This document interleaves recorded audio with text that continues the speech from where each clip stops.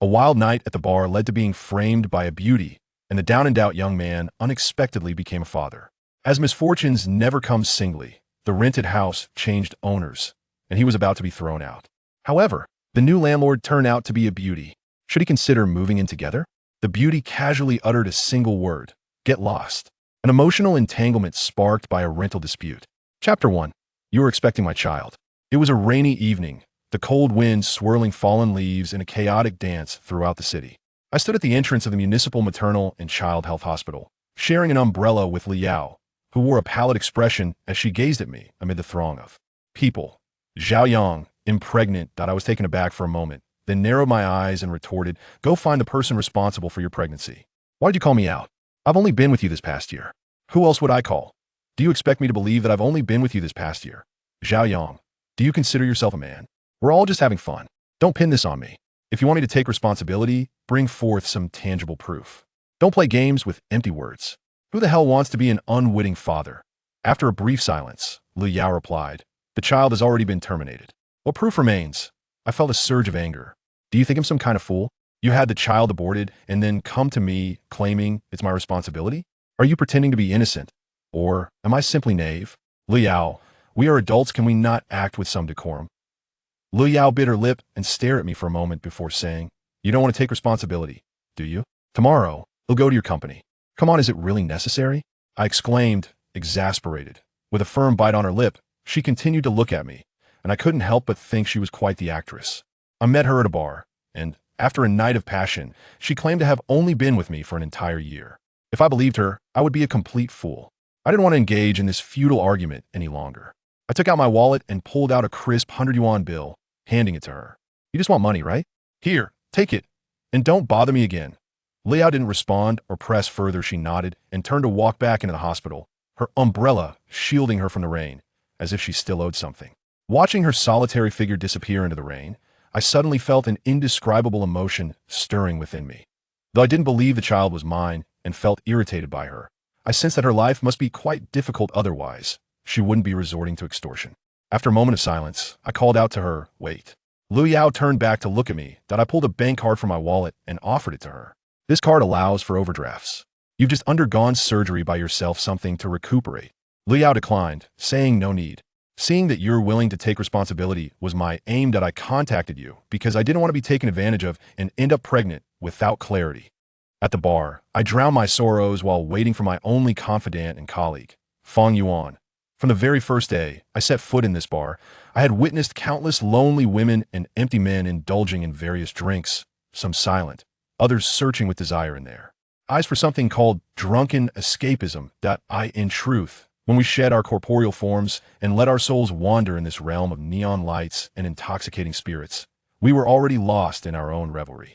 I couldn't recall when I started to view this place as my refuge. I enjoyed the swaying bodies of women, the flickering lights, the myriad colors of drinks, the mingling scents of perfume and tobacco, and the intoxicating atmosphere, all while etching my chaotic past into tombstones of forgetfulness.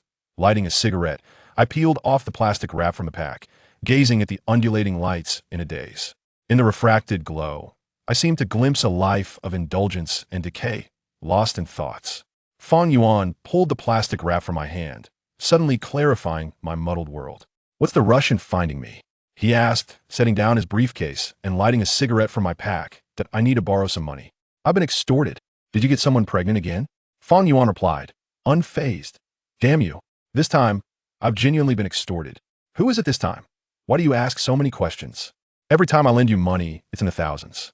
I should at least know who is extorting me." "Lu Yao," I said, my irritation palpable as I lit a cigarette. "That model. Indeed, it's her. The entertainment industry is chaotic. She claims to have only slept with me this past year. Can you believe that?" "Fang Yuan, would you believe it if you were in my shoes?" I pounded my fist on the table in agitation. "That sort of thing would never happen to me. Besides, she wouldn't be trying to extort thousands from you, would she?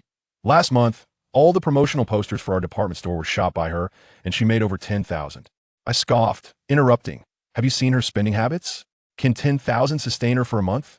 Now that she's gotten into trouble with someone else, she comes knocking at my door. I'm such a fool for introducing her to our company. She didn't earn less from it, and now she's turning around to extort me. Is there no professional integrity left?" Fong Yuan disregarded my fury and lowered his voice, asking, "Did you take precautions?" I recalled the night, struggling to remember through the haze of intoxication, and finally said, "Of course otherwise. How could I say I've been extorted?" Fong Yuan shot me a suspicious glance, sighed, and said, "Zhao Yang, we've been friends for nearly a decade. Sometimes, I really want to advise you that I know the breakup with Jian Wei hit you hard, but it's been 2 years. You really don't need to demean yourself like this youth waits for no one, find a girlfriend and settle down, all right?" Upon hearing Jian Wei's name again, I instinctively froze for a moment before responding, "Stop worrying about my business. I'm doing just fine, not lacking in troubles." Fong Yuan lectured me for what felt like an eternity. I grew impatient and brushed him off, and in the end, he left with a huff, muttering about mud that can't be molded, having forgotten my request for money. Fortunately, after 2 years of frequenting the bar and occasionally bringing friends along, I had developed a decent rapport with the owner, allowing my current tab to remain open. For the time being, exiting the bar, umbrella in hand as I walked along the rain-soaked streets, I felt the weight of solitude. After 2 years of striving in this city, what I had gained was an endless void of emptiness and loneliness. To escape this poisonous emptiness, I had to don a mask to conceal my shame, allowing me to live comfortably amidst the chaos. Yet, no matter how hard I struggled on the edge of despair, she would never return. After walking several blocks in a daze, I finally returned to my modest apartment complex. It was an aging establishment, so dilapidated that it lacked even a property manager. On my first day, I heard the elderly women of a neighborhood say it was built in the early 1990s. Over the years, each building had grown weary, yet they stood closely together, as if fearing solitude.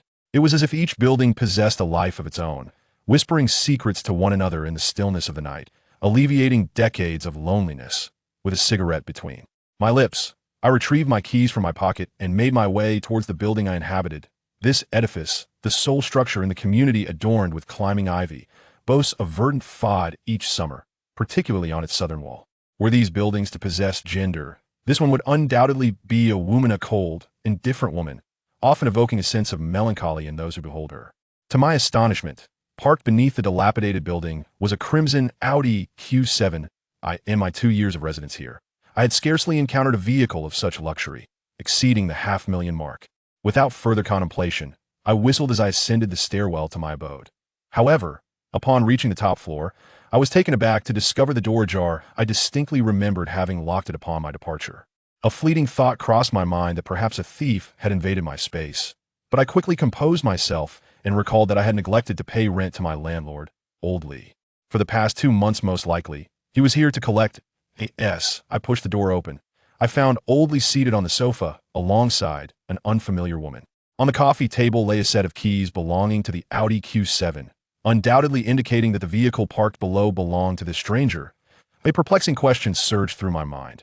What extraordinary influence does this common man, Old Lee, possess that allows him to entertain a lady so exquisitely noble, akin to an untouchable white lily, within these humble quarters?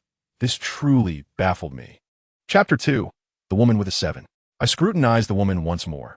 She sat upright, her slightly curled long hair cascading over her shoulders, her skin fair, her figure slender, and an upward curve gracing her lips, exuding a confidence that was almost piercing.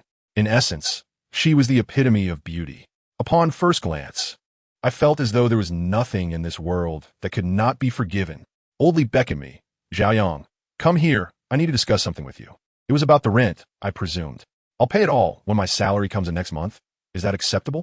I responded with a feigned smile, having delayed my rent payment to Old Lee for quite some time. "Well, about the house, this young lady has already purchased it." "You sold a house? Which fool would buy this rickety place that trembles at the slightest quake?" I exclaimed, looking at the woman, faced with the impending crisis of homelessness. I couldn't care less about her elegance and beauty. My anger surged.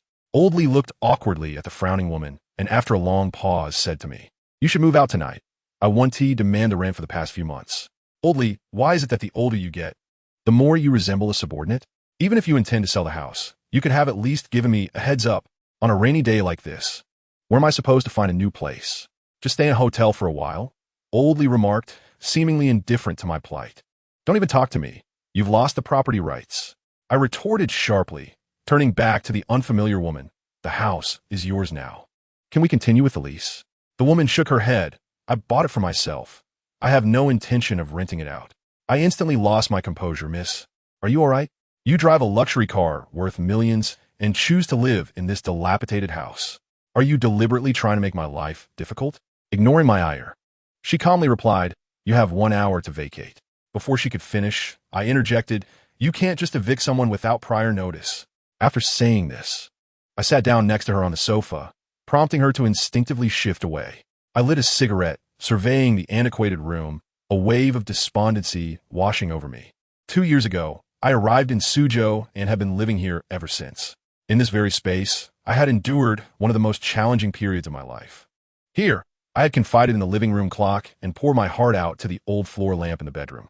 Every object in this room felt like a dear friend who had shared my trials. Leaving here would signify relinquishing my only tether to existence. The smoke that escaped my lips seemed to irritate the woman, prompting her to rise from the sofa and move to the other side. I felt an overwhelming sense of misfortune, as if today had conspired to confront me with every unpleasantness at once. After a moment, Oldly addressed both of us. I have some matters to attend to at home. You two can sort out the house issue. Without waiting for a response, he left as if discarding a hot potato, swiftly making his way out the door with his bag in hand. Now, the room was left with just the woman and me. Outside the window, the fierce wind, in collusion with the cold rain, began to wreak havoc once more. Such inclement weather deepened my reluctance to move out, leading me to resolve to endure this situation with the woman beside me. After all, I was left with nothing but time. I initiated a conversation. May I inquire your esteemed name, young lady? She responded with a stoic demeanor. Does it matter? It certainly does. I must know which celestial being has brought me to this state of homelessness on such a bleak, rainy night. She disregarded the sarcasm of my words and continued to reply coldly. You have only 40 minutes left. If you do not leave in 40 minutes, I will call the police. Just as I prepared to retort, my phone rang. I frowned at the woman, retrieved my phone from my pocket, and saw that it was a call from Lu Yao, yet another source of my irritation. I answered impatiently, What is it now? Haven't I already given you money?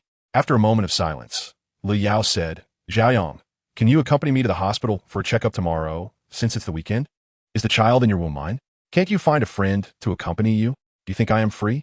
I replied in a barrage of words, attempting to dissuade her from this unrealistic notion with sheer force. In this city, you're my only friend. Lu Yao, you are mistaken. We are not friends. We are companions. Do you understand the distinction? Ignoring my words, Lu Yao whispered, I am truly scared being alone. If you don't come, I will face this alone. I won't go for the checkup. I maintain my composure. Did you not go alone today? Tomorrow you'll be even more familiar with the path. It was precisely because I was alone yesterday that I realized how terrifying it is. Lu Yao's relentless insistence drove me to the brink of madness, and I involuntarily uttered a curse. Had I known, I would have given birth to the child and raised them, telling them that their father is a beast. The sound of the call, disconnecting, echoed in my ears. This vexing situation. I lit a cigarette, striking my forehead in frustration. For 2 years, I had never encountered a companion as troublesome as Lu Yao. Despite her fervent assertions, I could just as adamantly declare, the child is not mine. She claimed that I was her only friend in this city, which further fueled my suspicion that she was attempting to manipulate me. Just last week, I'd seen her post a picture on Weibo, reveling in a night out with a group of friends in a bar. Scoundrel! I lifted my gaze and noticed the woman was observing me with a look of utter disdain. In this room, it was just the two of us, and she was undoubtedly the one condemning me. Did you overhear my phone call? I asked, devoid of emotion, not particularly caring if she called me a scoundrel, as I could not even discern whether I truly was one. You now have 30 minutes left, the woman stated, her tone colder than before. What a troublesome night it was, with the cold rain falling relentlessly.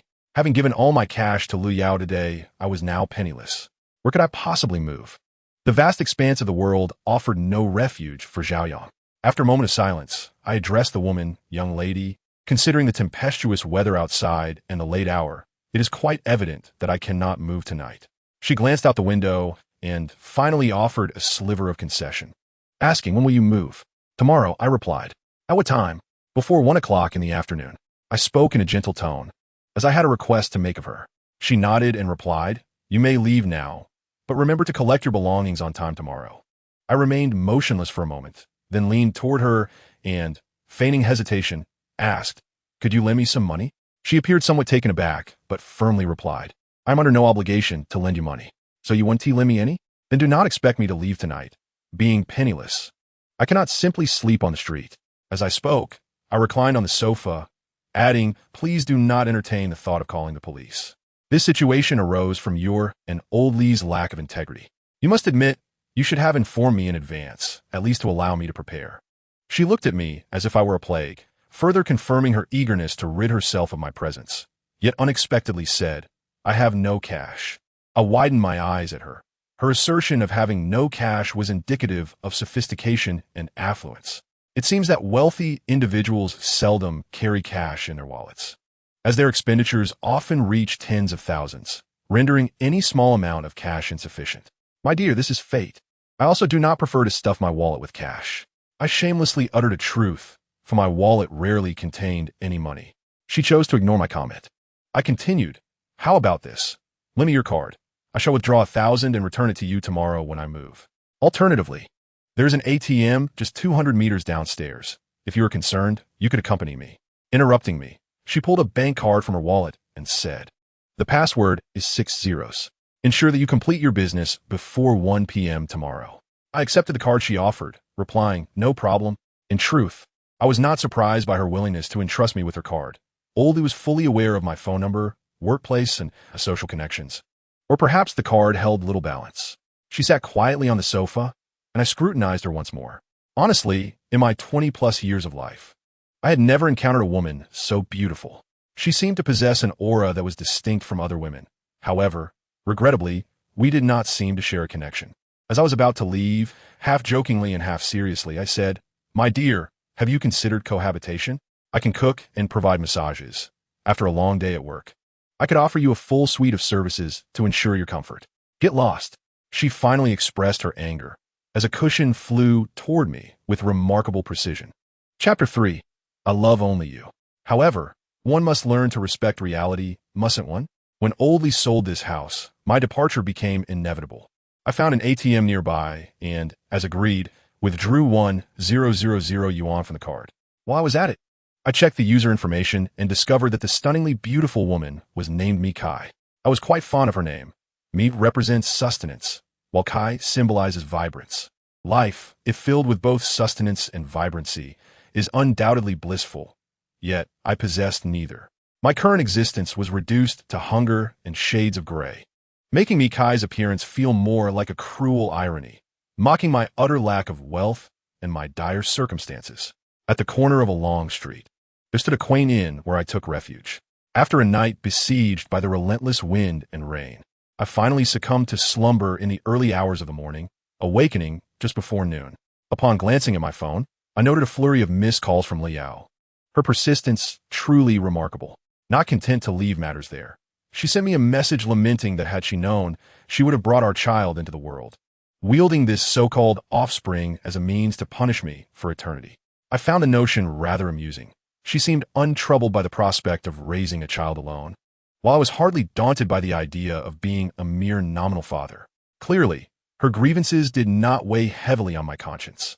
After a brief wash-up, I hurried to the hospital, perhaps motivated by a lingering shred of compassion or, more likely, a sense of camaraderie. The reasons eluded me. Often, one does not fully comprehend oneself. Upon arriving at the maternal and child hospital, I alighted from the taxi and soon spotted Liao, waiting under an umbrella at the entrance. She recognized me immediately, her anxious expression easing somewhat as she approached. I was seething with anger, yet the memory of her lying on the operating table, facing the cold steel of the surgeon's instruments, restrained my fury. Liao, her face somber, grasped my arm and glanced at her belly, portraying a heart-wrenching image of love unreciprocated. I pulled away, my irritation boiling over. For heaven's sake, just tell me, who is responsible for your condition? You, Xiaoyang. Do you believe I won't strangle you? I glared at her, my patience waning. You beast. Go ahead and try. Had you done so yesterday, it would have been a double tragedy, and you'd be making headlines across the nation. Liao squinted at me, yet her body pressed closer.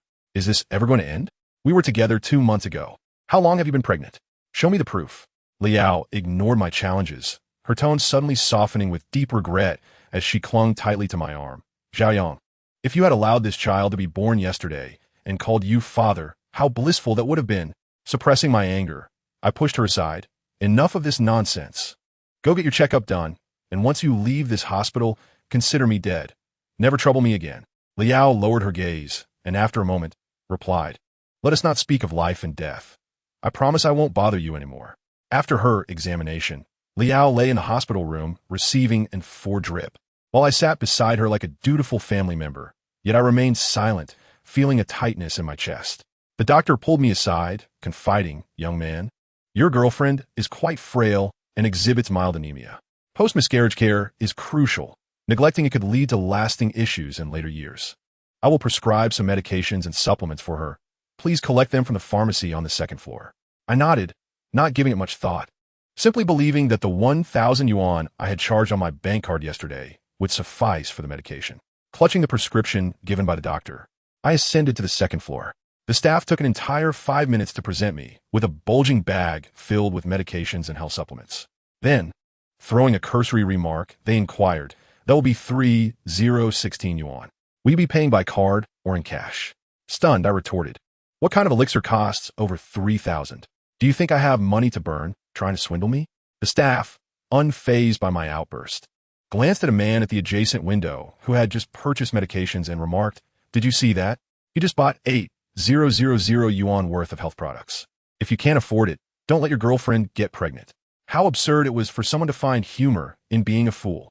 I muttered a curse at the man's retreating figure, recalling the frail and helpless visage of Leia after her procedure, and I suppressed my anger as I retrieved a bank card from my wallet, saying, could you offer a discount, or at least waive the 16 yuan? The staff snatched the card from my hand, casting me a disdainful glance, and retorted, how novel. Have you ever seen a hospital that offers discounts? My heart bled as I carried the medications purchased from the pharmacy. The cost of friendship truly was exorbitant. Supporting the weakened Leia, who had just finished her 4 drip, I exited the hospital. The rain continued to patter incessantly, and the atmosphere felt oppressively heavy due to the relentless downpour. Leia nestled against me for a moment, then unexpectedly asked, Xiaoyang, a film crew has invited me to Hengdian next month for a shoot. Do you think I should go? Is it reliable? I sought to soften my inquiry, not wishing to agitate her emotions, though I had little interest in where she was filming. I've already tried on makeup. Both the director and producer were quite pleased, believing I fit the role perfectly. Very well. Those of you in the modeling world are always eager to break into the entertainment industry. Seize the opportunity. By the way, these are the health supplements prescribed for your post-operative recovery. Make sure to take them as directed. I'll text you later on how to consume them. As I spoke, I extended the bag toward her. Leia did not accept the bag, but gazed at me for a long while, softly stating, my stint as a model is merely a transitional phase. I actually graduated from Shanghai Theatre Academy's acting department. Goodness. No wonder you were so convincing when you tried to swindle me. You're a professional. How could I have failed to recognize such a talented graduate? I exclaimed, half in sarcasm, half in jest. Leia paid no heed to my banter and asked, Xiaoyang, do you think I'm beautiful? If you weren't beautiful, would I sleep with you? I countered, for she was indeed a stunning beauty, exuding a down-to-earth charm with bright eyes, rosy lips, and a hint of sensuality, utterly captivating. Leia nodded and declared, Xiaoyang, forget about Jianwei. Once I become a star, I will love only you. With that, she took the bag from my hand and departed like the wind. After a moment of bewilderment, a sudden chill swept through me, and I recalled my earlier agreement with Kai to assist her with her move. The clock had already struck 1:30. Without hesitation, I hailed a taxi to my former residence. Along the way, the memory of recently using Kai's bank card to purchase health supplements and medicine for 3,016 yuan resurfaced. I had promised her I would only spend 1,000. Now, I owed her 4,016 yuan, an amount so substantial that I pondered how I would ever repay it. The thought of Kai's stern yet exquisitely beautiful face left me in disarray. Chapter 4. A Cursed Weekend. By the time I arrived at my old residence, it was nearly 2 o'clock. After settling the taxi fare, I ambled towards my building, feeling no urgency. After all, it was the weekend, and a slight delay was inconsequential. Yet, the debt of 4,016 yuan loomed over me like a dark cloud. No amount of selling myself could procure such a sum. Upon reaching my building, I was taken aback and then infuriated to discover my belongings had been unceremoniously relocated to the corridor. Some of the luggage, unable to fit within the confines of the hallway, had been drenched by the rain, including a pair of black shoes that Jian Wei had gifted me long ago. I discarded my umbrella and fished out my keys from my pocket, hastily ascending the stairs. The key turned, unlocking the door, and I kicked it open, standing in the living room and furiously shouting, "Get out here, you wretched woman!" I repeated my exclamation thrice, but silence met my outburst. In a fit of rage, I kicked open the door to her room, only to find it devoid of life. The room was impeccably tidy, a stark contrast to my soaked belongings outside. Fueling the fire of my anger, I seized a blanket from her bed and threw it to the floor, continuing my rampage by appending the mattress, scattering pillows and blankets across the floor. In the aftermath of my hysteria, I stood in Mikai's room, lighting a cigarette to soothe my fury. It was then that Mikai appeared at the doorway, wielding a mop and a bag filled with various household items. She must have just returned from the supermarket. Her gaze was piercing as I grabbed her shirt at the chest, pulling her into the room with such force that she dropped her bag and mop, scattering its contents across the floor. The once immaculate room was now a chaotic mess, a testament to my wrath. I dragged her to the window, flinging it open to reveal my belongings exposed to the rain, and shouted, "Are you out of your mind? Why did you leave my things out in the rain?" Mikai broke free from my grasp, her cold retort cutting through the air. "You didn't show up, so I found someone to help me move your things. Is there a problem with that? What does it matter if I came a bit late? You promised a specific time, and I expect you to adhere to it." Mikai stood her ground, her eyes filled with unwavering resolve. "You are utterly unreasonable." My anger intensified, and I raised my hand as if to strike her. I anticipated she would instinctively flinch or close her eyes, but to my astonishment, she maintained her icy stare, not even blinking. I lowered my hand, narrowing my eyes at her, and stated, "You will bring everything back as it was, and I will pretend this incident never occurred." "I will not," Mikai replied, her beautiful eyes glistening with unshed tears, yet resolutely defiant. I nodded. "So you refuse to come back, is that it?" As my words fell, I hurled the quilt and blanket from the window with a sense of cathartic vengeance. In the storm, the descending fabric appeared so delicate and innocent, resembling deep scars cruelly exposed to the elements. I found myself momentarily lost in thought, a flicker of regret washing over me. I should not have acted so impulsively, nor directed my ire towards this obstinate woman before me. Perhaps it was the sight of her black leather shoes, drenched in rain, that provoked me, causing my heart to convulse in anguish. Amidst the raindrops cascading onto the shadow of those shoes, I seemed to glimpse the lifeless love I once shared with Jian Wei. Eventually, the quilt and blanket settled on the ground, and I sheepishly remarked to Mikai, "Now we are even." As my words lingered in the air, tears streamed down Mikai's fair cheeks, and she bit her lip, staring at me. Gazing at the disarray of the room, a wave of guilt surged within me. Yet I continued to glare at Mikai, asserting, "I know you disdain me. Look down upon me. Yes, I am poor and lack ambition, but that does not give you the right to disrespect me or my belongings. You are a woman, and today I shall exhibit some gentlemanly grace. I merely discarded your quilt and blanket. Next time, I might throw you out as well." I then pulled out the bank card she had given me yesterday and placed on the table, saying I withdrew a total of 4,016 yuan from this card. "Currently, I have no means to repay you, but I shall certainly find a way to do so soon." Tears glistened in Mikai's eyes as she retorted, "You scoundrel, all of you are untrustworthy." I was taken aback by her words, unable to articulate the tumult of emotions within me.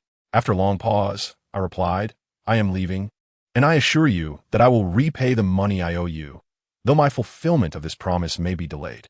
However, it is not a breach of trust." As you might think, Mikai remained silent, still regarding me with resentment. As I departed, I was uncertain whether Mikai continued to weep, but I knew that remaining in the disarray I had caused would be unbearable for her. Yet, as she had previously scolded me, I indeed felt like a scoundrel, a beast as described by Liu Yao, an unrestrained creature unable to control my emotions, a reckless wastrel. I hailed a taxi to transport my belongings to a nearby pavilion that sheltered me from the rain, unsure of where to find refuge. The meager funds I had left were insufficient for renting a room, and staying in a hotel was not a sustainable option. Furthermore, the only person I considered borrowing money from, Feng Yuan, had grown angry with me for ignoring his advice yesterday and was presently avoiding contact. Indeed, for years, I had only sought financial assistance from Feng Yuan, treating him as a confidant, never hesitating to reveal my struggles and despair before him. While I could never do the same with anyone else, it felt as if I had been cast aside by this world. Lighting a cigarette, I sat on the stone bench of the pavilion, watching the passing vehicles, my mind adrift. My life should not be this way. Yet for the past 2 years, I had lived in solitude, akin to the silent, immobile buildings of this city, helplessly enduring it all, an existence stemming entirely from that woman. I knew deep down that I would never again have the opportunity to hold her hand, yet I remained stubbornly ensnared by her tenderness, unable to break free. The wind chilled me, prompting me to rummage through a woven bag for a scarf to wrap around my neck, finally shielding myself from the relentless cold gusts that assaulted my chest. For the ensuing hour, I sat in the pavilion, lost in thought and indulging in the trivial act of smoking, until dusk began to settle, stirring within me a genuine yearning for salvation. Suddenly, the shrill ring of my phone jolted me from my reverie. Wiping my face, I retrieved my mobile device from my pocket. It was a call from my father, whom I affectionately refer to as Bored Dad. My father, a man of rigid demeanor and few words, has dedicated 15 years to a small state-owned enterprise's procurement department. Ironically, despite being appointed deputy section chief in his first year, he has astonishingly failed to ascend beyond that title. Furthermore, in a department notorious for its opportunities to reap profits through kickbacks, he has remarkably never accepted a single gift or bribe, earning him the respect of his colleagues, who privately refer to him as board section chief. At the age of 17, I had modernized my address for him to Bored Dad, though he has persistently misconstrued it as our dad. Upon answering the call, I was met with his monotonous and emotionless voice. He informed me, "Xiaoyang, I will soon arrive in Suzhou. I have an exhibition to attend tomorrow morning, and I will stay at your place tonight." A wave of despair washed over me.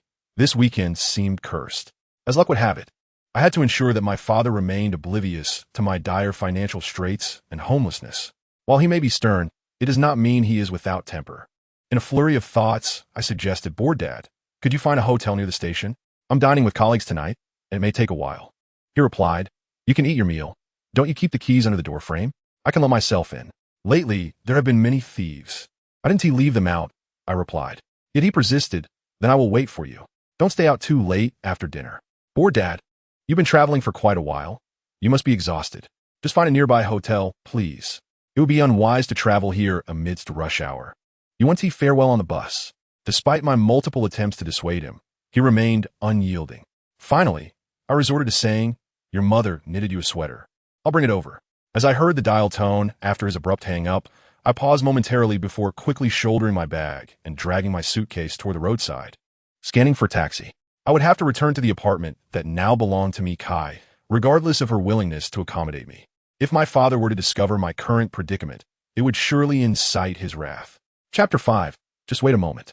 Amidst the wind and rain, I took a taxi back to the dilapidated neighborhood where I had resided for 2 years. Upon exiting the vehicle, I instinctively glanced around for me, Kai's Audi 7, hoping it was absent. Fortuitously, the car was nowhere in sight. Even more fortuitously, I had yet to return the keys to me, Kai. I optimistically reasoned that since my father would only be staying one night, if she did not return tonight, everything would be resolved without incident. I hurried back to the house at my swiftest pace, placing my belongings in their original spots with utmost efficiency, and made the bed before standing under the umbrella at the bus stop, awaiting the arrival of my esteemed father. After approximately 15 minutes, a bus departing from the long-distance station slowly approached. I craned my neck and, indeed, spotted my father stepping off the bus with a briefcase in hand. I waved at him and called out, "Father, over here." Surprised, he came over and inquired, "Wherein you supposed to be having dinner with your colleagues?" "Dining is a trivial matter. Your visit is of utmost significance." "I can discern priorities," I replied, taking the briefcase from his hands to carry it for him. My father remained silent as we strolled toward the community. I complained, "Father, since this is a business trip, could you please take a taxi next time? After all, it's not as if it won to be reimbursed. Business funds are still money. Every bit saved counts," he replied sternly. "Our government has trillions in foreign exchange reserves in the United States. We are not short of your taxi fare." He said no more, clearly unwilling to engage in a debate over values. He has always been this way, steadfast in his beliefs without offering explanations, as if he exists in a world of his own, having served as a deputy section chief for 15 years within that realm. Upon returning to the house, My father retrieved a stainless steel lunchbox from a bag other than a briefcase and said, "This is the wild crucian carp I caught last week. Your mother cooked it for you to enjoy. You can heat it up when you wish or not. Let us have it for dinner tonight," he suggested, looking at me quizzically. "Didn't you already dine with your colleagues?" "I returned when you arrived, having only eaten half," I replied, quickly changing the subject. "By the way, Father, did you bring the glutinous rice wine my mother brewed?" He nodded and pulled out a bottle that originally contained orange juice, now filled with the sweet rice wine I adore. We each poured ourselves a cup of the wine, savoring the cooked crucian carp and peanuts while awaiting the porridge simmering in the rice cooker, engaging in casual conversation. My mind wandered, apprehensive that Mitsai might return unexpectedly. While I feared her reaction, I was mortified at the thought of revealing my secret in front of my father. Just as I finished a cup of rice wine, footsteps echoed outside, followed by the sound of a key turning in the lock. I felt a surge of panic, glancing at my father and then at the door, which swung open to reveal Mitsai. The sight left her momentarily stunned, while my father appeared unfazed, treating her merely as my housemate or perhaps as a girlfriend. Before Mitsai could speak, I swiftly grasped her arm, asking with concern, "Have you been drinking? Allow me to assist you into the house. There is no need for gratitude. We all share this space." Although my words were courteous, I discreetly covered Mitsai's mouth from an angle my father could not see, gently guiding her into her room. "Let me go, you scoundrel," Mitsai protested, her words muffled. "Keep your voice down," I whispered urgently. Mikai struggled to retrieve her phone from her pocket, and it was evident to even the most naive observer that she intended to summon the police to deal with me. My actions certainly qualified as an intrusion in a private property.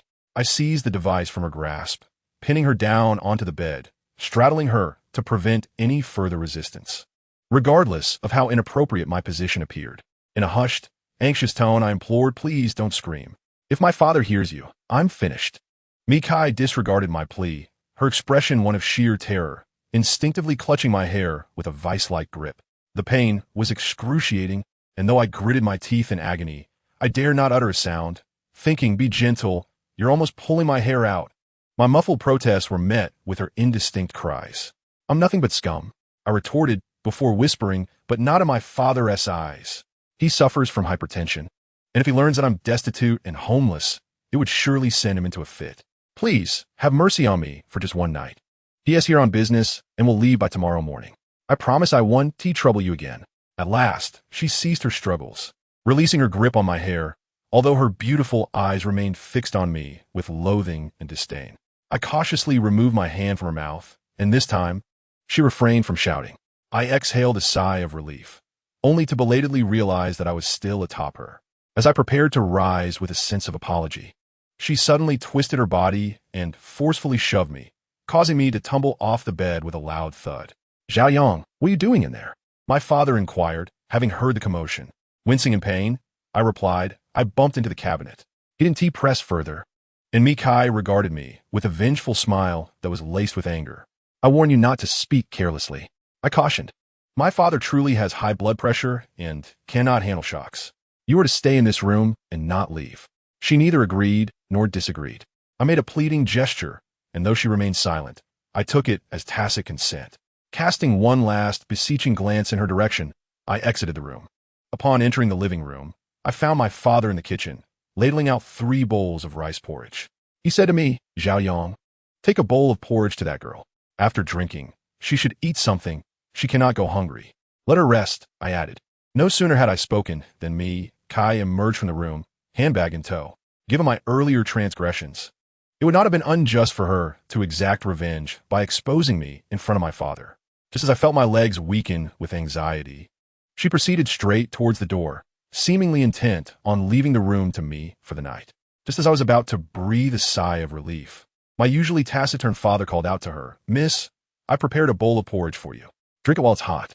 I hoped she would hurry on her way, casting her furtive glances, yet to my astonishment, she looked at me, then nodded to my father, saying, "Thank you, uncle." The 2 individuals who had moments ago been engaged in a struggle now found themselves inexplicably seated at the same table, partaking of porridge. I sat in silence, akin to a guilty suspect, wary of every word Mikai might utter. From time to time, I cast a sidelong glance at Mikai, yet I remain oblivious to her intentions. However, she seems disinclined to inform my father about my behavior, merely sipping her porridge in small, delicate bites. My father, typically taciturn and seldom engaging in conversation, focuses intently on his meal, thus finishing his bowl of porridge before anyone else. He rises, picks up his handbag, and addresses me. "You have someone staying here. I shall find a hotel." I glance at Mikai and say to my father, "No need to leave. Just sleep with me later." Given that I have been snoring quite audibly of late, and knowing he has work tomorrow, I do not wish to disrupt his rest. My father shakes his head and retrieves a sweater from his bag, handing it to me. "Your mother knitted you this sweater." I take it and, somewhat puzzled, inquire, "Why two?" He replies, "When you eventually find a partner, this one can be for them. The sweaters knitted at home are quite substantial." I feel a twinge of resignation, aware that my father and mother are subtly nudging me to find a girlfriend. I glance at Mikai, still engrossed in her porridge, and tease, "It's getting cold. I'll send you a sweater later." Mikai shoots me a glare, yet refrains from reacting in front of my father, which secretly pleases me. As my father prepares to leave, he counts out 3,000 yuan from his wallet and presents it to me, saying, "Take this." I chuckle nonchalantly. "Why are you giving me money? I'm not in need." He insists, pressing the money into my hand. "You are my child. I am well aware of your character. I have told you countless times to manage your finances wisely and make time to pay the utility bills." He glances at the overdue utility bill that had been left on the floor a few days prior. Suddenly, my nose tinges with the scent of unshed tears. I truly am not the son my parents can be at ease with. I push the money back into my father's hand. I really don't need it. My mother's health isn't good. Keep it to buy her some health supplements. I'll receive my salary next week. My father says nothing further, placing the money on the table. He looks at me, Kai, one last time before walking out the door alone. I follow him downstairs, where he, usually silent, remarks, "That girl was quite lovely indeed." I grasp his arm and gesture toward the red car parked nearby, saying, "Father, quickly dismiss your fantasies. She is not my type." "Do you see that car? It belongs to her." My father, following my gaze, glances at the crimson vehicle with a puzzled expression. I surmise he is equally astonished as to why Kai drives such a car, yet resides in such an antiquated place. Ultimately, he instinctively opts for silence. Resigned to my disheartening circumstances, whether we wish to acknowledge it or not, we are undeniably ensnared in an era where love seems to be measured by material wealth. Thus, I urge him to abandon his fantasies, for I am even less inclined to entertain such thoughts. That night, my father leaves me with a parting remark to work diligently, departing into the rain with an umbrella. Observing his aged silhouette fading in the downpour, I perceive his hopes embedded in those words. He anticipates that I will work hard, marry a good woman, and eventually provide him with a grandchild. Yet, Father, I am entangled in my own helplessness and struggles, weighed down by the burdens of reality. And those numerous unfulfilled aspirations can wait, can they not? Chapter 6. They're getting married. Upon returning to our dwelling, I found that Mikai had nearly finished her bowl of porridge, while mine, still steaming, remained untouched. From a bag left by my father, I extracted 2 salted duck eggs and handed one to Mikai, suggesting, "Do give it a try." This marked the first instance in our 2-day acquaintance that Mikai spoke to me in a normal tone. I smiled and encouraged, "Why not have another bowl? White rice porridge won't make you gain weight." She disregarded my suggestion, stating, "Your father has already departed. You can move out now." Gazing out at the stormy weather, I negotiated with Mikai, "Let's postpone the move for today. I'd like to stay another night, if that is all right." "Absolutely not," she replied with unwavering resolve. In frustration, I slammed my chopsticks onto the table and exclaimed, "What is your problem? Don't you understand that one's mouth softens with food? Spit out the porridge you just ate, and I'll move out immediately." Mikai looked at me, her beautiful eyes wide with surprise, caught off guard by my sudden change in demeanor. Softening my tone, I implored, "Sister, I've been running around all day. I'm utterly exhausted. I beg you, grant me this one reprieve." "Scoundrel, who are you calling sister? Miss will suffice, all right?" I quickly amended, fervently assuring her, "I promise I will move out tomorrow, after work." After a moment of contemplation, Mikai finally relented, reminding me, "Remember your own words." "Of course, I will definitely move out tomorrow," I affirmed. Mikai cast a discontented glance my way, took her bowl, and approached the rice cooker, serving herself another small bowl of porridge. "Weren't you done eating?" I questioned. "Well, since I've already softened my resolve, what else one more bowl?" She shot back, exasperated. I sighed, this is how one descends into depravity. Though I teased her, I meticulously peeled the salted duck egg and handed it to Mi Kai, who accepted it without refusal. Thus, we continued our meal in this peculiar atmosphere. After finishing, I presented Mi Kai with the 3,000 yuan my father had left, saying, "Allow me to repay you 3,000 for now. The remainder I'll return next week when I receive my salary. Do you still have enough to rent a place after giving me this? Let us settle it together in the future. This is your consideration for me. It's not that I intend to withhold payment," I replied, tucking the money back into my wallet. "As long as you move out quickly, nothing else matters," Mi Kai said, taking another sip of porridge. She seemed to genuinely enjoy it.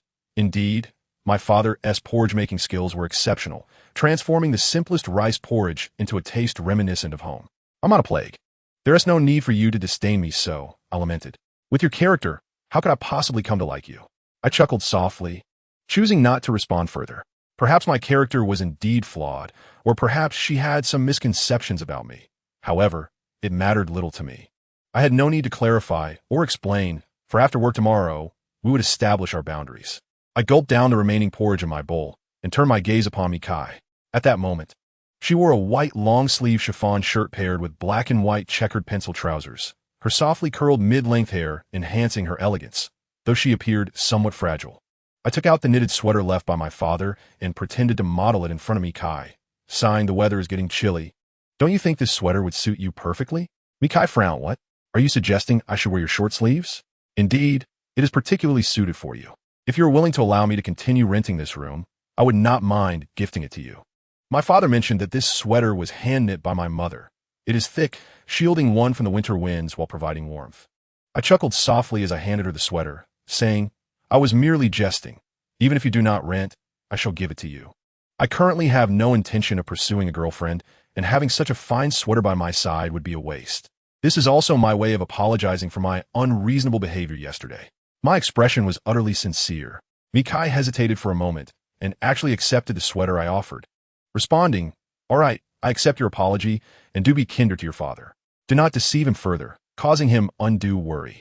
"Is there a logical connection between accepting my apology and being kinder to my father?" I inquired, astonished. In response to my query, Mi Kai retorted angrily, "You are truly despicable." With that, she stuffed the sweater into her handbag and pushed the door open to leave. I was left alone in the room, somewhat bewildered by Mi Kai's sudden anger. After sitting in contemplation for quite some time, I came to realize that perhaps her acceptance of my apology, and even her exceptional concession to let me stay another night, stemmed from sympathy for my father. As for me, she remained indifferent and irritated. In her eyes, I had irresponsibly played with a woman's feelings, deceived my own father, and acted brutally towards her while failing to keep my promises. What else could I be but a scoundrel? That night, Mi Kai did not stay in this room. I pondered, surely she must have other accommodations in this city. But why did she insist on residing here? I racked my brain but could not fathom the reason, so I decided to let it go. There are always peculiar individuals and strange occurrences in this world, and compared to the endless wonders of existence, this was hardly remarkable. Thus, there was no need to delve deeper. I could merely regard it as a form of avant-garde behavior by the affluent. In truth, I often find a certain enjoyment in living in such a befuddled manner, for the truth may herald suffering, and to gain something implies the risk of loss. Therefore, remaining oblivious to the truth shields one from pain. If one cannot attain, there can be no loss. The following day at the office, after concluding the weekly meeting of the planning department, I walked out of the conference room alongside Feng Yuan, followed closely by another colleague, Zhao Li. I lit a cigarette and gestured for him to come over. Zhao Li eyed me warily. "What is it? I heard you enjoy outdoor sports?" I inquired. "Yes, I do," he replied enthusiastically. I smiled and continued, "I have a complete set of professional outdoor gear that I purchased but have hardly used. I'm willing to sell it to you at a bargain." "Why would you buy outdoor gear if you do not enjoy outdoor activities?" Zhao Li asked, puzzled. "Precisely because I do not like it. I have never used it. It is as good as new, exceptionally high quality. It is from Arc'teryx. I'll sell you the whole set for 2,000. I draped my arm over Zhao Li's shoulder. "Really?" Zhao Li exclaimed, overjoyed. "Of course it is real. Hurry and give me the money, and I will have Feng Yuan bring it to you tomorrow." "It has been lying around at his place," I replied impatiently. Zhao Li counted out 2,000 yuan from his wallet and handed it to me, reminding, "Make sure to bring it to me tomorrow. I will need it for rock climbing next weekend." I tucked the money into my pocket and said, "You could discuss it with Feng Yuan." Zhao Li turned to Fang Yuan, who had been absent-minded not far away, and said, Fang Yuan, remember to bring me the outdoor gear that Zhao Yang left at your place tomorrow. Fang Yuan snapped back to reality, somewhat puzzled, and asked what outdoor gear. The Arc'teryx set that Zhao Yang sold to me. Zhao Li patiently explained. I took a deep drag from my cigarette and promptly made my way to the restroom, as Fang Yuan erupted in frustration behind me, exclaiming, What are you talking about? That's mine. Then, I heard Fang Yuan resignedly tell Zhao Li, All right, don't feel wronged. I'll bring it to you tomorrow. After finishing my smoke in the restroom, I returned to the office, where a cup of coffee sat on Fang Yuan's desk. He wore radiation-protective glasses, his fingers dancing rapidly over the keyboard. I powered on my computer and, while it booted up, played with the lighter in my hand, striking up a conversation with Fang Yuan, still busy with the plan for our mall's dedicated counter. Fang Yuan, unfazed by our earlier discussion, sighed yes. I've been at it for nearly a week now. The business development department is eagerly awaiting our proposal to negotiate with the representative. I acknowledged his words without further inquiry. Fang Yuan and I were polar opposites. He was a relentless worker, while I drifted aimlessly through life. The stark contrast in our attitudes had led to divergent outcomes. After 2 years in the workforce, Fang Yuan had risen to the position of team leader in the planning department, while I lingered at the bottom. Suddenly, Fang Yuan ceased his typing and fixed me with a gaze heavy with unspoken thoughts. What is wrong? I asked, perplexed by his unusual demeanor. Finally, Fang Yuan spoke. A couple of days ago, I noticed you seemed down. There is something I Haven T told you. Yin Yin and I are getting married next week. Finally getting married. Huh. I instinctively sighed, a sharp pang of heartache coursing through me. Fang Yuan's connection with Yin had blossomed entirely due to my relationship with Jian Wei. Yin was Jian Wei's close friend, and I had introduced them to each other after starting to date Jian Wei, leading them to fall in love as well. Throughout our university years, the four of us frequently spent time together, forging deeper bonds, and we had jokingly spoken of getting married together after graduation. Fang Yuan and Yin reaching the altar was a momentous occasion, yet it cruelly laid bare my own pain and solitude. A stark reminder that I had ultimately failed to sustain my love with Jian Wei. At times, one's suffering arises from comparison. But in this moment of agony and loneliness, all I could do was envy and bless Fang Yuan and Yin. What else could I possibly do? The past would eventually turn to dust, but the winds could not disperse it. It settled upon my heart, casting my world into a gray desolation. I smiled at Fang Yuan, saying, Where's the wedding invitation, buddy? Hurry and bring it to me. Fang Yuan nodded and retrieved the invitation from his drawer, handing it to me. I opened it to find a photograph of Fang Yuan and Yin radiating with joyous smiles. After a prolonged silence, I inquired, Will Jian Wei return for your wedding? You know, he replied, ever since she moved from Los Angeles to New York, I've lost contact with her. However, a few days ago, Yin sent her an email, but there has been no reply. Whether she'll return is uncertain. Oh, is that so? I responded blandly. Ceasing conversation with Fang Yuan, my fingers dancing upon the keyboard while my gaze wandered, lost in the flickering light of the screen. Chapter 7. The child is yours. My day drifted by in a daze, until the languid rays of dusk illuminated the transparent glass, prompting me to realize it was time to depart. Fang Yuan at the adjacent desk remained engrossed in his tasks, whereas I found myself with a moment of leisure, retreating to the restroom for a smoke as I awaited the end of the workday. Upon my return, I discovered Yin occupying my office chair, seemingly there to wait for Fang Yuan to finish. I teased Yin, your posterior has grown fuller. I can barely accommodate it in my chair. You're incorrigible, lacking any decorum. Yin shot back with a glance. I raised an eyebrow and smiled at her. In truth, she was a striking beauty, exuding sensuality, particularly with her rounded and pert figure, her long legs and tall stature creating a flawless silhouette. If one were to catch a glimpse of her from behind on the street, her curves would undoubtedly capture attention. I approached Fang Yuan, patting him on the shoulder, and inquired, Have you finalized the framework for that project proposal? The overall concept and structure are complete. I just need to add a few textual explanations, Fang Yuan replied. Let me handle the remainder. You should leave first and not keep Yin waiting. Yin clasped my face with both hands, her eyes sparkling with delight as she exclaimed, Zhao Yang, you are so adept at managing affairs. You have no idea how much we have to tackle shortly. Marriage entails a plethora of responsibilities, I remarked, gently removing her hands from my face. Fong Yuan finally stretched his body, rising to address me. All right then. I must accompany Yin Yin to the wedding planning company, and we also need to visit the bridal shop. If you have any queries, we can communicate over the phone at any time. Rest assured, focus on your tasks, I said, settling into Fong Yuan's office chair. He quickly gathered his belongings. And as Yin Yin linked her arm with his, she seemed to recall something and turned to me. Zhao Yang, our company's building is about to be launched. If you wish to buy, I can secure an internal price for you, saving you 500 yuan per square meter. Yin Yin is the sales department supervisor of a local real estate firm, and her access to internal pricing is undeniably enticing. Acquiring a property could save one at least 100,000. However, despite this, my financial capability to purchase a home remained non-existent. Perhaps another time, I replied. Fong Yuan asked Yin Yin, which project is being launched this time? The second phase of Zhongyuan Ecological City, Yin Yin responded. Fong Yuan placed his briefcase down, adopting a serious demeanor as he said to me, Zhao Yang, you should buy. This development is truly excellent. Who knows when another opportunity like this will arise? Moreover, property prices are bound to soar. What are you suggesting I buy? You are well aware of my financial situation. I mentioned that Yin Yin and I had a few tens of thousands in savings, and she could lend it to me, while I could return and discuss with my father about arranging a down payment.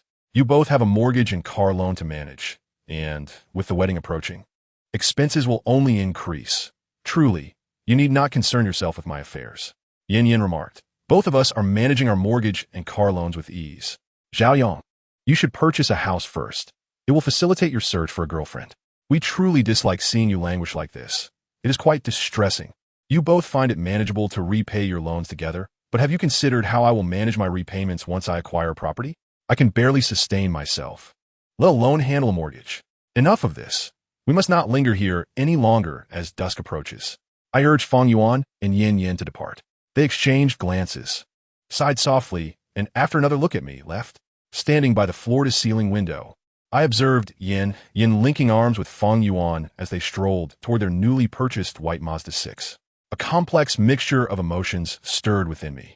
Both Fong Yuan and Yin, graduates of Suzhou University like myself, have established their own home and vehicle in this city and are on the brink of entering the sacred bond of marriage. I find myself perplexed as to why the chasm between us is so vast. Is this merely a cruel jest from fate, or have I simply squandered my own potential?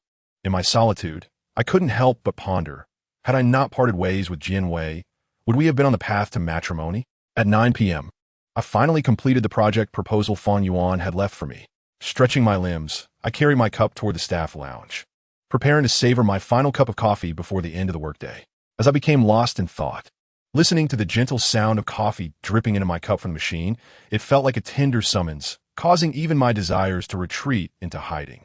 After taking a hearty sip of the coffee, I gazed out at the heavy night enveloping the city, the struggling neon lights, and I longed to cast aside this weary corporeal form. Suddenly, the phone rang. Pulling it from my pocket, I discovered it was yet another call from Lu Yao.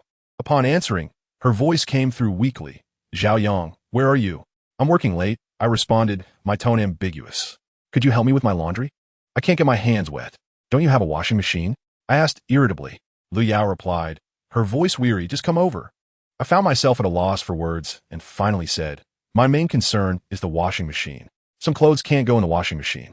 Then take them to the dry cleaners. I've been working all day and am utterly exhausted. I firmly declined. You can't possibly take your undergarments to the dry cleaners. Have you lost your mind? Asking me to wash your undergarments? Zhao Yang, I just had surgery. My hands really cannot get wet. Can't you show me a little compassion? Lu Yao's voice trembled. I know you graduated from the acting academy. Please, spare me the drama. Lu Yao began to cry. I carried your child, and this is how you treat me? Have you ever considered my feelings? Do you know how much this hurts? Are you performing a melodrama with your rhetorical questions? Her sobs echoed. Zhao Yang, you beast. Do you believe I would take my own life to prove a point? Feeling utterly bewildered by her antics, I finally relented. All right, I'll come over. Lu Yao's tone shifted to calm. Hurry over. I'm waiting for you.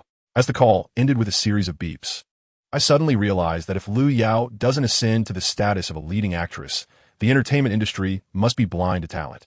Her acting is simply extraordinary. Women trained in the art of performance are truly formidable.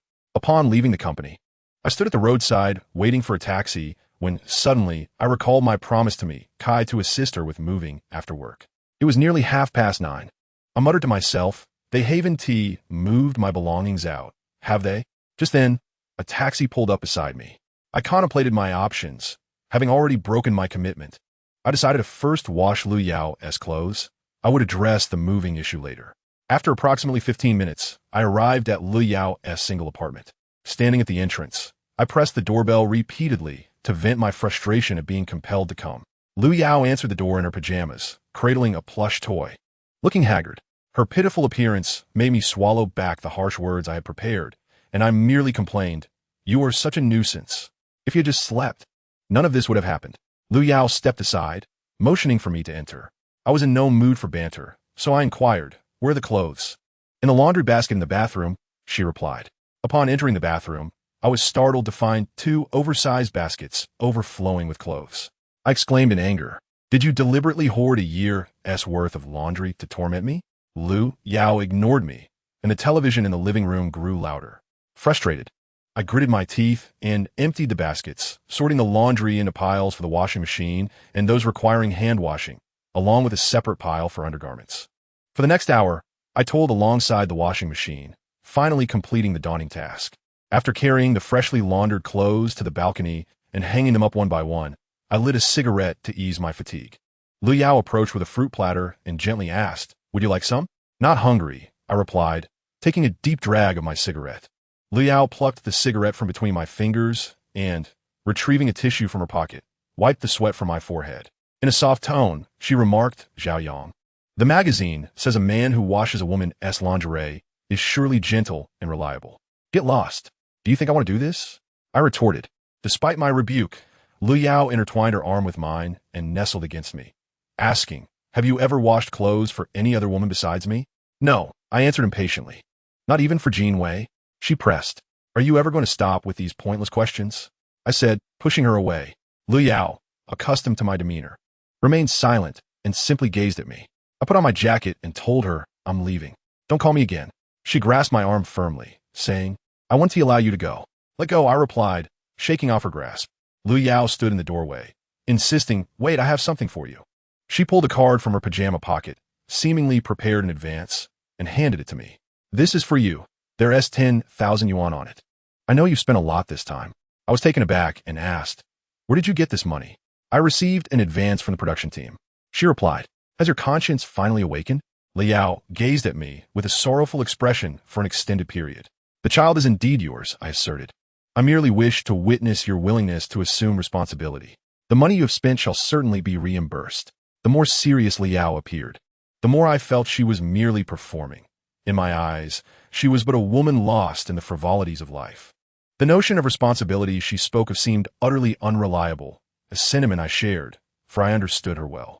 Her unwavering claim that the child belonged to me might merely be a hollow consolation in the aftermath of her emptiness. Or perhaps she herself was uncertain of the child's true parentage, an inexplicable reliance that words could hardly elucidate. Yet, those of us ensnared in this decadent circle comprehend that while we may seem carefree, our hearts remain void. Ultimately, I chose not to accept Lu Yao's card, despite my financial constraints. The rationale behind my decision eludes precise articulation. Perhaps I harbored a sense of sympathy for her. I may berate her with my words. Yet I still find myself willing to assist her in her time of need. No matter how glamorous she may appear, I grasp the emptiness that lies beneath. For we are of the same ilk, the sole distinction being that she might one day achieve renown in the entertainment industry, while I am destined to lead a life of mediocrity and solitude. After departing from Lu Yao's residence, I promptly hailed a taxi to my former abode, fervently hoping that Mitsai had not moved my belongings out due to my failure to adhere to our agreement. I wished to avoid overtime and the burden of Lu Yao's incessant requests for laundry assistance. Yet, life is fraught with unexpected turns that leave me helpless. Chapter 8. The Punishment Awaiting You. As the vehicle entered the aged community, I rolled down the window to check if my luggage had indeed been removed by Mitsai. To my satisfaction, despite my breach of agreement, my belongings were absent from the lobby, indicating that my previous warning had borne fruit. Lightheartedly, I ascended the stairs, but upon opening the door, I was greeted by darkness. A glance toward Meat-Sai's room revealed that not a glimmer of light pierced through the crack. She had evidently not returned tonight. No wonder I had not seen her vehicle downstairs, nor had she relocated my luggage. Perhaps it was for the best. I could enjoy another night of uninvited accommodation. Maybe this was the only solace bestowed upon me as the day drew to a close. After a simple wash, I lay on the bed. As I extinguished the light and closed my eyes, the world around me fell into an unexpected silence. I believed that in this state, sleep would soon envelop me, yet fragmented memories intruded upon my mind. These memories were all rooted in the past, drawing forth the present's emptiness and disarray. I found myself perplexed as to why Fan Yuan and Yin Yin could persist post-graduation and eventually marry, while Jianwei and I faced such a dismal conclusion. What had I done inadequately? I truly wished Jianwei could articulate her thoughts to me, yet such a simple request had become a distant dream. Consequently, I endured 2 years of unfathomable anguish and decay. I firmly pressed my palms against my face and rose from the bed, sitting in silence for an extended period. I descended to retrieve the long-neglected guitar from the cabinet, yearning to sing a song, a gift for myself and for Jianwei. After tuning the instrument, I strummed the strings, and the melody of Lost by Inghao emerged from my lips. Who can truly perceive the splendor of this bustling world? Once more, my vision blurs. Who can escape the clamor that insidiously invades your being? Once again, it erodes your essence. Who among us recalls the past? Yet again, it slips from memory. In the next life, who shall encounter one another? Once more, can love blossom anew? I find myself lost, unable to locate a map, traversing the arduous path of affection. I am adrift, devoid of an escape route. As this world becomes increasingly apathetic, I'm lost, unable to retrace my steps, feeling like a stranger beside those around me. I am lost, treading in place, while your heart has already soared far away. As I sing the final line, warmth wells in the corners of my eyes. I am lost, truly lost. I believed I had journeyed far over these 2 years, yet on a map labeled love, I remain stagnant, while her heart has taken flight. Lighting a cigarette, I barely inhale when a sudden knock at the door startles me, nearly causing me to snap a guitar string. Wasn't the house empty? Outside, I hear Mikai's voice. If you're so eager to sing, kindly find a more secluded place. This is a residential area. I slip on my slippers and open the door, finding Kai standing before me in a sleeveless nightgown, her alluring figure rivaling the most beautiful of women. Her delicate face, bathed in the soft glow of the light, exudes an unparalleled grace. Did you not hear me sing, I am lost? How can one find a quiet place when lost? I say with a wry smile. Preposterous. Michai retorts. Ignoring her annoyance, I inquire, what brings you here? I've been here all along. I didn't see your car downstairs. It's parked in the empty lot across the street. Ah, that explains it, I exclaim, hastily attempting to close the door, fearing she might bring up moving. It's nearly 1 in the morning. Where could I possibly relocate? Mikai pushes against the door, preventing my escape. I glare at her and ask, you can't seriously be suggesting I move out now? Not all. After a pause, Mikai adds, since you're lost in song, I can take you to a quiet place where you can express yourself freely. Really? You do that for me? I ask. My suspicion piqued. Since I'm already awake, due to your noise, if you still wish to sing, I could be your audience. Besides, she continues, your voice is quite nice. I sense that Mikai is attempting to mend our relationship, perhaps enchanted by my singing, or perhaps she pities me, this despondent man. Regardless of her motives, I feel inclined to accept her offer, for I, too, am sleepless. Why not embrace the madness together? Moments latte. Mikai has changed into more suitable attire, while I remain in my pajamas, slippers on my feet, guitar in hand, as we descend the stairs. Mikai drives her own car, and I take my place in the passenger seat. Though I have been in luxury vehicles before, this is my first experience in a 7 Series, which prompts me to admire it a bit longer than usual. Before I can fasten my seatbelt, Mikai accelerates sharply, the powerful thrust of the 7 nearly propelling me against the windshield. Are you trying to have a corpse sitting beside you at this hour? I exclaim, rubbing my head, which has collided painfully against the glass. Who told you not to wear your seatbelt? Those who disregard the rules deserve to be jolted. Mikai replies coolly. I pointed at Mikai, my anger palpable yet powerless, and said, go ahead and take your revenge on me. Mikai paid me no heed, her expression remaining stoic as she drove on. After approximately 20 minutes, she indeed brought me to a desolate stretch of the countryside where no one would ever venture. She halted the vehicle, engaged the handbrake, and finally turned off the engine, stating, "There's no one here. Sing to your heart's content." The confined space of the car was too restrictive for expression.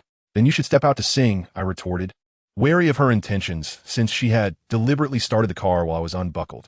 "You talk too much," Mikai exclaimed as she unfastened her seatbelt and exited the vehicle, exuding an air of confidence, as if to say, "I am noble and untroubled, while you're a petty soul." I followed her outside, standing side by side, and as I gazed at the sky, I realized the weather this night was delightful, with a bright moon and scattered stars. The air was refreshing, and I felt a sense of relief from the cacophony of life.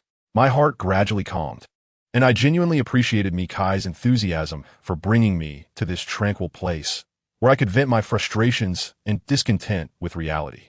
I strummed the guitar strings and began to sing Metamorphosis by Jean Wallin. Upon finishing the song, Mikai unexpectedly applauded and asked, "Do you enjoy serious music as well? If there were more instruments, it would feel even better," I replied, somewhat astonished that she recognized the song. Knowing that serious music is not mainstream and requires a certain aesthetic sensibility from both performers and listeners, Mikai nodded and remarked, "You don't seem as inept as you appear." Judging a person by their appearance is a narrow-minded approach. Despite our earlier banter, Mikai encouraged me, saying, "Please continue." I set down the guitar and said to Mikai, "You must understand music quite well. Can you play the guitar? Why not share a song? You promised to be the audience. Please continue," she insisted. I nodded, realizing that in this dim night, amidst the boundless wilderness, a remarkably beautiful woman was willing to be my audience, a gift from the heavens. Suddenly, I felt a pang of guilt for having been so brusque with Mikai. She had been quite kind to me, lending me money, offering me a place to stay for the night, and now accompanying me in releasing my pent-up frustrations. Perhaps my abrasive demeanor truly needed to change. A chill breeze swept through, and Mikai instinctively adjusted her thin clothing. "You should get back in the car. I can vent on my own," I said, unable to bear the thought of her discomfort. "Are you certain?" she asked. I nodded. Mikai opened the car door and sat inside, yet she did not fully distance herself from me. She rolled down the window, resting her chin on her hand, appearing eager for my next song. I strummed the guitar again, becoming immersed in my performance, when suddenly the car behind me roared to life. I turned abruptly to see Mikai had fastened her seatbelt. With a teasing smile, she said, "Your voice is truly remarkable, but I must be off now. This is a punishment for your untrustworthiness and boorishness." With that, the car sped away like an arrow through the night's darkness. "Damn it," I exclaimed, removing my slipper and hurling at her car, though it landed with little impact. "You wretched scoundrel, you insufferable creature. I am acutely aware of your ill intentions." Manipulating my compassion, "Beware, for I may invoke the wrath of the heavens upon you. I am determined to settle this matter." Frantically, I shouted curses at the vanishing figure of Mikai, my words tumbling out in a disjointed manner. I have always been overly trusting and familiar with everyone, neglecting to guard myself. Such a fate is truly deserved. Chapter 9. Repaying Malice with Kindness. Mikai drove at a dizzying speed of 100 kilometers per hour for 20 minutes, which meant I was now at least 30 kilometers away from home. I felt a surge of despair, wondering why all these absurd happenings seemed to befall me recently. Picking up my slippers from the ground, I adjusted my clothing and looked up, relieved to see the North Star still twinkling. I focused on the brightest star, the Yuhing star, to ascertain the cardinal directions, and then began my solitary journey toward the distant, flickering lights, akin to a desolate escape. After a grueling half hour, I finally spotted a road bustling with vehicles. Upon closer inspection, my anger flared at that malicious woman. I was standing on the Huning Expressway at the border between Suzhou and Wuxi. Just before dawn, a kind-hearted passerby offered me a ride into the city. I then took a taxi toward my residence, but, having forgotten my wallet, I could not pay the fare. I hastily tossed the driver half a pack of unfinished cigarettes and fled. Upon entering the community, the flames of rage ignited within me. I yearned to confront Mikai, not about life or dreams, but to demand why she treated me so cruelly. Back in my room, I placed my guitar on the living room table and approached Mikai's door. I knocked fiercely, venting my frustration. "Is it amusing to toy with me? Do you realize I have work tomorrow?" I glanced at the sky outside, now brightening, and corrected myself. "No, it's today. After all your torment throughout the night. How am I to go to work? If my boss is displeased, I might lose my job. Will you support me then?" I continued my tirade. Yet the silence within the room was deafening. If you wish for me to curse you more harshly, continue to pretend you cannot hear me. I struck the door again with force. Still, there was no response. Was she not home? In my confusion, I twisted the doorknob, only to find it locked from the inside. In Mikai's eyes, I was nothing more than a scoundrel. It seemed I had already committed the sin of intruding upon her space. I rummaged through a set of keys and found the one for her room, then opened the door without a second thought. Regardless of whether she was awake or not, I needed to have a word with her.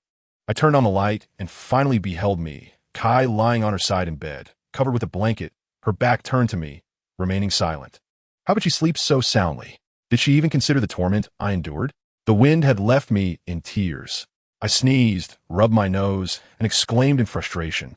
Let me tell you, in my 20-plus years of life, I have never encountered someone as deceitful and dishonorable as you. I continued my relentless barrage of grievances. But she remained as immovable as a mountain. Just as I was preparing to pull her from her bed for a confrontation, she suddenly erupted into a fit of coughing. By the standards of common sense, if my sneeze indicated a cold, her cough suggested she had caught a fever, undoubtedly from the chill she had endured the night before. I was momentarily taken aback, and then exclaimed, "Heaven has finally opened its eyes. You are receiving your just deserts." Mikai coughed again, yet remained silent, leaving me to ponder whether her reluctance to engage was due to indifference or the debilitating agony of her fever. "Get out," she finally uttered coldly after a prolonged silence. "You need not remind me. I am the sort who relishes in witnessing the suffering of others. May you cough yourself to death," I declared, striding out of Kai's room. My intention was to indulge in a warm bath, followed by a brief respite, but I could intermittently hear her coughing from within her chamber. I halted in my tracks, suddenly engulfed in a moral quandary. Realizing I was the sole man in this household, and her helpless coughs tugged at my conscience. Could I truly stand idly by? Perhaps it was time to redeem myself for my past transgressions and perform a good deed, I mused. I placed the towel I held on the sofa and ventured into the kitchen, procuring a piece of ginger and a bag of brown sugar. I ignited the gas stove and began to brew ginger and brown sugar soup. My eyelids felt heavy with fatigue, so I lit a cigarette to invigorate myself and numbly watched the concoction simmer. A radiant sun had already crept over the eastern horizon, and a gentle breeze wafted through the hanging plants on the balcony, heralding a new day imbued with an age-old vitality and freshness. I found myself entranced. This moment was enchanting, seemingly belonging solely to me, perhaps revealing my preference for this rare morning over the vibrant distractions of the night. Mikai's coughing broke my reverie, jolting me back to reality as I realized the ginger soup had been boiling for quite some time. I turned off the stove and filled a bowl. Making my way to her room, I prepared a bowl of ginger soup. "You should drink it," I stated, standing beside her bed. "There is no need for your kindness." She retorted, "Who is being kind? I merely wish for your incessant coughing to cease so I can sleep." I replied, somewhat disgruntled. Mikai dismissed me coldly. "If you move out, you won't hear it. I'm leaving. If you were to cough yourself to death here, no one would know." "Enough of this nonsense. Drink the ginger soup," I said, setting the bowl down and propping her pillow up, then rather roughly assisted her into a sitting position. I touched her forehead and confirmed she was indeed feverish. I then lifted the bowl from the bedside table and offered it to her. "First, drink the ginger soup." She ceased her struggle against her own body and accepted the soup from my hands, her expression softening, no longer as frigid as before. "After you finish, cozy up under the blankets and rest. Leave the bowl. I'll collect it later. You have a low-grade fever. Take some medicine to lower it and sweat it out," I instructed. Concerned that Mikai's cold might worsen, I donned a thick coat and set out. Rarely falling ill myself, our home lacked any basic medications, necessitating a trip to the pharmacy to procure fever reducers and cough medicine for her. It was still early, and the pharmacy had yet to open, so I trekked several blocks before finding an operational clinic. After acquiring the necessary medicines, I hurried back home in a taxi, only to discover that through all the commotion, it was already 7:30. Upon returning to my residence and entering Mikai's room, I found her already asleep. Observing her steady breathing and tranquil expression, I refrained from waking her. Instead, I retrieved her phone from her bag and dialed my number. I then left a note on her bedside table. "When you awaken, remember to take the antipyretic and cough medicine. If you encounter any difficulties, feel free to call me. My number is saved in your phone." From the perspective of the scoundrel you see, I am the angel in my own eyes. Zhao Yang. After gently tucking her in, I departed from her room. After taking a hot shower, I neglected to have breakfast and boarded the bus to my workplace, beginning a day of labor while feeling utterly drained. I struggled against sleepiness, yawning repeatedly, ultimately resorting to propping my chin on one hand in a seemingly sophisticated pose, making it difficult for anyone to discern that I was asleep. Feng Yuan, preoccupied with wedding preparations, was engulfed in busyness and arrived at the office close to 10 o'clock, waking me with a gentle pat. "Did you go clubbing again last night?" The recollection of the previous evening ignited my frustration, but I saw no reason to take it out on Feng Yuan. I yawned and replied, "I didn't sleep well. It was quite a tumultuous night." Misinterpreting my words, Feng Yuan remarked, "You need to take care of your health. Though you're still young, you can't afford to be so reckless in your escapades with women. We are cultured individuals. Could you not be more discreet in your speech?" With a resigned smile, Feng Yuan then inquired, "Did you manage to finalize the design proposal for the specialty store?" "Yes, I placed the document on your drive," I confirmed.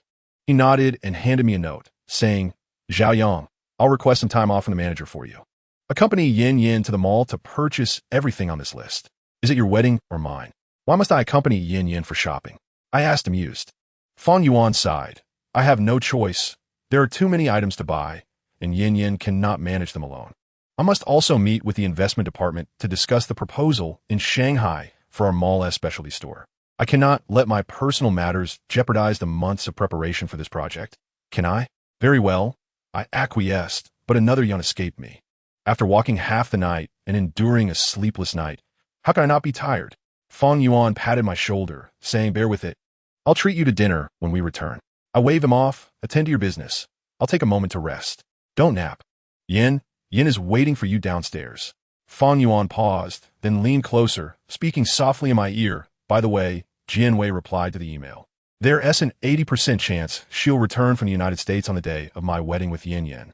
I stared wide-eyed at Feng Yuan, my fatigue vanishing in an instant, as if I were traversing realms of ice and fire.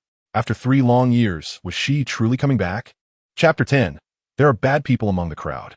A moment later, Feng Yuan and I descended the stairs together. He boarded the company's business vehicle while I took my seat in Yin Yan's car. My nerves are ensnared in inexplicable pangs, and I find myself resenting Feng Yuan for abruptly informing me of Jianwei's return. After 3 years, I am at a loss as to how to confront her. Countless nights have passed in a frenzy of longing, yet the thought of silence and awkwardness upon our meeting fills me with dread. Yin started the car and, glancing at the rearview mirror as she changed lanes, inquired, "Zhaoyang, why do you appear so burdened?" After a moment, she shook her head and added, "It doesn't quite seem like you." I managed to smile and replied, "Must I be heartless to embody my true self?" Feng Yuan must have told you about Jianwei's return, right? "Indeed," I acknowledged, rolling down the window to light a cigarette. "No wonder, in this world. Apart from Jianwei, no one else can stir your melancholic nerves." "Zhaoyang," Yin remarked, "you think too much. She is not invincible, nor am I so easily shattered." I responded with a faint smile. Yin shrugged, saying, "Zhaoyang, you know your own heart. The brighter your smile, the deeper your pain, I presume." As if she understands me so well. This time, I finally retracted the smile that Yin deemed a facade, aiming to demonstrate that I am not as afflicted as she believes. "After all these years of friendship, who knows you better than I do, Zhaoyang? Let me speak candidly.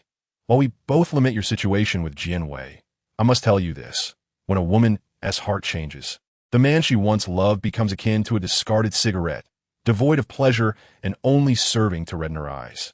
At that point, the only choice left is to cast aside that cigarette. Do you understand my meaning? Why share this with me?" I asked, inhaling deeply from my cigarette. "I hope you can be more carefree." After a prolonged silence, I reluctantly queried, "What is love, if not a promise followed by unwavering devotion? Why extend a promise, yet lack the courage to remain steadfast?" "Zhaoyang, love is far more complex than you perceive. You must comprehend why Feng Yuan and I have endured, while you and Jianwei have not." I fell silent once more. Indeed, I understood. Feng Yuan and Yin, though not from affluent families, are well off enough to be deemed compatible. I recall distinctly that before Jianwei left for her studies abroad, her father gifted her a Cadillac as a graduation present. But must love be measured by material wealth? I find it perplexing. Yin continued, "Jianwei truly loved you. You know she went to the United States to escape her parents' pressure to marry, hoping that after 3 years, they would accept her relationship with you. But why? Upon arriving in America, did she choose to break up with you? I, too, cannot fathom it. Perhaps it is truly because I did not wish to revisit the emotions I felt at our breakup, and interrupted Yin Yin. Stop. As you said, once her heart changed, I became that unsatisfying cigarette. I used that metaphor lightly. Yin Yin comforted. In this world, there exists a type of person with a peculiar ability to comfort someone so deeply despondent that they genuinely feel compelled to succumb to despair. Undoubtedly, Yin embodies such a character.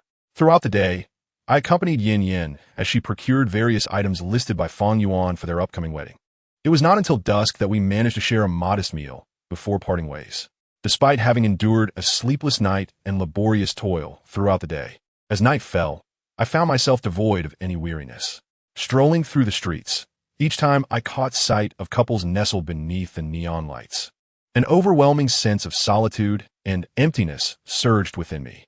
Habitually, I yearned to vacate my mind, as if my nights were destined for nightclubs. I reassured myself that perhaps a drink would grant me a more restful slumber this evening.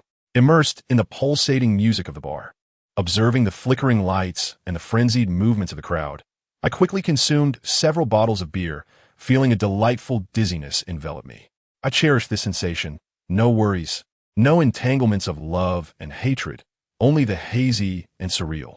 This bar hosted 2 resident bands that alternated performances each night. Tonight, it was Robin's band, The Severed Nerve, entertaining the crowd. I shared a good rapport with Robin, occasionally indulging in musical collaboration, as he plucked the guitar strings, producing a teasing sound. He grinned at me and said, "Xiaoyang, care to join?" I set down my beer, leapt onto the stage, and took the guitar from Robin's hands. Addressing the other band members, "Let us play Return of the Yang." Nods of agreement followed, and the instruments began to resonate as heavy metal music swelled under the shimmering lights. Fueled by my drunken exuberance, I stood atop a prop shaped like an ammunition box, strumming the electric guitar with fervor, unleashing a guttural roar. The hands of fantasy grasped the banner, my bones tucked within my coat, desperately recalling the path that brought me here. Turning to crash against the thudding wall. "Oh my, I cannot return. Oh my, endure a bit. Dear mother, quickly bring me into this world." Raise your voice and tear your throat. Having sung only halfway through, a youth with long hair, clad in a black jacket and adorned with a gold chain, glared at me and shouted, "What the hell are you singing, you provincial fool? Change the song." I paused, squinting at him. "Say that again, you brat." The long-haired youth kicked over the nearest drum set, exclaiming, "You idiot, I told you to change the song." In a fit of rage, I retaliated, delivering a kick to his face from my elevated position, relishing the release of pent-up frustration. I then leapt off the stage, guitar in hand, and smashed it to pieces. The long-haired youth curled on the floor, clutching his head and wailing in agony. His companions, brandishing beer bottles, charged at me, but Robin and the band members intervened. Amidst the chaos, I noticed someone calling the police, and I promptly discarded the remnants of the guitar and fled outside the bar. In the interrogation room of the police station, the light bore down upon me while an elderly officer sat across the table, appearing relatively amiable. "Name, gender, age, and workplace?" he inquired. I thought, no, officer, that brat truly deserved a beating. He was the one who kicked her drum set first. You know that for us musicians, our instruments are like beloved siblings. How could I let that slide? "Officer, I assure you, it was never my intention to engage in a brawl. There were ill-intentioned individuals among the crowd." I lamented, my face a mask of despair. "Enough of your excuses. Regardless of your reasons, fighting is unacceptable. The law does not grant you that privilege. Do you understand?" The officer retorted sternly. "Yes, I comprehend my mistake. I have engaged in profound introspection and reflection. I should not have disregarded the majesty of the law. Henceforth, I will elevate my awareness and strive to be a law-abiding citizen, resolutely avoiding any actions that might undermine social harmony. Enough with the theatrics. Go pay your fine," the officer commanded. "Will I not be detained?" I cautiously inquired. "The young man you struck sustained only minor injuries, and he has agreed to settle this matter privately. You will need to compensate him for his hospital expenses and lost wages, totaling 6,000 yuan. 6,000.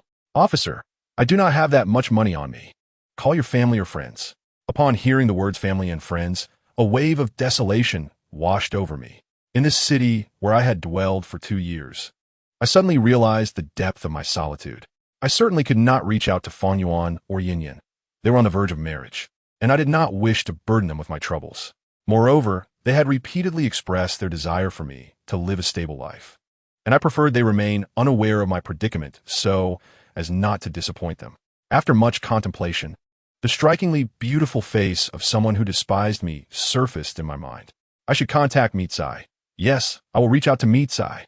After all, in her eyes, I am nothing but a scoundrel, devoid of any dignity. I can ask her to assist me with the fine, and when I receive my salary next week, I will repay her along with my previous debts. At that moment, I was genuinely grateful that I had noted down her phone number earlier that morning. I retrieved my phone from my pocket, located Mitsai's number, and dialed. Chapter 11. A silent exchange. After a few rings, the call connected. I feigned concern before Mitsai could speak.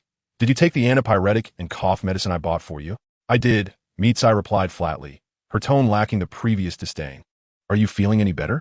Better, she said, followed by a fit of coughing. Make sure to dress warmly. A little warmth will expedite your recovery. I continued to express my concern. Why would I wear so many clothes if I'm not going out? Mitsai retorted, but I seized the opportunity to steer the conversation. I truly need to trouble you to come out. I'm at the police station. I got into a fight, and I lack the funds to pay the fine. Could you come help me out? Mitsai paused, then asked, You got into a fight? Indeed, that scoundrel deserved a beating. I did it to teach him not to live so recklessly. I see you living more recklessly than anyone. Mitsai shot back at me, remaining non-committal about her arrival. Are you coming or not? Could you please give me a definitive answer? I pressed anxiously. Her silence seemed deliberate, and I grew increasingly agitated. Will you come? They are about to take matters into their own hands. Before Mitsai could respond, the officer's patience wore thin, and he exclaimed angrily, We are public servants, not a gang. What do you mean by taking matters into your own hands? I hastily covered the phone and whispered, Please calm down. I was merely employing exaggerated expressions to convey the urgency of this matter, urging her to assist me in settling the fine. That way I would be free, and it would save you trouble as well, wouldn't it, officer? The policeman gestured for me to expedite the process without uttering another word. Meanwhile, I anxiously awaited Mikai's response. If she declined to come, I would truly have to trouble the Fanyuan couple. It seemed Mikai was grappling with a difficult decision before she inquired, Which police station? I eagerly replied, Guanxian Police Station. She acknowledged with a brief sound and hung up, leaving me engulfed in apprehension. Given her earlier action of abandoning me in a desolate area 30 kilometers from the city, it was not beyond the realm of possibility for her to deceive me once more. The officer had already departed, leaving me alone in the interrogation room. At that moment, the cold walls surrounding me and the words etched upon them, Confessions will be met with leniency. Resistance will incur severity, weighed heavily on my spirit. I longed to escape this place. Yet as time elapsed, I began to doubt whether I had been ensnared yet again. After half an hour, the previously locked door finally swung open, revealing a female officer. She addressed me, Xiaoyang, correct? Someone has paid your fine. Please bring your identification to register. Her words released the tension that had been coiled tightly within me.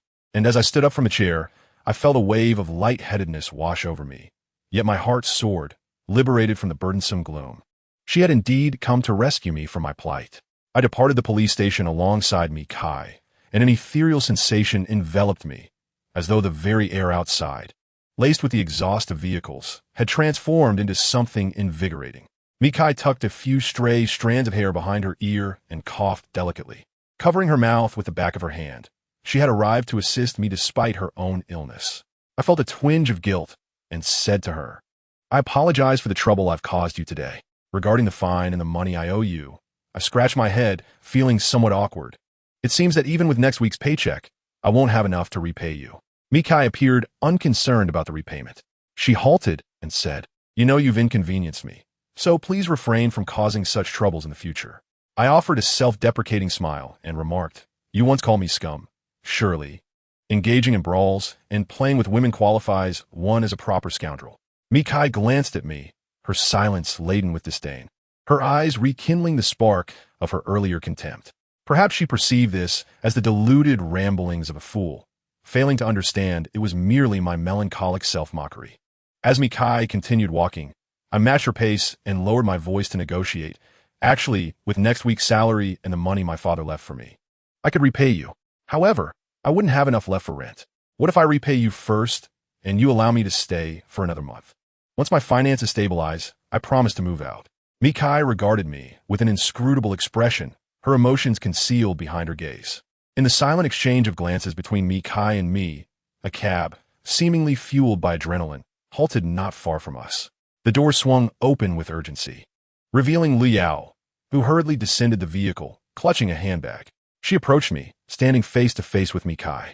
Although their heights were comparable and their styles differed, both exuded a unique aura, embodying the rare essence of true beauty that even two passing male police officers couldn't help but steal glances at. "What brings you here?" I inquired, perplexed. With a tone laced with concern and anxiety, Liao replied, "Robin called me, saying you got into a fight at the bar and were taken to the police station." "It's all fine now," I responded casually. Liao did not reply to me, but turned to Mikai, asking, "Miss, could you please step aside? I need to have a private conversation with Zhao Yang." Mikai, already disinterested in remaining by my side, nodded and proceeded to her car, driving away shortly thereafter. This night seemed laden with complications, and I felt a surge of irritation, instinctively lighting a cigarette. Lu Yao glanced towards Mikai's departing figure and inquired, "Did she pay your fine? Let us not dwell on the obvious, shall we?" I replied, tinged with impatience. "What is your relationship with her?" "Whatever you think it is, that's what it is," I retorted dismissively. My nonchalance and irritation cast a shadow over Lu Yao's demeanor, leading her into a contemplative silence. After smoking half the cigarette, I finally spoke to her. "You should go back. It's windy, and you've just had surgery. Your body can't handle it." Lu Yao shook her head to indicate she wouldn't leave and asked, "Why did you get into a fight? Is there something bothering you deep down?" Her question caught me off guard. It prompted me to reflect on why I had resorted to violence. After 2 years of frequenting bars, encountering all types of drunken antics, I had always chosen to ignore such provocations. Why, on this particular day, was I unwilling to endure, though reluctant to admit it? My turmoil was indeed linked to the news of Jian Wei's impending return. Previously, her distance had allowed the pains to linger in a subdued state. However, with her imminent arrival, those buried wounds erupted, agitating my fragile psyche.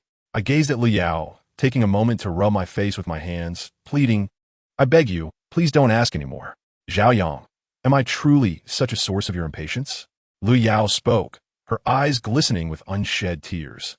I remained silent, merely inhaling the smoke as we stood together in the cold wind, enacting a classic scene of unspoken sorrow. After a prolonged silence, Lu Yao finally said, "Next week, I'll be heading to Hongdian. The filming crew is starting early. Is that so? I wish you great success in advance." Lu Yao regarded me with a complex expression, her tone soft as she remarked, "The reason I'm telling you this is not to seek your blessings, but rather to hope you can live well in my absence, at least find some happiness." I continued to remain silent, my heart entangled in a myriad of emotions, unable to pinpoint their origin. Lu Yao retrieved a pen from her handbag, turning to me with a gentle request, "Give me your hand." Although I was unaware of her intentions, I mechanically extended my hand towards her. Liao inscribed a series of digits upon my palm and remarked, "I shall be staying in Hongdian for an extended period. If you find yourself in a melancholic state or burdened by thoughts, simply dial this number. We can at least converse as friends." After a brief pause, she added, "This number is operational around the clock." At a loss for words, I remained silent. Gazing at her, Liao tucked the pen in her bag, flashed a faint smile, and said, "When we next meet, we should exchange a long time no-see farewell. Goodbye, Zhao Yang." Watching her retreating figure, I was inexplicably engulfed by a sense of sorrowful parting. Perhaps even amidst casual encounters, emotions could develop over time, despite the myriad troubles she often brought into my life. As the night deepened, I knew it was time to return, yet I questioned where to go. Though I still resided in that antiquated yet comforting dwelling, my presence there felt like an unwelcome intrusion. If Mitsai insisted on my departure, where would I place the burdens of my melancholy, disappointment, and solitude? Should I truly surrender them to the boundless night? No, I wished to stay. It was imperative that I converse earnestly with Mitsai, even if it meant pleading for her to grant me refuge, seeking a proper place for my sorrows and solitude. Chapter 12. A Request for Cohabitation. The night grew darker, and sobriety began to settle in. I zipped up my jacket, lit a cigarette, and wandered aimlessly along the streets illuminated by neon lights, my mind swirling with endless trivialities. I suddenly found myself weary of my current existence. I yearned to do something meaningful with my life, Yet I was at a loss for where to begin, plunging me further into confusion. Passing by a hotel, I observed the scattered lights emanating from numerous windows, as if I were privy to couples entwined in passionate embrace, causing the entire establishment to tremble. In this night, some reveled in the warmth of their rooms, savoring the enchantment of the evening, while others, like withered petals, trudged the streets, enduring the solitude of the night. Yet it is precisely this contrast that renders the world so vibrant and authentic. I must recognize that the world is inherently a complex tapestry of contradictions, where loneliness and disappointment must be borne by someone. Thus I need not feel aggrieved or complain. However, the moonlight tonight is exceptionally bright, illuminating the solitude that leaves one nowhere to hide. Therefore, I implore the celestial beings above to extinguish the moon's glow. I am willing to bear my solitude, but I do not wish to lay it bare in this stark world. Upon returning to my residence, I instinctively paused downstairs to look around, but saw no sign of Meetsai's vehicle. I wandered to the opposite side of the building and spotted her car, which seemed to have become her customary parking spot. I crouched beside it and smoked another cigarette before making my way upstairs. I lingered for a moment at Meetsai's door before finally knocking. "Meetsai, are you asleep?" I inquired softly. "Is there something you need?" She replied, "I wish to discuss something with you." Predictably, Meetsai responded, "There's nothing for us to talk about. At the very least, let me express my gratitude for what you did tonight. I truly appreciate it." "That's unnecessary," Meetsai firmly declined with a curt response. "It is indeed a matter of conscience for me not to express my gratitude.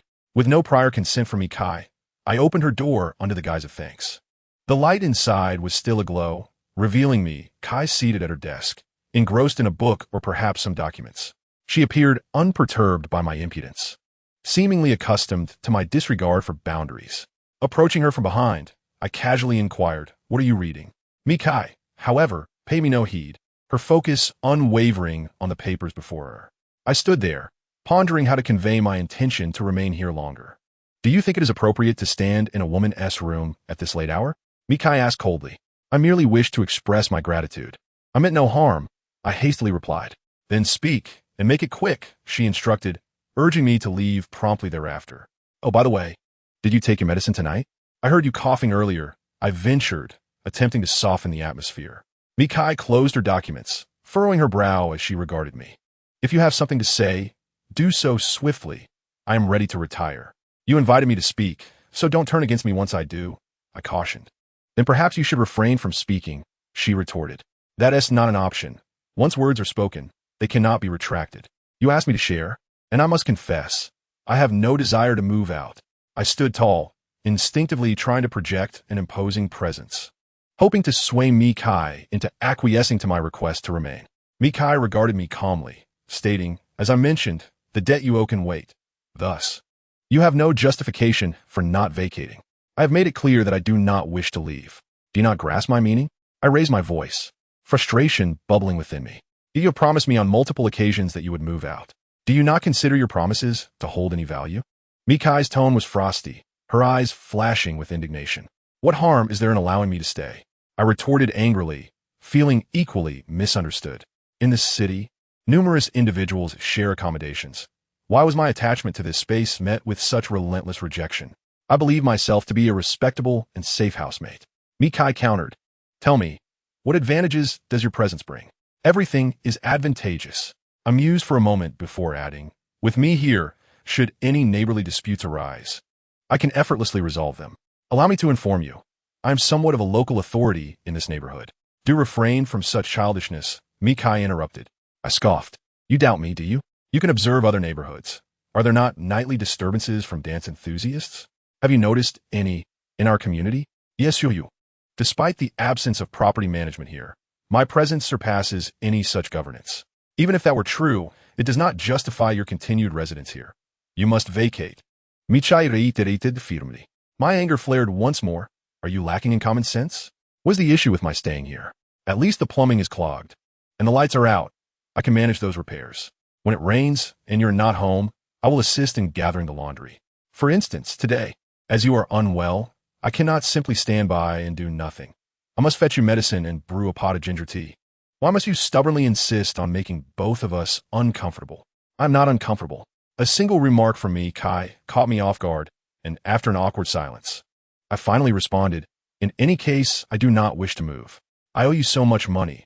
I believe repaying you is more important than relocating." Mikai unexpectedly inquired, "Can you explain why repaying the debt takes precedence over moving?" Without much contemplation, I replied, "Settling my debt would grant me peace of mind, whereas moving would leave me feeling unmoored and empty. If you were in my position, would you prioritize repaying the debt or moving? Moving away does not prevent you from finding another place to live. So where does this emptiness and lack of support stem from?" Mikai continued to probe. I surveyed the room. A wave of indescribable emotion washed over me. Mikai does not comprehend my attachment to this house. Thus, when she urges me to leave, she does not consider my feelings. Yet, to be fair, she is not obliged to do so. My sentiments are ultimately mine alone. I lit a cigarette to alleviate my sense of loss and helplessness. "Could you refrain from smoking in my room?" Mikai's disdainful tone was palpable. Yet I could not fault her. It was my own audacity that led me to overlook the fact that I was still in her space. "My apologies. I will step out onto the balcony," I murmured. After finishing my cigarette on the balcony, I returned to the living room, only to be surprised to find me, Kai, not in her bedroom, but seated on the sofa in the living room. For the first time, she initiated a conversation, stating, "You have yet to answer my earlier question. You were asking why moving out would evoke feelings of emptiness and lack of support, correct?" I confirmed. She nodded. I settled onto the sofa opposite me, Kai, closed my eyes, and the countless days and nights I'd spent here began to replay in my mind like fleeting scenes. After a prolonged silence, I finally spoke. "I moved in 2 years ago. The initial days here were among the darkest of my life. I suffered from insomnia, plagued by thoughts I could not share with anyone. Bottling them up was unbearable, so I confided in the floor lamp, the cabinet, the wall clock, and even a mop, treating them as friends. Though they never responded, they listened patiently, no matter how long I spoke. Having finally expressed myself, I felt a weight lifted. I am deeply grateful to them and everything in this house. They are my support and my companions. Thus, I do not wish to leave. I love this house. While it may be modest, it is the safest and warmest place in my world." After I finished speaking, Mikai regarded me with a complex expression, one that I could not decipher, leaving me anxiously awaiting her decision on whether I could continue residing here. Chapter 13. No more nightclub visits. The moonlight outside was remarkably bright, streaming through the window and casting a soft glow in the living room, rendering the electric lights somewhat dim. Yet, it was the exquisite and ethereal beauty of Mikai that seemed to overshadow even the moonlight. I found myself gazing at her. Her serene expression only heightened my unease, for perhaps my fondness for this house could not penetrate her cold demeanor. After a lengthy silence, Mikai finally spoke, inquiring, "Do you love this house?" I nodded earnestly. "Indeed, I love it dearly. There is no one in this world who cherishes this unremarkable abode more than I do." Mikai smiled faintly and replied, "That may not be the case." I looked at her in astonishment. "Are you the one who loves it more than I do?" I had long been curious about why Mikai and Old Lee purchased this house together. While I could envision it as a form of artistic expression by the affluent, the true reason was likely far more complex than my assumptions. Mikai did not respond to my question. Instead, she asked, "How long do you plan to stay?" "Does that mean you agree?" I asked, a hint of excitement in my voice. "Zhao Yang, could you please address the matter at hand?" Mikai's tone carried a trace of dissatisfaction. I chuckled softly. "So you do know my name?" Mikai furrowed her brows again. I forced a sheepish smile, fearing she might change her mind, and quickly added, "Let me answer your question first. I plan to stay for another month. Is that agreeable?" After a moment of contemplation, Mikai finally responded, "That is acceptable, but you must agree to 2 conditions first." "Sure, as long as you don't kick me out, I'm open to anything." I promised to comply. I declared, patting my chest. "Don't be so overzealous. Let us see if you can deliver," Mikai retorted. I smiled awkwardly again, acknowledging my lack of credibility in her eyes. "Let us put it this way. I will do my utmost to meet your requirements, all right?" After a brief pause, Mikai continued, "First condition, you must refrain from visiting nightclubs from now on. Can you manage that?" I instinctively gasped, taken aback by her demand. Mikai looked at me, awaiting my response. Although I was puzzled as to why she would propose such a condition, I chose not to delve into the unpredictable nature of a woman's thoughts. Securing my stay was of utmost importance. Without further contemplation, I nodded. "I can do that."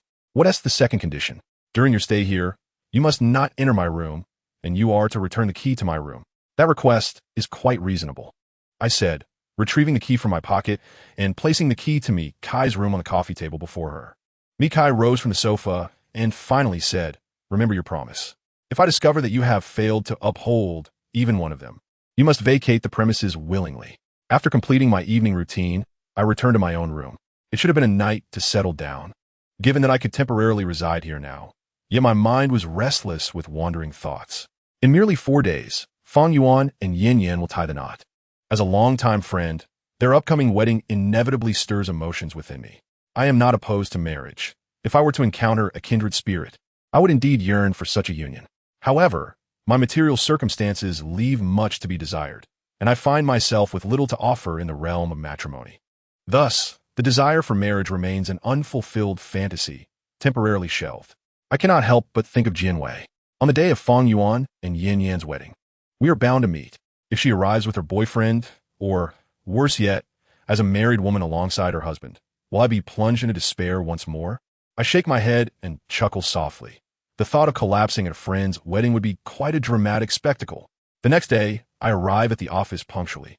Fang Yuan has returned from Shanghai to Suzhou, and we encounter each other by the coffee machine in the break room, holding our cups of coffee. We engage in light conversation. I inquire about the project concerning the display case. Fang Yuan, visibly relieved, responds with humor, "Yes, it's all sorted out. If all goes well, we should sign the contract next month." Excellent. Having such a prestigious brand in our department store is no small feat. Your efforts are commendable. My friend, the future is bright for you. I pat Fang Yuan on the shoulder with a smile. However, he turns serious and asks Xiaoyang, "Do you have any thoughts about your work? I can advocate for you with management." I continue to smile. "You needn't worry about me. If I have ideas, I will pursue them myself."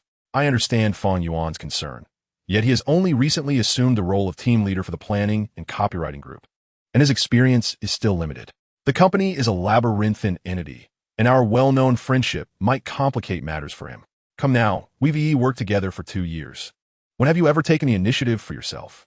Fang Yuan's tone conveys a hint of displeasure. I laugh carelessly. That is simply because I have no particular aspirations. I find this arrangement quite satisfactory. At least my workload is manageable.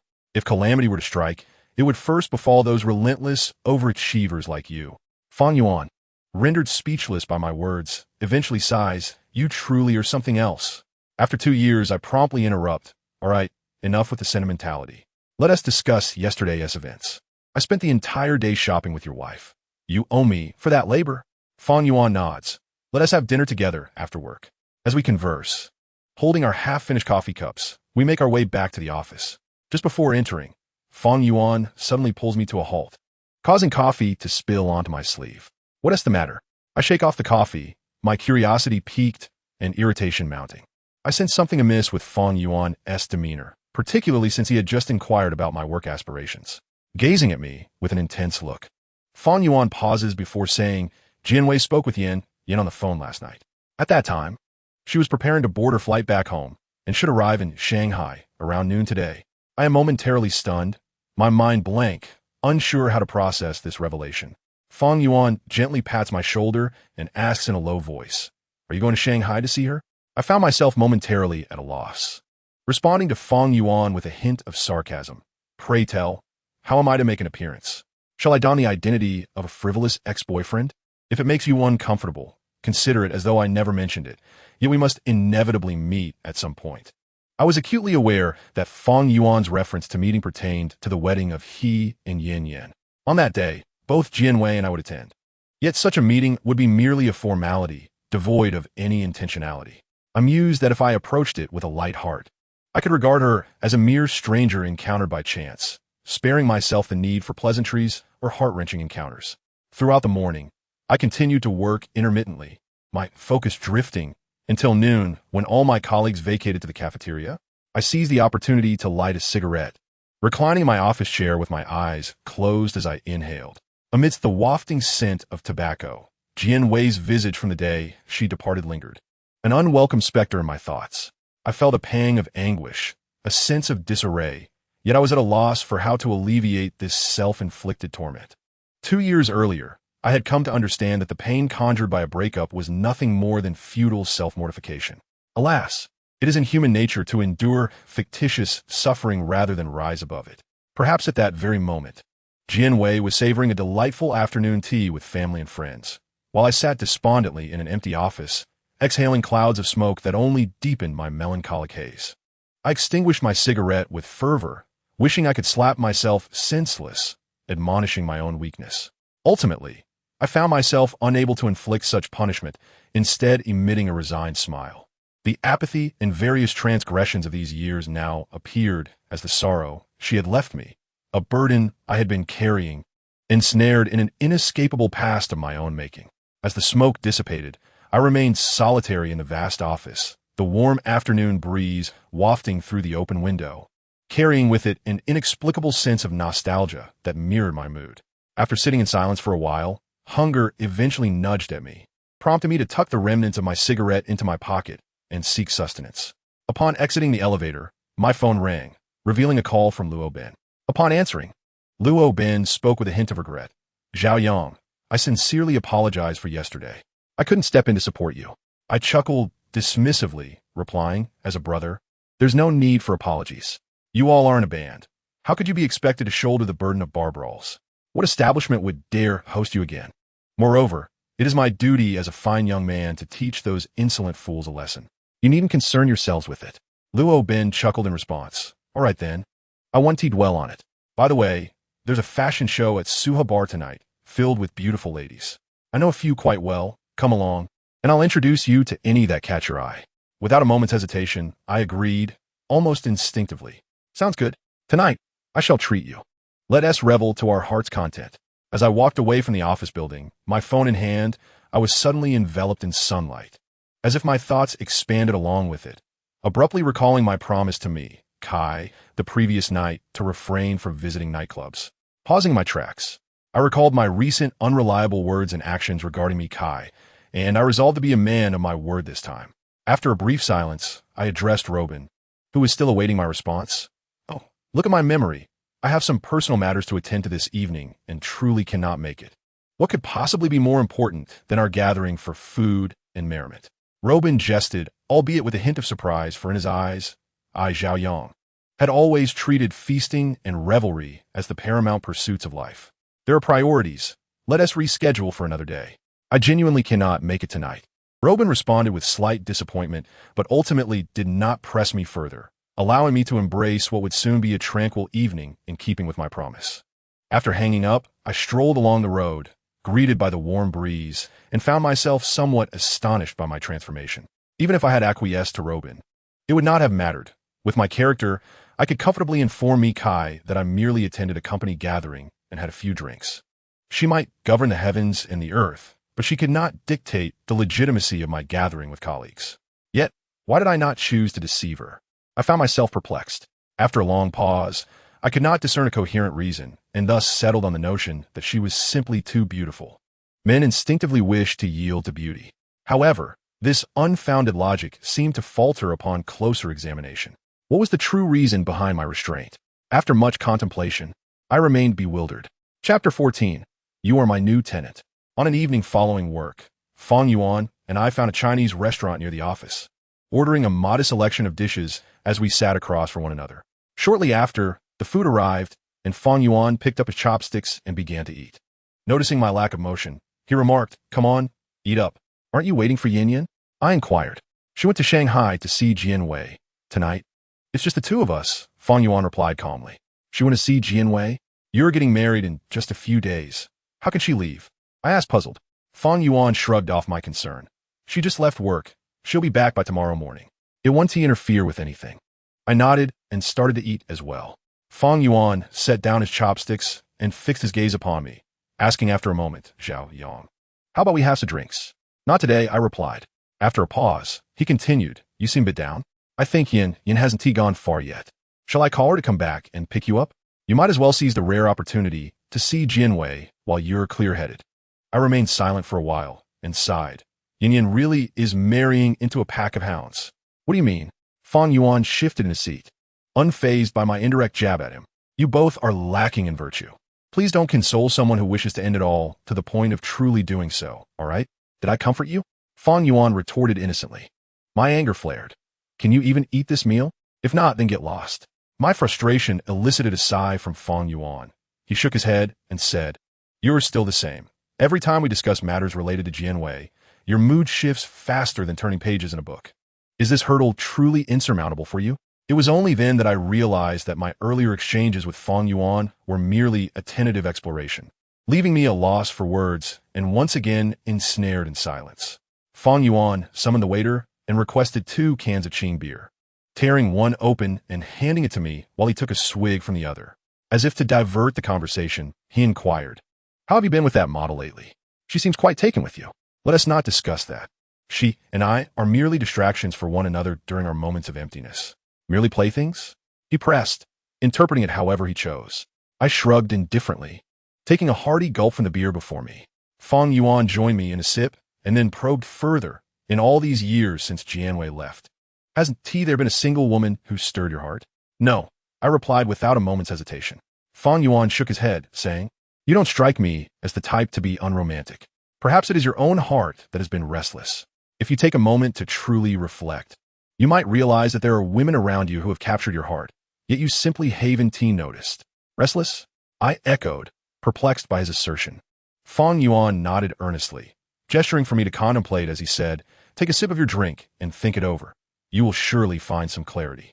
Skeptical yet compliant, I took another sip of beer, allowing my thoughts to wander as I recalled the women who had crossed my path over the years. To my surprise, I found that I had not truly felt a spark for any of them. I prefer to confine my memories with them to fleeting nights of passion. I vividly remembered the mornings following those encounters, with sunlight spilling over the quilt that encased us, yet it never bestowed a sense of security. Often, I felt an urge to dress and escape, as if the dawn's light merely highlighted my material poverty, overshadowing any recollection of the previous night's excitement and allure. If a woman were to sit with me on the same bed one morning, discussing marriage and a future together, I would certainly crumble under the weight of that reality, rendering me incapable of recalling what it felt like to be enchanted. "Is there truly no one?" Fong Yuan raised his beer for a toast. Concern etched on his face as he asked once more. I merely shook my head, took a sip of my beer, and chose to remain silent, unwilling to dwell on any woman. Yet, the mind is a curious thing, just when I wish to suppress my thoughts. The striking visage of my landlady surged into my mind. I found myself staring blankly at the bonsai behind Fong Yuan, as a tidal wave of thoughts enveloped me. Could it be that Mi Kai is the woman Fong Yuan referred to as the one who stirs my heart? I quickly dismissed the notion, deeming it absurd. My interactions with Mi Kai had been fleeting, and even if she were as beautiful as a celestial being descended to earth, I would not succumb to infatuation. For any fantasies or impulses regarding women had long perished in the harsh passage of time. Fong Yuan continued to await my response with eager anticipation. Yet I had no desire to engage in a discussion about a concept that held no significance for me. Therefore, I opted to embrace the silence once more. The two of us finished a can of beer and continued our meal, while the sky outside gradually darkened without us noticing. The streetlights on either side of the road illuminated the city beneath the night-s veil. Both Fong Yuan and I lit a cigarette, idling away the post-dinner leisure. When our conversation meandered, as we chatted, Fong Yuan glanced outside at the night sky and teasingly asked, "Zhaoyang, something seems amiss today. It's pitch dark outside. Why are you still sitting here? Aren't you supposed to be out seeking pleasure?" I replied, "Nowhere to go. I'll just head home and sleep." Fong Yuan appeared astonished by my response, exclaiming, "Who has murdered your night?" I was momentarily speechless, as indeed, my once vibrant nights had been extinguished by a woman who had recently entered my life. I hesitated to answer Fong Yuan's question, but was eager for him to help me untangle a perplexing dilemma that had haunted me for several days. I could not fathom why Mi Kai, driving a luxury car, would choose to reside in that dilapidated house. I was reluctant to accept that this was a preordained fate orchestrated by the heavens. The notion of fate felt tenuous, especially since I had discarded her quilt days prior, leading her to abandon me in the wilderness. It seemed the world offered no such tormenting entanglements. After a pause, I said to Fong Yuan, "Let me share something quite novel with you." He responded, "Does this novel tidbit have a direct connection to your reluctance to venture out?" I nodded and selectively recounted the events surrounding me, Kai, and the house. Upon hearing my account, Fong Yuan regarded me with skepticism, pausing for a moment before asking, "Are you certain she drives a luxury car worth millions, yet resides in your rundown dwelling?" "Absolutely certain. Please assist me in analyzing her motives, I implored him earnestly. It's not about money or harm, Fang Yuan scoffed, casting a dismissive glance in my direction. I was aware that I possessed neither wealth nor a worthwhile life. Yet I was genuinely presenting a serious matter. Zhaoyang, we inhabit a very pragmatic world. Don't expect her to be repaying a debt from a past life. I stroked my chin and replied earnestly, you might be surprised. Perhaps there is indeed some merit to that idea.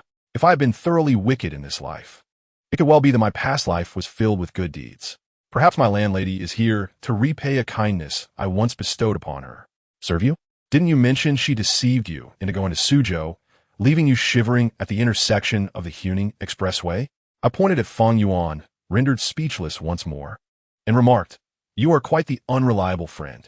Fang Yuan chuckled, stood up, and patted my shoulder, saying, Zhaoyang, perhaps a woman as presence to divert your attention from Jianwei is not entirely a bad thing. Before I could respond, he added, it's nearly 7:30. I have a meeting with the wedding planning company at 8. Let us call it a day for now. As I watched Fang Yuan walk away, I lit another cigarette in a daze, unable to comprehend his words. Why would me, Kai's appearance, divert my attention from Jianwei? Upon exiting the restaurant, I procured a can of beer and, while sipping it, mingled with the throngs of people listening to their laughter and revelry, my thoughts consumed by my own troubles as I made my way home. Upon entering my abode, I was greeted by an enveloping darkness. I flicked on the living room light and surveyed my surroundings, which exuded a palpable desolation. My landlady, Mi Kai, appeared to be absent. Boredom enveloped me, compelling me to plop down on the sofa and switch on the television. Lacking the intoxicating escapism of a night spent in clubs, the night seemed interminably long. I could scarcely recall a time when I found myself, as I do now, like a domestic man, seeking entertainment from the television, only to be met with ennui. It was scarcely 8:30, yet I felt tormented by the tedium, my heart aching with restlessness. I lit a cigarette and sat in a stupor, only to find that a mere 10 minutes had elapsed. The realization struck me. A solitary night could indeed be excruciating. I rummaged through my room to retrieve my guitar and a sheet of music, embarking on a practice session. If there is one activity I relish during the evenings, apart from a hedonistic indulgence of nightlife, it is strumming my guitar to alleviate the monotony. After finishing one song and preparing for another, I was finally met with some noise from outside. The door swung open, and there stood Mi Kai, clutching a handbag, her beauty striking and almost ethereal. Despite some past grievances between us, I am not one to belittle her allure. Indeed, she seems to be a masterpiece crafted in a moment of divine inspiration. I set my guitar aside and, smiling, inquired, "You're back?" "Yes," Mi Kai replied, making her way toward her room. "Stop," I commanded, my tone stern. My boredom, however, fueled a desire to tease her. Mi Kai turned, our eyes locking. "Is there something you need?" she asked. I scrutinized her, increasingly perplexed by the sheer beauty she possessed. Without a filter, I blurted out, "How can you be so beautiful? Surely you must be a creature of enchantment." Mi Kai furrowed her brow and retorted coldly, "Please don't make me feel like I'm inviting a wolf into my den, all right?" I sprang to my feet, feigning indignation. "Miss, you must be mistaken. I was here first. Isn't it a tad inappropriate to suggest I'm the wolf?" Mi Kai dismissed my argument regarding precedence with an icy demeanor. "If you truly believe I'm some sort of enchantress, you're free to move out. I wouldn't object." "Why should I move? This house is mine by right. You are merely a new tenant. Besides, you agreed to stay here, and I've upheld my end of the bargain, remaining home after work like a devoted tenant. So, please refrain from suggesting I relocate," I exclaimed, rising from the sofa to emphasize my point. "I'm your new tenant?" Mi Kai's tone was distinctly displeased. "Indeed, from this day forth, you shall regard yourself as my female tenant. In this dwelling, the one with the greater tenure is the landlord," I replied unapologetically, unperturbed by her discontent. "Do you not find yourself rather dull?" Mi Kai looked at me with an audacious expression. "Moreover, I must remind you that it is unnecessary to impose the designation of tenant upon me, as I have only agreed to reside here for 1 month.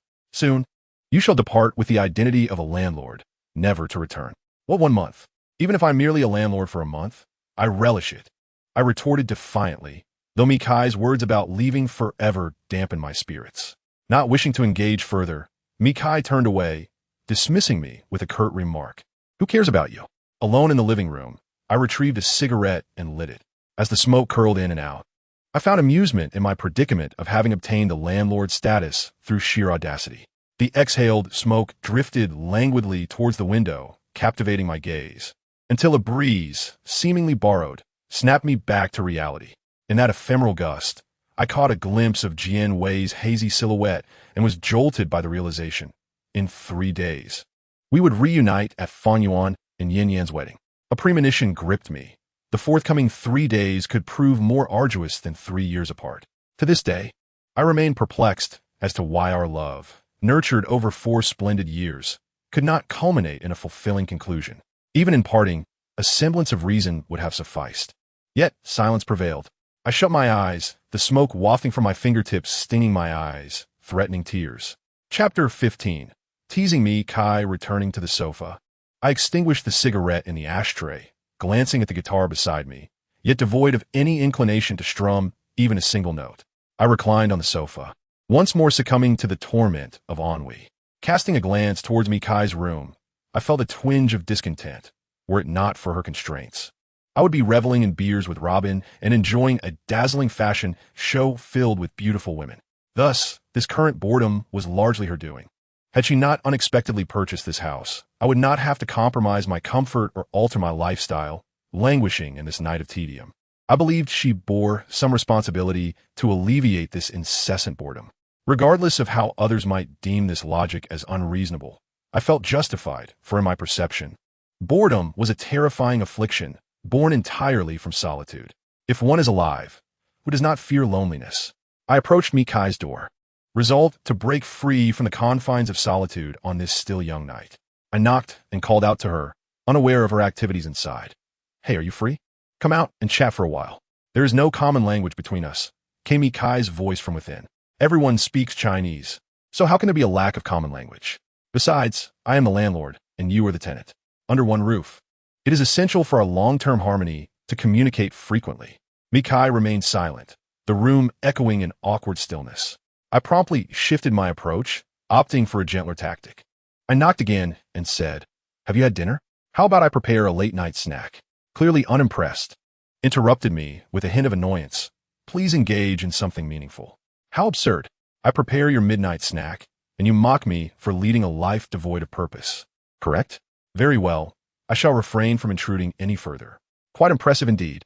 I retreated to my sofa, sulking, yet I was unwilling to accept her dismissive demeanor. Just because I am impoverished and lacking in ambition does not mean I am willing to diminish myself to elevate her lofty stance. I still value my dignity in this life. In a fit of frustration, I retrieved a spoon from the kitchen and placed it on the coffee table, idly flicking its handle, causing it to spin like a top. Half an hour later, the door to her room swung open. She emerged, having changed into a cozy white coral fleece pajama set, striding toward the bathroom, seemingly ready to wash up and rest. I observed her intently, yet she remained oblivious to my gaze. Only when she reached the coffee table did she cast a fleeting glance at the still spinning spoon before halting to regard me. I maintained a stoic expression, responding by furiously flicking the spoon's handle, making it whirl even faster. My trivial antics finally elicited a hint of amusement on's face, though I could not discern whether it stemmed from genuine laughter or derision. "What are you laughing at? Did I not inform you I was going to play with the spoon?" I declared, intensifying the spoon spin.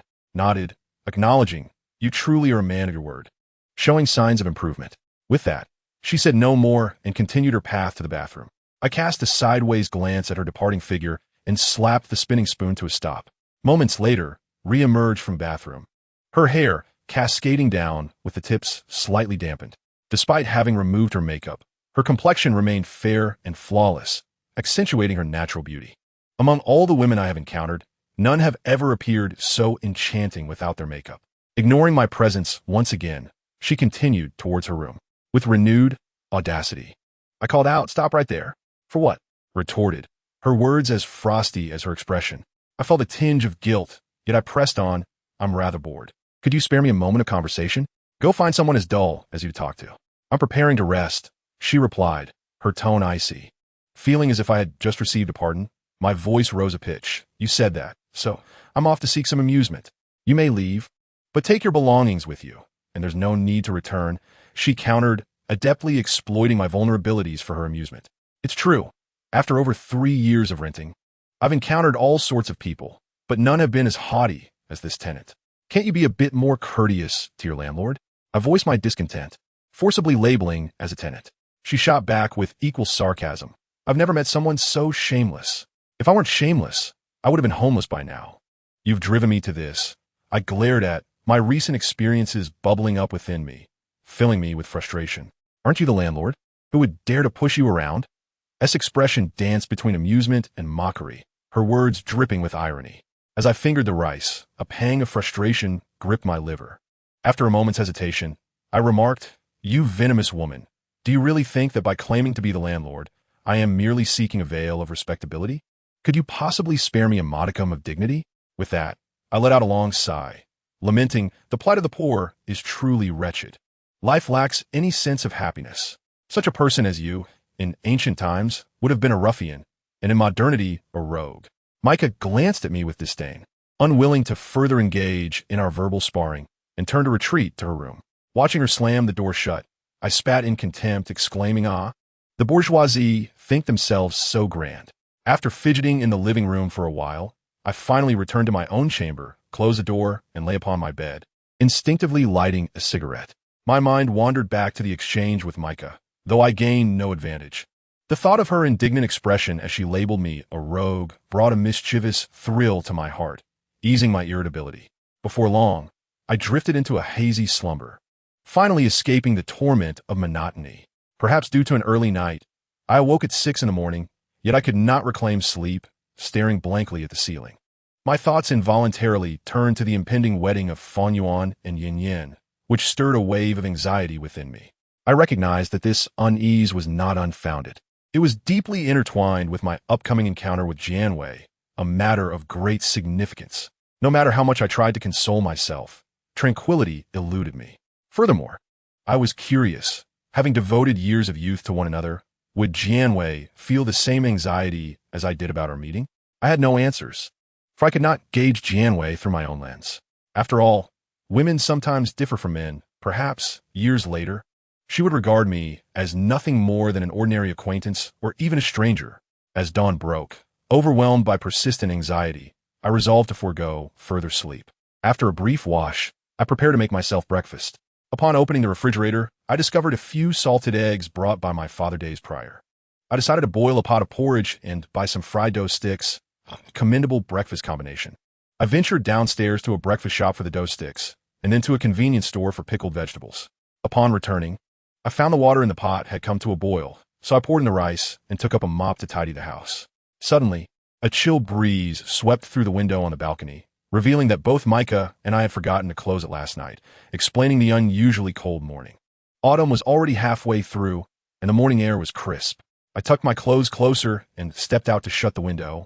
As the first rays of morning sunlight streamed through the glass, lazily cascading upon the colorful foliage below, as if to whisper, "This is a splendid morning." In an effort to immerse myself in this delightful dawn, I closed my eyes and took a deep breath, gradually calming my restless heart. Upon opening my eyes, I beheld Micah emerging from her room, still clad in her pajamas, her demeanor still clouded by sleep. Leaning on the mop, I greeted her with a playful smile. "Good morning, my dear tenant." Mikai seemed reluctant to dwell on the tenant identity I had imposed upon her. She tucked her disheveled hair behind her ears and asked, "Do you always wake up this early?" "Of course not," I lied nonchalantly. "I specifically rose early today to prepare breakfast for you." "Really?" "I was planning to sleep a little longer." "Then why are you up now?" I observed Mikai's feigned ignorance. It was evident she had risen merely to answer nature's call. Yet, I was intrigued by how the words urinate would sound coming from such a beautiful woman as she. Or perhaps she felt too shy to utter them. Regardless of her discomfort, I sought amusement at the day's dawn.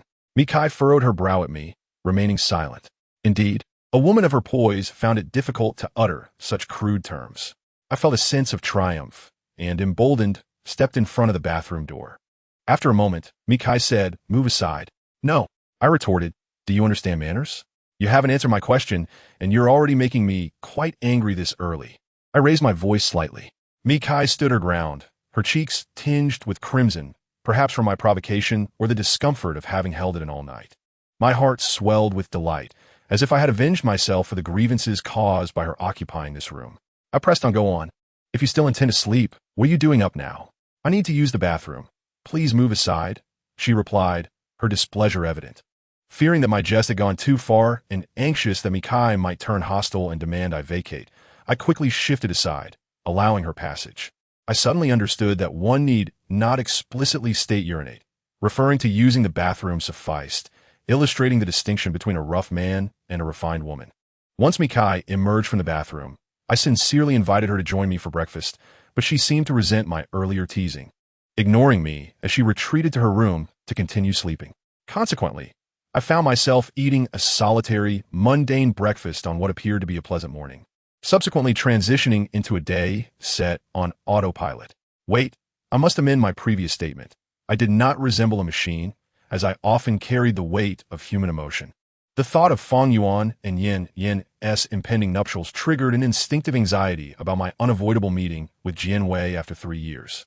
In those moments, I wished fervently to be a soulless machine, for as another day passed, I remained uncertain how to confront Jian Wei upon our reunion. At that moment, the morning sunlight shifted, illuminating the black coat in my wardrobe while extinguishing my emotions, and Jian Wei's visage grew increasingly vivid in my mind. Chapter 16. 2 Shameless Thieves.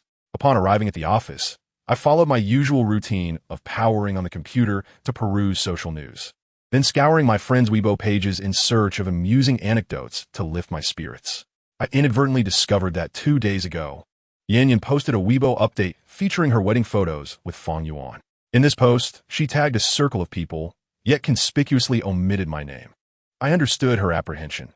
She feared that the fruition of her relationship with Fong Yuan would evoke memories of my own somber ending with Jian Wei. In truth, she need not concern herself so. With a heart full of painful blessings, I can afford to wish them well.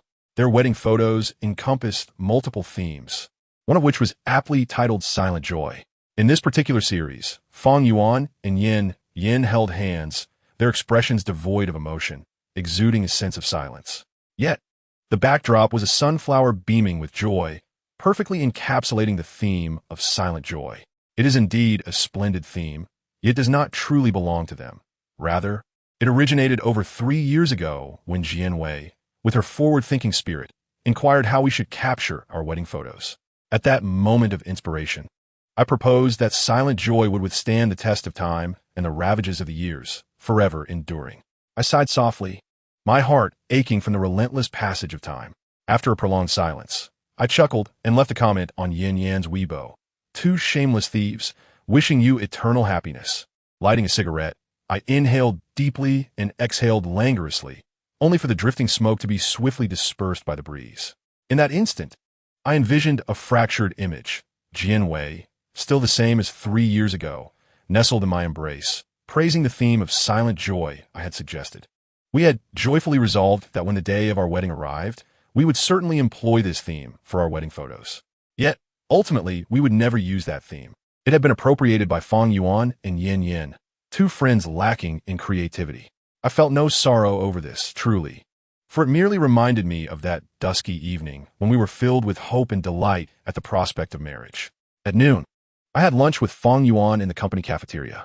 Starting this afternoon, he would embark on a 2-week wedding leave, necessitating the temporary delegation of some responsibilities to me. After 10 minutes of discussing work matters, we transitioned to talk about his impending wedding with Yin. I asked Fong Yuan, have you chosen a bridesmaid for Yin? He nodded and replied, initially, Yin intended to select a female colleague from her company, but now that Jian Wei has returned, she will surely choose her. I was momentarily taken aback, staring blankly for a while before asking Fong Yuan, am I your best man? What? Are you contemplating a last-minute escape? Fong Yuan's expression darkened. What are you two thinking? Have you not considered how awkward it would be for Jian Wei and me? After a brief moment, Fong Yuan seemed to realize, saying, indeed, Yin and I hadn't considered that arranging you both this way would be quite uncomfortable. Just so you know, Jian Wei and I have broken up. It would be inauspicious for us to serve as your best man and bridesmaid. I added, now that you mention it, I do feel a bit apprehensive. He paused and then asked, so, who will step back, you or Jian Wei? You have taken your wedding leave, leaving the burdens of work upon my shoulders. I scarcely have the time to accompany you as a groomsman. Perhaps it would be best for me to withdraw. I contemplated aloud. Very well. It appears there truly is no way to achieve a perfect resolution in this matter. Feng Yuan responded, his words tinged with a hint of regret. I too felt a sense of loss, yet according to the customs surrounding marriage, having a pair of estranged individuals serve as groomsmen and bridesmaid is deemed inauspicious for the couple. After a brief pause, I inquired of Feng Yuan, have you thought of other candidates for the role of groomsman? Feng Yuan wore a reassuring expression and replied, no need to ponder. There's someone readily available. Xiang Chun will suffice. Indeed, Xiang Chun would be an exceptionally fitting choice as Feng Yuan's groomsman. During our university days, the three of us were inseparable, although Xiang Chun, being from Nanjing, returned there after graduation and did not remain in Suzhou with us. Nevertheless, the bond of our revolutionary camaraderie endures. I nodded and asked Feng Yuan. It has been some time since I last contacted him. What has he been up to lately? Feng Yuan sighed. His family's tobacco shop has been thriving these past 2 years. I hear they have opened several branches in Nanjing and are now preparing for corporate operations, even establishing an 800 square meter flagship store. The design fees alone for that flagship store exceeded 300,000, and it certainly exudes sophistication. I exhaled. His father is truly impressive. Even in his twilight years, he has managed to elevate his son to the status of a wealthy heir. Feng Yuan shrugged. This has little to do with his father. You know, his uncle works in the business bureau and wields considerable influence. It was only a matter of time before their tobacco shop flourished. I concur with Feng Yuan's viewpoint. In this society, the disparity between those with connections and those without is significant, exemplified by the stark contrast between Xiang Chun and myself. By the afternoon, Feng Yuan departed from the company, and my workload intensified, culminating in my leaving the office at 8 in the evening. The following day, despite it being Saturday, I found myself laboring once more, primarily to substitute for Feng Yuan in overseeing the establishment of a special counter at our mall. I had been coordinating with the visiting delegation and adjusting the project proposal according to their requirements. In just 2 days, I felt utterly overwhelmed and increasingly frustrated, which made me realize that compared to Feng Yuan, my work capabilities were somewhat lacking. At least he navigated such situations with remarkable ease. At 9 o'clock on Saturday evening, I boarded the last train home, my weary body dragging along. However, my mood did not lighten with the prospect of a day off. My thoughts were consumed by the upcoming wedding of Feng Yuan and Yin Yan. While I was genuinely delighted for their union, I was reluctant to encounter Jian Wei in such a celebration adorned with symbols of joy. This reluctance grew stronger with the passage of time, as I perceived Feng Yuan and Yin Yan's wedding as a cruel lash and interrogation for both Jian Wei and me. Perhaps Jian Wei would remain indifferent to such scrutiny, but I, for one, truly cared. Upon returning to my residence at 9:30, I did not immediately wash up or rest. Instead, I settled onto the living room sofa, instinctively lighting a cigarette, subsequently drowning in a sea of anxiety, even forgetting to play a soothing tune on my guitar to alleviate my distress. I sipped a glass of cool water, reclining on the sofa, staring blankly at the ceiling. Moments later, I heard the sound of the door opening. I knew it was Mi Kai returning home. In recent days, she had been coming back later than I, perhaps indulging in her own nocturnal escapades, though that mattered little to me. The lingering scent of smoke in the room caused Mi Kai to wrinkle her brow. She approached me and said, "Could you refrain from smoking in the living room?" I was indifferent to her reproach and replied nonchalantly, "What's wrong with smoking in the living room? I haven't invaded your bedroom. The living room is off limits too. I don't want to walk in every day to a haze of smoke." Mi Kai retorted sharply. "Then I suppose I can't just open a window while I smoke. The breeze will disperse it soon enough," I suggested, trying to maintain my composure amidst my anxiety. "That won't do either. From now on, you can only smoke outside. It is prohibited within this apartment." I sat up from the sofa, frowning as I responded, "If that's the case, what else is forbidden? Do you think of me as a child? I've lived in this place for over 2 years, and I've smoked in every corner, including the room you now occupy, and even on the toilet." After my outburst, Mi Kai surprisingly remained calm and said, "If you're so dissatisfied, then find your own place to live. You can smoke on the roof if you wish. No one will stop you." I fell silent, feeling frustrated at being cornered, yet unable to resist. I wished I could become affluent enough to purchase this apartment, then arrogantly smoke on the roof. After a moment, I crumpled the cigarette box into a ball and angrily tossed it into the trash bin, glaring at Mi Kai as I declared, "I won't smoke anymore." "Are you satisfied?" Mi Kai calmly looked at me and asked, "Little master, weren't you just calling yourself a child?" I retorted angrily, "Nonsense. It's you who treats me like a child. When did I ever say I was one?" Mi Kai chuckled, shrugged, and turned to walk into her room. It took me a while to realize she had ensnared me in a trap, unwittingly leading me to acknowledge myself as her grandchild. I suddenly felt an impulse to unleash a torrent of blood upon her room. It was utterly infuriating to be bullied like this. After freshening up, I returned to my own room, firmly closing the door behind me. I found another pack of cigarettes, opened it, lit one, and then opened the window, lying back on my bed to smoke. After a prolonged silence, the phone rang unexpectedly. I was momentarily stunned and only reached for it as the ringing neared its end. Upon answering, I heard the familiar voice of Yin Yin. Zhao Yang, are you asleep? I'm lying down, but not yet asleep, I replied. Yin Yin sighed. You're lost in thought again? Single men are truly pitiable. Call me back in a bit. I need to go to the bathroom and cry for a while. I responded testily, as Yin Yin, like Feng Yuan, had a knack for making one feel utterly despondent. Yin Yin chuckled and said, All right, let us talk business. Go ahead. I replied, taking another puff of smoke. I'm currently with Jin Wei. She's staying at my place tonight. Yin Yin whispered to me. I struggled to steady my heartbeat and feign calmness as I asked, Aren't you with Feng Yuan anymore? Are you foolish? Of course. I'm in my own home right now. After sweetly expressing her sentiments, she added, Wait until my husband arrives tomorrow to marry me. Oh, should you exchange a few words with Jin Wei? She is currently chatting with my parents in the living room. Yin Yan's voice dropped even lower. I was left speechless. Suddenly, another voice came through the phone. Yin Yin, what are you up to? Then, the call abruptly disconnected, yet I hesitated to end the call, recognizing Jin Wei's voice. Eventually, the call was automatically terminated, and shortly thereafter, Yin Yin sent me a text. You heard Jin Wei's voice just now, didn't you? It scared me to death. I was secretly calling you behind her back.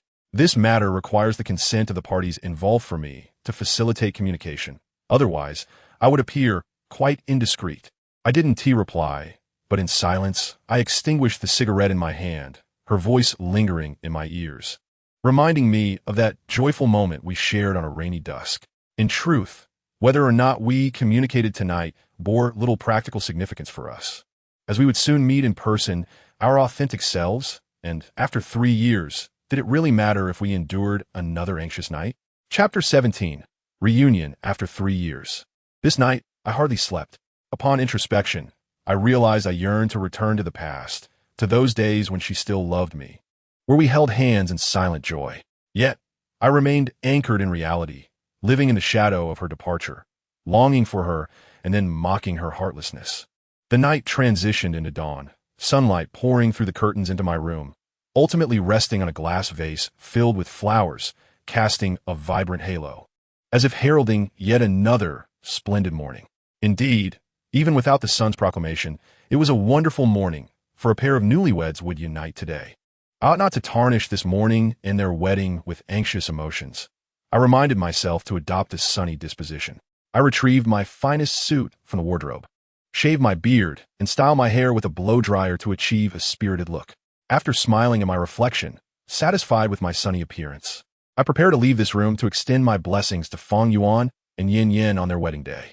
Around noon, I, along with a crowd of guests, awaited the arrival of the wedding procession outside the hotel, as well as Jin Wei, who was to accompany Yin Yin as a bridesmaid. The wedding caravan was delayed, reportedly caught in traffic, which felt like torture to me.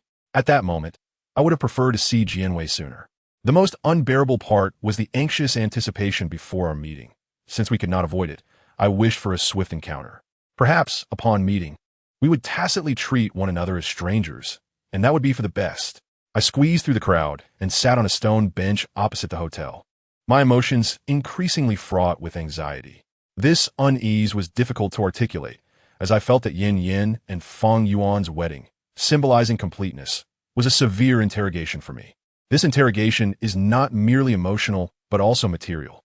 Why is it that, having graduated from the same institution as Feng Yuan and starting from the same point, he has achieved modest success and found love, while I remain in a state of despair, living a transient life burdened by debts? Amidst this self-examination, my heart is filled with an unbearable loneliness and disappointment. At this moment, I truly wish for a woman to accompany me, to help mask these feelings of solitude and loss, allowing me to present at least a semblance of happiness as I extend my best wishes to Feng Yuan and Yin Yin.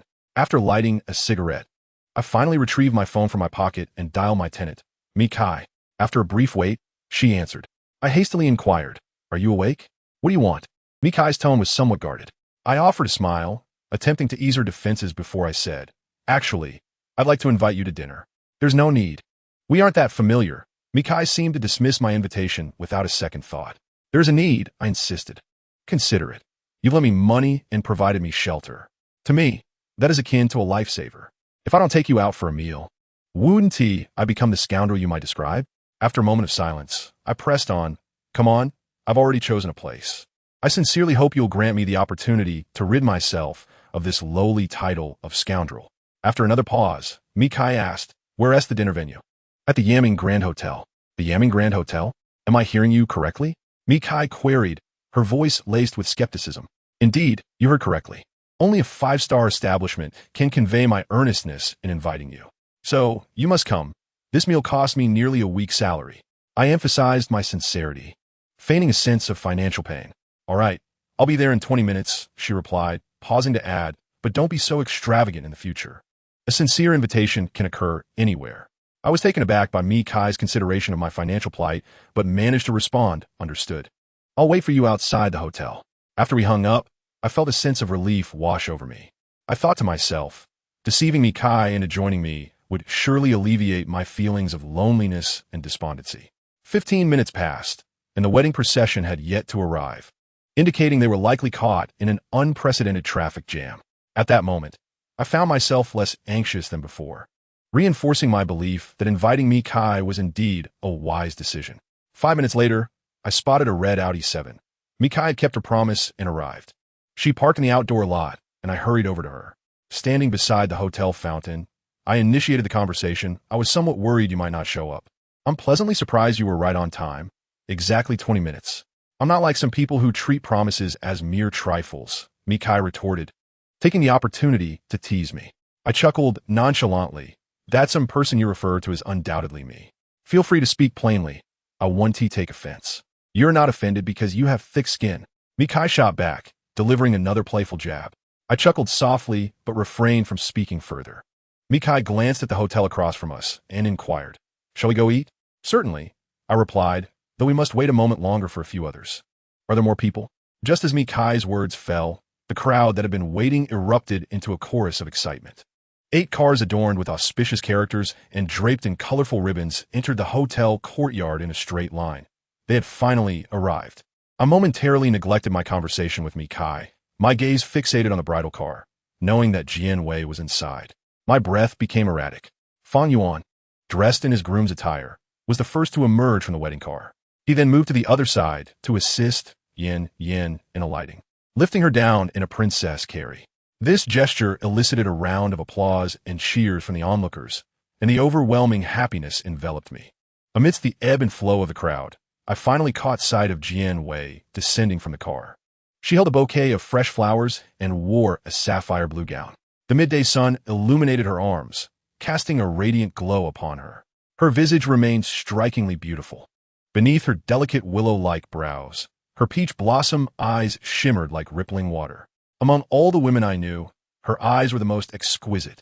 Jian Wei handed the flowers to Yin, cradled in Fang Yuan's embrace, and joined in the applause and cheers from the crowd. Yet she did not cast a glance in my direction, perhaps entirely oblivious to my presence at that moment. I remained silent for quite some time, took a deep breath, and addressed the somewhat bewildered Mikai beside me. My friends have arrived. Let us go in and dine. Mikai's expression was icy. You came here for your friend's wedding, not to sincerely invite me to dinner, did you? I am quite sincere. It's just that there are a few more people. You scoundrel, Mikai retorted, retrieving her car keys from her handbag and turning towards the vehicle parked not far away. I cannot allow Mikai to leave. Yes, I had deceived her, but such deception bore no harm. At the very least, she could enjoy a sumptuous feast. Having come this far, it seemed unreasonable for her to depart. I reached out and grasped her arm, my tone growing heavy with frustration. Why must you be so pedantic? What is wrong with inviting you to a friend's banquet? Just indulge yourself. It won't cost you a thing. Mikai struck me with her bag and continued walking, saying, let me reiterate, I despise being deceived. From this moment on, I wish to sever all ties with you, this charlatan. Please vacate my residence immediately upon your return. Although I had not anticipated such a vehement reaction from Mikai, I still held her firmly, unwilling to let her go. In the midst of our tugging, a figure appeared before us. My grip on Kai's arm tightened as I looked up at the newcomer, my heart racing wildly. Standing opposite us was none other than Jianwei. At this moment, 3 years later, we finally stood face to face. Chapter 18. A Profound Confession. The water in the fountain cascades down the immense sculpture, and within the soothing sounds of the flowing water, I, along with the peculiar trio of Kai and Jianwei, exchanged glances, enveloped in an uneasy silence. Finally, Jianwei broke the stillness with a smile, addressing me. "Long time no see, Zhao Yang." I merely responded with a single word, fearful that too many utterances would betray the tremor in my voice, and even more terrified that she might discern my apprehension. Jianwei merely smiled at my response before turning to Kai and inquiring, "Is she your girlfriend?" It was at that moment I realized I was still gripping Kai's hand tightly, too preoccupied to release her. I thought to myself, if Kai were indeed my girlfriend, it would be sufficient proof that I had fared reasonably well since parting with Jianwei, at least not succumbing to the solitude of a lonesome existence. Instinctively, I did not wish for Jianwei to witness my disheveled life, and driven by this instinct, I found myself nodding at Jianwei, affirming, "Yes, she's my girlfriend." Upon uttering those words, I nervously glanced at Kai, fearing she might expose the ruse and turn me into a laughingstock. Michai frowned in silence, seemingly torn between showing mercy and seizing this perfect opportunity for revenge against me. I hastily urged Kai, "Don't you have urgent matters to attend to at work? You should go, and I will explain to my friends later. They will understand." Kai, with a swift motion, wrenched her hand from mine, seemingly eager to escape this situation, leaving without a word as she turned toward her car. The red sedan zipped past, sending a gust of air that seemed to carry Kai's fury, and it was evident that I had truly angered her. The fountain continued to flow, leaving only Jianwei and me in its wake. I lit a cigarette, inhaling deeply, feigning a nonchalant demeanor as I lamented, "Sigh, she's just so busy, always occupied." "Is that so? But your girlfriend does seem rather lovely," Jianwei remarked. "What do you mean by does seem lovely?" "Of course she is." I straightened my posture, dissatisfied with Jianwei's wording. Jianwei scrutinized me for a moment before finally stating, "Zhao Yang, you remain unchanged." "What do you mean?" Before I could receive an answer, the best man, Xiang Chun, waved from a distance, informing Jianwei that the MC was looking for her and that she needed to participate in a wedding segment. Jianwei acknowledged Xiang Chun and glanced back at me, asking, "Aren't you coming in for the luncheon?" I finished my cigarette, watching Jianwei's departing silhouette, my heart heavy with melancholy. I yearned to tell her. She was right. I indeed had not changed. I still cherished the days we shared. I remember that day when I could not meet her family and had to hide in the corner to bid her farewell. I recalled her tearfully waiting on the car window with her lipstick, as I watched from a distance until those 2 words faded from my sight, accompanied by tears that she would never witness. Immersed in these memories, I even felt an overwhelming urge to rush over and embrace her, to confess my enduring love.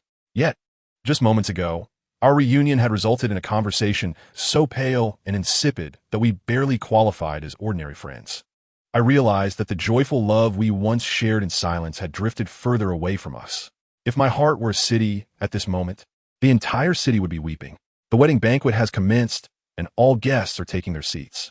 My colleagues and I find ourselves seated somewhat towards the rear, while Jianwei, Xiang Chun, and the bride and groom occupy the foremost table. I strive to resist the urge to glance at Jianwei, yet I am utterly unable to control myself. It is indeed absurd. How could I suppress the impulse to think of a woman who has haunted my nights for 3 years, when she is but a stone's throw away? My colleagues engage me in conversation, yet my mind wanders as I seek any reason to glance in Jianwei's direction. Throughout the evening, Jianwei does not bestow upon me even a fleeting glance. Instead, she converses with Xiang Chun, sharing laughter and smiles that indicate a delightful camaraderie. The mood appears to be bright for her. The host encourages Fang Yuan and Yin Yin to engage in intimate interactions, and the guests erupt in cheers. I remain silent, drinking cup after cup of wine. In a moment of haze, Xiang Chun approaches me with a glass in hand. I raise my own glass and down its contents. As he reaches me, I pour myself another full glass and call out to him, "Xiang Chun, little brother, come over and take a dive." He chuckles and replies, "Who S diving is still up for debate. How many are you planning to drink this time?" The notion of diving, a remnant from our university days, signifies our youthful bravado, where we would drink until one of us succumbed to the ground. The last one standing would playfully refer to the fallen as grandchild.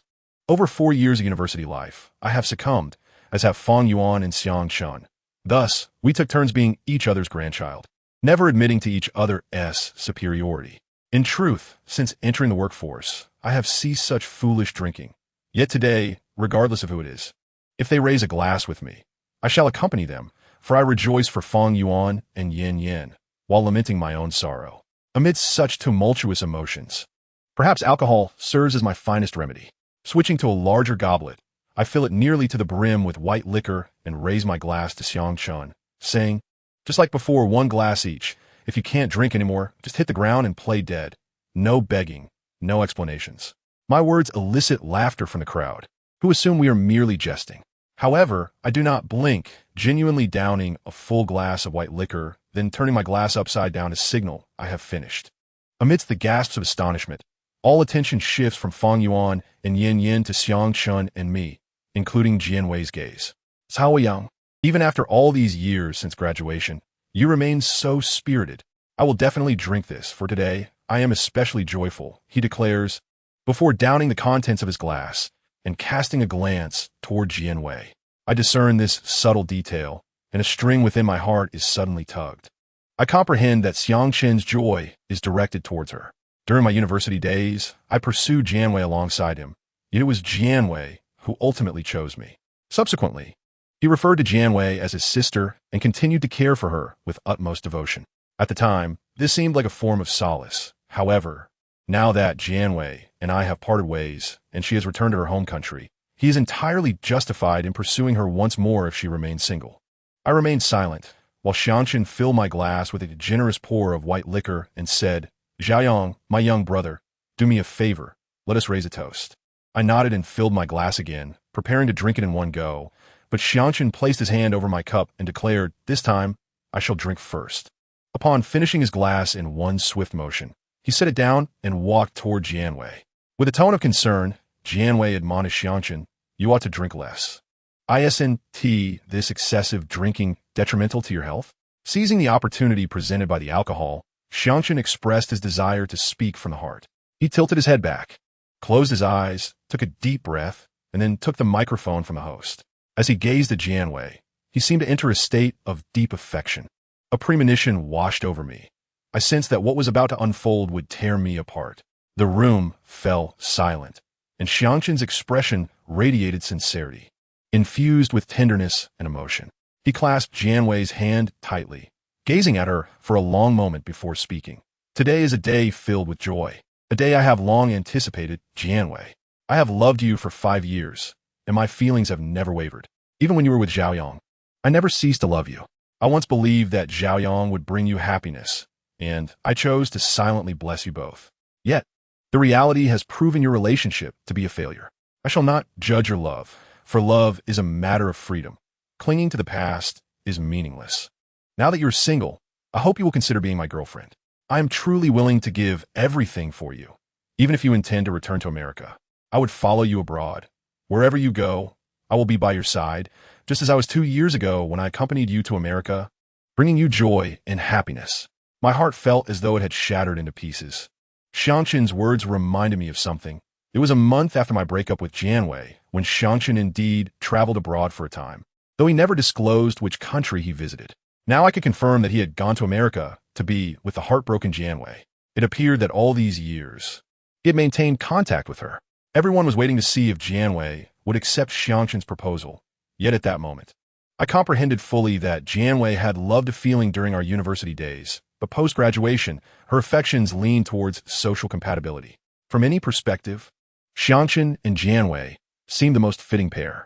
I thought to myself, perhaps I already knew Jianwei's forthcoming answer to Xiangchen. Amidst the agonizing pain, I seem to recall the day I bid her farewell when she tearfully inscribed the word waiting on the car window with her lipstick. Chapter 19. Castle in the Sky. Jianwei exchanged a glance with Xiangchen, her expression inscrutable to others. Xiangchen produced a meticulously prepared gift box from his pocket and opened it to reveal a necklace adorned with crystals and diamonds. The lighting technician extinguished the lights in the hall, casting a brilliant spotlight on Xiang Chun and Jian Wei, whose silhouettes appeared resplendent, while I languished in the shadows, feeling the weight of my own insignificance. This exquisite crystal diamond necklace, crafted by the finest jewelry designer in the country, is a one-of-a-kind creation. I named it Beloved, symbolizing my most sincere and pure love for you. Like diamonds and crystals, it embodies a devotion untainted by materialism. Please grant me the opportunity to adorn you with it. I wish to convey to Xiang Chun that he is mistaken. Wealth alone can procure a crystal diamond necklace for any woman. Yet the genuine purity and sincerity that arise from love stem from the heart, independent of any material possession. Yet, how many women would truly believe such a pure truth? The brilliance of diamonds has long since dazzled their eyes. Ultimately, I refrained from contradicting Xiang Chun, retreating further into the fortress of my heart, which continued to shrink. Everyone present was moved by Xiang Chun. They applauded, encouraging Jian Wei to accept his declaration of love. Jian Wei glanced into the darkened corner and, after a moment of silence, nodded in agreement. The applause and cheers grew ever more fervent as Xiang Chun, filled with excitement, adorned Jian Wei with the necklace. At that moment, amidst the wedding of Fang Yuan and Yin Yin, a pair of lovers solidified their bond, a joy upon joy. At this juncture, apart from me, no one recalled the rainy dusk when we vowed to capture a series of wedding photos themed Silent Joy. As the banquet neared its conclusion amidst the crowd's exuberance, the guests exchanged farewells. I staggered out of the hotel alone. The sunlight outside was brilliant, blinding me, and I leaned against a nearby pillar, squinting at the blue sky and white clouds. In my drunken haze, I imagined the fortress of my heart soaring into the sky, merging with the azure expanse, gradually becoming crystalline and translucent, devoid of any loneliness or pain. Dressed in her wedding gown, Yin Yin, along with Fang Yuan, supported me as I swayed unsteadily. Yin Yin, with a hint of remorse, said, "Xiaoyang, I'm so sorry. We truly had no idea Xiang Chun would confess to Jian Wei at our wedding. You must be feeling terrible. I apologize." I chuckled. "I'm not sad. How could I be sad?" Then I asked, "By the way, did you see my fortress soar into the sky, hidden in the sunlight, crystalline and translucent?" I mumbled, pulling a thin, transparent film from the cigarette pack and placing it over my eyes, searching for that sky city. Yin Yin and Fang Yuan exchanged glances, and Fang Yuan removed the film from my hand, saying, "Stop talking nonsense. I'll call a driver to take you home. There is no need for such trouble. I can manage on my own. I'll take a taxi," I replied, freeing myself from their grasp and making my way to the street. As I stumbled forward, I spotted Jian Wei supporting the inebriated Xiang Chun approaching from the opposite side. She rummaged through Xiang Chen's pocket for the car keys, then opened the door of a black Land Rover. Fang Yuan and Yin Yin hurried over to assist Jian Wei in helping Xiang Chun into the vehicle. In truth, witnessing such a scene does not evoke sorrow within me. At least I'm still able to stand, albeit precariously, while Xiang Chun lies intoxicated and unconscious. This time, he has succumbed. He is the grandson, and I am the grandfather, solitary figure burdened by grief. I remain rooted in place, observing as Jian Wei starts the car, carrying Xiang Chun toward the splendor of the city. This afternoon, I found myself seated on the verdant embankment by the moat, consuming cigarette after cigarette until none remained. I closed my eyes and reclined, feeling the autumn breeze caress me. Despite having indulged excessively in drink, the profound anguish within me prevented me from succumbing to slumber. Instead, the pain intensified, magnified by a peculiar clarity that accompanied my inebriation. The past, when she fervently etched her expectations upon the car window, now juxtaposed with her silent acceptance of Xiang Chen's declaration of love, flickered rapidly in my mind, threatening to tear me apart. I clutched my head in agony, curling up and weeping softly. The torment in my heart became increasingly unbearable, and I contemplated the end of my existence, longing to pursue that ethereal city which had detached itself from my soul, transforming into a shimmering castle in the sky, summoning the remnants of my strength. I retrieved my phone from my pocket and dialed the most recent call on my records. After a prolonged silence, the call connected, and Mikai's resolute voice echoed in my ear. "This time, regardless of the excuse you conjure, I will no longer indulge you. You must move out today. I refuse to harbor a deceiver in my home." I chuckled softly, my tone surprisingly calm as I replied, "If you have a moment, please come to the moat. My seemingly nonsensical request only fueled Mikai's anger, and she retorted sharply, "Why should I go?" I implored her, "Hurry, stop me. I'm about to jump into the river. I truly will." Without waiting for her response, I tossed my phone into the moat, for I was not deceiving her. Under the influence of alcohol and despair, I felt numb, genuinely yearning to seek that crystalline city in the sky. A gentle breeze wafted in, yet before I could take a step, the accumulated effects of the alcohol surged within me. Glancing up at the dizzying azure sky, my body suddenly weakened, and I collapsed on the ground, slipping into unconsciousness. When I awoke, darkness had enveloped the surroundings. The streetlights along the moat had flickered to life, their reflections dancing upon the water surface. The distant honking of cars echoed on the road beside me, and amidst the dual stimuli of sight and sound, the blurred world became startlingly clear. A throbbing headache assailed me as I gazed vacantly at the myriad stars twinkling in the sky. A soothing fragrance, reminiscent of a woman's essence, mingled with the autumn night breeze wafting into my nostrils. Turning my head, I discovered Kai seated beside me, her coat draped over my shoulders. I rose from the ground, and it was only then that she realized I had awakened. "You're awake," she remarked. "What brings you here?" We spoke almost in unison. A fresh gust of night air swept by, causing the already yellowed maple leaves to fall into the nearby river, drifting along with the starlit reflections. We both gazed at the water-esque surface, and after a moment, Kai finally answered my earlier question. "I came to see if you were dead." "What nonsense about death?" I replied. I inquired with a sense of confusion, having long forgotten the incident of calling Kai before my slumber. "So, you are deceiving me again, are you not?" I exclaimed, utterly perplexed by your words. Kai, maintaining her composure, replied, "You called me at noon, expressing a desire to leap into the river. If you have any doubts, you may refer to your call log." "Allow me to check," I said, as I began to search my pockets. "Oh, where's my phone?" Looking back at the river, I finally recalled that, in a fit of impulsiveness, I had tossed my phone into the moat, and with that, my memories resurfaced, confirming that I had indeed called Kai at noon, frantically declaring my intention to jump into the city's protective waters. Feeling a twinge of remorse, I said to Kai, "I apologize. I had consumed too much alcohol at noon and was speaking in drunken folly. I assure you, it was not an attempt to deceive you."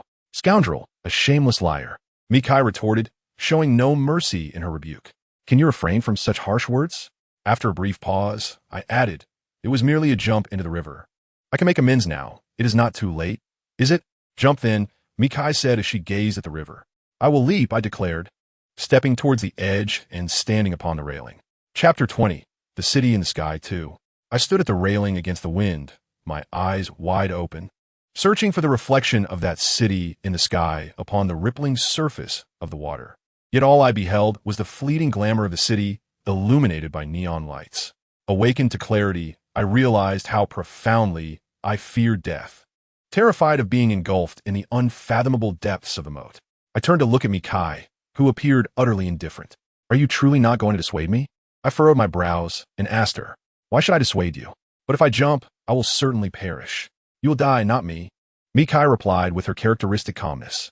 In a fit of anger, I leaped down from the railing, exclaiming, "I did not misjudge you at all. You are a venomous woman, willing to let others perish to fulfill your own ambitions. I have no ulterior motives. You were the one who expressed the desire to jump into the river," Kai stated with unwavering composure. My anger intensified as I pointed at her, imploring, "Can you not so matter-of-factly push me toward my demise? I distinctly recall calling you to dissuade me from jumping, according to the script I had envisioned. Your role should not unfold in this manner. When I arrived, you were lying there like a corpse, clearly not intending to jump. Why did you then take the unnecessary step of calling me? Is it amusing to toy with me?" A hint of anger finally surfaced in Kai's words. I felt a sense of frustration. In that moment of impulsiveness, I truly contemplated the leap. Yet fate had other plans as the effects of the alcohol surged, causing me to doze off. Unsure how to explain myself to Kai, I resorted to speaking hastily. I genuinely wanted to jump into the moat just before leaping. I recalled that I still owed you over 10,000 yuan. My demise would be inconsequential, yet who would repay that debt? Thus, with a resolute heart, I refrained from jumping, for I am a person of conscience, with moral boundaries, and would never commit the disgraceful act of abandoning my debts. Such a tragic sentiment. Mikai observed me with a half-smile. Is it truly a tragedy? You cannot fathom the depth of my struggle. On one hand, there lay the promise of liberation and death, and on the other, the relentless pangs of conscience from unpaid debts. What a daunting choice. Ultimately, I painstakingly resolved to uphold my moral integrity, and thus, I remain alive. I articulated this with exaggerated expression. Mikai, seemingly unwilling to indulge in my ramblings any longer, rose from the ground and prepared to depart. Wait, I called out to her. What now? Mikai's tone was laced with impatience as she donned the coat that she had previously draped over me. Have you been sitting here watching over me since this afternoon? I came to collect your body, not to offer you counsel, which is why I arrived at dusk. Mikai replied with her characteristic calmness. Who are you trying to fool? You come to collect my corpse, yet help me with a coat? I countered with a knowing smile, exposing her deceit. Mikai turned to me, her gaze cold as she stated, a corpse is always covered with something to conceal its visage. Surely, you must know this?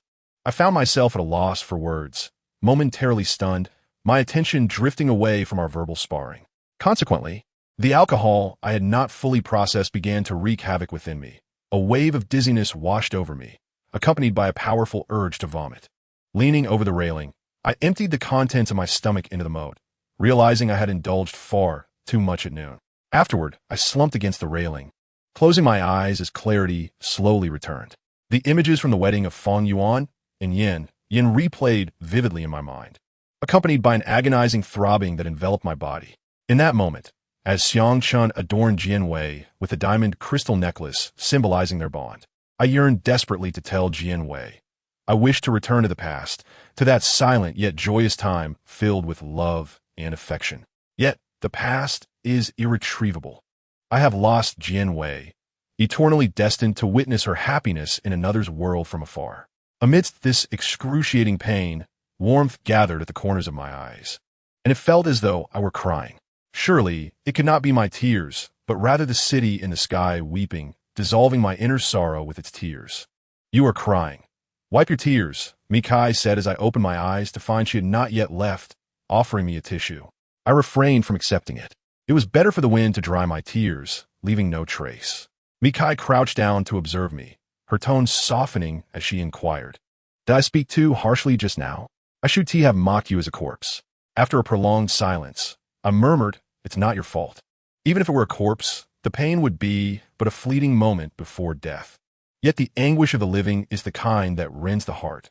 Do you understand this? Mikai shook her head and replied, I do not comprehend.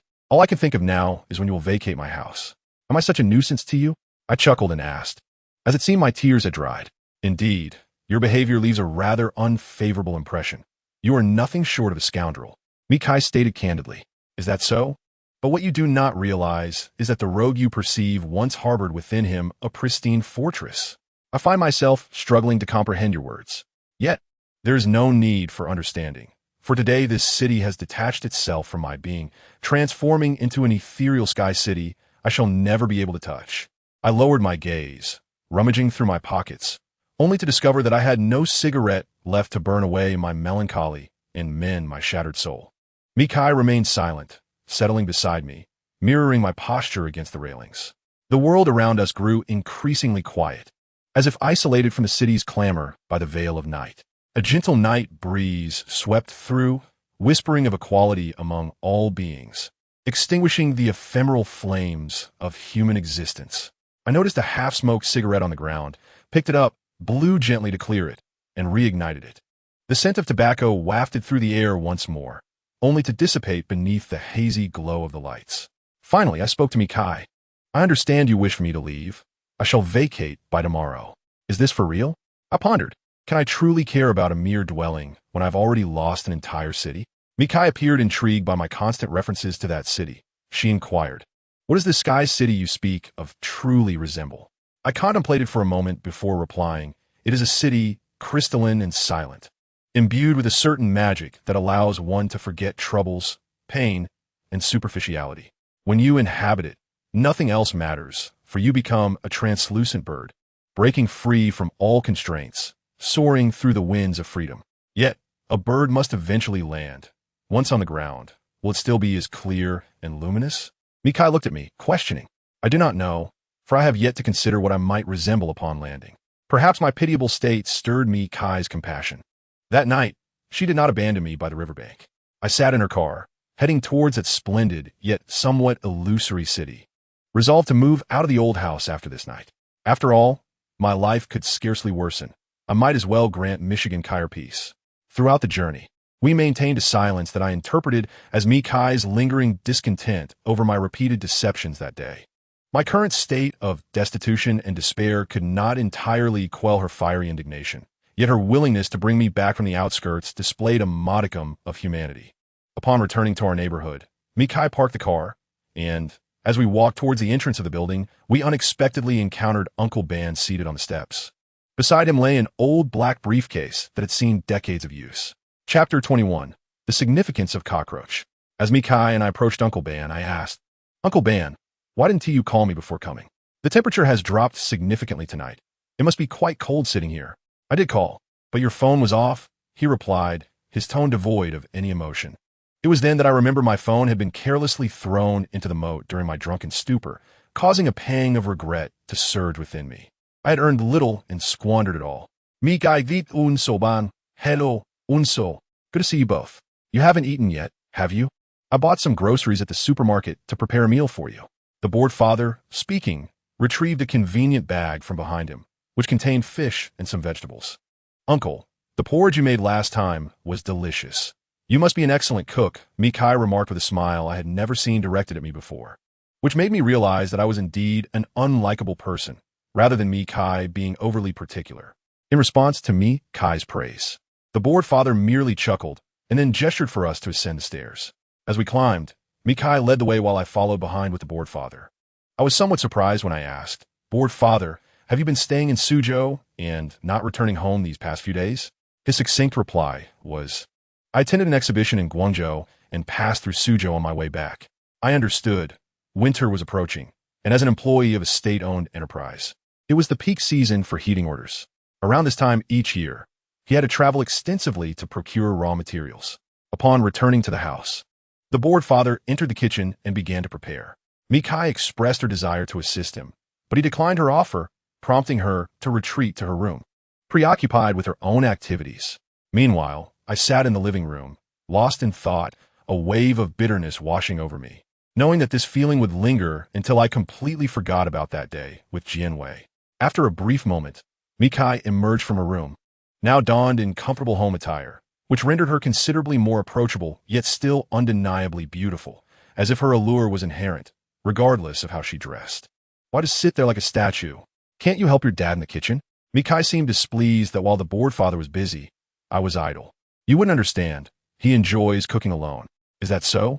"He finds joy in the act of cooking, and others' assistance merely robs him of that pleasure." "Oh, then his cooking must be exceptional?"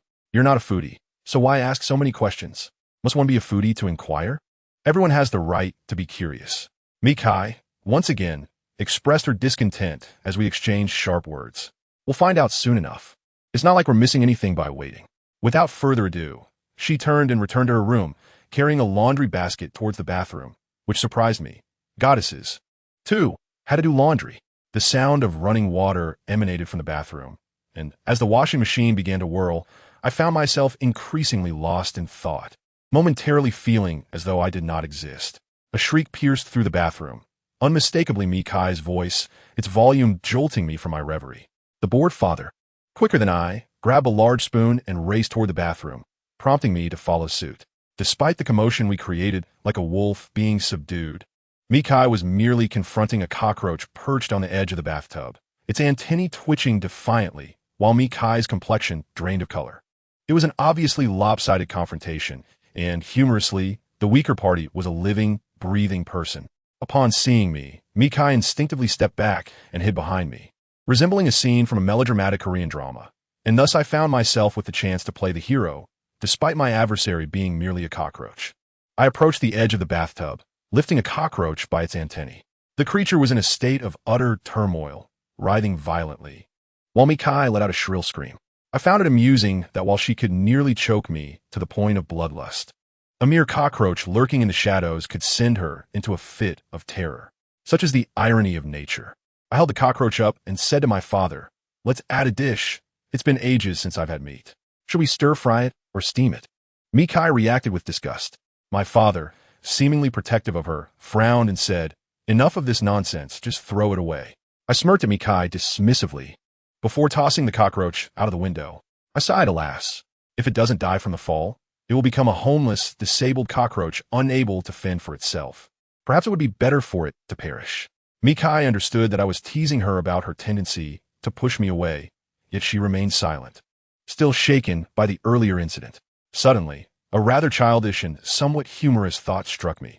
If wealthy individuals were as terrified of cockroaches as Mikai, I could easily amass a fortune by extorting them with a pocketful of the creatures.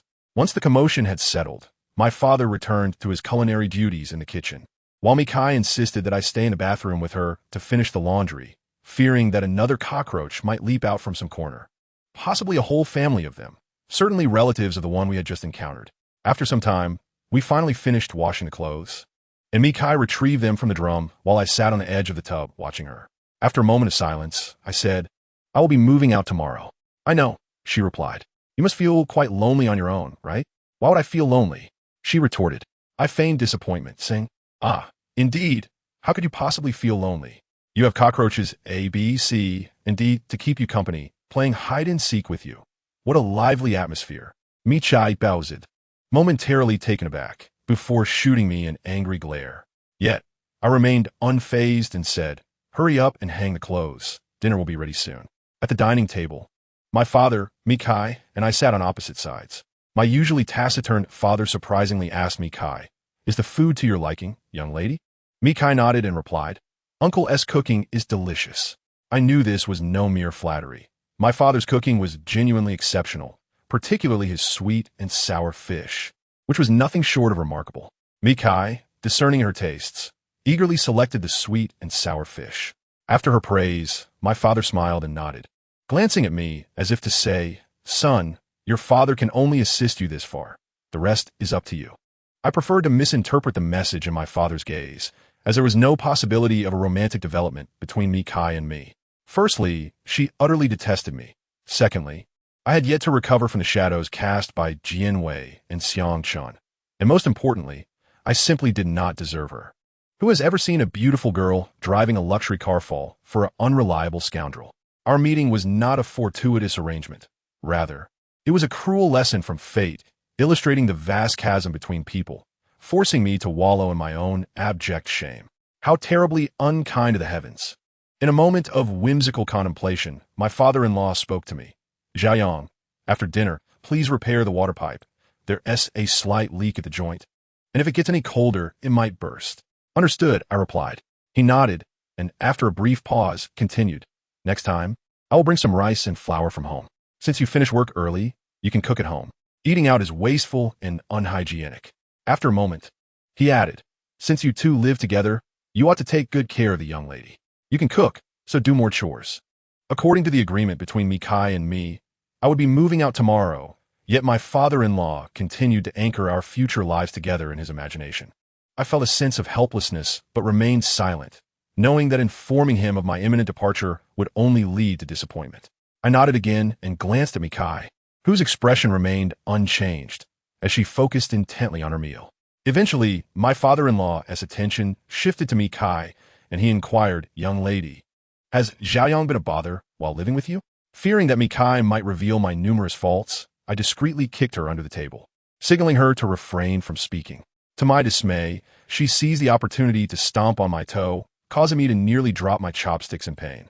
Uncle, he is quite good, but he has a penchant for smoking indoors, which he refuses to change. Mikai revealed my faults with a mix of praise and criticism. My father-in-law regarded me with a stern expression, and I pretended not to notice, though his gaze remained piercing and relentless, while Mikai wore a look of malicious delight. I will change, I conceded reluctantly, yet I felt such compromise was utterly meaningless. Mikai was rather tedious. I was about to move out, so why should I argue over smoking indoors? Once this minor incident passed, my father-in-law seemed in good spirits and requested I fetch the glutinous rice wine he had brought last time. I poured him a glass and asked Mikai, would you like a little to drink? She pushed her empty glass forward, indicating her desire for a sip. I poured her a modest amount, and then filled my own glass. Thus, The three of us gathered around a modest table, sharing a dinner imbued with familial warmth on this night, illuminated by countless lights. Do not misunderstand.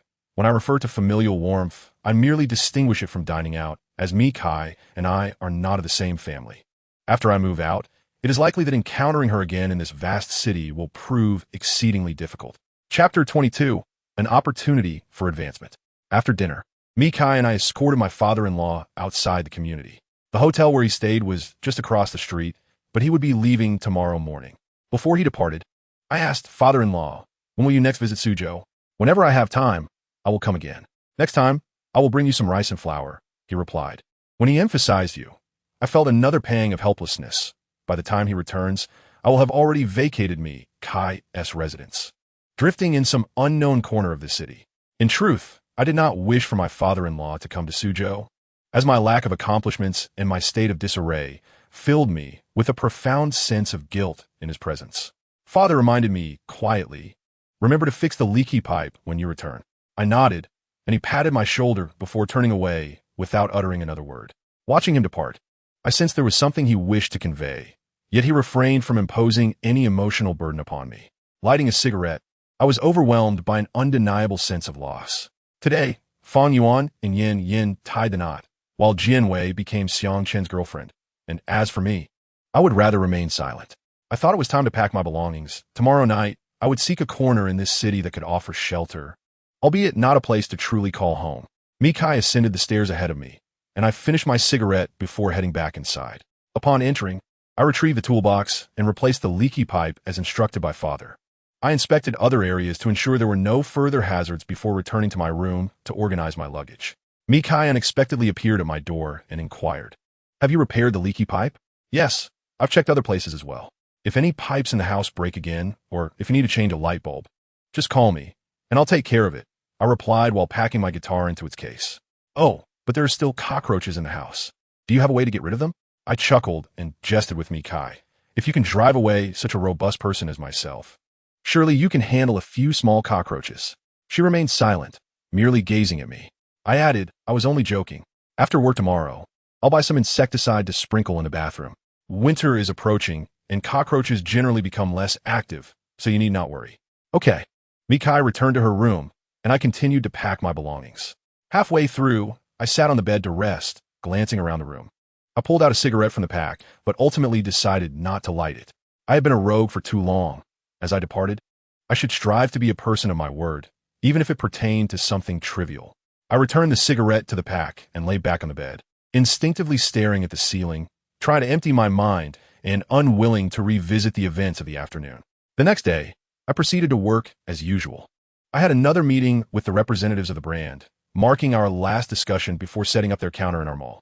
If all went well, I would briefly gain a respite, as I had been working beyond my limits ever since Fang Yuan entrusted me with this responsibility. Standing in the mall's plaza, I negotiated the advertising space with the brand representatives.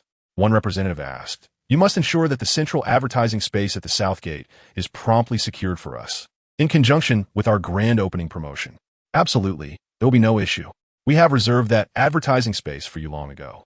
Your presence will undoubtedly enhance the operational caliber of our mall, and our premium resources will be prioritized for esteemed international brands like yours," I assured him. Nodding, the representative replied, "We are willing to partner with your mall because we recognize your sincerity in the proposal. Suzhou's upscale shopping centers are not limited to just your Bally department store." Indeed, I acknowledged with a brief response, yet I was reluctant to indulge in excessive flattery. The representative accompanying me wandered through the mall, suddenly pausing to observe a promotional poster placed in the center of the aisle. "Miss Zhao, what is it?" I inquired, somewhat puzzled, as she scrutinized the series of promotional images featuring Li Yao. "What do you think of this model?" she asked me. She possesses a strong camera presence and remarkable versatility. Her aura and appearance lean towards an international appeal, adept at artistically crafting the advertising image for our products. Moreover, she has a quarter Italian heritage, I replied candidly. "What a coincidence. We are indeed an Italian brand. Are you quite familiar with her?" Miss Zhao inquired. I hesitated before responding. "I suppose we are friends." Miss Zhao nodded and continued to appraise Lu Yao's image on the poster, then remarked, "I believe her aesthetic aligns perfectly with our product positioning. Please contact her to assist us in shooting a series of promotional posters for our opening." I found myself in a quandary, stating, I fear that may not be possible. She is currently filming in Hongdian and likely will not have time in the coming months.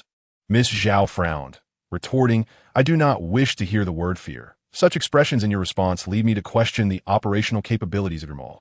We have reached this stage in negotiations, and I hope trivial matters do not jeopardize our collaborative relationship.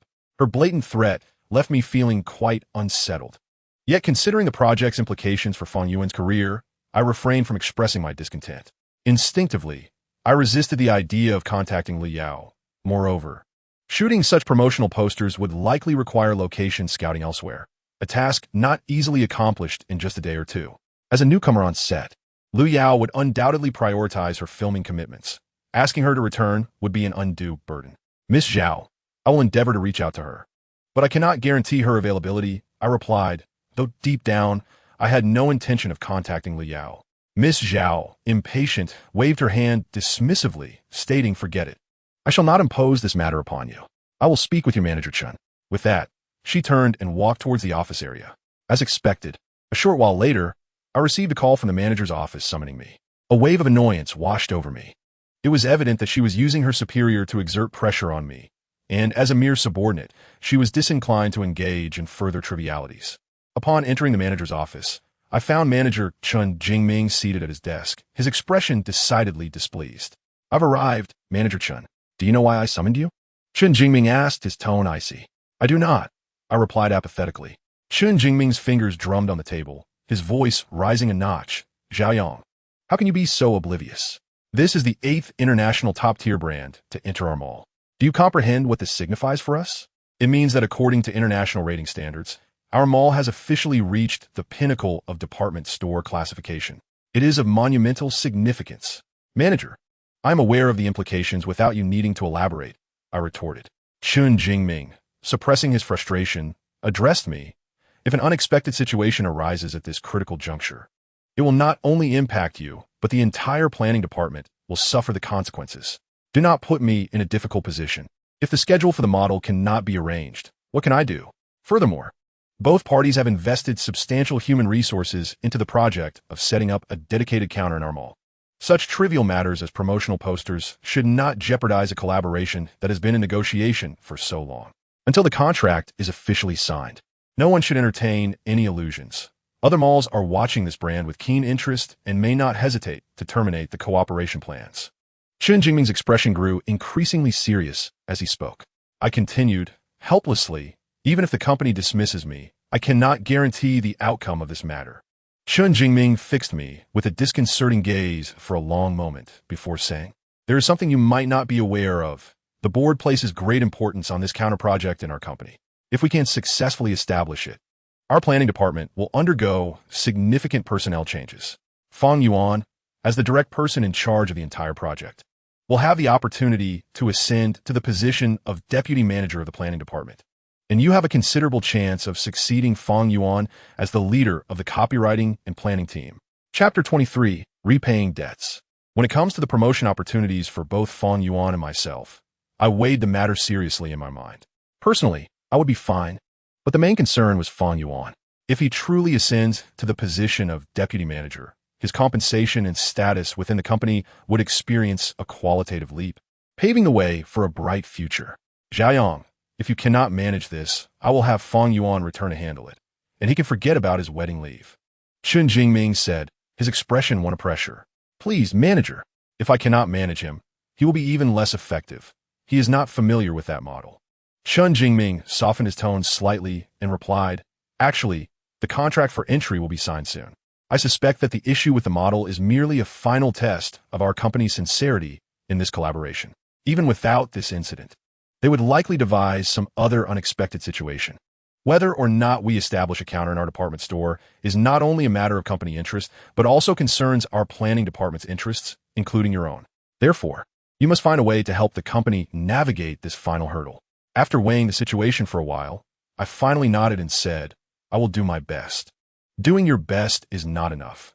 It must be accomplished, and you must guarantee this to me, Chun Jingming asserted, adjusting his glasses, his tone leaving no room for negotiation.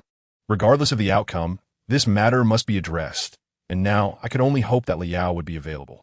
After deliberation, I nodded and said, I will definitely make this happen. Chen Jingming finally let out a sigh of relief, saying, That is wonderful. I thought to myself, you are relieved, but I must shamelessly seek the favor of a woman I least wish to approach. As I prepared to leave, Chen Jingming called out to me again, Xiaoyang, do not contact that model just yet.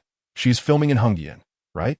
You should go directly to Hengdian tomorrow and speak to her in person about this matter. It will be harder for her to refuse. The manager is indeed thorough. The manager is wise. I forced a smile as I spoke. Yet no matter how I looked at him, he appeared to me like a shameless old fox. His reckless determination made me wonder if he ever considered the feelings of others when their schedules were tight and difficult to refuse. On this evening after work, I found myself on the bus home, plagued by waves of anxiety.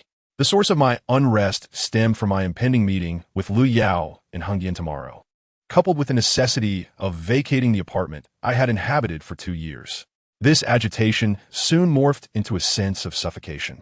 It seemed I could never truly dictate the course of my own life. Often, the mere words of others shattered my love, career, and existence into fragments, like Jian Wei, that female representative in Mikai. Upon returning to the aged apartment, I instinctively glanced toward Mikai's room, the door firmly shut, perhaps indicating she had yet to return home. Her return was of no concern to me. My sole responsibility was to fulfill my promise to vacate this space permanently.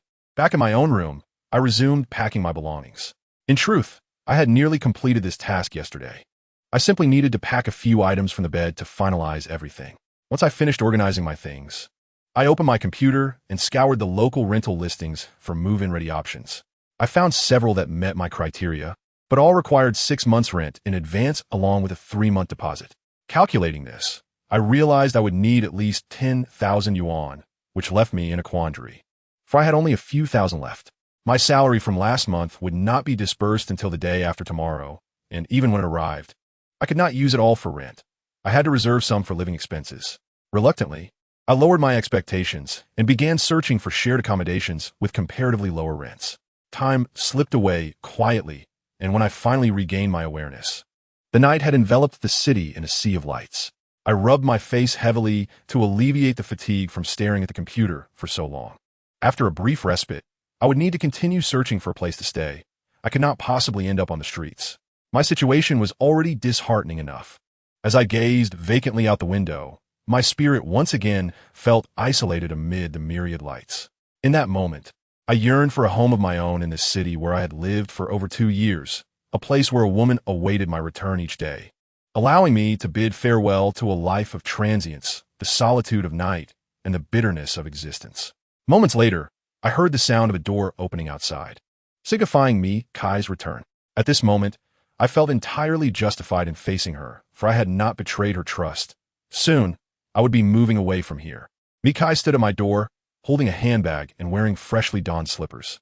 She glanced at my packed belongings and inquired, Have you found a place?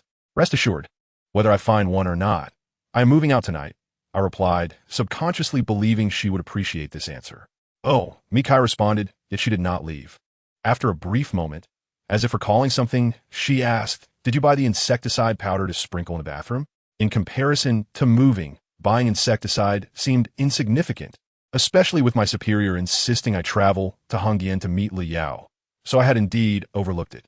I expressed my apologies to Mikai, saying, I'm sorry. I forgot. Please buy some for yourself. If you don't want to go out, you can conveniently purchase it online. Mikai's expression soured.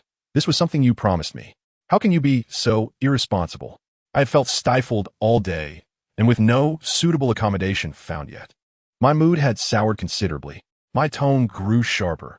Can responsibility fill my stomach? You mention it every day. Isn't it tiresome? Taken aback by my vehement response, Mikai paused, her face darkening as she nodded and replied, Fine, repay the money you owe me, and I have no obligation to be responsible for you. I fell silent for a moment, once again overwhelmed by the sorrow of my financial state, and after a long pause, I spoke softly. You said that as long as I moved out, I could take my time repaying you. Who cares?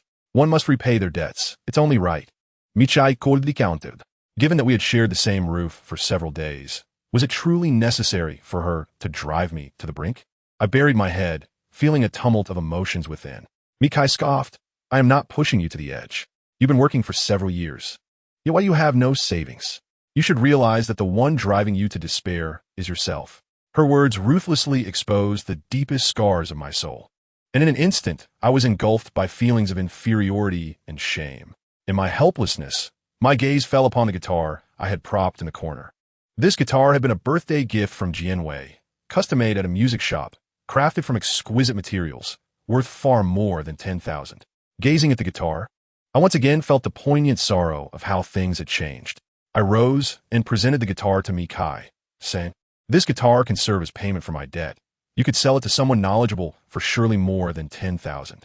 Without waiting for her response regarding the guitar, I shouldered my luggage, daring not to cast another glance at the room, and walked out with my head bowed. Chapter 24. The Price of Growth.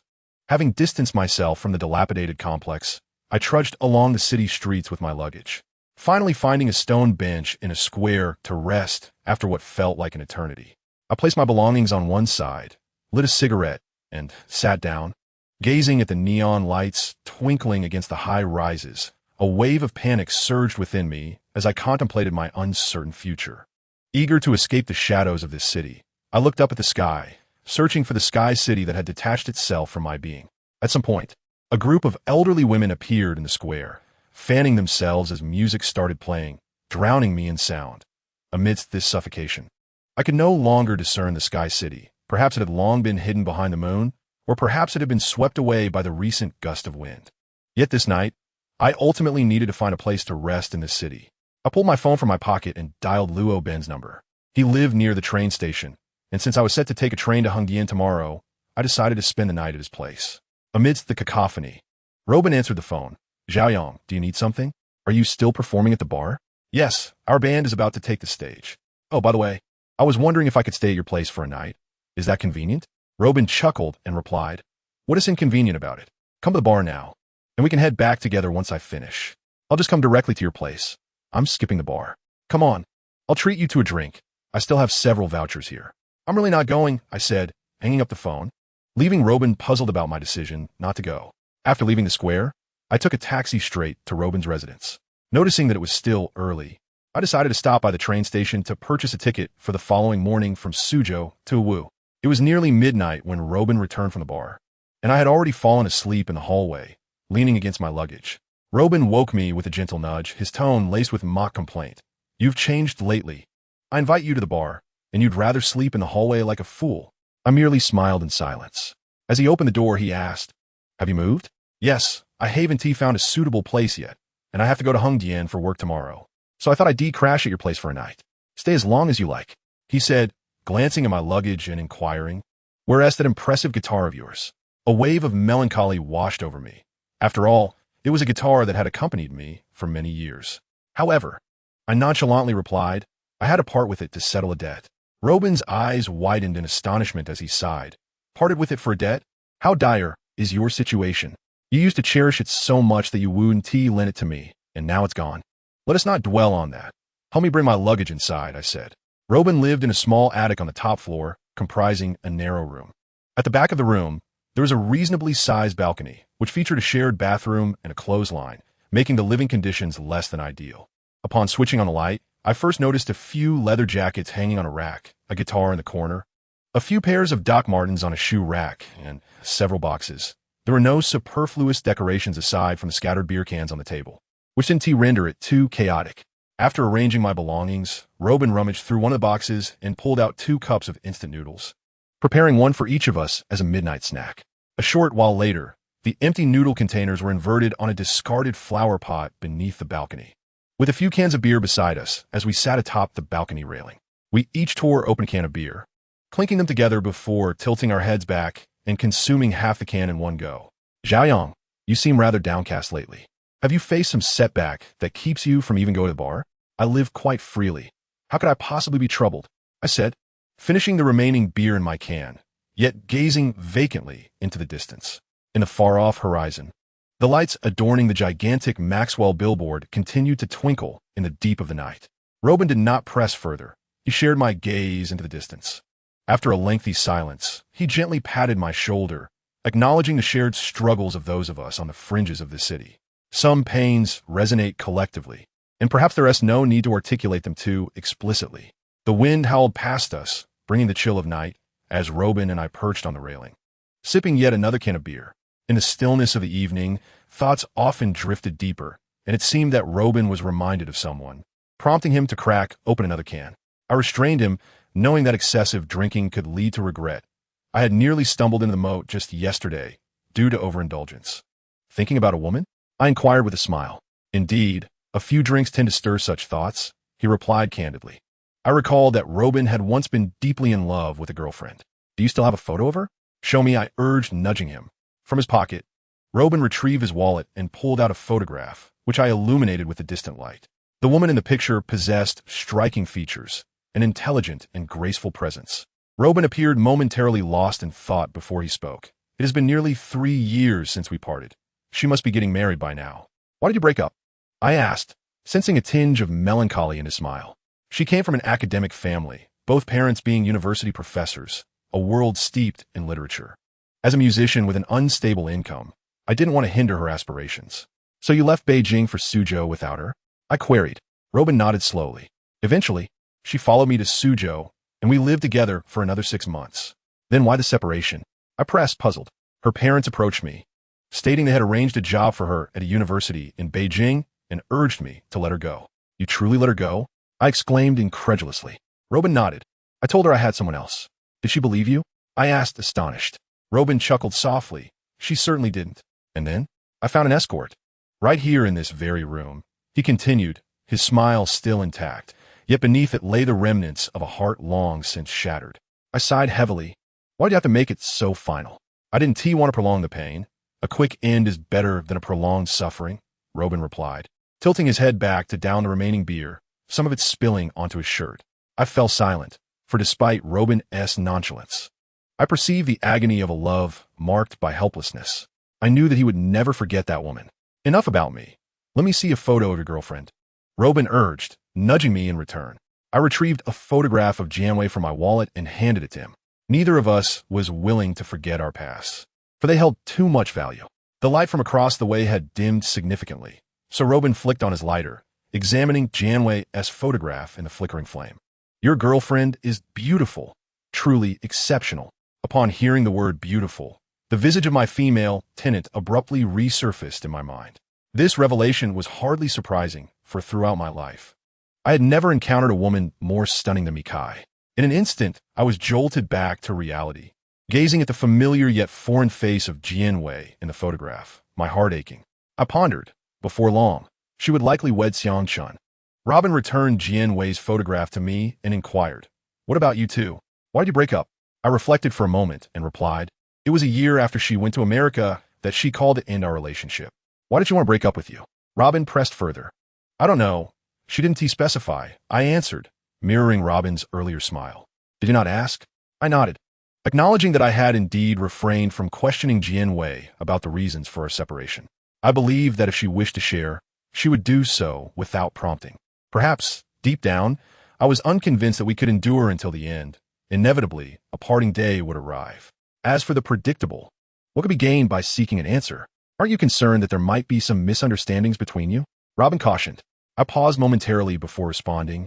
What misunderstandings could there be? Love is but a fleeting wisp. Let us not dwell on this. Go fetch the guitar. Let us sing a song and forget all the chaos. Robin retrieved the guitar from within and, after tuning it, asked, shall we use your key or mine? Whichever. I replied. As Robin strummed the guitar, a melody floated into the night air. It was Li Zongxing's The Cost of Love. Come on, come on. One must learn to grow up. Come on, come on. Life inevitably entails suffering and struggle. Come on, come on. Seek a home for your heart. There have been times of sorrow and tears, times of silent heartbreak. This is the cost of love. Perhaps I will occasionally think of her, inevitably remembering her, as if she were an old friend. She brings both pain and concern, yet the spark has extinguished within me. Let the past be carried away by the wind. Our voices resonated in the air, imbued with a sense of melancholy. Yet, I could not grasp whether the cost of love consisted solely of sorrow, tears, and heartbreak. What I did comprehend was that the price of growth was the love that had long since faded in the flow of time. In this night, which beckoned clarity, I found myself lamenting the love I had lost, as well as the fate of Robin and that unnamed girl from Beijing. The following morning, I boarded a train bound for Iwu. Upon arrival, I would need to transfer to another train to Hungyan. I recognized that it was time for me to take action. If this time, Liao agreed to return and assist in shooting the promotional posters for the grand opening, my career would experience its first significant advancement. Being promoted to the head of the planning and copywriting team, my monthly salary would surpass 10,000, perhaps leading to a more stable life. As I sat on the train heading south, I told myself for the first time, work hard, Xiaoyang. Do not allow anyone to underestimate you. Chapter 25. The Night in Dream Valley. At noon, the train arrived in Iwu. I hastily grabbed a quick lunch at the station before boarding a fast coach to Hungyan. At 3 o'clock in the afternoon, I finally arrived in Hungyan town and settled into a family in on Wanqing North Street. It was then that I dialed the number left for me by Liao. Perhaps she was occupied with a scene at that moment, as my call went unanswered. I sent her a text message, informing her of my arrival and urging her to come meet me promptly. After a considerable wait without a response, I found little inclination to explore. Instead, I reclined on the inn's bed and perused a magazine. My room's window faced west, and soon I beheld the sun setting beneath the horizon, its soft rays cascading onto the blanket beside me, infusing the air with a languorous ambience. A yawn escaped my lips, and I succumbed to slumber. Upon awakening, the light had dimmed, and at last, Liao replied to my message, instructing me to find her in the Imperial Garden within the Ming and Qing Palace, where her crew was filming. Several prominent actors were also on set today, and she mentioned they would sign autographs for me. I was indeed eager to go, yet found myself devoid of cash. My travel expenses could only be reimbursed upon my return.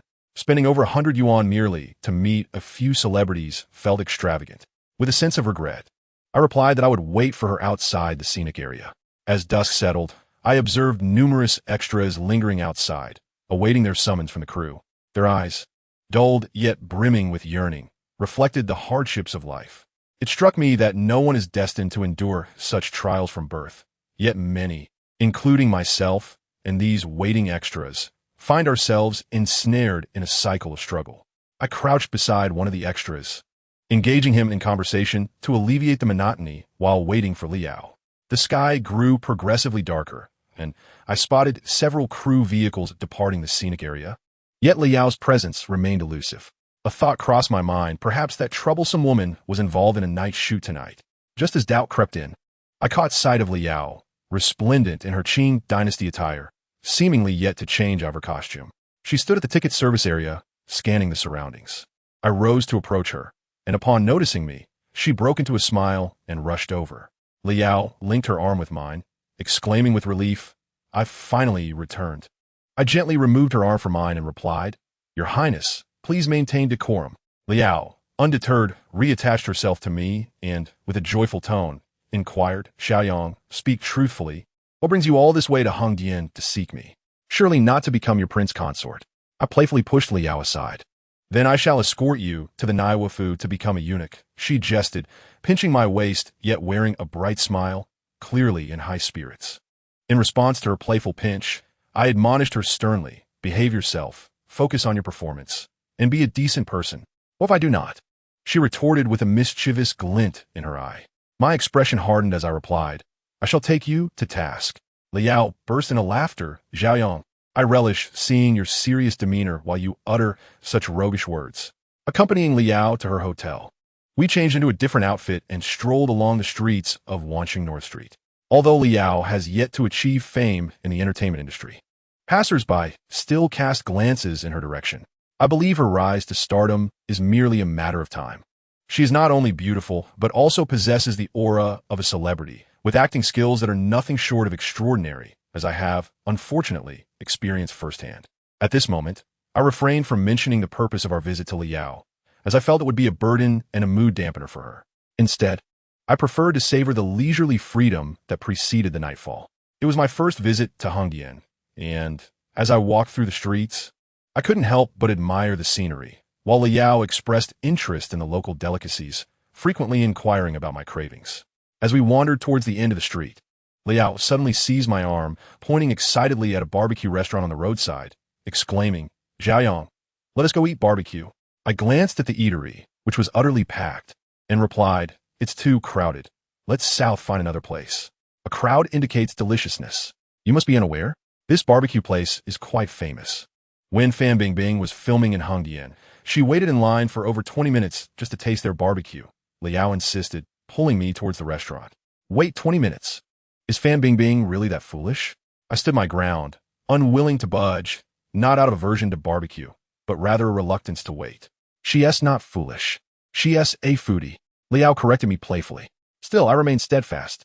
Suddenly, Liao's face lit up with excitement as she shouted behind me, "Look, it's Fan Bingbing."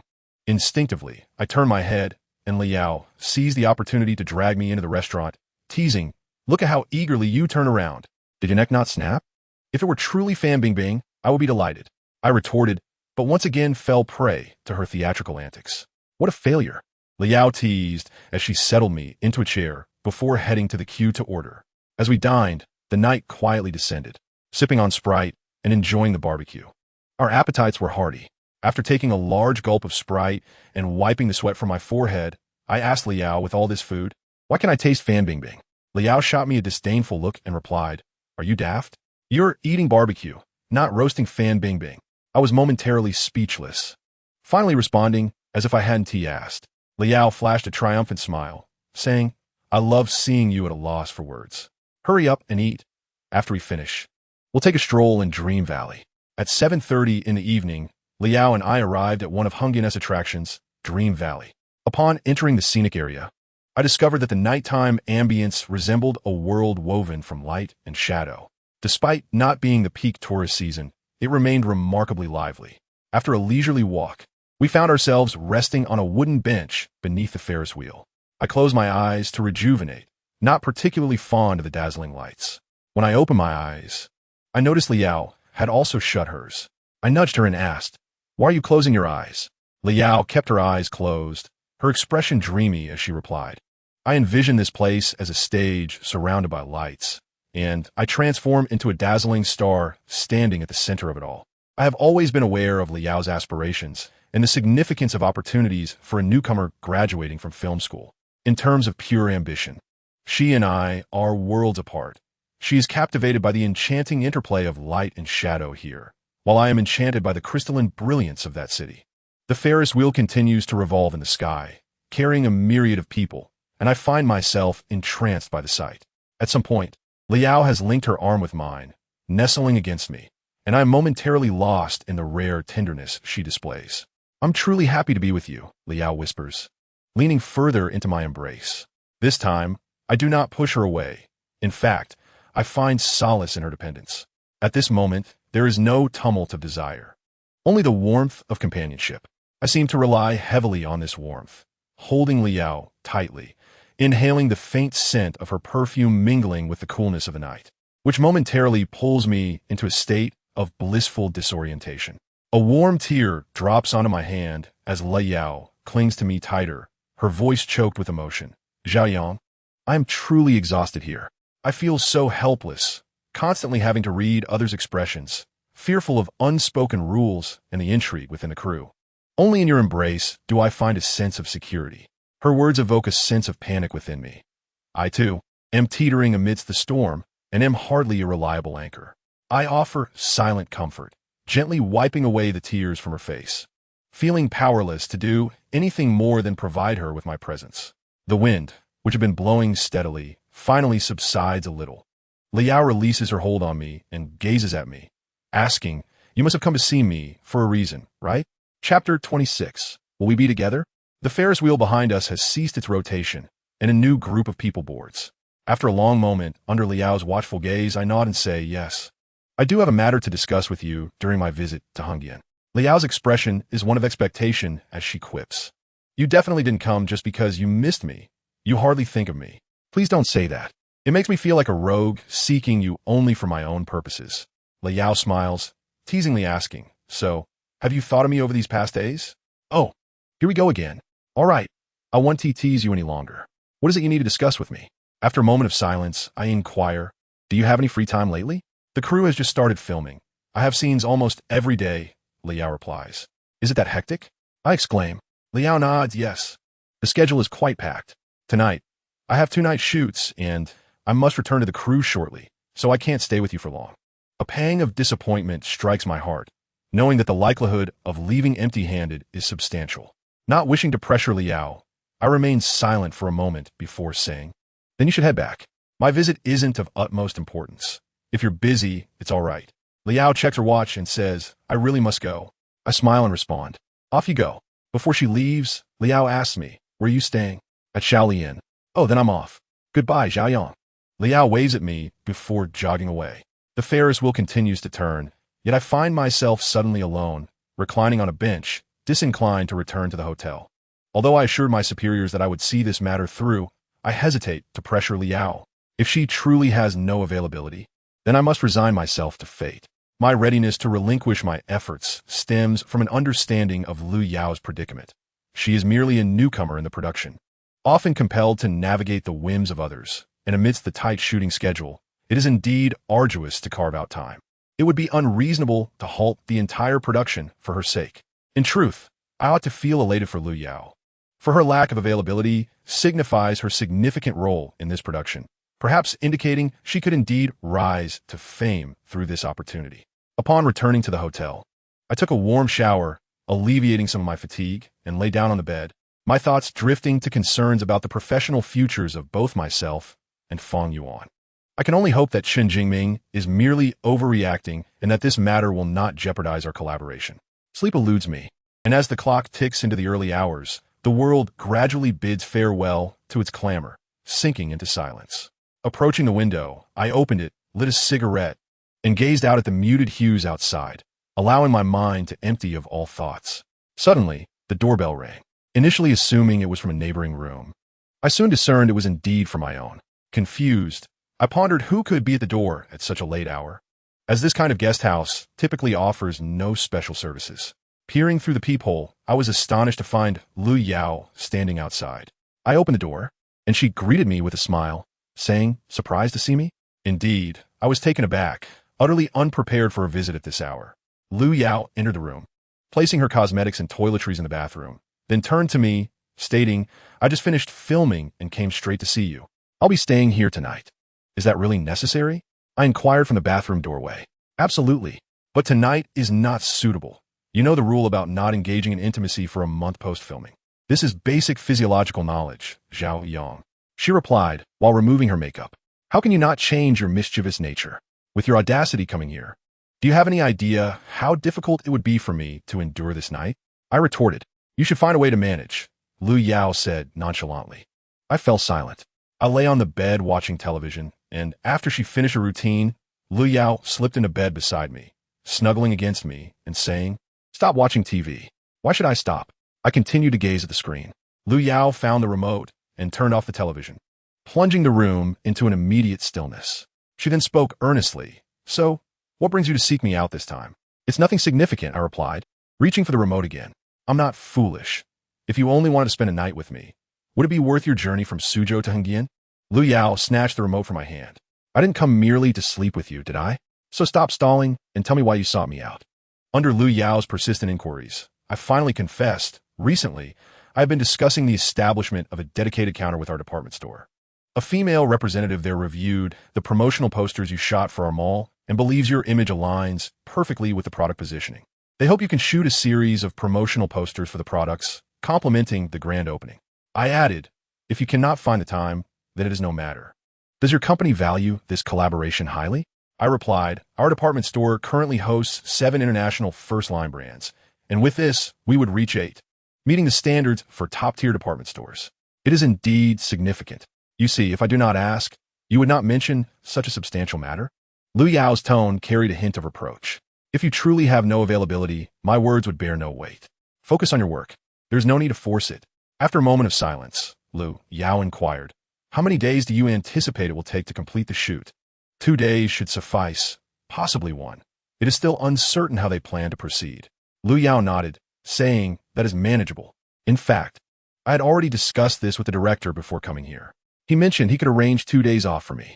You should communicate with them to determine when the shoot can take place. A weight lifted from my heart, and I reminded Lu Yao, "Do not overexert yourself for this. It is not worth it for your sake." As the night deepened, the room was illuminated only by a dim night light. Lu Yao remained curled in my embrace, and we both found it difficult to succumb to slumber. Xiaoyang, do you think we'll be together? She asked suddenly. I was taken aback by her question and took a while to respond. We are not from the same world. Your future is radiant, while I have merely drifted through life. The reason we are here together now is largely due to emptiness and physical needs. Perhaps, having embarked on this path, I ceased to hope for love. The mention of love struck me as hollow and foreign, momentarily causing me to forget that I was still conversing with Lu Yao. We fell into silence, experiencing the helplessness of existence.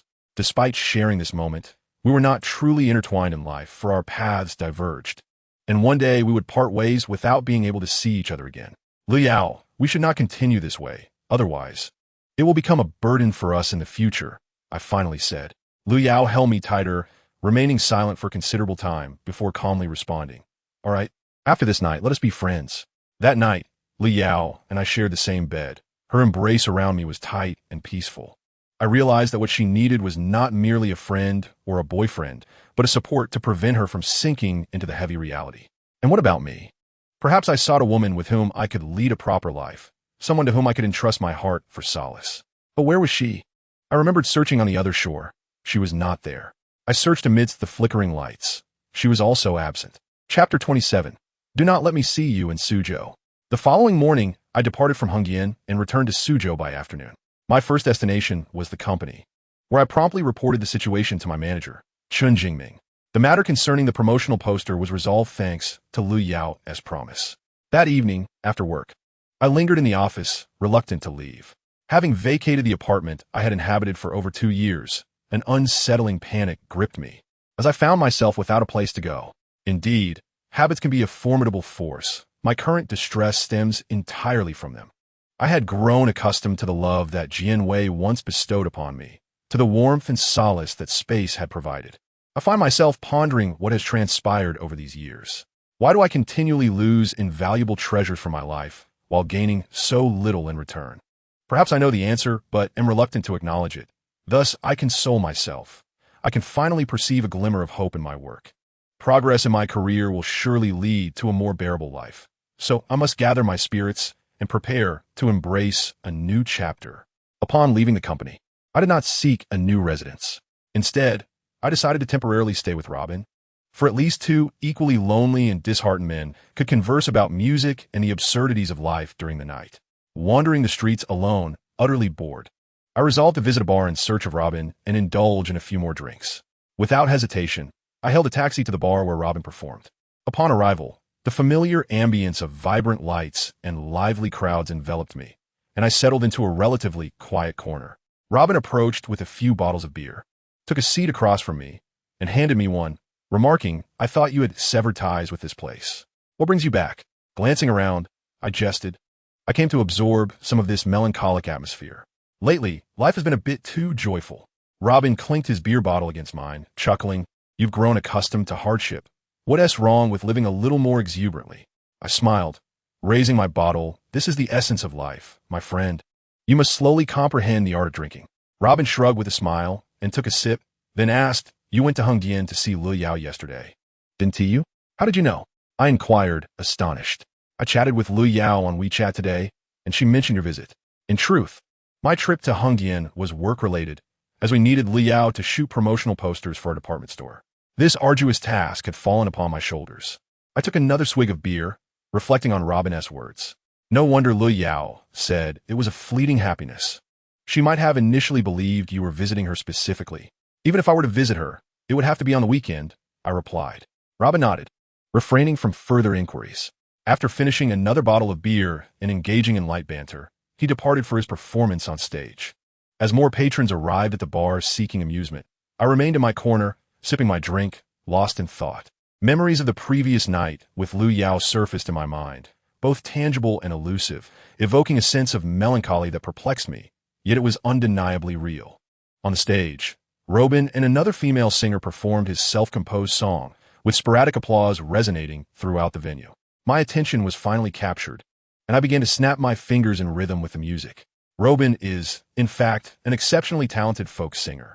Yet his strong principles prevent him from crafting commercially driven pop songs or participating in the ubiquitous talent shows. Thus, he has spent years performing quietly in bars. leading a modest existence, though he seems unfazed by this hardship. He often remarks, "One need not seek fame in music. What truly matters is the perseverance within one's heart."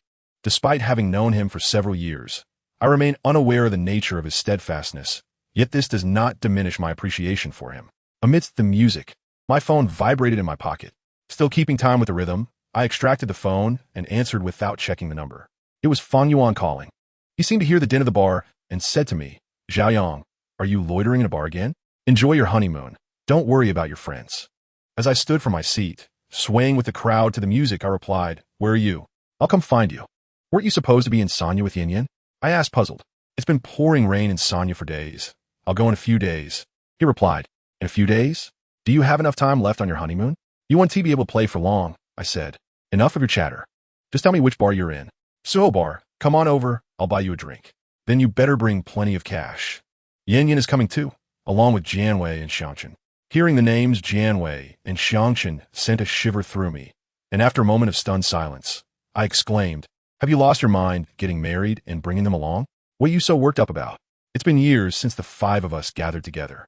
Besides, you have a girlfriend now, so let us all get together and leave the past behind." "Who told you I have a girlfriend?" "Jianwei did. If you didn't have a girlfriend, I wouldn't bring Jianwei and Xiangchen to stir up trouble for you. I have some sense." It then struck me that on the day of Fang Yuan's wedding, I had indeed deceived Jianwei into believing that Mi Kai was my girlfriend. Little did I know that this lie would return to haunt me like a stone I had lifted, now crashing down upon my own foot, inescapable.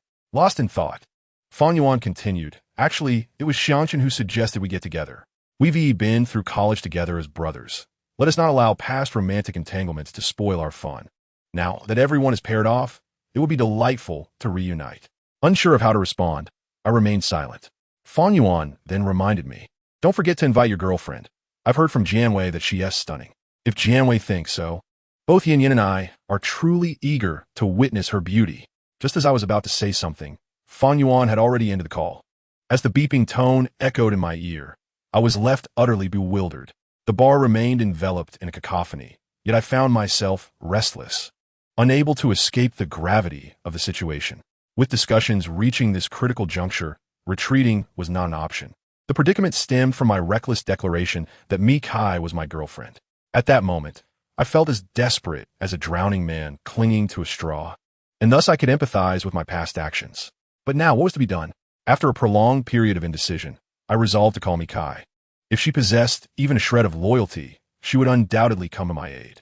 I retrieved my phone, locating her number, yet I hesitated to press the call button. I vividly recalled our quarrel the day before when I moved out, a dispute ignited by our failure to purchase insecticide.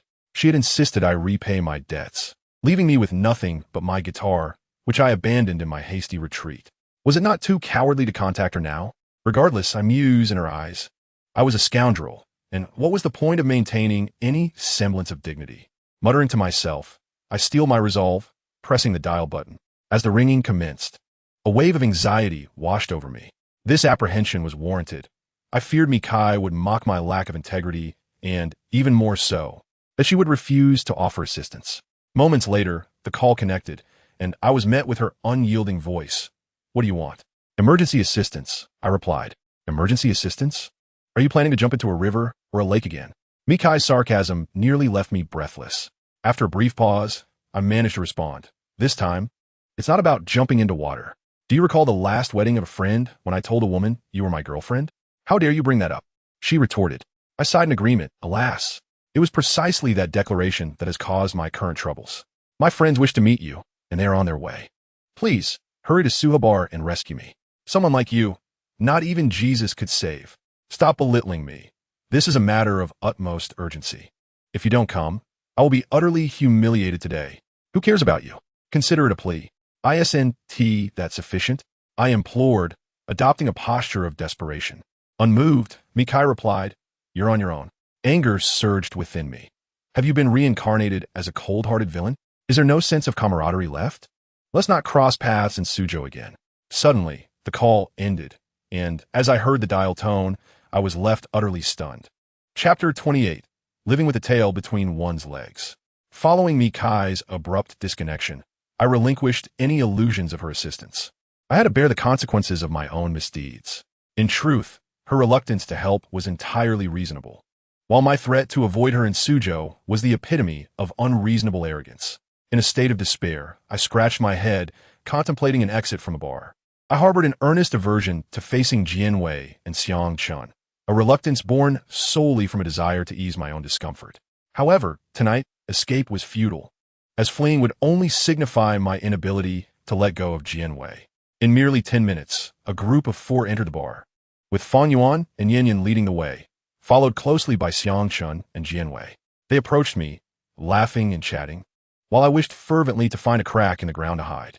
Jianwei, adorned in a Chanel ensemble and clutching a new Hermes bag, emanated such opulence that I dared not meet her gaze. Instead, I fixated on Yin Yin and Fan Yuan, lighting a cigarette to mask my discomfort. Yin Yin and Fan Yuan settled on the sofa to my left, while Jianwei and Xiang Chun occupied the right. I remained solitary in the center. After surveying the surroundings, Yin Yin and Fan Yuan simultaneously inquired, "Where's your girlfriend?" I casually replied, "She's busy tonight. Let's just enjoy ourselves." Yin Yin, with a frown, retorted, "Don't be a buzzkill.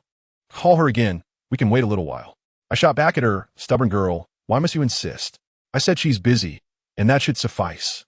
"Stop messing around and call your girlfriend," Fan Yuan interjected, giving me a nudge. "I want to see what my future sister-in-law looks like." Xiang Chun chimed in, "Zhaoyang, don't ruin the mood. Time can always be made. Invite your girlfriend out. We're all familiar faces here. It would be dull otherwise." Glancing at Jianwei, I realized that deliberately maintaining distance only highlighted my inability to let go. I remarked, "I think it's quite lively." "Jianwei, we haven't seen each other in over 3 years. Familiar faces can feel foreign too. Don't you agree, sister-in-law?" Jianwei, who had been silent since her arrival, turned to me and asked, "What did you call me?" Her question shattered the nonchalance I had feigned, leaving me momentarily at a loss for words. Fan Yuan quickly came to my rescue, stating, "Zhaoyang didn't err. Technically, you are his sister-in-law. Once you marry Xiang Chun, it will be even more appropriate." Jianwei cast a glance at Fan Yuan and replied, "Why are you so excited? Did I say he was wrong? I just didn't hear clearly." Fan Yuan offered an awkward smile, while I remained silent. Meanwhile, Xiang Chun pulled Jianwei close and whispered sweet nothings in her ear, an affectionate gesture that pierced my heart anew. In that moment, I finally understood how Xiang Chun must have felt when Jianwei and I were openly affectionate with one another. I took a sip of my beer, feeling an urge to leave. I knew that as long as I harbored feelings for Jianwei, gatherings like this would be torment for me. Yet, in the eyes of Xiang Chun and even Fan Yuan and Yin Yin, I had seemingly moved on. After all, more than 2 years had passed, and I had a new girlfriend. The waiter brought over the drinks Fan Yuan and the others had ordered, and they began to drink. Yin Yin leaned closer and quietly said, "Zhaoyang, knowing you have a girlfriend brings us genuine happiness. We were initially concerned that you might still be hung up on Jianwei, but it seems our worries were unfounded." A wave of bitterness washed over me at that moment. What difference would it make if everyone knew I hadn't truly moved on? It would be better to uphold this facade and reassure my friends. Yin Yin nudged me, who had fallen into silence, and said, "Hurry up and call your girlfriend over so we can get to know her. It would be wonderful to have another shopping buddy." I forced a smile and replied, "Maybe next time. She's really busy today." A look of disappointment crossed Yin Yan's face. At that moment, nearly all eyes in the bar suddenly focused on a graceful figure approaching us. Her physique was stunning, and her gait was exquisitely elegant. Although the flickering lights obscured her features, I could discern that she possessed an alluring charm. As she approached, the dancing lights finally illuminated her face, and I was nearly thrown off the sofa in shock. It was none other than Kai. Only she could command such attention and allure this many gazes. Mikai noticed me and approached with poise. I quickly stood up and, before she reached the crowd, pulled her aside and whispered, "What brings you here? Didn't you say you didn't want to see me in Suzhou? I just wanted to see what would happen when you laid eyes on me." Mikai replied with a teasing smile. "So, you're here for something, not just to lend a hand?" I asked, my tone darkening.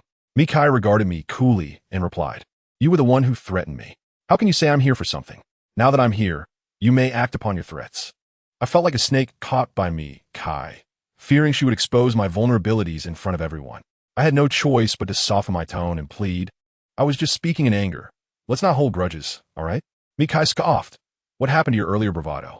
"Sister, I was wrong. I promise to behave from now on. Is that a plea for mercy? Say it again.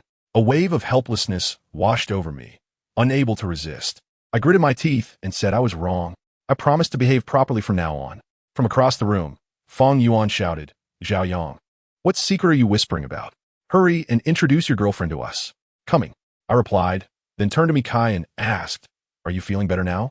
Mikai remained silent, seemingly enjoying my discomfort. It dawned on me how formidable this woman was, impervious to both coaxing and threats. I leaned in again and urged, could you at least give me a word? Remember to buy some insecticide tomorrow. The cockroaches in the bathroom are as bothersome as you. Mikai said, striding toward the group before I could respond.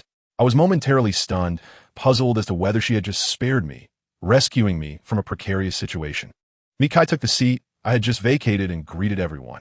I followed suit and sat beside her. Yin Yin smiled at me and said, Zhao Yang, you have great taste. Your girlfriend is amazing and incredibly beautiful. Indeed, we are a match made in heaven, I declared with a tone of triumph. Though anxiety churned within me, who could fathom the intentions of this unpredictable woman? Hello, everyone, Mikai smiled and greeted the group. Fong Yuan, Yin Yin, and Xiang Chun introduced themselves in turn, concluding with Jianwei. Mikai and Jianwei exchanged glances, their expressions equally serene. Yet I found myself utterly perplexed by the thoughts concealed beneath their calm facades. Jianwei was the first to speak. We have met before. Michai merely nodded, not one to engage easily, displaying a hint of aloofness in the presence of strangers. I am Jianwei, the former girlfriend of Zhao Yang. Her candid introduction was not surprising. We were all rather open-minded individuals, and there was no shame in clarifying relationships to foster a more transparent interaction in the future. Mikai responded with a polite smile and a simple greeting, but her indifference cast a chill over the atmosphere. Yin endeavored to enliven the mood. Inquiring of Mikai, when did you and Zhao Yang become acquainted? He certainly keeps his secrets well. We only learned about it yesterday.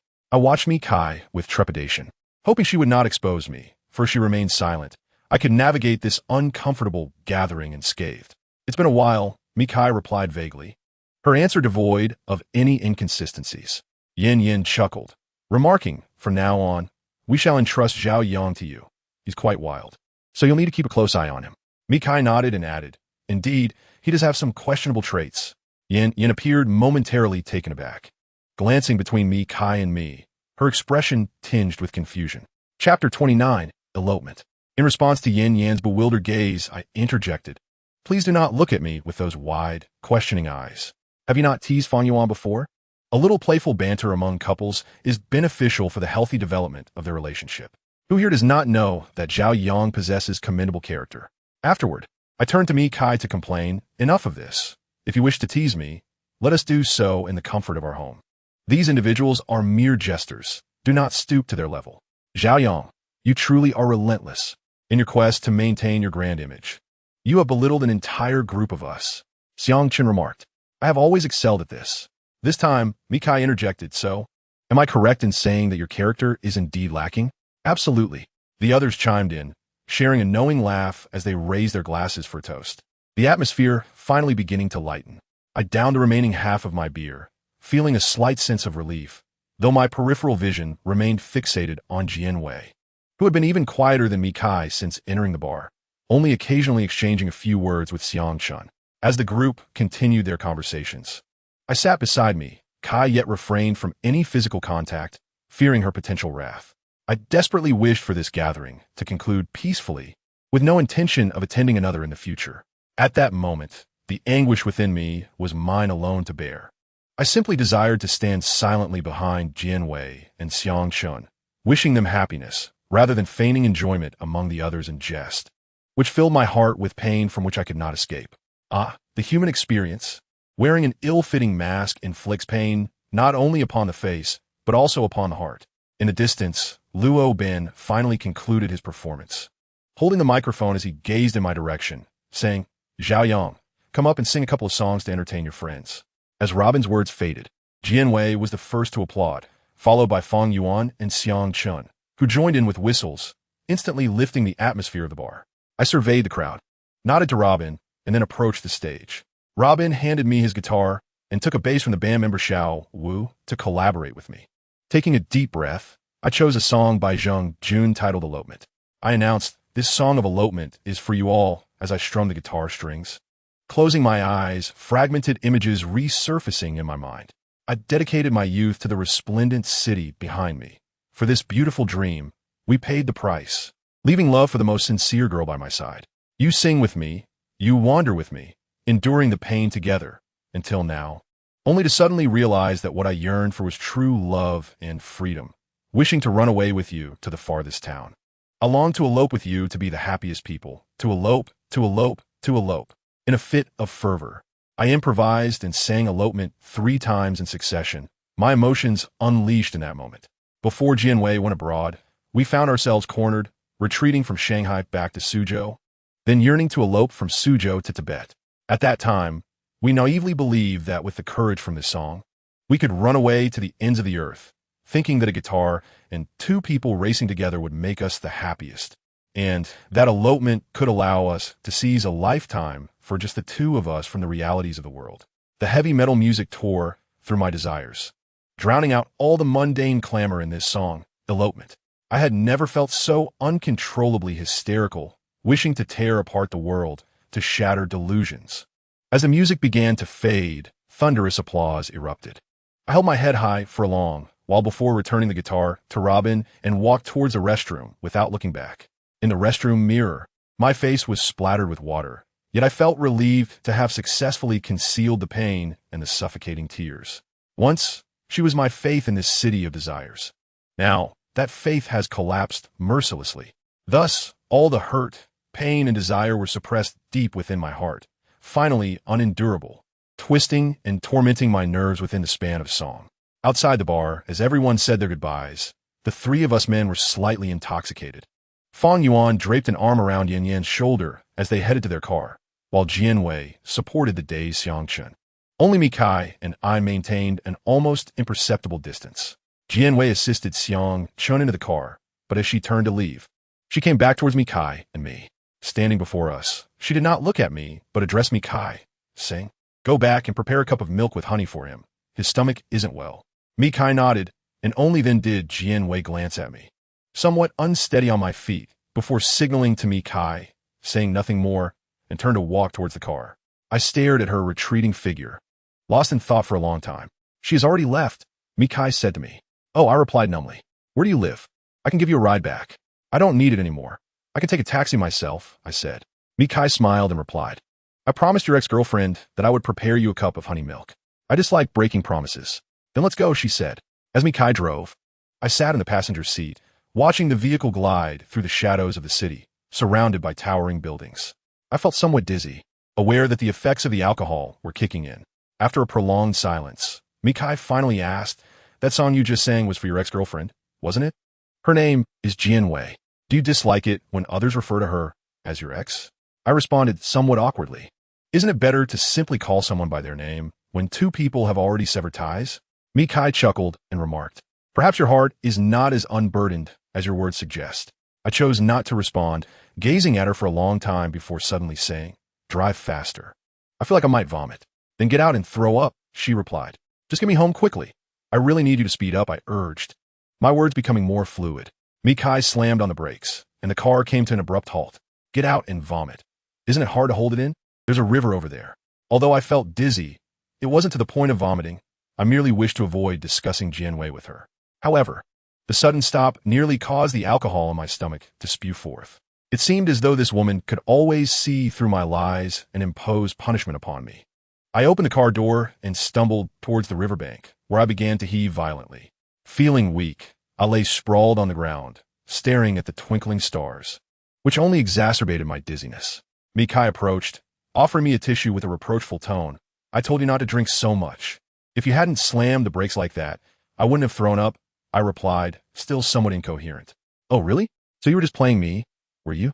It dawned on me that I had inadvertently confessed, so I pretended to be lifeless, lying still on the ground. "Keep pretending. I'm leaving," she said. I recalled the night Mikai had abandoned me in the wilderness and grasped her hand tightly, saying, "Don't go." I clutched her hand desperately, fearing the solitude of this desolate area. Mikai appeared anxious, struggling to free herself while I clung to her legs, as if I had found solace, comfort, and the remnants of a lost past. Xiaoyang, let go. You've had too much to drink. Don't act like a fool, she urged, her tone growing more frantic. Such physical contact felt overly intimate between us. Just let me hold on for a moment. Don't leave, my voice quivered. I'm not Jianwei. Xiaoyang, please wake up. Mikai pressed down on my shoulders, thrashing violently until she finally pushed me to the ground and fled toward her car. Lying there once more, my world faded to darkness, and the chilly autumn wind gradually roused me from my stupor. After a moment, I rose and walked toward Mikai's car, but she, still shaken, firmly denied me a seat in the passenger seat, insisting I sit in the back instead. The car started up again, driving toward the bright lights ahead, carrying me forward into a sense of loss as I slowly regained my clarity. Chapter 30. An Unexpected Opportunity. Moments later, Mikai escorted me to Robin's residence, where I would find solace in this modest 10-square-meter loft. I remained in a daze, making a beeline for the bed, and soon succumbed to a heavy slumber. In the midst of my half-closed eyelids, I glimpsed the industrious Mikai, who had procured an electric kettle to boil water.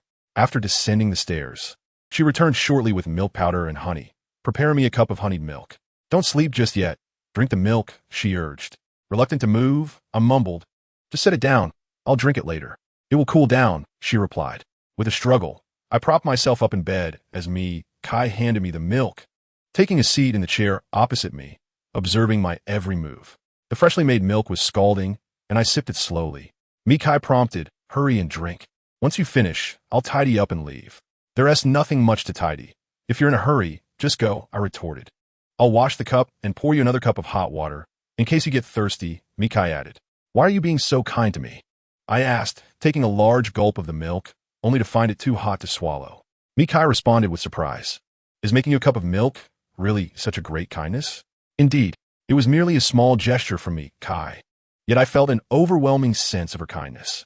After a lengthy pause, I realized I had been lonely for far too long, without the company of a woman by my side. Each time I indulged in alcohol, it only led to bouts of vomiting, followed by a deep sleep, devoid of any woman who would prepare a cup of milk for me. Finally finishing the cup of milk, Mikai washed the cup and poured me another glass of plain water. This time, she did not urge me to drink, but placed it on the bedside table, saying, "This glass is here. Drink it if you feel thirsty." All right. Mikai picked up her handbag, preparing to leave, when she seemed to recall something and asked, "Do you remember what you need to do tomorrow?" "I need to wake up on time for work," I replied without hesitation. Mikai frowned slightly. "No, that's not it." "What is it then?" "Think about it carefully." "I'll be going now," she said, heading for the door and leaving me in a haze of confusion. Lighting a cigarette, I sat on the bed, pondering for a long while, but failing to remember anything beyond work that I needed to do the next day. Ultimately, I extinguished the cigarette, enveloped myself in the blanket, and drifted back to sleep. Since Mikai had mentioned it was a matter for tomorrow, I resolved to think about it then. The next day, when I awoke, Robin was still asleep. His job required him to lead a nocturnal lifestyle, and it seemed he had returned home only in the early hours of the morning. After a quick wash, I rummaged through a box in the corner and found a bowl of instant noodles, which I prepared for breakfast before hastily heading downstairs to wait for the bus to the office. Robin's residence was somewhat isolated, and the bus meandered along its route.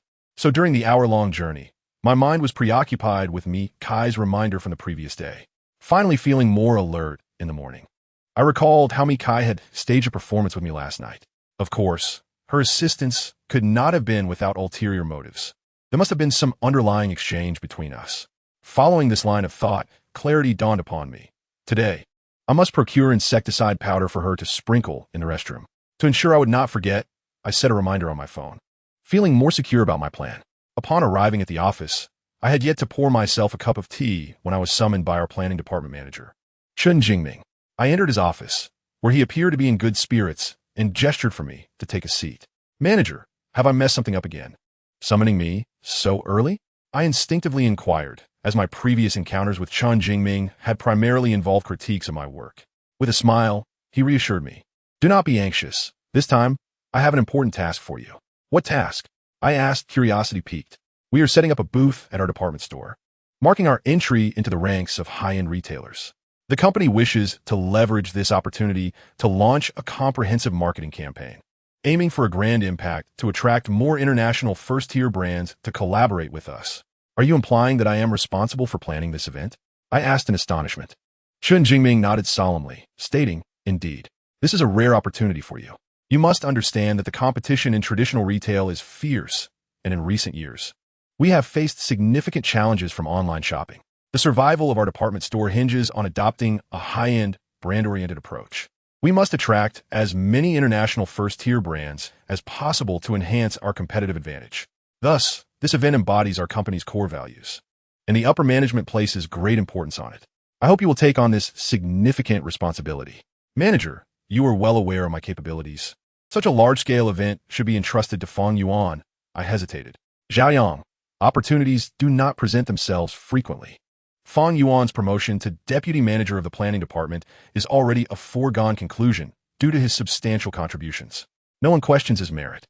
But you, Zhaoyang, I aspire to elevate you to the position of team leader for the planning copywriting group, but I fear others may have their opinions. Do you understand my meaning?" I certainly grasped Chun Jingming's intent. He aimed to use this event as a legitimate means to promote me to team leader, a rare opportunity that I had not encountered in years. After a moment of silence, I finally asked, "When will preparations for this event commence?" "Preparations will begin as soon as we sign the contract for our booth. By the way, they plan to shoot the promotional poster for the opening on the 15th of this month. Please confirm with the model to ensure her availability. This matter must not, under any circumstances, be mishandled. Do you understand?" Chun Jingming's expression grew increasingly serious. "Understood. I will call her immediately to confirm," I replied. He nodded, saying, "Seize this opportunity well. Not everyone is fortunate enough to encounter such a chance." "Thank you for this opportunity, Manager," I expressed sincerely. Upon exiting Chun Jingming's office, I promptly dialed Liao to inform her of the date for the promotional poster shoot.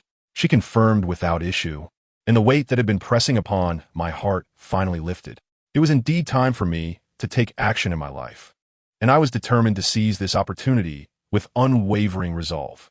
After more than 2 years of complacency, this marked my first genuine desire for progress, a yearning for a transformative shift in my existence. After a day filled with busyness, I was jolted back to reality to find that it was already past 7 o'clock, and the myriad lights of the city began to illuminate the night with dazzling brilliance.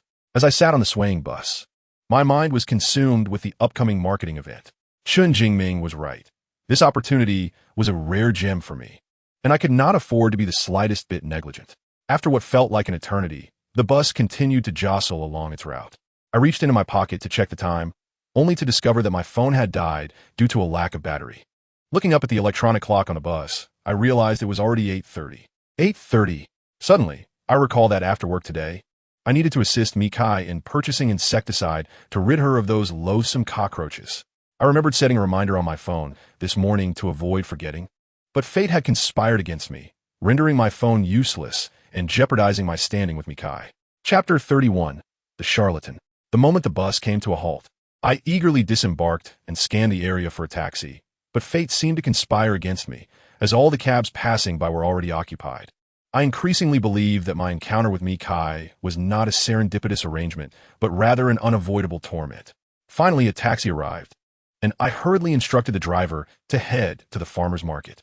I recall that there were small vendors who sold insecticide, as the products in the supermarket were generally ineffective against cockroaches. I could only hope that the vendors had not yet closed for the night. Upon reaching the farmer's market, I was met with darkness. Not a single vendor was in sight, and all the shops inside had already shuttered for the evening. A sense of melancholy washed over me. Despite my earnest efforts, it seemed this night would not yield the insecticide I sought. With no other option available, I reluctantly settled for purchasing a bottle of insect spray from the supermarket, hoping it would suffice. Arriving at that dilapidated house, it was already 10 o'clock. The back and forth of over an hour had been quite excruciating, and all I could do was hope that Mikai would not discern that I had brought insect spray instead of the agreed-upon insecticide. I knocked on the door, and after a brief moment, Mikai appeared in her pajamas, seemingly munching on something. Curious, I inquired, "What are you eating?" "Cherries," she replied. "What are cherries?" Mikai seemed pleased with my adherence to our agreement today and patiently elaborated, "Cherries are a type of fruit, similar to the ones you see here. Now go wash your hands. There are plenty more." "Are you treating me?" I asked. Mikai nodded, and I promptly headed towards the bathroom, feeling a surge of delight. Her demeanor towards me was significantly warmer than before, reinforcing the notion that being a reliable person had its merits. As I emerged from the restroom, Mikai had already placed a box of cherries on the living room sofa, while she engrossed herself in a book, delicately savoring the fruit with an air of leisure. I settled beside her, glancing at the exquisite box, and soon realized it contained genuine cherries imported from Chile, not the inferior imitations often found at supermarkets. This box must be worth at least 1,000. I promptly grabbed 2 cherries and popped them into my mouth, remarking to Mikai, "We share the same features, 1 nose and 2 eyes. So why do you indulge in such extravagance?" "What?" Mikai looked at me, puzzled. "I mean your lavish lifestyle. Since my mother brought me into this world, I've never tasted such expensive fruit." I continued, snatching another 2 cherries. "They were a gift from a friend," Mikai replied, her attention drifting back to her book. "Then why haven't I received such generous gifts? Ultimately, your class is nothing but decadent, a parasite of socialism," I exclaimed, indignantly shoving several more cherries into my mouth. Mikai appeared in good spirits and chose not to engage further, simply stating, "If you like them, you should take some home." "Indeed, I must," I declared, standing up from the sofa and procuring a convenient bag to stow the box. At that moment, Mikai finally set her book aside and inquired, "Have you purchased the insecticide? If I hadn't bought it, would I dare to come here?" Mikai nodded in agreement, saying, "If you hadn't purchased it, that would be quite the disturbance." "I have indeed bought it." "What nonsense about disturbances. You're tarnishing my reputation," I replied impatiently, retrieving the insecticide from my briefcase, preparing to deceive her. Mikai scrutinized the insecticide and frowned. "Didn't you mention insect powder? This doesn't seem quite right." I felt a pang of anxiety, but quickly responded, "Of course it looks different. This is the latest formulation of insecticide, remarkably effective against cockroaches." Mikai regarded me skeptically. "I've read that cockroaches have a strong resistance to common insecticides. They hardly work at all." "Do not be so dogmatic. This is no ordinary insecticide. I assure you, this single canister can eradicate every cockroach in this room. Absolutely ruthless," I boasted, speaking without restraint. Mikai continued to eye me with suspicion. "You seem quite like a charlatan." Feeling a twinge of guilt but maintaining my bravado, I retorted, "I'm doing this for your sake. The insect powder is highly toxic. If it accidentally kills a mouse, wouldn't that be repulsive?" Mikai, taken aback by my words, hastily urged, "Then stop standing around and go do what you need to do. Would you like to come in and observe?" I inquired, but she shook her head vigorously. Unfazed, I turned away and triumphantly made my way to the restroom, reveling in a sense of conquest, silently thinking, "Silly girl. Come try to expose me again." With Mikai's cherries in hand, I bid her farewell. The clock had struck 11, and I knew it would be at least midnight by the time I returned to Robin. I couldn't help but reflect on what a tumultuous night it had been.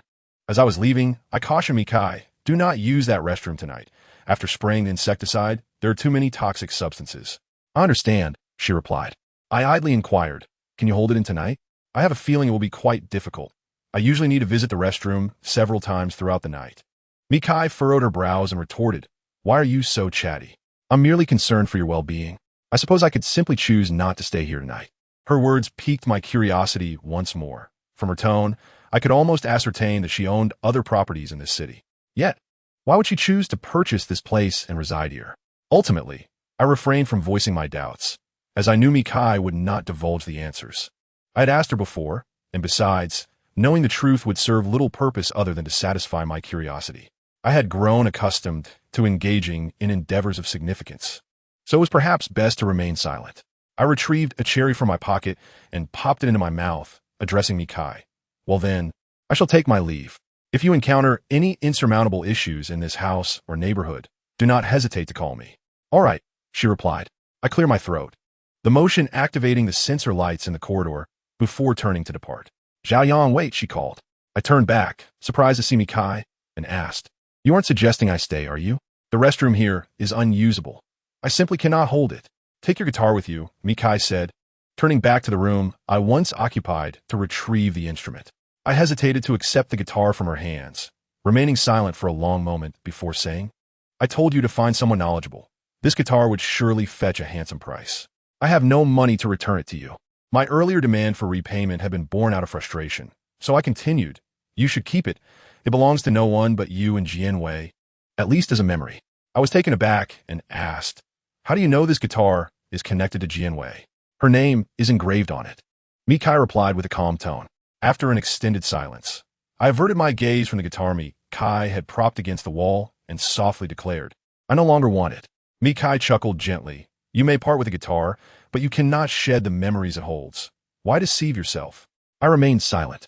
"Take it," she insisted, placing the guitar case outside the door before closing it. With the guitar, which I had regained, I returned to Robin's residence, my heart heavy. By chance, I encountered Robin at the corridor entrance, accompanied by a flamboyantly dressed woman. The woman removed her helmet and dismounted from Robin's modified racing motorcycle, after which Robin also took off his helmet. I instantly understood that she was a friend Robin had brought along. Robin, wrapping his arm around the alluring woman, introduced her. "Zhao Yang, this is my friend Lily." I smiled and said, "I hope I'm not intruding. Should I find a hotel instead?" "Not at all, just for a bit." "It won't take long," Robin assured me. "Very well, I'll sit downstairs for a while. Can you take the guitar up first?" Robin took the guitar from my hands, gave my shoulder a reassuring pat, indicating that it would be resolved swiftly, and then ascended the stairs with the woman. I settled at the corridor entrance, opened another cherry I had brought back from Mikai, and began to eat. Chapter 32. Payday. Sitting at the corridor for nearly 40 minutes, Robin had yet to conclude his business. The autumn chill enveloped me, making it increasingly difficult to endure, prompting me to consider urging him to hasten. Just as I rose, a woman named Lily descended from above, her presence accompanied by a potent fragrance. "Finished?" I inquired, adjusting my attire. Lily cast a discontented glance my way, retorting, "If it weren't for you, I'd be spending the night here. Robin has several bars to visit tomorrow. You ought to spare him the trouble." "I can't fathom why two men would share a living space," Lily continued, her tone tinged with reluctance. "I'm merely staying here temporarily. I shall move once I secure a place." I offered an apologetic explanation. Lily nodded, then added, "I forgot my wallet. Lend me 50 yuan for a taxi." I was taken aback. "Why didn't you ask Robin for it earlier?" "I just forgot and was too lazy to go back." "Stop dawdling and hurry up," she insisted, gesturing for the money again. "You can't possibly be a lady of the night?" I queried. Lily shot me an incredulous look. "Have you ever seen an escort who only charges 50 yuan? She had a point. I retrieved my wallet, rummaging through it but failing to find the requisite amount. Lily promptly extracted a 100 yuan note, waving it in front of me as if to imply some sort of transaction between us. After her departure, I pondered the impracticality of continuing to stay at Robin's. It was simply not convenient and too far from work, necessitating my ongoing search for a new residence. Upon returning indoors, the air still seemed to linger with remnants of indulgence. Instinctively, I glanced at the bed, which remained neatly made. "I feared you might be uncomfortable if you fell asleep." "Nothing transpired on the bed," Robin clarified. "You worked hard," I remarked.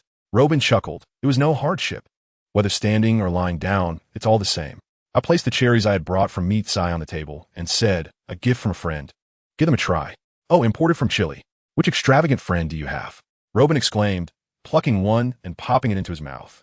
I hesitated, realizing that referring to Meat Sai as a friend was somewhat presumptuous. In truth, we were hardly more than acquaintances, and she often found me quite bothersome. "Just a friend," I replied vaguely. This was a trivial matter, and Robin did not press further. He retrieved his guitar from its case, strumming the strings with a look of bliss. "Did you not pawn this impressive guitar? How did it return to you?" "She gave it back," I replied candidly. "Who is she? Should I write a book to explain?" Robin smiled knowingly, finally ceasing his inquiry, then resumed strumming. The notes of Cinderella floated out into the night air, carried by the autumn breeze from our modest 10-square-meter loft.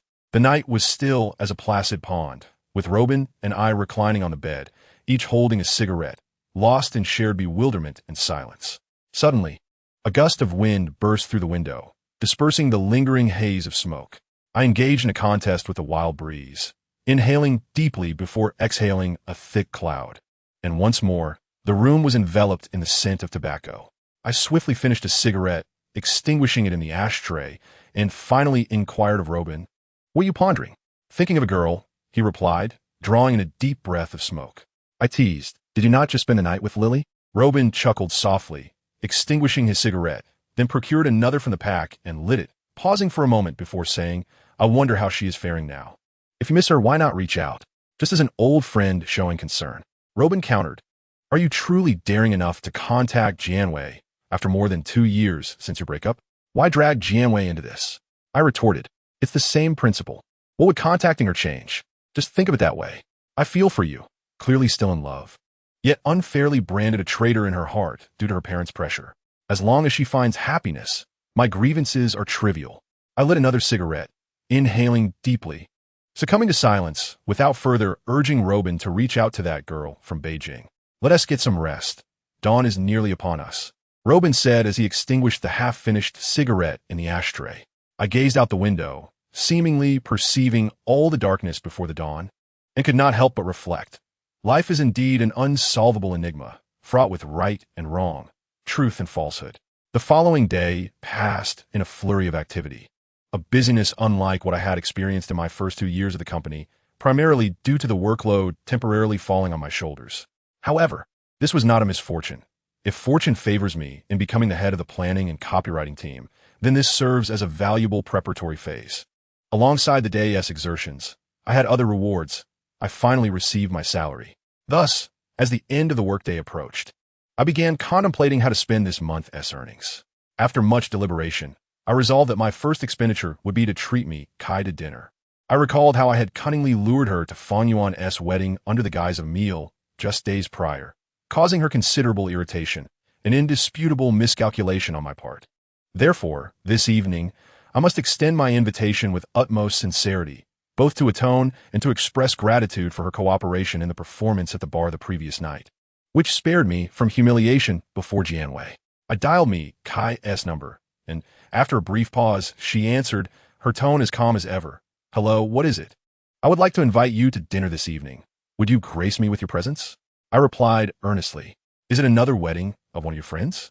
She inquired, leaving me momentarily speechless with her unflappable demeanor. After a pause, I responded, this time, it's not a friend's wedding. I genuinely wish to treat you to a meal. Oh, let us skip it today, she replied, causing a flicker of disappointment within me. However, I persisted, please. Today I received my paycheck, and you were the first person I thought of. I hope you won't decline my heartfelt invitation. My car is in for maintenance, and it's rather inconvenient to take a taxi from here. Let us do it another time. Mikai finally provided a definitive reason for her absence.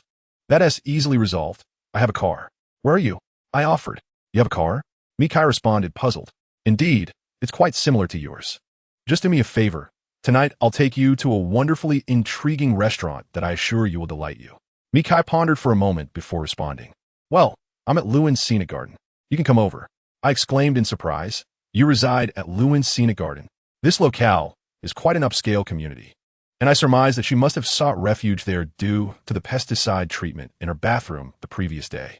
I wondered why I bothered asking so many questions. After her brief reply, she hung up the phone. I chuckled softly, unfazed by her demeanor. I had anticipated that she would have other accommodations in Suzhou. After tucking my phone in my pocket, I turned to the busy Zhaoli next door and said, Zhaoli, may I borrow your little Audi tonight? Zhaoli looked up at me, his expression wary, and inquired, what do you need it for? I promised to return it with a full tank, so hurry up. I replied impatiently. You better keep your word. Don't fool me, Zhaoli warned as he retrieved the car keys from his drawer and handed them over. As dusk descended, I drove Zhaoli's Auto towards Lewin's Scenic Garden. This time, I was not deceiving Mikai. The car I was driving was indeed quite similar to hers. Hers was an Audi, while mine was an Auto, both strikingly adorned in a vibrant shade of purple. Chapter 33. The musical theme restaurant in the empty city. After approximately half an hour travel, I finally arrived at Lewin's Scenic Garden, where Mikai awaited me beneath a sycamore tree outside the community. Autumn leaves swirled gracefully through the air, and the lights illuminated her figure, rendering her as enchanting as a character stepping out of a painting, serene and composed. I honked the car horn, and Mikai turned a glance in my direction. I smiled and called out, get in, let us go eat. If we delay, we may not find a seat. Mikai approached, opened the passenger door, and settled into her seat without a thought for the vehicle I was driving. Feeling somewhat guilty, I remarked, so what do you think? This car is rather nice. Low emissions and environmentally friendly. It is indeed decent, though much like you. It has a slight air of absurdity, she replied with a half smile. Am I really that absurd? I asked, quickly glancing at my reflection in the car mirror, feeling a bit insecure. Absurdity does not solely pertain to appearance. I was referring to your character, she clarified. I returned the mirror to its position, choosing not to engage in banter with Mikai. After all, her preconceived notion of my questionable character had already etched itself into her mind. Even if I presented myself as a national hero, she would still regard me as absurd. Mikai seemed taken aback by my lack of retort, and I merely offered her a gentle smile before starting the engine. I thought to myself, Mikai does not quite grasp that a man of depth often embodies a quiet demeanor. By this standard, I must surely be a man of considerable depth. The auto navigated through the streets, ultimately halting on an old street that was on the verge of demolition. Mikai and I disembarked. For the establishment, I intended to take her to lay beyond a narrow alleyway, inaccessible by vehicle, necessitating our walk. The dimly lit alley was illuminated by only a few scattered street lamps, and Mikai, trailing closely behind me, anxiously asked, "Where are you taking me?"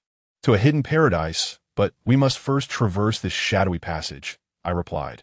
Upon emerging from the dark alley, the space ahead opened up dramatically. Beneath the glow of a bright streetlight, the musical-themed restaurant in the empty city revealed itself to Mikai and me.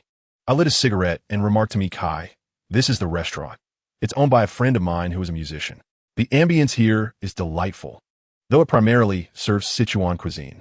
That's quite a mix," Mikai observed as she appraised the proprietor. "Typically, music-themed restaurants focus on Western cuisine. Indeed, the owner is a girl from Chongqing. Are you able to handle spicy food?" "Absolutely," she replied. As we entered the restaurant, I noticed the owner perched on a height-adjustable bar stool, singing, a glass of draft beer beside her and an unfinished cigarette in her hand. She immediately recognized my presence, and, taking advantage of a pause in the music, snapped her fingers and said, "Long time no see, Zhao Yang." I nodded and gave her a thumbs up, indicating that her singing was superb. Smiling, I gestured to her to continue after our chat, and she resumed, singing Zhang Xian's appearance with the rhythm of the music. Mikai and I chose a table, and she seemed quite enchanted by the melodies. Choosing to remain silent and listen intently, I placed our order while allowing myself to be absorbed in the enchanting voice. The slightly hoarse yet deeply moving singing stirred memories within me. 3 years ago, due to her parents' vehement opposition, Jianwei and I fled from Shanghai to Suzhou, both of us destitute and struggling to survive. I performed at this very music restaurant, earning just enough to sustain our lives. During that time, Jianwei would wait at the restaurant to hear me sing and would help serve plates and fetch water for customers, earning a few tips. After closing, I would habitually smoke a cigarette while she carried my guitar. Hand in hand, we would navigate the dimly lit alley, where I would buy her a roasted sweet potato from a vendor at the corner. That winter, the wind was sometimes biting and the rain and snow were heavy, but the feeling of relying on each other brought warmth that lingers even now. "Zhao Yang, why is this restaurant called Empty City?" Mikai's unexpected question shattered my reverie. For a moment, I was at a loss, and it took me a while to respond. When each person is born, they have an empty city within their hearts. As time passes and as we grow, restlessness, indifference, and the mundane pursuits of fame and fortune fill this once innocent city, rendering it bloated and unbearable. The name Empty City serves as a tribute to that pure, empty place. "Is it your interpretation?" she asked. "It is what was conveyed to me," I replied, glancing at the singer. Mikai nodded, taking a sip of her cold tea, and continued to listen to the song. Finally, after completing a song, she returned the microphone to its stand and approached us. She was an unconventional beauty. Her features were not classically attractive, yet together they formed a captivating presence that left a lasting impression. As she placed a large glass of draft beer before me with a smile, she said, "This one's on me." She then signaled to the waiter to bring Mikai a large glass of cola. "I'm driving, so I want tea drink," I stated. Mikai interjected, "Go ahead, I'll drive you later." Then she turned to me and inquired, "Is this girl your new girlfriend?" I glanced at Mikai, who wore a calm expression, and mustered my courage to respond, "Yes, she is my girlfriend." With a slight shrug, I recognized her regret for me and Jianwei. Yet she ultimately smiled and greeted Mikai, praising her beauty. The restaurant's lighting dimmed, while the vintage candlesticks on the table flickered to life, casting a soft glow throughout the space, enveloped by the delicate scent of aromatic candles. After a brief pause, the two of them inquired about Robin, noting his absence from this place for quite some time. What could he possibly be busy with? He is likely preoccupied with his usual escapades. Let us invite him to join us sometime. I miss him, I remarked, my voice tinged with a hint of helplessness and sadness, for she harbored feelings for Robin, who remained fixated on that girl from Beijing. All right, let us set a time to gather here. You must promise me. I chuckled and feigned an oath, assuring her, "I promise." With that, she nodded in satisfaction. Once we departed, Mi Kai and I finally had the chance for a private conversation. I raised my beer in a toast to her, and she clinked her cola against mine, both taking a sip. Just then, the door swung open, ushering in a gust of cold air, and I soon recognized that Jianwei and Xiang Chun had entered. A whirlwind of emotions surged within me, catching me off guard. It was clear that this was not a night meant for a tranquil dinner with Mi Kai. I loathed such encounters, feared them, and resented the coincidence that forced us into an awkward meeting. Chapter 34. A Clean Place. My expression began to falter, and Mi Kai, seated across from me, noticed my unease. She glanced at me, then turned her gaze toward Jianwei, their eyes locking momentarily. Mi Kai, with her cool demeanor, and Jianwei, with her innate pride, surprisingly exchanged no greetings. Instead, Xiang Chun waved at me and remarked, "Xiaoyang, dining with your girlfriend." Ah, perfect timing. Why not join us at our table? I invited. Though my heart was reluctant, this forced politeness felt awkward, yet I felt compelled to extend the offer. Jianwei, entwining her arm with Xiang Chen's, shook her head and replied, "No need to crowd. We'll sit over there." Xiang Chun complied, smiling at me before leading Jianwei to another table.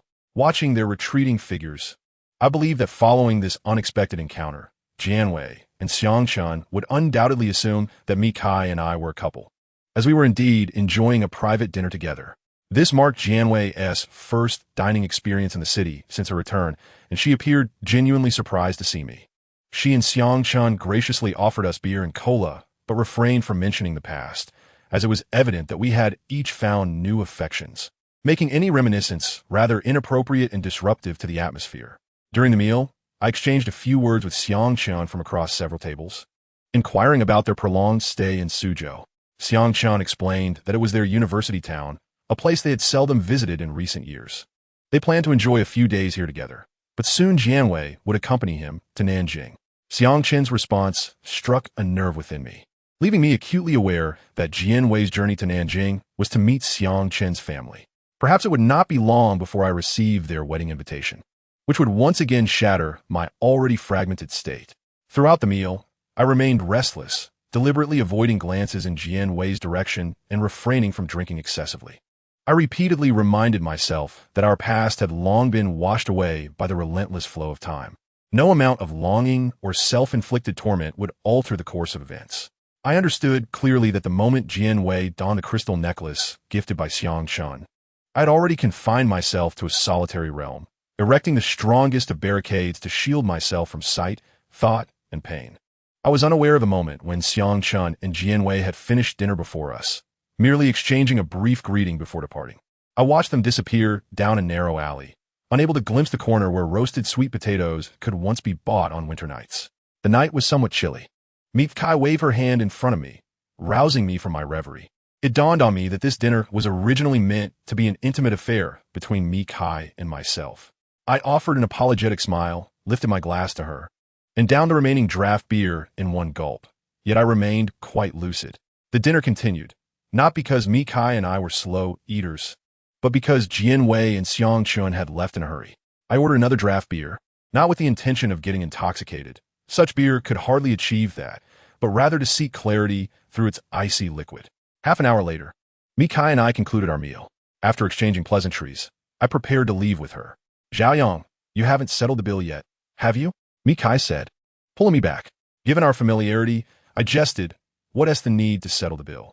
I continued walking, but it was merely a jest, in truth. Our conversation had been minimal throughout the meal. As we were about to depart, I teased her to lighten the atmosphere of the night. Mi Kai exerted more force to hold me back, her previously calm demeanor now marred by anger. "You have no decency. With friends like you, how can your friend's restaurant possibly thrive? Have you had too much to drink? Curiously, can soda really intoxicate someone?" I replied with a half-smile, observing her agitation, which seemed to transform her entirely. Realizing she had lost her composure, Mi Kai seized her grip and headed to the bar with her wallet in hand. At that moment, I grasped the depth of her disdain for my poor conduct, so intense that she disregarded her own decorum in a public setting to confront me. I quickly caught up, grasped her arm, and said, "We agreed I would treat you. How could I let you pay? I refuse to associate with someone of your character." "Do not speak to me," she retorted. "Ah, I was merely jesting. The payment area is not at the bar, but over there in that corner," I said, turning her around to reveal the payment box. Mikai looked at me with confusion, having sat with her back to it throughout dinner and thus unaware of its existence. I chuckled and explained, "Did you not notice that the menu we ordered from has no prices listed? Dining here relies entirely on one's conscience. When you leave, you simply deposit your payment into that box." "Can I just pay any amount?" Mikai asked, her surprise evident. "Indeed, there is no one here to oversee your choice." But I led Mikai to the corner where the box was placed and pulled out 300 yuan from my wallet, dropping it into the box. I then remarked, "Those who come here to dine all share an untainted vision of an empty city within their hearts. No one would dare to tarnish this city with mundane materialism. That is why this establishment has thrived for many years without incurring losses. If there remains a sanctuary of purity in this world, it must be here." On our way back, Mikai navigated her nimble car through this vibrant city. Yet she seemed still captivated by the music-themed restaurant within that empty city. She inquired once more, "Zhaoyang, have all the patrons of that restaurant adhered to this unwritten rule over the years?" "Not all," I replied. "When the restaurant first opened, there were many who came merely to enjoy a free meal, evading payment." Mikai was not surprised by my response. For this world is indeed rife with opportunists seeking to gain without effort. She pressed on, "Then how did it evolve into a place where everyone respects the rule?" I pondered for a moment before responding. "Initially, we were persuaded to abandon such an idealistic business model, deeming it impractical. However, we persisted, only to find ourselves in a situation of financial deficit. Eventually, we posted a notice of closure on the restaurant's bulletin board. And then?" she asked. "On the last night before the closure, countless families came to enjoy a free dinner. We felt disheartened, lamenting our navet. This idealistic approach only revealed the ugliness of human nature." Mikai nodded doubtfully. I opened the car window, lit a cigarette, and continued, "That night after we closed, we were truly despondent. A few friends and I locked the doors and drank heavily, for after that night, there would be no more restaurant in the empty city." Exhaling a long plume of smoke, I smiled and added, "Perhaps there is indeed such a thing as a miraculous turnaround." When we opened the box to tally the day's earnings, we discovered a staggering amount of 100,000 yuan in cash inside. We were astounded. Yet none of us knew which patron had placed it there. "So, the restaurant continued operating due to this 100,000 yuan?" I nodded and said yes. This sum provided the impetus to carry on, or rather, it offered a spiritual motivation. We could not let the empty city fade away for that anonymous benefactor. Subsequently, we replaced the box with a transparent one, allowing everyone to see how much each person contributed after their meal. Those who merely tossed in a few coins were confronted by my friends, and I dealt with accordingly. Over time, the opportunists ceased to return, though I always wondered what Mikai would think if she knew about our actions. Eventually, we replaced the transparent box with an opaque one once more, but by then, the establishment was rarely in the red, though we could not entirely dismiss the possibility of those still attempting to take advantage. Upon hearing my narrative, the typically indifferent Mikai unexpectedly expressed solidarity, saying, "Well said, those unscrupulous individuals deserve a beating. But don't you think those who are beaten will report it?" "Of course they will," I replied. "Yet among our companions is one who serves as a local officer, so they conveniently turn a blind eye. Besides, we are not extorting money. We exercise restraint, primarily issuing warnings. As long as those scoundrels stay away, the restaurant can operate normally." Mikai looked at me and suddenly laughed.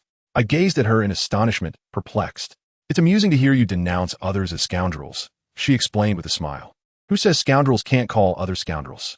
This time, I didn't label you as one. That is precisely the implication. Do you think I am foolish enough not to discern it?" Mikai laughed artidi.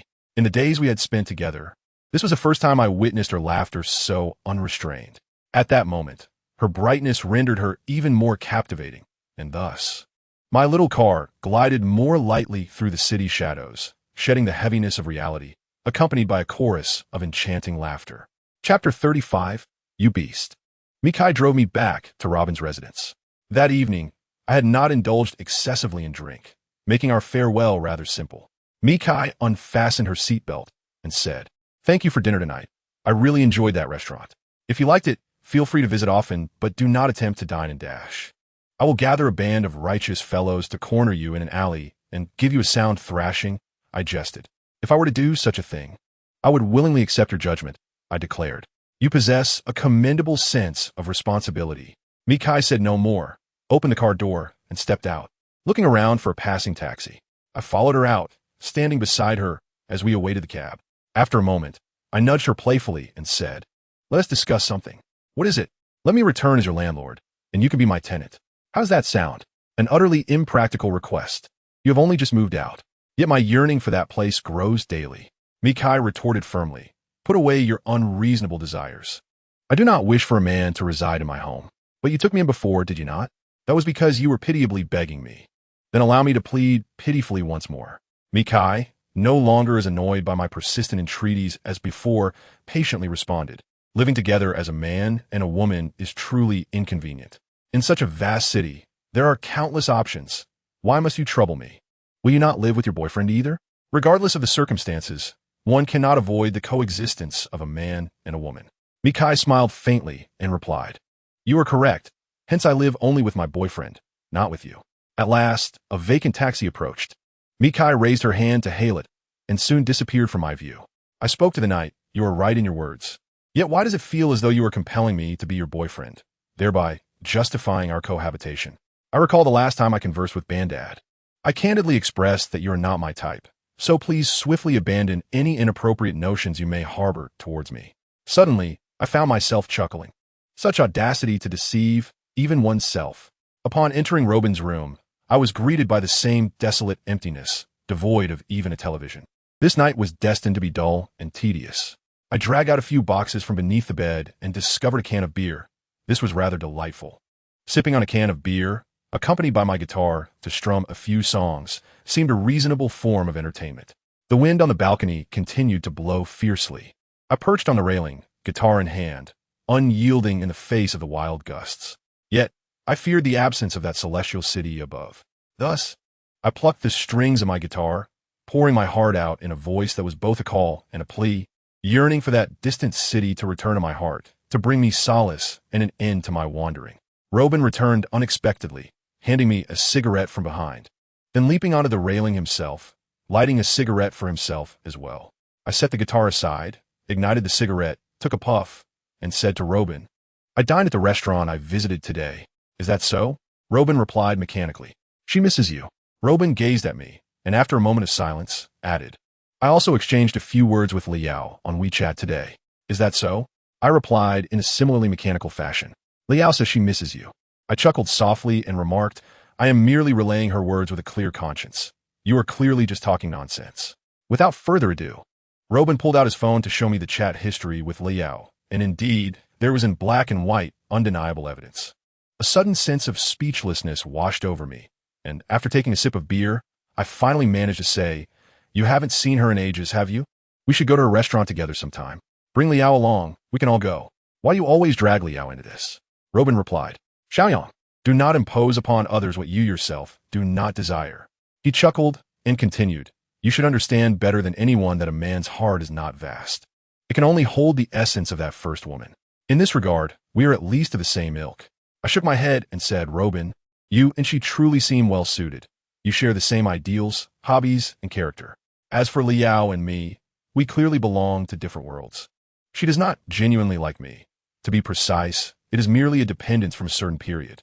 So, please refrain from forcing such a comparison. Let's not dwell on this. I'm a bit tired today. I'll sleep now." Robin patted my shoulder and jumped down from the railing. I called out to him, "Let us make time to gather over there soon." "We shall see," Robin replied ambiguously before departing. I understood he could not bear to sully himself with a heart unloving, for he held principles that distinguished him from those women he could casually bring home for the night. I genuinely comprehended Robin's stance, yet a tinge of regret lingered in my heart.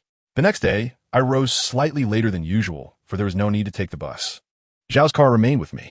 Upon arriving at the company, I managed to clock in just before 9 o'clock. Moments later, Zhao Li hurriedly emerged from another elevator, racing towards the time clock as if propelled by the wind. Just as he was about to insert his card, the time cruelly flicked past the hour. With a woeful expression, Zhao Li lamented, "Xiaoyang, this is all your fault. I thought I had my car, so I slept in until 8. Alas, my perfect attendance bonus is lost this month." I casually tossed my car keys to Zhao Li and replied, "Is it really such a big deal? It's just a bonus." I didn't receive one last month either. Irritated by his question, I retorted, "Have you ever received it since you started working here?" Zhao Li, sensing my displeasure, quickly shifted the topic. Did you fill up my car with gas as you promised? Rest assured, it is filled to the brim. Zauli nudda.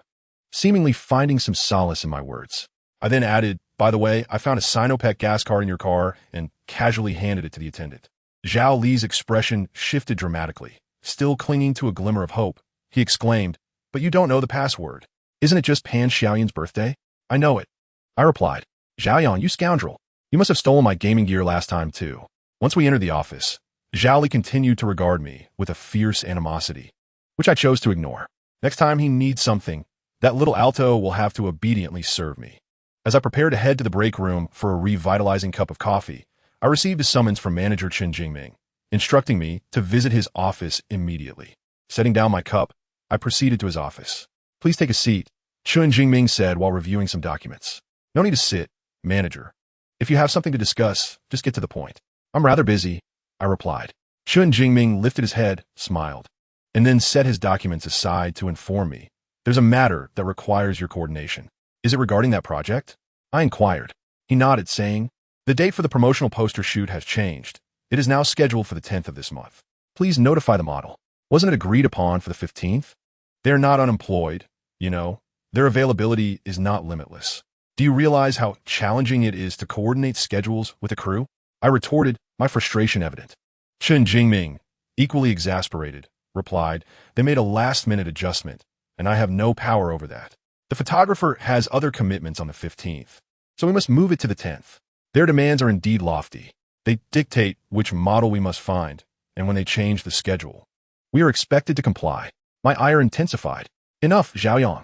You are on the company's payroll. This task is assigned to you, and you must see it through. Chen Jingming finally said with irritation. I scoffed. Just because I am on the company payroll, does that mean if the company claims the moon is lovely, I should construct a spacecraft to pluck it from the sky as an offering? Chapter 36, Burning with Anger. Chen Jingming found my words both amusing and exasperating. But since he needed my assistance, he softened his tone after a moment and said, I am equally frustrated by the sudden change in the shooting date. But what can we do? One cannot afford to sever ties with them entirely, for they have numerous shopping malls to choose from. Yet finding an 8th international first-tier brand proves to be exceedingly challenging. One must adapt to the prevailing circumstances if one aspires to ascend the professional ladder.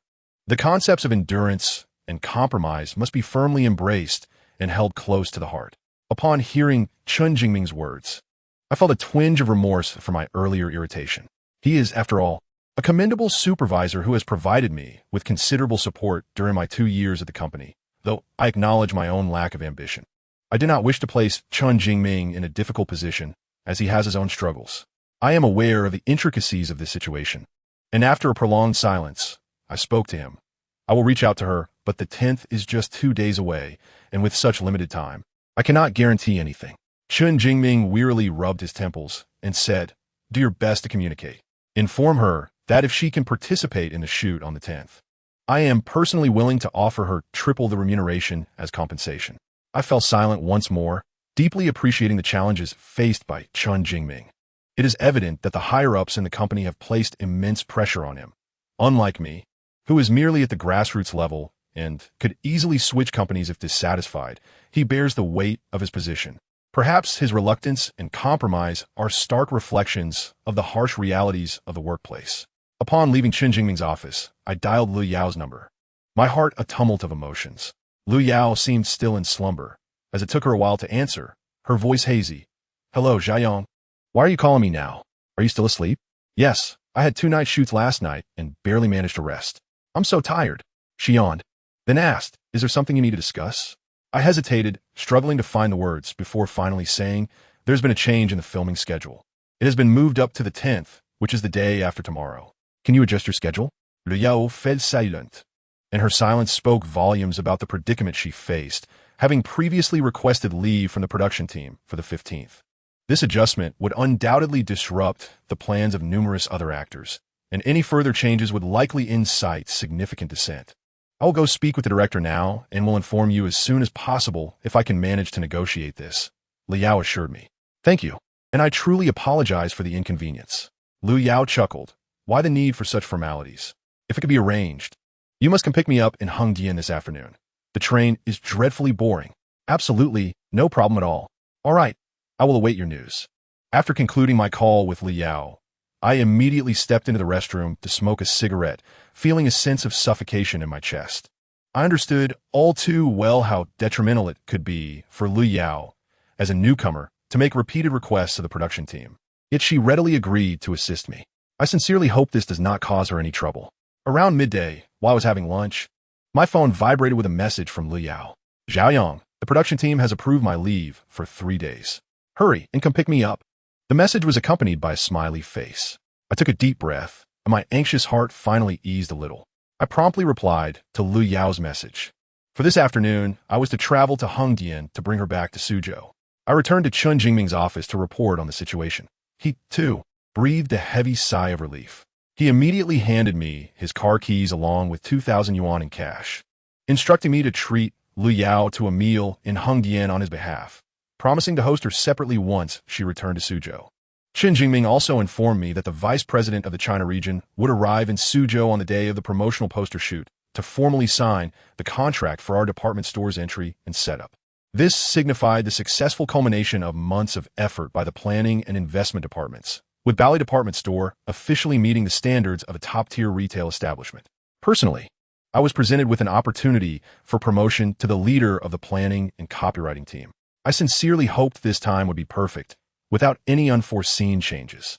Upon leaving the office, I drove Chun Jingming's Audi A4 towards Hengdian. By the time I arrived, it was already past 4 in the afternoon. I opted not to find a hotel and instead went directly to the filming location where Lu Yao was working, agreeing to wait for her outside the scenic area until she finished her afternoon shoot. The autumn breeze swept away the twilight, and darkness enveloped the sky. Lu Yao had yet to emerge from the set, so I lit a cigarette, my gaze habitually drifting towards the exit of the scenic area, lost in thought. Finally, Lu Yao appeared in the glow of the exit lights, her steps slow, her right hand covering her cheek. I couldn't quite discern her expression. I stood up and walked towards her. She glanced at me, but did not exhibit the affectionate demeanor she once had. I smiled and inquired, "Are you in pain? Why are you covering your face?" Lu Yao remained silent, continuing to walk forward. Her unusual behavior filled me with confusion. I quickly caught up with her, asking with concern, "What is wrong? Let me see your face." "I'm fine," she replied, quickening her pace, but her voice was already choked with emotion. I seized her arm, forcibly removing her hand from her cheek, instantly stunned by the sight of several bright red fingerprints on her fair face. My anger surged. "Who the hell hit you? I swear I'll make him pay." I started towards the entrance of the scenic area.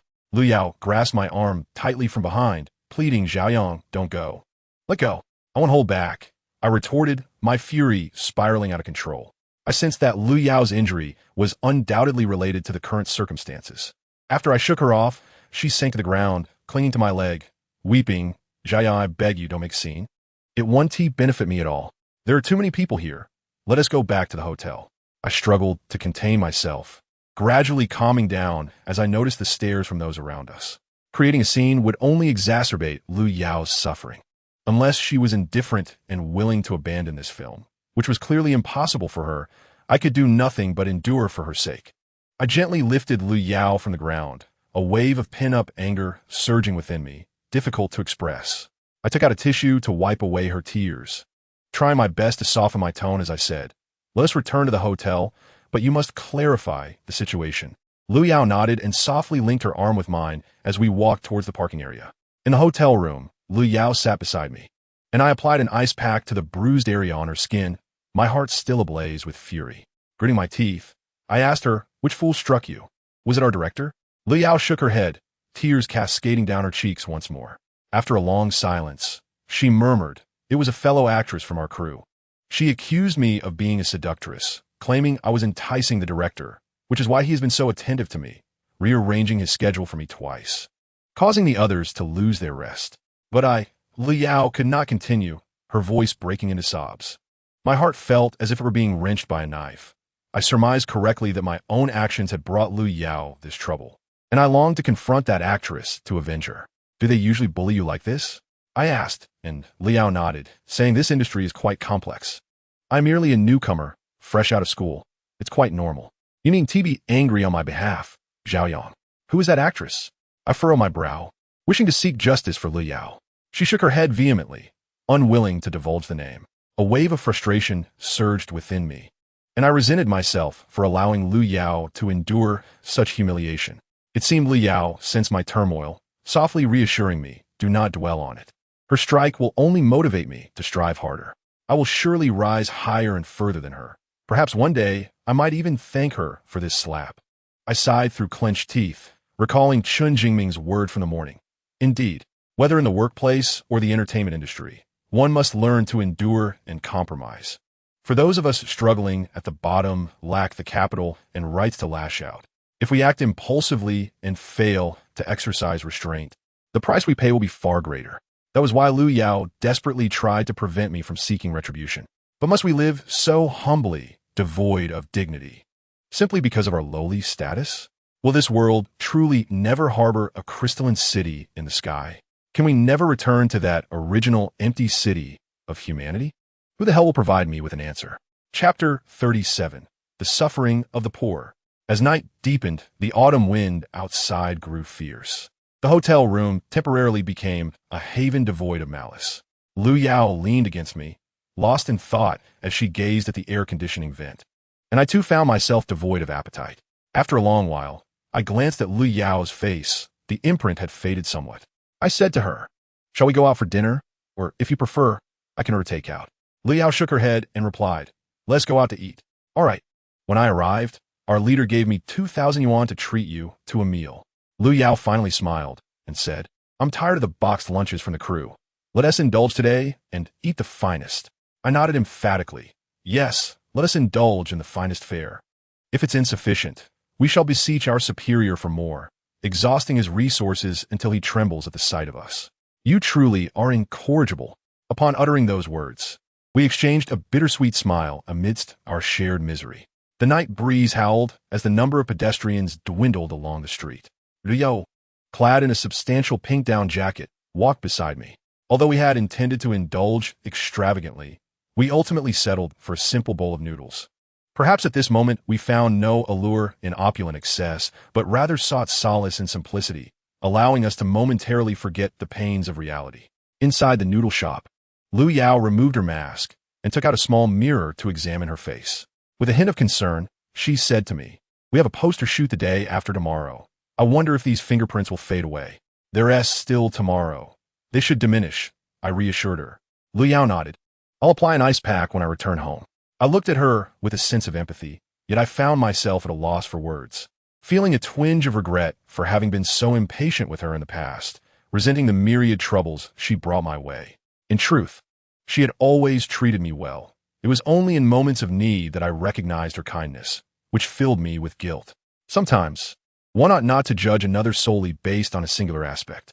While Lu Yao may indeed be troublesome, she possesses admirable qualities, particularly her loyalty to friends. Otherwise, she would not willingly endure her own discomfort to assist me.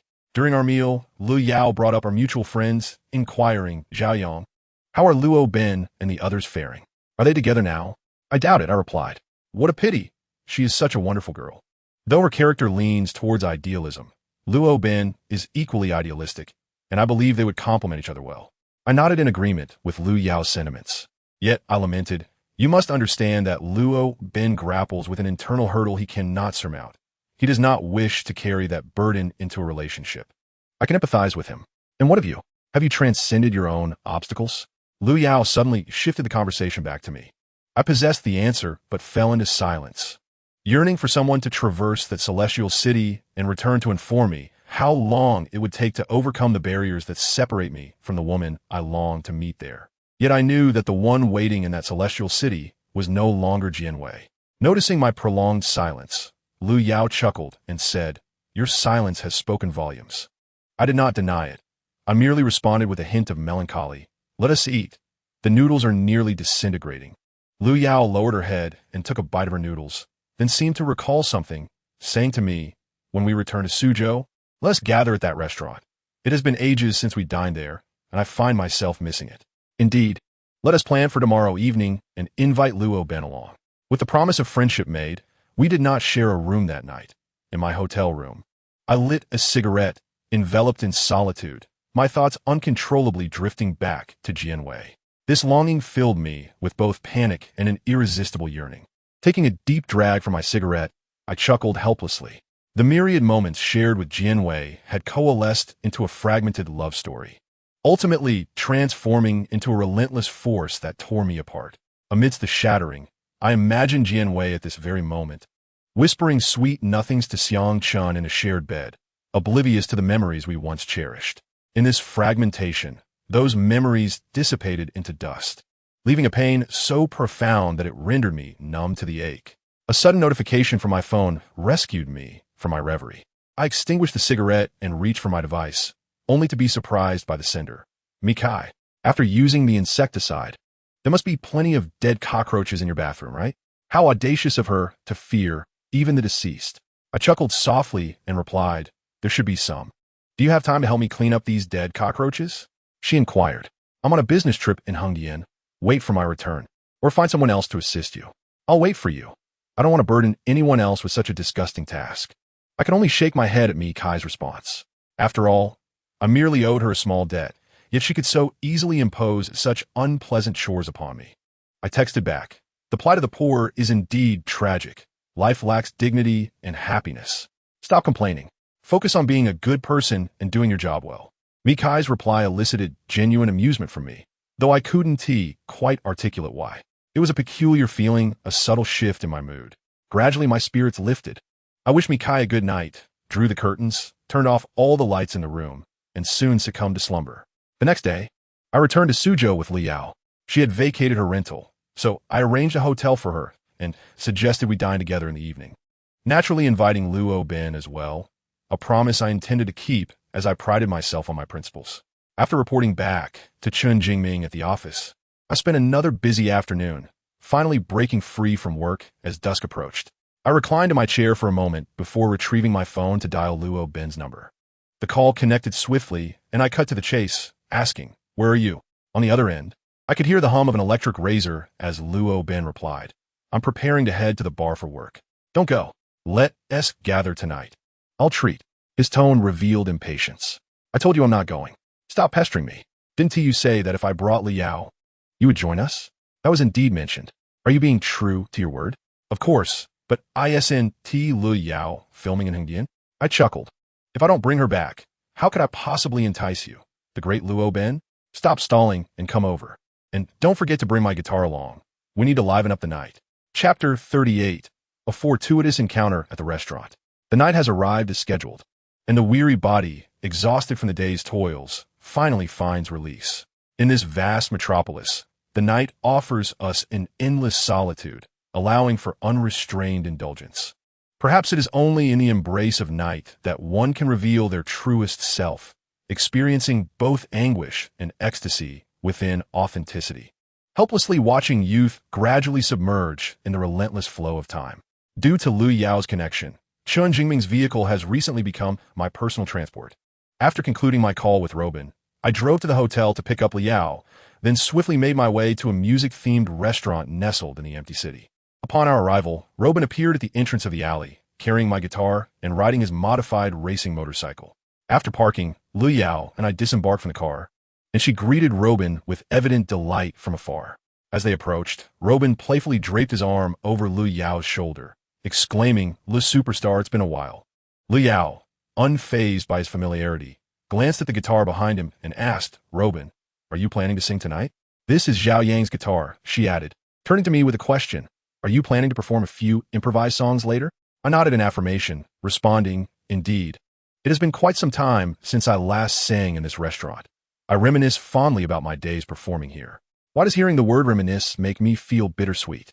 Robin mused. Lu Yao chimed in, "Because nostalgia is shameful. We are both individuals who look forward, right, Robin?" He nodded in agreement. "That makes sense. Only Zhao Yang still willingly clings to nostalgia, needing to glance back occasionally." I chuckled softly at that moment. Robin and Lu Yao's banter towards me seemed more like a veil, a means of evasion. Yet I would not expose it. No matter how perfectly he masks himself in public, when the night deepens, all the aids created for concealment will inevitably be torn asunder. For the night detests those who feign superiority. The three of us continued our light-hearted conversation as we traversed the dimly lit alley towards the restaurant. Upon opening the door, the familiar melody greeted us once more.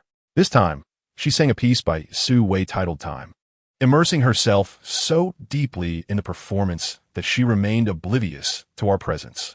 We chose not to interrupt, instead settling into a corner to listen to this poignant song, which evoked a multitude of emotions within us.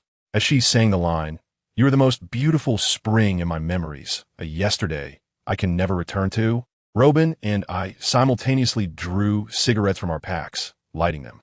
I was unsure of Robin's feelings at that moment, but my heart brimmed with nostalgia for the past, yearning to leap back into that spring and swim through its waters until love's end. Applause erupted intermittently, and only then did I realize that time had concluded, fading away with the quiet passage of moments. Raising my gaze to the small stage, I saw her set down the guitar and, almost simultaneously, notice our arrival, her eyes sparkling with surprise, though it was Robin who elicited her delight, and not Li Yao or me. With a smile, she approached us, beckoning the waiter to bring us drinks and menus. Upon the arrival of the moment, Robin exhibited no extraordinary reaction, still clutching a cigarette while tuning his guitar. Standing beside him for a considerable time, I finally spoke. "It's been a long time, Robin.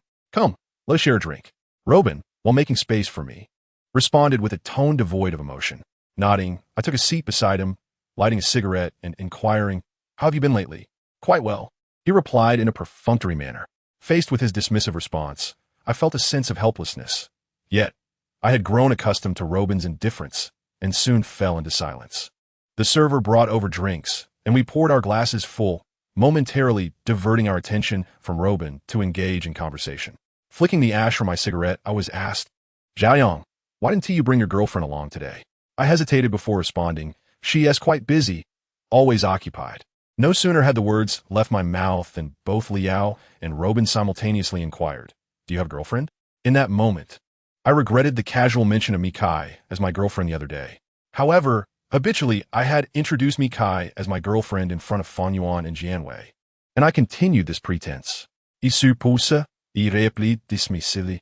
Robin appeared indifferent to my relationship status, taking a sip from his glass without further probing, while Liao, brimming with curiosity, pressed, "Who is she, Zhaoyang?"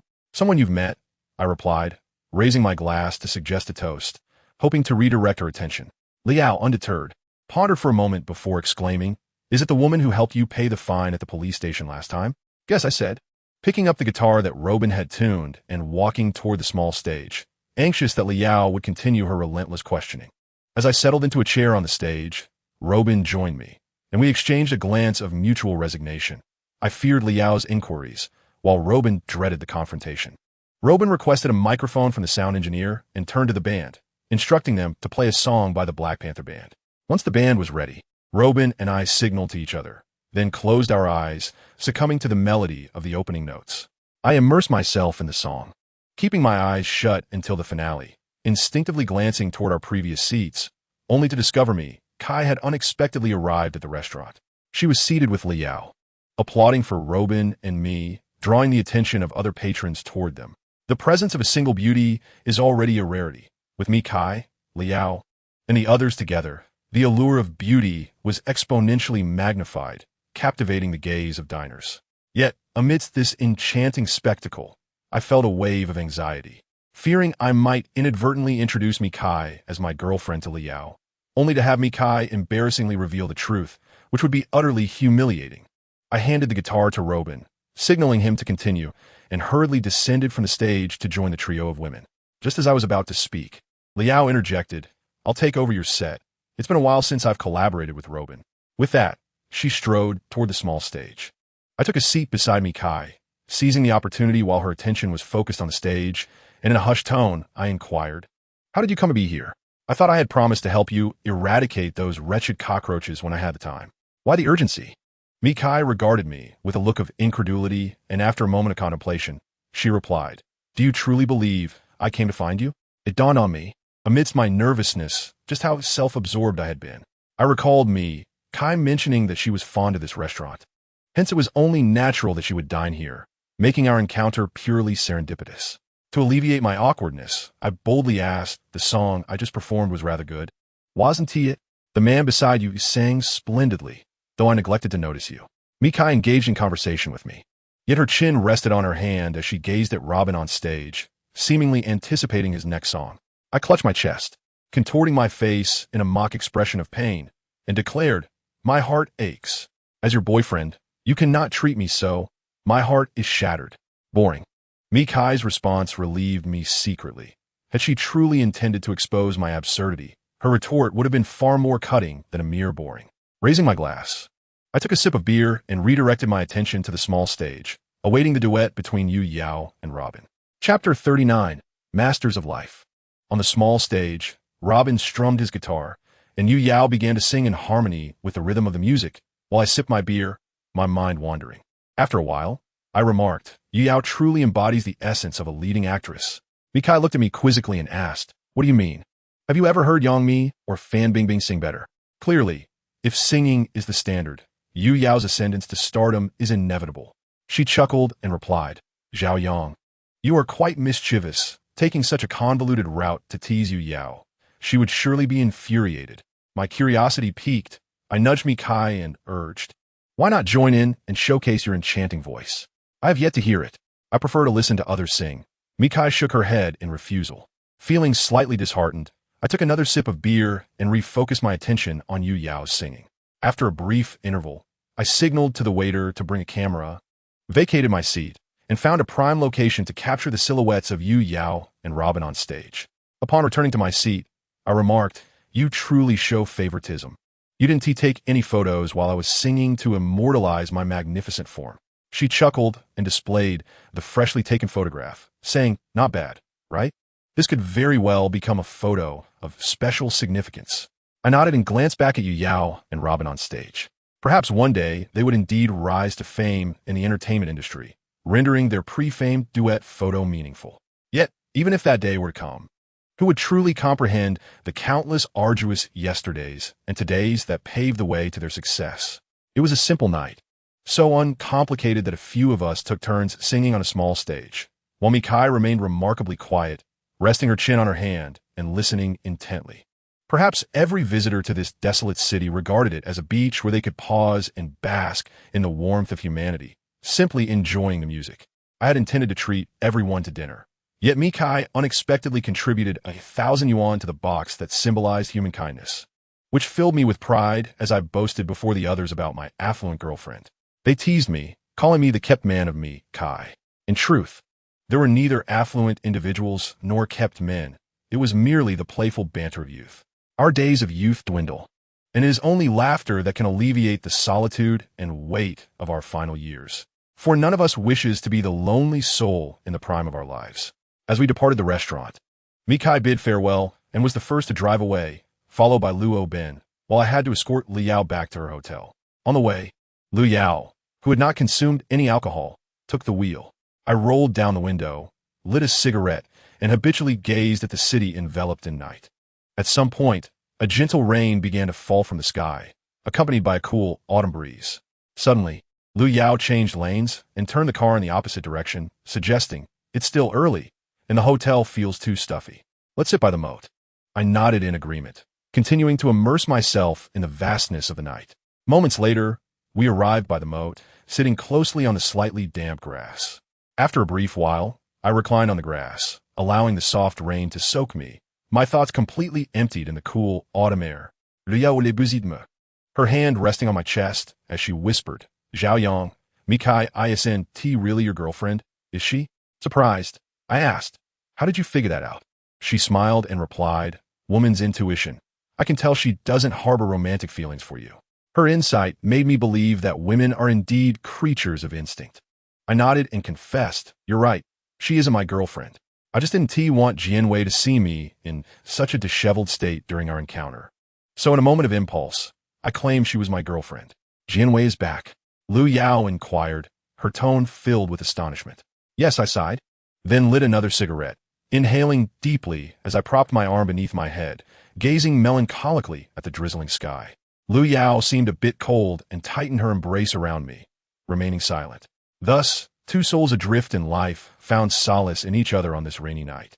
Seeking the meager warmth that remained, time slipped away, and Lu Yao finally whispered in my ear, "Zhao Yang, do you have a place you long for?" "Yes, it is a city." "A city?" Is it like that restaurant? No, it exists in the air, a city suspended above, crystalline and transparent, inhabited by a beautiful woman with long hair cascading to her shoulders. Lu Yao pondered for a moment before saying, Mikai is a stunning woman with long hair cascading down to her shoulders. However, she is not the one. Her hair has a slight wave. After I dismissed this notion, I inquired, and what about you? What place do you long for? It's a small island across from the beach, though I'm unaware of its exact location. Later, in the middle of the sea, I encountered a man sailing a boat. He guided me to that island, where we began our life together, watching the sunset each evening. He even prepares dinner for me at dusk, and thus, the island is filled with the aroma of cooking, freeing us from the mundane concerns of the world. I chuckled softly, replying, You truly have a knack for storytelling. It sounds enchanting, far more beautiful than my own city. Lu Yao fell silent, pressing her face against mine. After a considerable pause, she said, Zhao Yang, stop dwelling on Jianwei. Strive earnestly for your own life. Let us not become those defeated by reality. The cigarette in my hand had become dampened by the rain, and I took a deep drag, tasting not only the smoke, but also the unpleasantness of rain-soaked air. I couldn't help but question myself. Am I truly capable of forgetting Jianwei and diligently pursuing my ambitions, becoming a master of life? This time I found my answer. Regardless of whether I could forget Jianwei, I must endeavor to strive. I understood that the opportunity one received at work was a result of Lu Yao enduring significant grievances for my sake. After a moment of silence, I addressed Lu Yao. I must indeed strive. From this day forth, I shall swiftly take charge of my life and become proficient in living. Yes, she replied. Zhao Yang, hold me close. It's rather chilly. The rain continued to fall softly, and a low-lying area finally accumulated a small puddle.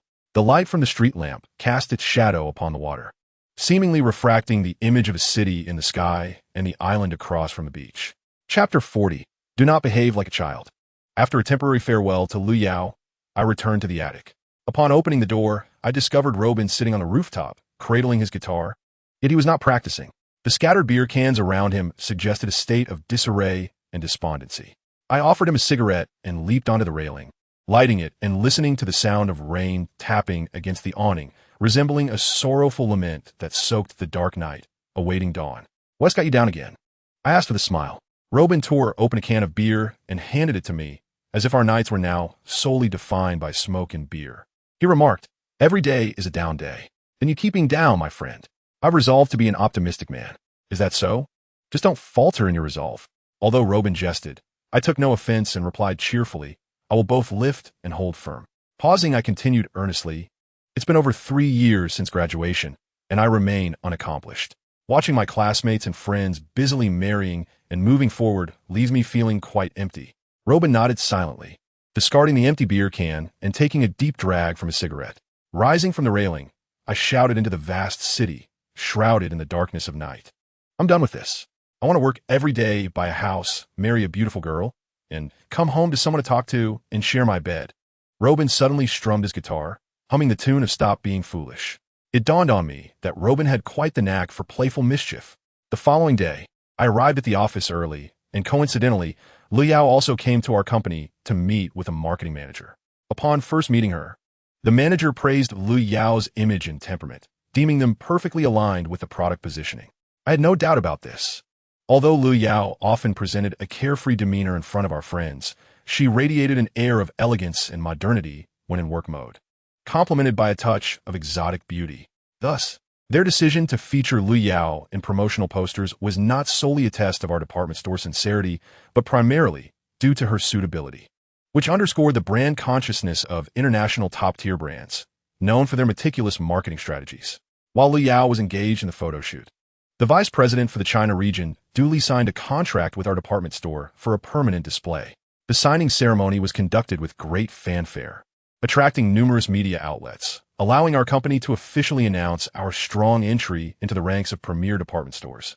The high profile of this signing ceremony was also intended to generate buzz for the comprehensive marketing campaign I was about to oversee, marking the commencement of my first real challenge in my career alongside the establishment of our display. That evening, our company hosted a banquet for the vice president and several accompanying personnel from the China region.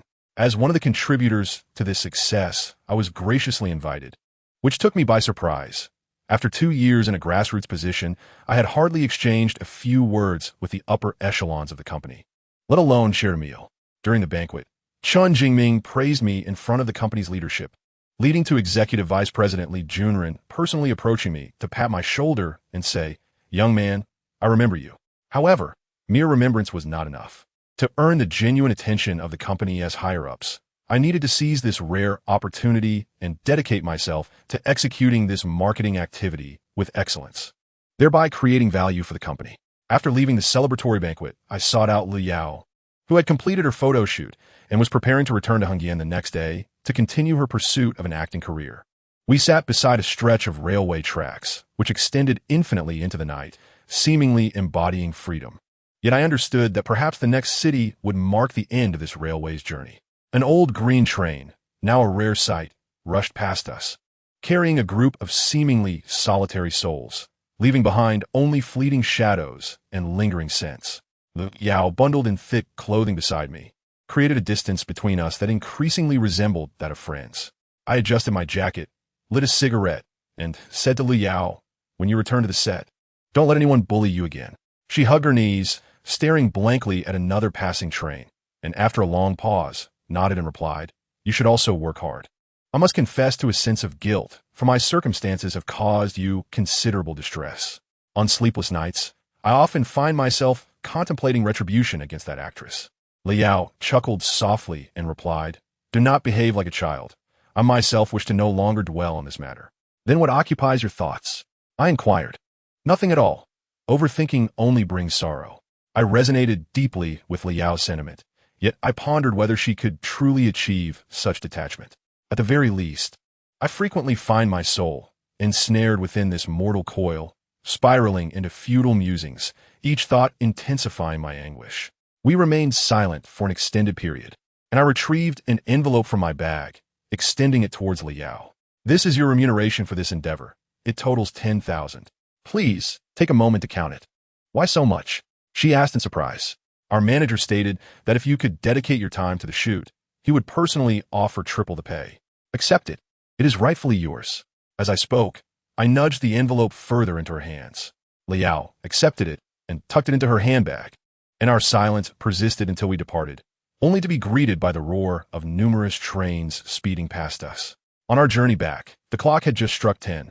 In truth, Li Yao and I had not lingered by the tracks for long, yet our hearts drifted far with each rushing train, eluding our grasp. Upon returning to my abode, I discovered that Robin had not ventured to the bar that evening. As I prepared to enter, I was greeted by the muffled sounds of a woman's soft moans emanating from within. It could well be Lily, the woman he had brought home previously, or perhaps another. I felt somewhat awkward intruding, but had nowhere else to go. After sitting downstairs for a spell, I recalled my promise to meet Tsai to dispose of the corpses of those cockroaches. It would be better to attend to that task now. I called Meet Tsai, who informed me that she had been waiting for me to resolve the issue in the old house. Thus she was still residing at Liubian Jinyuan. I assured her that I was available to assist immediately, and she promptly conveyed that she too had time. Consequently, we set off from opposite ends of the city, converging on the antiquated dwelling simultaneously. Chapter 41. You have no shame under the cloak of night. I returned to the neighborhood where I had lived for over 2 years. Parked outside was Meet Tsai's striking burgundy car. She had arrived before me. Whistling, I ascended the stairs, and, as I did, the motion sensor lights illuminated the corridor, casting a stark light upon its dilapidation. The state of disrepair puzzled me further. I could never comprehend why Meet Tsai chose to reside here, leaving me no option but to take refuge in Robin's den of iniquity. I knocked on the door, and Meet Tsai, impeccably dressed, opened it. I immediately lamented, "I am utterly exhausted. You should get to work right away," and once finished, return to rest, she remarked with a tone of genuine concern. I shot her an annoyed glance and replied, "You are indeed beautiful, yet your emotional intelligence leaves much to be desired." When I said I was tired, it was a subtle hint for you to fetch me a cup of hot water. I haven't stayed here for several days. Where would I find hot water? She retorted, "There's an electric kettle and a gas stove at home. If there's no hot water, then boil some. By the way, I enjoy goji berry lemon tea. I didn't take the goji berries or lemons with me during the last move, so please brew some for me now." As I settled onto the sofa, crossing my legs, I took a honey tangerine from the fruit plate and began to savor it. Mikai's expression was rather grim, yet she still made her way to the kitchen to fetch some water, plugging in the kettle to boil. She stood across from me on the sofa, casting me a somewhat resentful glance. A sense of triumph surged within me. If I did not take advantage of her at this moment, who knew how she might use my goodwill against me later with her sharp tongue? These honey tangerines are delightful. Where did you purchase them? I inquired, peeling another fruit. You may take some home if you enjoy them, but could you first assist me with something important? I replied, unfazed, last time. You let me take some of your cherries, and now I find these honey tangerines equally appealing. Does that mean I can take anything from this room that I fancy? Principally, yes, but with someone like you, I find it hard to be particular, for your audacity is quite remarkable, Mikai retorted patiently. I chuckled and continued. In that case, I have grown quite fond of you. Why not accompany me tonight? Suddenly, Mikai's demeanor darkened. Her eyes narrowed in anger as she shot back. Please refrain from uttering words you might say to any woman in my presence. It makes you seem utterly shameless. Remaining composed, I replied, I merely followed your logic. Why does that render me shameless? Should you not wish for my admiration, then I shall simply not hold affection for you. Mikai glanced at the nearly boiling water, her expression suggesting she would like to toss me into the kettle. A sense of exhilaration bloomed within me in our numerous verbal sparrings. This was the first time I had gained the upper hand. The feeling of reclaiming territory was intoxicating, and I could not help but hum along to Fei Wong's new Tenant. Awaiting the night, welcoming the day, cleaning by daylight, praying at night, escaping the chaos, seeking troubles. From the ends of the earth, a sudden whim. Is anyone there? Who comes to find me? I say hello. You say interrupting, neither early nor late. 1,000 miles away. Mikai glared at me as I finished the song, yet she appeared helpless against my boldness, for she dared not match my lack of shame. Do you know what song I just sang? I asked her before she could respond, quickly answering my own question. It is New Tenant by Fei Wong. Do you not think the lyrics encapsulate the essence of our relationship? Before she could reply, I eagerly analyzed further. Each day, I wait in this room for night to fall, welcoming daylight, cleaning by day, praying at night. One day, you whimsically moved in here, and, as your landlord, I greeted you, only for you to say, interrupting and cast me out of this space. Mikai sighed after a moment. You truly possess a vivid imagination. This is not mere imagination, but a recent, tragic tale, I exclaimed, rising from the sofa, casting an indignant glare at Mikai. She did not respond but glanced at the boiling water, saying, I will pour the water. Where are your lemon slices and goji berries? By the toilet in the bathroom. You replied curtly, intending to me say. After my previous analysis, I felt deeply aggrieved. Mikai's face clearly contorted in disgust, yet she understood my intention. With a stern expression, she remarked, if you don't wish to tell me, then so be it. You can handle it yourself. You are so principled. Having promised to brew tea for me, you will indeed do so. I seized the opportunity to mock Mikai's principles. Her words finally erupted in anger. But did you truly place the lemon and goji berries beside the toilet in the bathroom? You might as well ask the cockroaches residing there. They would surely know whether or not they were placed there. Exasperated, Mikai declared, if you don't want to drink, then don't. She promptly retreated to her room, unwilling to utter another word to me. In a moment of petty triumph, I began to sing New Tenant towards her closed door. Eventually, I returned to my original room and found the lemon and goji berries, brewing a cup with boiling water, and settled comfortably on the sofa, savoring the moment as life felt remarkably splendid. After finishing my cup of tea, I remembered to assist Mikai in disposing of the cockroach corpses in the bathroom, but my phone suddenly rang. Noticing it was Robin calling, I answered, only to hear a woman's voice say, you must be Zhao Yang. Who are you and why are you using Robin's phone? I inquired, puzzled. Lily, the one from last time. Oh, is there something you need? Lily spoke in a tone suggesting collaboration. Robin has gone downstairs to buy cigarettes. I called to let you know not to return tonight. I wish to spend the night with him. I felt a bit conflicted, but having already disrupted Lily's plans once, it seemed unreasonable to do so again. After a moment, I finally agreed. All right, I won't return tonight. Her tone brightened immediately as she reminded me. Then please call Robin later to inform him you won't be coming back. Of course. Remember, do not tell Robin it was me who asked you not to return. Lily insisted. I will merely say I have other commitments tonight. Zhao Yang, you are truly wonderful. I'll treat you to dinner when I have the chance. Lily said before cheerfully ending the call. I, however, forgot to remind her to return the 100 yuan she had taken from me previously. After concluding my conversation with Lily, I found myself in a quandary. If I were not to stay at Robin's tonight, where else could I possibly go? Burdened with worries of having nowhere to rest, I proceeded to the bathroom to help Mikai remove the cockroach corpses. In truth, there were not many, as the insecticide had proven ineffective. After searching for a while, I discovered a single cockroach behind the toilet that had not yet fully succumbed. Yet, that one was sufficient for me to present to Mikai as I clear my conscience. I wrapped the cockroach in tissue, adding a few cigarette butts to simulate the appearance of its corpse. I then approached Mikai's door and knocked, saying, "I have removed all the cockroach corpses. They are wrapped in tissue. Would you like to come out and verify? The insecticide truly works wonders." Chapter 42. If you have the ability, go ahead and call the police. The room's Mikai did not respond to me, possibly infuriated by my recent words and actions. I knocked on the door again and said, "If I don't enter your room, I shall simply throw the cockroaches I've disposed of inside for you to verify, to prove that I have indeed assisted you and never been negligent." Mikai, her tone anxious, replied, "You needn't verify. Just take them away quickly." I acknowledged her with a simple "oh" and raised my hand to toss the cigarette butt and a half-dead cockroach wrapped in tissue out of the window. I then informed Mikai, "The bathroom is now available, and I assure you there's not a single cockroach left." "Oh, then you should quickly return to rest. It's difficult to catch a cab at this hour," she said. Mikai finally emerged from her room, her curly long hair tied up, clad in a thick houndstooth-patterned wool coat, and holding her car keys. She offered, "Let me drive you back." I stood motionless, deliberately stalling, as I had promised Lily that I would not return to Robin tonight. As Mikai reached the door, she turned back and asked, "Why aren't you leaving?"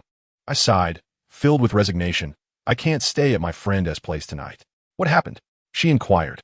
"Ah, he brought a woman home for the night," I whispered, my voice heavy with desolation. "It's been a week, and you still haven't found a place to stay?" "I've been busy running to Hungian twice. When would I have time to search for a house? Moreover, finding a comfortable place to live is not easily accomplished." I glanced around the room, filled with nostalgia. "Then why not stay at a hotel?" she suggested. "I refuse. Hotels are too expensive. I need to save money to repay my debts to you," I replied, plopping onto the sofa and reclining, clearly indicating my intention to stay for the night. Mikai approached me, frowning. "What do you mean by this?" "I mean I'm staying here tonight," I said, offering her a smile. After a moment, she patiently responded, "Please don't make me feel that you are being unreasonable. All right?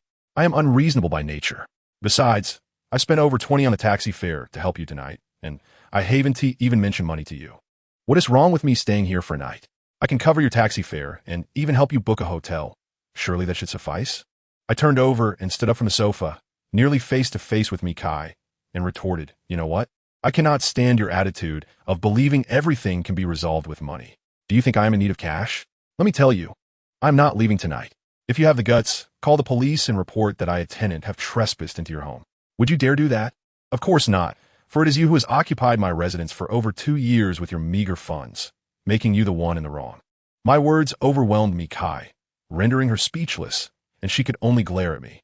I flopped back onto the sofa, resolute in my refusal to leave. Mikai, at a loss for what to do, unexpectedly stomped her foot in frustration, then grabbed her handbag and headed toward the door. "Where are you going?" I turned my head to ask. "I'm leaving, is that all right?" She replied, "Go ahead, just don't come back." After Mikai's departure, I stealthily entered her room and discovered a set of unused bedding in the cupboard. I transported it to my former room, made the bed, and settled in with a sense of unwarranted ease, secretly wishing that Mikai would not return. I had completely forgotten the virtuous stance I once adopted when I moved out to accommodate her. The next day, I rose at 8, too late to purchase toiletries, so I resorted to using Mikai's. After hastily resolving my breakfast at a familiar eatery downstairs, I rushed to catch the bus to the office. Upon arriving at the company and participating in the routine morning meeting, my manager, Chun Jingming, retained me for a private discussion. I understood his concern regarding the comprehensive marketing strategy one was responsible for.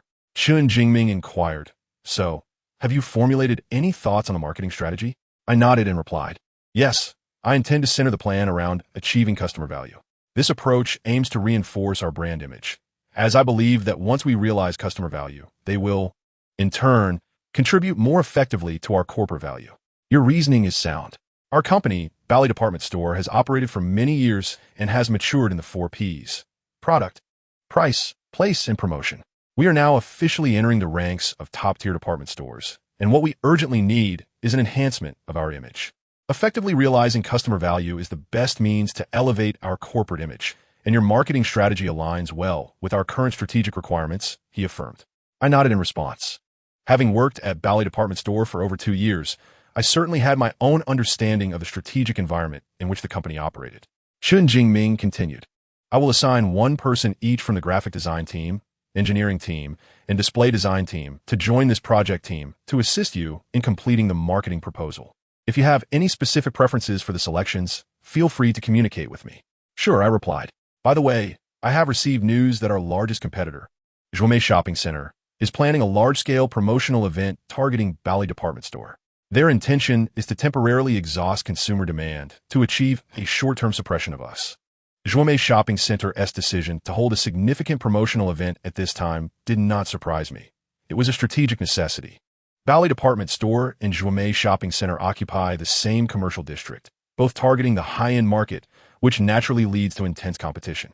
The presence of our store within their domain places us in a parallel position, prompting them to feel threatened and respond with forceful suppression. However, while Bally Department Store has met the standards of a top-tier establishment, we still lag somewhat behind Zhuomei, which currently hosts 11 international first-tier brands, slightly more than we do. I asked Chun Jingming, should our planning department also develop a counter-promotional strategy soon? Yes, and it needs to be expedited.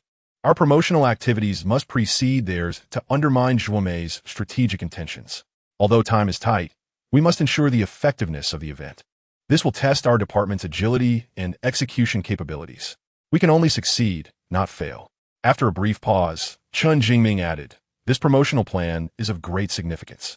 I have asked Feng Yuan to end his honeymoon early and return to the company tomorrow to collaborate with all of you on this project. I felt a sigh of relief within. If Feng Yuan were not to return, I would truly struggle to handle such an important case alone.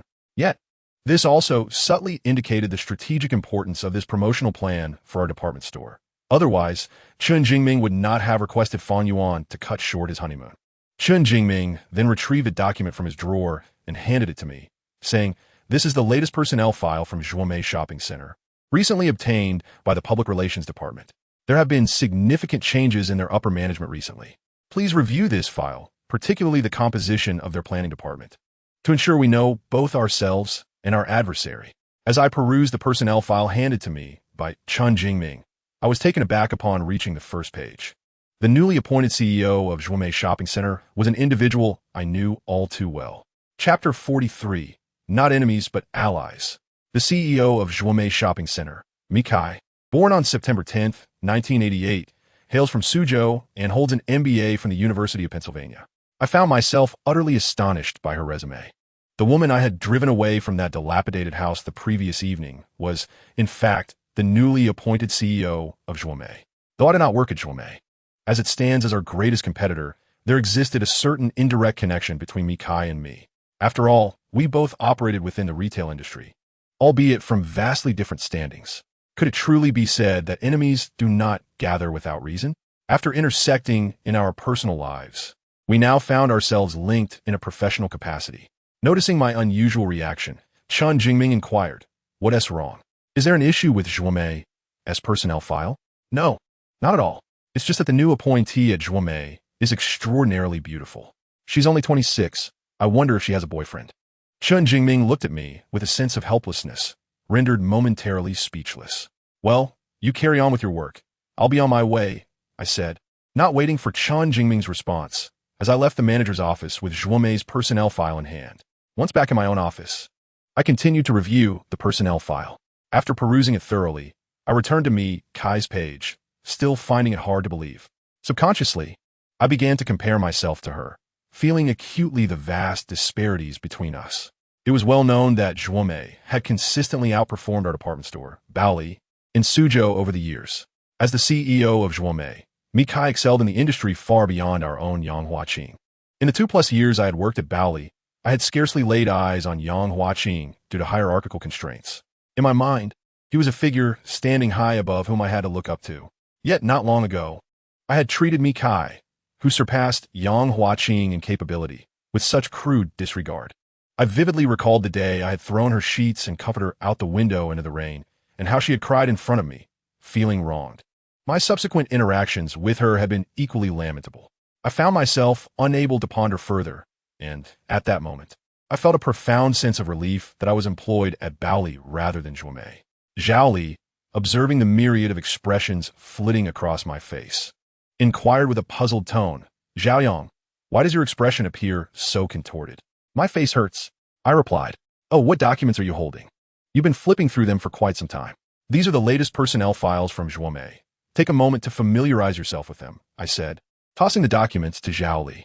He began to peruse them, and, upon reaching the first page, exclaimed in surprise, "Zhuomei has made a change." "Indeed," I acknowledged. Zhao Li continued to read, marveling, "She is only 26 and still so beautiful. Surely she cannot be merely a pretty face?" "You think she is just a pretty face too?" I replied, feeling a twinge of imbalance within me. After all, why should I, born in the 80s like Mikai, feel like a mere cockroach while she lived like a fairy? Yet, she graduated with a master's in business administration from the University of Pennsylvania. Surely, she cannot be just a decorative figure. Zhao Li, upon examining Mikai's photograph, began to doubt his previous assessment. I glared at him and said, "Zhao Li, do you even have a stance? What's wrong with having a masteress from the University of Pennsylvania? In modern business competition, what truly matters is wisdom and experience, not merely credentials. Why are you so worked up?" I was just making an offhand comment. Her being a pretty face has little bearing on us mere mortals. Stop being so effeminate. Don't talk to me like that. Who is being effeminate? I am a rugged man who adores outdoor sports. Zhao Li retorted, his face flushed. Outdoor ballet, perhaps? I quipped. Zhaoyan, you brute. You are harsh in your actions and even harsher in your words. I shrugged nonchalantly. Curse me, go ahead. Just do it with grace. That evening, I remained at the office alongside my colleagues, putting in an extra 2 hours of work. I had been in this state of constant busyness for several days, gradually acclimating to the hustle and the pressure. This marked a significant transformation for me, a change that my previously languid life desperately needed. Just as I was preparing to leave, I received a call from Fang Yuan, who informed me that he had returned from Sanya with Yin Yin and invited me to dinner. I cautiously asked if Jian Wei would be joining us, and upon learning that she had gone to Nanjing with Xiang Chun, I finally relaxed, yet an indescribable sense of disappointment settled within me. I understood all too well what Jian Wei and Xiang Chen's trip to Nanjing signified. The weight of the night pressed down upon my senses, leading to an increasing sense of oppression and melancholy. Upon arriving at the restaurant where I was to meet Fang Yuan, I took a moment to smoke a cigarette outside. I flashed a wide grin at my reflection in the window, assuring myself that it appeared flawless before extinguishing the cigarette and entering the dining establishment. From a distance, Yin Yin waved at me, and I struggled to maintain the smile I had just conjured as I approached the couple. Once seated, Yin Yin promptly handed me a convenient bag, saying, "I know you enjoy beer, so I bought you plenty of ready-to-eat seafood." Zhaoyang, ISNT your sister thoughtful? I took the bag from Yin Yan's hands and remarked with a smirk, "You are already a married woman. There's no need to feign youth and play the role of an older sister in front of us. I simply cannot bring myself to address you as such." Yin Yan playfully swatted at me, retorting, "You're truly incorrigible. What's wrong with being a married woman? A married woman can also be your sister." I laughed heartily, yet my heart remained ensnared in an unwarranted sense of melancholy. Amid our playful banter, Fang Yuan inquired, "I heard from Manager Chun that there will soon be a major promotional event aimed at our poly from Zhuomei." I nodded. Indeed, this was to be expected. Otherwise, Chen Jingming wouldn't have been so eager to summon you back, regrettably cutting short your honeymoon. I then turned to Yin Yin, asking, "Married lady, are you particularly vexed to be called back before fully enjoying your time?" Yin Yin linked her arm with Fang Yuan's and replied, "I have always supported my husband's work. A few less days of fun do not bother me. A good wife, a virtuous aid," I exclaimed sincerely. Fang Yuan embraced Yin Yin and smiled at me, saying, "You too could invest some effort in cultivating your girlfriend into a virtuous aid." I remained silent, scanning the surroundings for the waiter to promptly bring out the dishes. During our meal, Fang Yuan resumed, discussing work matters, and I briefly outlined my recent work situation. Suddenly, he asked, "By the way, I heard Zhuomei has undergone a change in leadership. You should have their latest personnel files, right?" "Yes, Chun Jingming provided me with a copy this morning." "Do you have it with you? Show me." I suddenly realized that the newly appointed CEO of Zhuomei was Mi Kai, and if Fang Yuan were to see that personnel file, he would undoubtedly be taken aback. I could hardly explain it, for it was too surreal. I never imagined that the woman I had forcibly coerced into pretending to be my girlfriend was now the newly appointed CEO of Joume. I replied, "Why would I carry that around with me? You should have seen the personnel file by now. Could you briefly introduce the new appointee and the situation in their planning department?" I spoke with impatience. "It's after work. Can we refrain from discussing business?" However, Fang Yuan seriously responded, "I do not take work matters lightly. To me, there is no distinction between work hours and personal time. As members of the company's planning department, it is our duty to promptly understand the movements of our competitors." I fell silent, knowing full well that this matter could not remain concealed. Fang Yuan would inevitably need to review Joume's personnel files. Resolutely, I retrieved the document from my bag and tossed them before Fang Yuan, saying, "Here it is." Fang Yuan picked up the file, incredulously asking, "Did you not say you didn't have it with you?" "No questions, just take a look." Chapter 44. The Revelation. Fang Yuan, puzzled, opened the personnel file from Joume's shopping center, his gaze lingering on the first page as his expression shifted rapidly, mirroring the shock I had experienced upon first seeing it. Yin, noticing Fang Yuan's unusual demeanor, asked what was amiss and glanced at the personnel file in his hands. After a mere glance, she gasped, covering her mouth, her eyes wide with astonishment as she stared at me. After a moment, she exclaimed, "My goodness! The CEO of Joume Shopping Center is your girlfriend. This is utterly outrageous. Am I dreaming?" Fang Yuan set down the file in her hands, gazing at me with an expression akin to Yin Yan's as she inquired, "Xiaoyang, what is the meaning of this? You never mentioned before that Mi Kai is associated with Joume." I, too, only discovered this detail this morning upon reviewing the personnel file. Like you, I felt as if I were ensnared in a dream. Fang Yuan and Yin exchanged a glance, their astonishment palpable, and they pressed, "How did you come to know her? Do you recall me mentioning that the old house I lived in was purchased by a woman driving an extravagant car?" "Yes, you did mention that. That was Mi Kai, and thus we naturally became acquainted." Fang Yuan nodded, suddenly seeming to grasp the crux of the matter, and with a piercing gaze, she asked, "In less than a month, she became your girlfriend?" I attempted to disguise my discomfort, replying, "What can I say? When fate strikes, it cannot be resisted. The CEO of Joume was captured by you in less than a month? Even the plots of novels do not unfold so swiftly." Yin chimed in, adding, "Initially, when you introduced Mi Kai to us, we all assumed you had been dating her for quite some time, merely concealing it from us. We had no idea your acquaintance was less than a month old. Xiaoyang, your skills in wooing women are truly unparalleled. Could you too refrain from speaking to me in such a sardonic manner?" I retorted, casting a fierce glare at them. In unison, Fang Yuan and Yin demanded, "Then be honest with us. What is your relationship with Mi Kai?" The moment I revealed Mi Kai's file to Fang Yuan, I knew that the truth could no longer be concealed. Who would believe that a prominent shopping center's executive could fall for a seemingly unreliable junior employee? If I were to assign blame, it would be to the absurdity of life itself. Why did Mi Kai have to be affiliated with Joume? Even if she were the daughter of a small-town entrepreneur or a figure sprung forth from the crevices of stone, I would not be facing this embarrassing predicament of exposure. After a prolonged silence, I impatiently addressed the two of them. "Stop staring at me as if I were a criminal. I will confess. Quickly confess. If you don't, we shall resort to interrogation." Yin threatened, raising her delicate fist. I leaned back in my chair, staring at the ceiling, and with a sense of resignation, I declared, "She is not my girlfriend. At your wedding, I felt quite alone, so I called Mi Kai under false pretenses, inviting her to your banquet. Upon meeting Jianwei, in a moment of impulsiveness, I claimed she was my girlfriend, and thereafter I wove a web of lies to cover lies, until all of you genuinely believed she was my girlfriend. Oh my, Xiaoyang, does this not imply that you are still unable to forget Jianwei?" Yin exclaimed, heedless of the bustling restaurant. "Fang Yuan, administer a sedative to your wife. She is far too loud." I replied in the calmest tone possible. Fang Yuan shot Yin a look, urging her to quiet down. Yin finally offered me an apologetic glance and fell silent, allowing space for dialogue between Fang Yuan and me. After a moment of silence, Fang Yuan remarked, "Xiaoyang, why resort to such childish tactics to deceive yourself?" I chuckled, "Childish, you say? I merely wish to find a semblance of solace for myself, and for Jianwei as well. At least we would not appear so burdened by the weight of our sorrows, and could still exchange a few words as friends."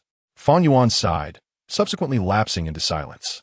The most powerlessness in this world stems from the love between men and women, an ebb and flow beyond anyone's control. And no one can salvage the remnants of my past with Jianwei.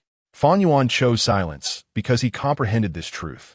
I too remained silent, enveloped in helplessness and sorrow. Yet no leaf could sail me away from this melancholy on the waves of a deep autumn night. Thus, I suppressed my desires, my soul swayed restlessly, gazing around in unease. After dinner, I wandered the streets alone. I would not say I was lost, but I felt a yearning to depart from this city. In truth, I had long wished to leave, for this city had kindled my fantasies for 2 years and exhausted me for the same duration. Countless sleepless nights. I envisioned a day when Jianwei would return to my side, yet each fantasy shattered time and again, leaving me increasingly weary. Now, I finally need not fantasize any longer, for Jianwei's heart belongs to another. The moment Xiangchen adorned her neck with a token of love, I had awakened to the reality. How I longed to leave behind my dreams, my disappointments, and my solitude within this city, to depart and let the crisp autumn winds shatter this wretched existence, rendering it irrelevant to me. How liberating that would be. I yearned to escape, to return to the city of my childhood, where I cherished the warmth of my mother's knitted sweaters and the cool tea brewed by my father. Yet, I find myself tethered to this place. My soul is irrevocably entwined here. This city holds a guitar that sings of loneliness, an abandoned town filled with memories, and an old house that comforts me. Seated on a bench at the bus stop, I gazed vacantly as buses carrying passengers traversed every corner of this city. Yet I seemed to have nowhere to go on this night. The last bus, Route 32, arrived at the stop, abruptly rousing me from my reverie. In a flurry, I boarded, depositing a coin, and thus acquired the title of passenger. This evening, I would journey on the 32 bus, crossing 6 streets to return to that old house. Deep down, I harbored a reluctance to leave this old dwelling. Thus, this morning, I took a bold risk and ventured into Meat-Sai's room, discovering a set of keys to this house, naively believing that Meat-Sai had truly left it for me and would never return. I retrieved the keys and unlocked the door, only to unexpectedly hear the sounds of someone washing up in the bathroom. A glance at the shoe rack revealed a pair of sparkling crystal-embellished women's shoes. Undoubtedly, Meat-Sai had returned. I stood silently at the bathroom door, observing Meat-Sai as she washed up, when she suddenly remarked, "You're back?" Meat-Sai did not seem startled, perhaps having sensed my entry. Yet she ignored me, seemingly still irked by my persistent behavior from the previous day. "Did you just rinse your mouth?" I inquired. Meat-Sai instinctively glanced at her toothbrush before responding, "What is that to you? I woke up late this morning and didn't have time to buy toiletries. So I used yours," I replied. Meat-Sai's expression shifted rapidly, her breath growing heavier. You departed with such resoluteness yesterday that I assumed you would not return. Had I known otherwise, I would have certainly informed you in advance, or even procure a new set for you." Mikai's expression resembled that of someone who had just encountered a cockroach, as she exclaimed in anger, "How can you be so disgusting?" I assured her, "As a beautiful woman, I certainly do not find you repulsive. It is what it is. To speak candidly, this matter is trivial to me. Back in college, my friends and I would share a cigarette, passing around with saliva. In comparison, why would I care about using a toothbrush previously used by a beautiful woman? Furthermore, I genuinely intended to buy her a new set. Who could have known she would return tonight? I am referring to your behavior as disgusting." I innocently responded, "I truly do not find using your toothbrush repugnant. There is no need for you to worry." Mikai's expression grew even more furious as she discarded her toothbrush, towel, and even cosmetics into the trash, pushing past me, who was blocking the bathroom door, and shouted, "Get out of the way." I grasped Mikai's arm, suddenly enlightened, and remarked, "Oh, so it's the fact that I used your toothbrush that you find disgusting. Your inability to articulate this is quite frustrating." Chapter 45. To look or not to look. Mikai bit her lip as she gazed at me, seemingly at a loss for words, until she finally darkly stated, "Why is there such an uncouth person like you in this world?" I released her, unconcerned, and replied, "Can you not view the situation from a more nuanced perspective? My use of your toiletries can also indicate my lack of fussiness. Did you seek my permission before using them? Thus, I assert that I am indeed unpretentious. Is such a trivial matter worthy of formal consultation with you? But I unwittingly used your toothbrush." Mikai retorted, her expression again one of disgust. "Now that I have used it, should I seek out a time-reversing device to remind you not to use it? How impractical. Therefore, you ought to take this matter lightly. You must understand that in this world, nothing is truly real. You are a fabrication, I am a fabrication, and of course, the toothbrush is also a fabrication. Mikai finally calmed slightly and said, God knows if you carry any contagious diseases. I replied, if I do, then it serves you right for your misfortune. Just consider the minuscule probability of our paths crossing in this vast world. The odds of me using your toothbrush and other toiletries are even slimmer. Barely composed, Mikai retorted angrily. According to your logic, does that mean that whatever occurs in the future is my fault? That I am destined for misfortune? One could argue that. I concluded, smiling at Mikai. You truly understand me. You need not guess my thoughts. In a fit of rage, Mikai replied, a scoundrel's thoughts are easily discernible. No one needs to guess to see the ugly face of your kind. You've resorted to foul language again. Even if I am a scoundrel, you, a graceful woman, should refrain from such words. It tarnishes your image. Zhao Yang, are you determined to drive me to my death today? She exclaimed. If you fear being driven to madness, then why not leave and allow me to have this room to myself? It would bring comfort and tranquility to us both. Mikai suddenly fell silent. Her tone calm as she remarked, you wish. I will not indulge your despicable nature. Regardless, I am not leaving tonight. If you don't mind. I certainly won't object to the prospect of cohabiting once more. Surprisingly, Mikai did not retort. She turned and returned to the bathroom, slamming the door with a heavy thud, leaving me uncertain of her activities within. Seated on the sofa, I switched on the television, my mind wandering as I occasionally glanced towards the bathroom, sensing an underlying scheme. Memories of the last time she deceived me into the wilderness flooded back, sending a shiver of apprehension through me. Surely, a person of my discernment would not fall victim to the same individual twice. Such a notion was utterly implausible. I reassured myself internally, feeling a weight lift from my heart. With this newfound ease, my spirits inexplicably brightened. Seizing the opportunity while Kai occupied the bathroom, I ventured downstairs to the convenience store to procure toiletries. Naturally, I took the keys with me, wary of Kai potentially locking me out. A twinge of guilt pricked at me, compelling me to purchase the priciest toiletries available, while I settled for a haphazard selection for myself. As I am not one to be overly particular, after a leisurely stroll outside the community and indulging in a few cigarettes to dispel my pent-up tension, I returned to find Kai emerging from the bathroom, her hair damp, as if she had just bathed. I inquired, puzzled, didn't you discard all the toiletries? How did you manage to wash up? Was there not a spare? She replied with an air of calm. My composure faltered. Why didn't you mention it? I just bought you a complete set at the convenience store for over $50. Is that so? Mikai said, drying her hair with a pristine towel, her tone remarkably tranquil, as if the earlier discord had never transpired. Look, I said, lifting the bag to show her. You can place it in the bathroom cabinet for later use. Mikai remained composed in her response. Nodding, I made my way to the bathroom, enveloped in steam and the scent of shower gel. I surveyed the space cautiously, fearing Mikai might have some ill intentions. From my understanding of her, her calm demeanor often concealed schemes to ensnare me further. Besides her discarded clothing, the bathroom was nearly devoid of items. Once I confirmed it was safe, I opened the cabinet beneath the sink, discovering an abundance of spare toiletries. Had I known, I would not have resorted to using her previously owned items. For I am truly not one to derive amusement from bickering. After tending to my own hygiene, I exited the bathroom, mirroring Mikai's actions. Drying my hair with a towel. To my surprise, she was not resting but seated on the sofa in the living room, munching on cherries while reviewing documents. Why are you still awake? I asked her. Waiting for my hair to dry, she replied. I sat beside her, unceremoniously taking some cherries for myself, and then queried, do you enjoy cherries? Mikai patiently responded, yes, I have loved them since I was very young. I scrutinized her, sensing something amiss, given my recent poor behavior. Her mere acknowledgement was already generous, yet she chose to share her childhood fondness for cherries. I steeled myself once more, reminding myself that as a man, there was little she could do to me. With a calm demeanor, I settled into the space, dismissing any irrational suspicions.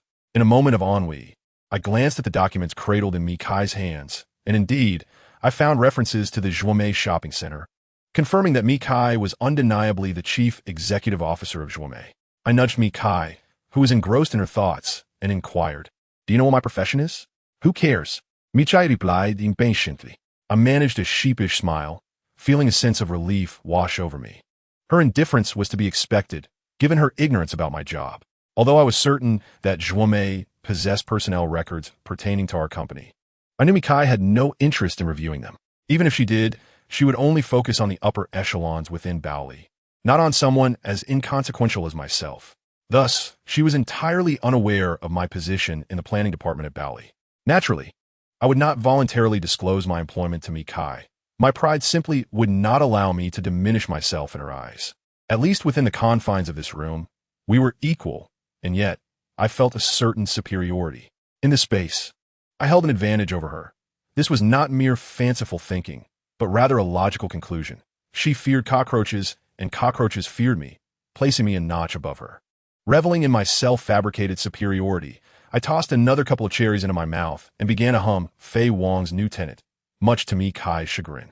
She, clearly exasperated, opted not to engage further, slapping the documents onto the table before rising from the sofa. "What are you off to do?" I asked brazenly. "Doing laundry," she replied without looking back. "Then you won't be kicking me out tonight, will you?" "Stay as long as you like," Mikai said with a hint of disdain. "Will you stay with me?" "Of course, I'll stay." Mikai's response filled me with unexpected delight. To have a woman so easily swayed by my demeanor sparked visions of returning the next evening to move my belongings into this old house, which I had come to regard as my dream abode in this city. Continuing to hum the annoyingly catchy new tenant, my gaze fell upon the document Mikai had left behind on the coffee table. My heart raced suddenly. The document was the operational plan for Zhuomei Shopping Center for November, undoubtedly containing strategies to undermine Bowley and details of upcoming promotional events. Should I read this plan? Zhuomei's strategic intentions would be laid bare, providing us with a tremendous advantage in formulating our counter-marketing strategies. Yet, I found myself torn at that moment. Should I glance at it or not? After a brief internal struggle, I ultimately refrained from perusing the document regarding Zhuomei's operational plans that Mikai had left behind. Perhaps I was not the most honorable individual, but I refused to engage in any underhanded dealings. I constantly reminded myself to recognize the boundaries of integrity in life. I would not sacrifice my principles for personal gain by resorting to tactics that bordered on theft, which would only serve to harm Mikai and the Zhuomei shopping center she represented. The sound of the washing machine's drum turning echoed from the bathroom, and moments later, Mikai emerged, returning to the sofa. She picked up the monthly business plan once more, yet throughout the entire time, she treated my presence as if I were mere air. I struggled to find a sense of existence and addressed Mikai, saying, "By the way, I borrowed a set of bedding from your room yesterday. You wouldn't want me sleeping in your bed, would you? That might be even more disgusting for you. So I assume you won't be upset about it." "No, feel free to use it," Mikai replied nonchalantly. Her sudden shift in attitude left me feeling somewhat embarrassed, as if I had previously taken advantage of her kindness. Despite her esteemed status, she remained just a woman, and I realized that my previous conduct lacked the grace expected of a gentleman. "I'll head to bed now. You should rest early too and not stay up too late," I said softly to Mikai. I'll sleep after washing the clothes." Once back in my own room, a sense of joy enveloped me, for I could once again reside in the room I had lived in for over 2 years. I was grateful for the heaven's favor, for my own shameless perseverance, and for Mikai's kindness. Having expressed my gratitude in full, my nerves relaxed, and drowsiness soon overtook me. I knew that after a week of wandering, I could finally enjoy a comfortable and peaceful sleep. As I anticipated, that night I slept soundly, drifting into slumber until dawn, not even dreaming. Upon waking, I quickly transitioned into a state of alertness. Sitting up in bed, I glanced out the window, despite the autumn breeze causing leaves to dance. The sunlight was pleasant and the temperature comfortable. I splashed my face, shaking off the morning lethargy, and noticed that it was just past 7:30. It was the perfect time to rise. After freshening up, I planned to cook some porridge and then head out for breakfast, intending to buy some for Mikai as well. I believed that we should not harbor any animosity, and, as a man, I could lower my guard and extend an olive branch, fostering a harmonious coexistence in this shared space. Approaching the cupboard where the rice was stored, I was taken aback to find it locked. Confused but undeterred, I decided to check the refrigerator, only to be utterly dumbfounded upon opening it. It was completely empty. An ominous premonition began to wash over me. I dashed to the door, twisting the handle of the security door, only to discover it was firmly locked. In that moment, realization struck me. Mikai confined me within this room. What the hell?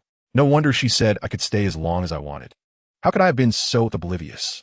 I cursed under my breath, running back to my room with a flicker of hope, only to find in despair that Mikai had taken the key while I slept. Regaining my composure, I remembered to call a locksmith for help. Grabbing my phone from the cabinet, I felt its weight significantly diminished. Upon opening the back cover, an overwhelming sense of despair washed over me. The battery was missing. Gritting my teeth, I returned to the living room, but found myself utterly helpless. This apartment was on the 5th floor. Jumping down would surely be a death wish. One morning, I flitted about the house like a headless fly. If it were the weekend and I were free from work, it would be tolerable. However, today marked the return of Feng Yuan to the company. There would undoubtedly be a meeting in the department regarding the recently devised promotional plan, the significance of which cannot be overstated. My absence would certainly impede the progress of this initiative, and I could already envision the contorted, furious faces of Chun Jingming and Feng Yuan directed at me. The more I pondered this, the more infuriated I became, wishing to strangle the venomous Mikai, who had ensnared me in her web. At that moment, I felt like a pitiful creature trapped in a box, utterly powerless. She seemed intent on bringing about my ruin. The house was devoid of food, and she had even cut off the electricity outside, leaving me to dread the arduous day ahead. Anxiously, I reclined on the sofa. Each second felt like an eternity. I repeatedly rushed to the balcony, shouting at the world below, yet no one paid me any heed, as if the entire community had been bribed by Mikai. Perhaps my luck had plummeted to an all-time low today.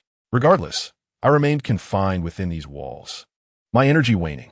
By midday, I was so famished that my head spun, and my loathing for Mikai intensified. I refused to believe she would dare to leave me here to perish. Surely she would return by nightfall to release me. In a fit of rage, I resolved that upon her return, I would immediately call the police, as her actions constituted illegal confinement. She had also stolen the battery from my phone, a multitude of offenses deserving of detention. It was utterly outrageous. A few birds chirped merrily on the balcony, flaunting their freedom, while the waning sunlight cast a feeble glow on the curtains. I lay on the sofa, as powerless as the light, feeling as though a constellation of stars encircled my head, my heart pleading for this hellish day to conclude. After what felt like an eternity, the last rays of sunlight faded from the balcony, and darkness enveloped the room. I lay on the sofa, devoid of the strength to even turn over. Yet the malicious Mikai still had not returned. A creeping dread began to settle within me, although I knew she wouldn't dare truly leave me to die here. If she did not return tonight, I would be as good as dead by morning. The room was shrouded in darkness, and the anxiety of my lost freedom intensified. I felt a tempest of frustration brewing within me, yet I lacked the energy to express it. Thus, my anxiety, layered upon my fury, gnawed at me like 1,000 claws, and my vision began to blur, threatening to plunge me into unconsciousness. Time crawled forward, and I clung to life until at last. The sound of keys turning in the lock broke the silence. Instantly, I was filled with adrenaline, trying to rise from the sofa, but my body refused to comply with my mind's command. I tumbled to the floor with a thud, my shoulder colliding painfully with the edge of the coffee table, rendering me momentarily speechless, my head spinning. Suddenly, the lights in the room blazed to life, and I heard Mikai's astonished voice. Zhao Yang. Why aren't you turning on the lights? Why are you sleeping on the floor? Aren't you cold? Chapter 47. You are nothing but a female rogue. I struggled to rise from the ground and glared at the astonished Mikai, exclaiming, "Come here, let me strangle you." "What is wrong?" Mikai asked innocently, looking at me. In a fit of rage, I retorted with a bitter smile, "You locked me up for an entire day, and you ask me what's wrong. The more you pretend, the more shameless you appear." Neurotic, Mikai casually tossed the words aside as she began to change into her slippers. I approached her, but my legs felt weak, and with the last of my strength, I grasped her arm, demanding, "Why did you lock the door from the inside today?" "Isn't it's standard to lock a security door from the inside?" She replied coolly. "I was still at home. Didn't you know?" Mikai shook her head and said, "I didn't know. I thought you had left." "Fine, even if you didn't know I was home. Why did you take my keys while I was sleeping?" I pressed. "Isn't it normal for me to take my own house keys?" Mikai retorted with an icy demeanor. I felt my head spin with frustration and slapped my forehead, trying to maintain my composure as I asked, "That may be true regarding the keys, but how do you explain the theft of my phone battery? Who stole your battery?" She exclaimed, "When I took the keys yesterday, I accidentally knocked your phone over. The battery might have fallen under the bed. The room was dark, and I couldn't see clearly, so I just put the back cover on." Damn, you really have it all figured out. Your plan is seamless, leaving me no room to confront you. Mikai smiled in response, saying, to paraphrase you, encountering me is your misfortune. Just think of the odds of our meeting in this vast sea of humanity and how slim the chance was that I would lock you inside. Are you admitting it? I asked. Mikai's voice was frigid. What if I do? Go ahead and report me. Just say I illegally imprisoned you. You'd surely feel embarrassed to call the police, considering you're a man and I'm merely a woman. Moreover, aren't you the landlord? How could a landlord be imprisoned by a tenant? The police wouldn't believe it. Mikai struck me with her words, mirroring my previous remarks, leaving me at a loss for a comeback. After a pause, I blurted out in frustration, you are nothing but a female rogue, a devil, a fairy. Does your shameless behavior truly deserve your beautiful face? Mikai remained unfazed by my anger, responding calmly, those words are better suited for you, without your actions. There will be no consequences for me now. But the consequences you've dealt me are too harsh. You locked me up for a day, I couldn't make calls. And how will my company perceive me? This is far worse than being absent from work. I might lose my job. I said, my face flushed. Mikai stared at me in silence for a long time before saying flatly, after all this talk, aren't you hungry? No sooner had she spoken than my legs weakened and my stomach grumbled loudly, overcome with a mix of anger and dizziness. I instinctively leaned on Kai's shoulder and, swallowing my hunger, managed to say, help me down to eat noodles with fried sauce, the largest bowl you have. In the noodle shop downstairs, I reattached my phone's battery, feeling anxious as I powered it on. Instantly, dozens of text message alerts erupted like a cacophony, all from missed calls by Fang Yuan and Chen Jingming. Frustrated, I tossed the phone aside and glared at the calm Kai across from me. Mikai rose and addressed me. I have brought the noodles. You can take your time eating them. Sit down. This matter is not so easily resolved. Did you hear the message alert just now? It was all from the company. What do you propose we do now? A hint of guilt finally appeared on Mikai's face as she softly confessed, I always thought you lacked a serious job. I truly did not expect this. I was momentarily speechless. Given my previous demeanor, I indeed did not resemble someone with a legitimate occupation. He patiently replied, don't me say. Even if I do not have a conventional job, there should still be organization and discipline, right? Did you not see those beggars in the underground passage? They gather daily to count their numbers and designate areas for begging. After a moment of silence, Mikai responded, I admit that I acted somewhat thoughtlessly in this matter. Please tell me what you would have me do. With her attitude softening, I began to feel a twinge of guilt. In truth, I had been excessive in my earlier actions. Mikai's reprimand was a natural response to being wronged. After all, she was merely a shopping center manager. After contemplating briefly, I said, I shall not make this difficult for you. Just call her supervisor and explain why I was absent from work today. As long as my position is secure, I shall overlook the fact that you locked me in for an entire day. Can't you explain it yourself? She retorted, if I could convince him, would I need you to explain? I shot her a glance, realizing she had a point. Clearing my throat to mask my embarrassment, I reluctantly provided her with Chun Jingming's phone number, which she promptly dialed. I was curious about how Chun Jingming would react upon discovering that the caller was from Zhuomei. But I knew that Mikai and Chun Jingming would not discuss that, so it remained a mere curiosity. On the other end of the line, it seemed the call had been answered. Mikai began, hello, may I speak with Manager Chen? I am Zhao Yang's roommate. I need to explain something. I accidentally locked Zhao Yang in a room when I left, and his phone is malfunctioning, so he could not notify the company immediately. I sincerely apologize for this inconvenience. While her words were polite, there was an undertone of authority that suggested her higher status. After speaking with Chun Jingming, she handed the phone to me, stating, your manager wishes to speak with you. I took the phone and immediately said, Manager, you heard what happened. My absence today was truly an accident. Chun Jingming's voice was tinged with anger and exasperation as he inquired, is that true? To deceive you would be beneath me. Would I go so far as to engage an accomplice, just for this? I, Zhao Yang, have always taken responsibility for my actions, I asserted confidently, for I genuinely had not deceived Chen Jingming this time. Very well, let us consider this an accident. Make sure you arrive at the office early tomorrow to discuss matters with Fang Yuan. This plan must be executed efficiently. Rest assured, I will be at the office first thing in the morning.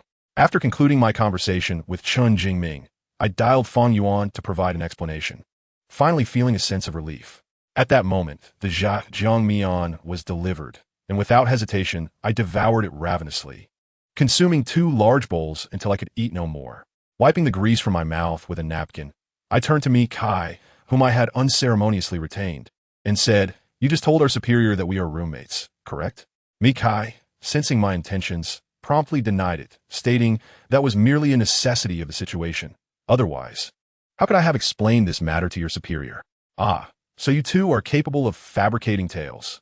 Chapter 48. The pain is almost foolish. As I accused Mi Kai of deceit, she exhibited no visible change in demeanor. Remaining composed as she replied, "I recall having mentioned previously that living together presents numerous inconveniences. Our lifestyles and habits differ significantly. Why must you persistently complicate matters for me and engage in this endless entanglement?" I calmly responded, "Please do not say that. Am I truly entangling you? My concern lies solely with that apartment. If you were to move out, I would never seek you out again." Mikai nodded, saying, "I believe that. However, the property certificate distinctly bears my name. What significance does your concern hold?" I earnestly addressed Mikai. "Let's consider this from your perspective. If you had lived in a house for over 2 years and suddenly decided to leave, how would you feel? In the city of Suzhou, without a home, life feels transient and there's a deep yearning for a sense of belonging. Especially at night, when you can never comprehend the panic of having nowhere to go. It's stifling and helpless." Mikai fell silent. I too remained quiet, aware that our conflict extended beyond mere shelter. It encompassed class barriers that hindered our understanding of one another, resulting in mutual torment as we clung to our respective positions. After a lengthy pause, I queried Mikai, "If you truly wish for me to leave, such as calling the police to resolve this, why have you not taken that step?" Mikai lifted her gaze to meet mine, and after a moment of silence, she replied, "You have not yet sunk to the depths that warrant police intervention." I chuckled lightly. "Then I am fortunate, indeed, grateful that I am not entirely wicked." What was intended as a sarcastic remark was met with Mikai's earnestness as she said, "You are capable of preserving that restaurant and befriending such a woman, which suggests you cannot be too depraved. It is merely the weight of life and relationships that has placed immense pressure upon you, causing you to appear as if you are malevolent. In truth, your cynicism is just a means to ease your own burdens." I stared blankly at Mikai, astonished that she saw through me more than anyone else had in years. Even my closest friends, Fang Yuan, Yin Yin, Luo Ben, had never articulated such sentiments.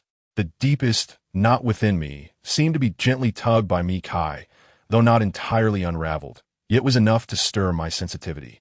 Finally, I said to Mikai, "Are you attempting to affirm my character, hoping to discourage my entanglement and grant you peace? Spare me your scheming. I have been educated and understand the nuances of appeasement." Mikai remained silent, her expression one of helplessness. I realized that my soft and hard approaches had no effect on her. I was well aware of her limits. If I persisted in my presence, she would have no recourse against me, and naturally, I would not grant her the opportunity to confine me within her abode again. How could someone as astute and vigilant as I allow myself to be ensnared thrice by the same woman? I felt no shame in my entanglement with Mikai. After all, she possessed a luxurious residence in this city. Forcing her out would not subject her to the plight of homelessness, and I certainly would not occupy that old house without compensating her for rent. At this moment, I was calculating my options. If Mikai could be persuaded to compromise, it would yield a mutually beneficial outcome. Indeed, she was beautiful, wealthy, and extraordinarily talented, but that did not necessitate my affection or desire for her. I had no need to persist in my pursuit. If she were willing to rent the house to me, I could live my life without troubling her again. After a brief contemplation, I addressed the perpetually silent Mikai. "How about you rent this place to me? You still have a flat at Luan Jinyuan. You could return there. Just provide me with a bank account, and I'll transfer the rent to you each month. We wouldn't even need to meet. How splendid would that be?" Mikai categorically rejected my proposal, her face contorted with anger. "Why the sudden change after you were so resolute about moving out last time?" I replied, "I am indeed a scoundrel, living a life of indecision. I thought moving out would lead me to a suitable place, but either the rent was exorbitant or the distance from my workplace was too great. My wandering has brought me discontent, so naturally, I wish to return." Mikai looked at me bemused. "Your reasoning is remarkably thorough, both subjectively and objectively." "Of course, I am meticulous in my endeavors," I retorted. "But don't you think you're being unreasonable? Who forces someone to rent a house to them?" Mikai continued, maintaining her composure. I exclaimed, "Unreasonable? Should I call all my friends and have them judge who is truly in the wrong? You like those past tyrants. are using money to dictate the lives of the less fortunate. At last, Mikhail lost her patience. She picked up her handbag from the table and stood up, saying, I have no time for your petty complaints. I will not rent you the house, so stop dreaming. I followed Kai out of the noodle shop, eager to continue the discussion. Securing the housing agreement tonight was paramount. Fearful that I might catch up to her, she walked briskly, her high heels clattering against the cement ground. I quickened my pace, took several long strides, and positioned myself in front of her, blocking her path. In a threatening tone, I demanded, will you rent or not? Before she could respond, a sudden wave of excruciating pain surged through my abdomen, causing me to double over and clutch my stomach. I had not eaten all day and had just indulged in excessive eating. My already troubled stomach could hardly withstand such distress. Seizing the opportunity, Mikhail bypassed me as I crouched on the ground, indifferent to my plight. Do you have no conscience? My stomach is in agony, and you could just stand there and watch me suffer? Mikhail turned back to look at me, asking, what is it? Are you planning to employ your usual tactics of self-pity again? I had already made my position clear. I would not be renting the house to you. Pain coursed through me, causing involuntary spasms, and I could even feel beads of sweat forming on my forehead. Finally, Mikhail returned to my side, crouching down to observe me, still skeptical as she inquired, what is wrong with you? Had I not just informed you that I was suffering from stomachache? How can you bear to do nothing? The last time you had a fever, did I not repay you with kindness by making ginger soup and fetching medicine for you? I grimaced, twisting my face as I spoke. At this moment, are you still quibbling over trifles? Did I ever say I would leave you to suffer? I will call for an ambulance, Mikhail declared, pulling out her phone from her handbag. What planet are you from, you clueless creature? I merely have a stomach ache. There is no need for an ambulance. There is a pharmacy 100 meters to the right across the street. Go buy some quick-acting chewable tablets for stomach pain. I'll be fine after chewing a couple, I retorted. Mikhail shot me a disapproving glance and said, given your condition, couldn't you refrain from speaking so much and conserve some energy? Fine, I'll go now, just wait here. I grinned and urged, hurry. I'm about to lose my mind from the pain. Mikhail nodded and quickly jogged across the street. Watching her retreating figure, I sank back down, experiencing another wave of sharp pain. Chapter 49, A Meeting with Jianwei. Returning to that old house where Mikhail and I had engaged in countless arguments. I chewed on the tablets while lying on the sofa to alleviate the discomfort. Mikhail poured me a glass of warm water and then sat down opposite me. She asked, are you feeling better? Rest for a while, and it will pass, Mikhail nodded. Once you feel better, I will take you back. I sat up despite the pain. Where am I supposed to go? Aren't you temporarily staying at your friend's? I'll take you back there, I replied somewhat angrily. Could you not exhibit a touch of humanitarian spirit? I am, after all, an invalid at the moment. Mikhail remained unfazed, replying, this is my house, not a hospital. Why should I pretend you are an invalid? Or do you believe your condition is dire enough for me to take you to the hospital? I reclined back on the sofa, adopting a stance of indifference, which led us once again into a silent standoff due to our differing opinions. After a brief moment, my phone vibrated in my pocket. I turned over, retrieved it, and saw an unfamiliar number from Shanghai. Intrigued, I answered, hello, who is this? There was a moment of silence on the other end before the voice replied, it's me, Jianwei. My mind momentarily went blank, and I could hardly register the pain in my stomach as I mechanically responded, is there something you need? Come out for chat. I'll be waiting at our usual place. Before I could fully grasp the situation, Jianwei had hung up the phone. She was just like before, never allowing me a chance to refuse, which is why I had not objected or questioned her motives when we broke up. The call had ended some time ago, yet my heart was still in turmoil. One thing was certain. If she invited me, I would undoubtedly accept, for we still considered one another ordinary friends. At the very least, I finally placed my phone in my pocket and said to Mikhail, I am stepping out to meet a friend. Please hold the door for me. In haste, I added, no need to hold the door. Just check if there are any of your belongings left in the room. Take them with you. At that moment, I was not in the mood to bicker with Mikhail. I glanced at her once more and then proceeded towards the door. My stomach aching intermittently, perhaps the pain in my heart was even more unbearable. I stood outside the community, waiting for a taxi, pondering where the old place that Jianwei had mentioned might be. Was it the music restaurant? Or perhaps by the city moat? I could not ascertain, which only underscored the multitude of memories we harbored about Suzhou, the numerous places we had wandered through, each location representing an indelible fragment of our past. Ultimately, I opted to head to the city moat, a spot where we used to stroll every evening, laughing and reveling in the picturesque scenery. 15 minutes later, I arrive at the city moat at the very stretch we had frequented the most. I sat down on the grass, lighting a cigarette despite my stomach's discomfort, my heart in a state of anxious turmoil. I was uncertain as to why Jian Wei had suddenly invited me. How I should face her, or what I ought to say upon our meeting. This was the passage of time, transforming once close intimacy into present ignorance. Half an hour passed, and Jian Wei had yet to arrive. In the biting autumn wind, I finally realized I'd come to the wrong place. Perhaps she was waiting for me at the music restaurant. I promptly took out my phone to call her, but her line was busy. Just as I hung up, her call came through. Perhaps we had both dialed each other simultaneously. Upon connecting, Jian Wei informed me of her location, and I told her I was by the city moat. I suggested I would come to find her, yet she insisted on coming to me. I acquiesced, ending the call and beginning a new wait. A sense of disappointment washed over me.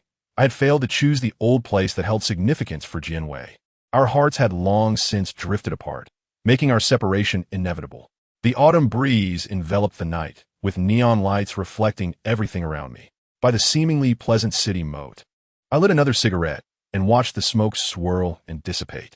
Another 20 minutes passed when I noticed a Cadillac parked at the shore, a lavish gift from Jian Wei's father 3 years ago for her graduation.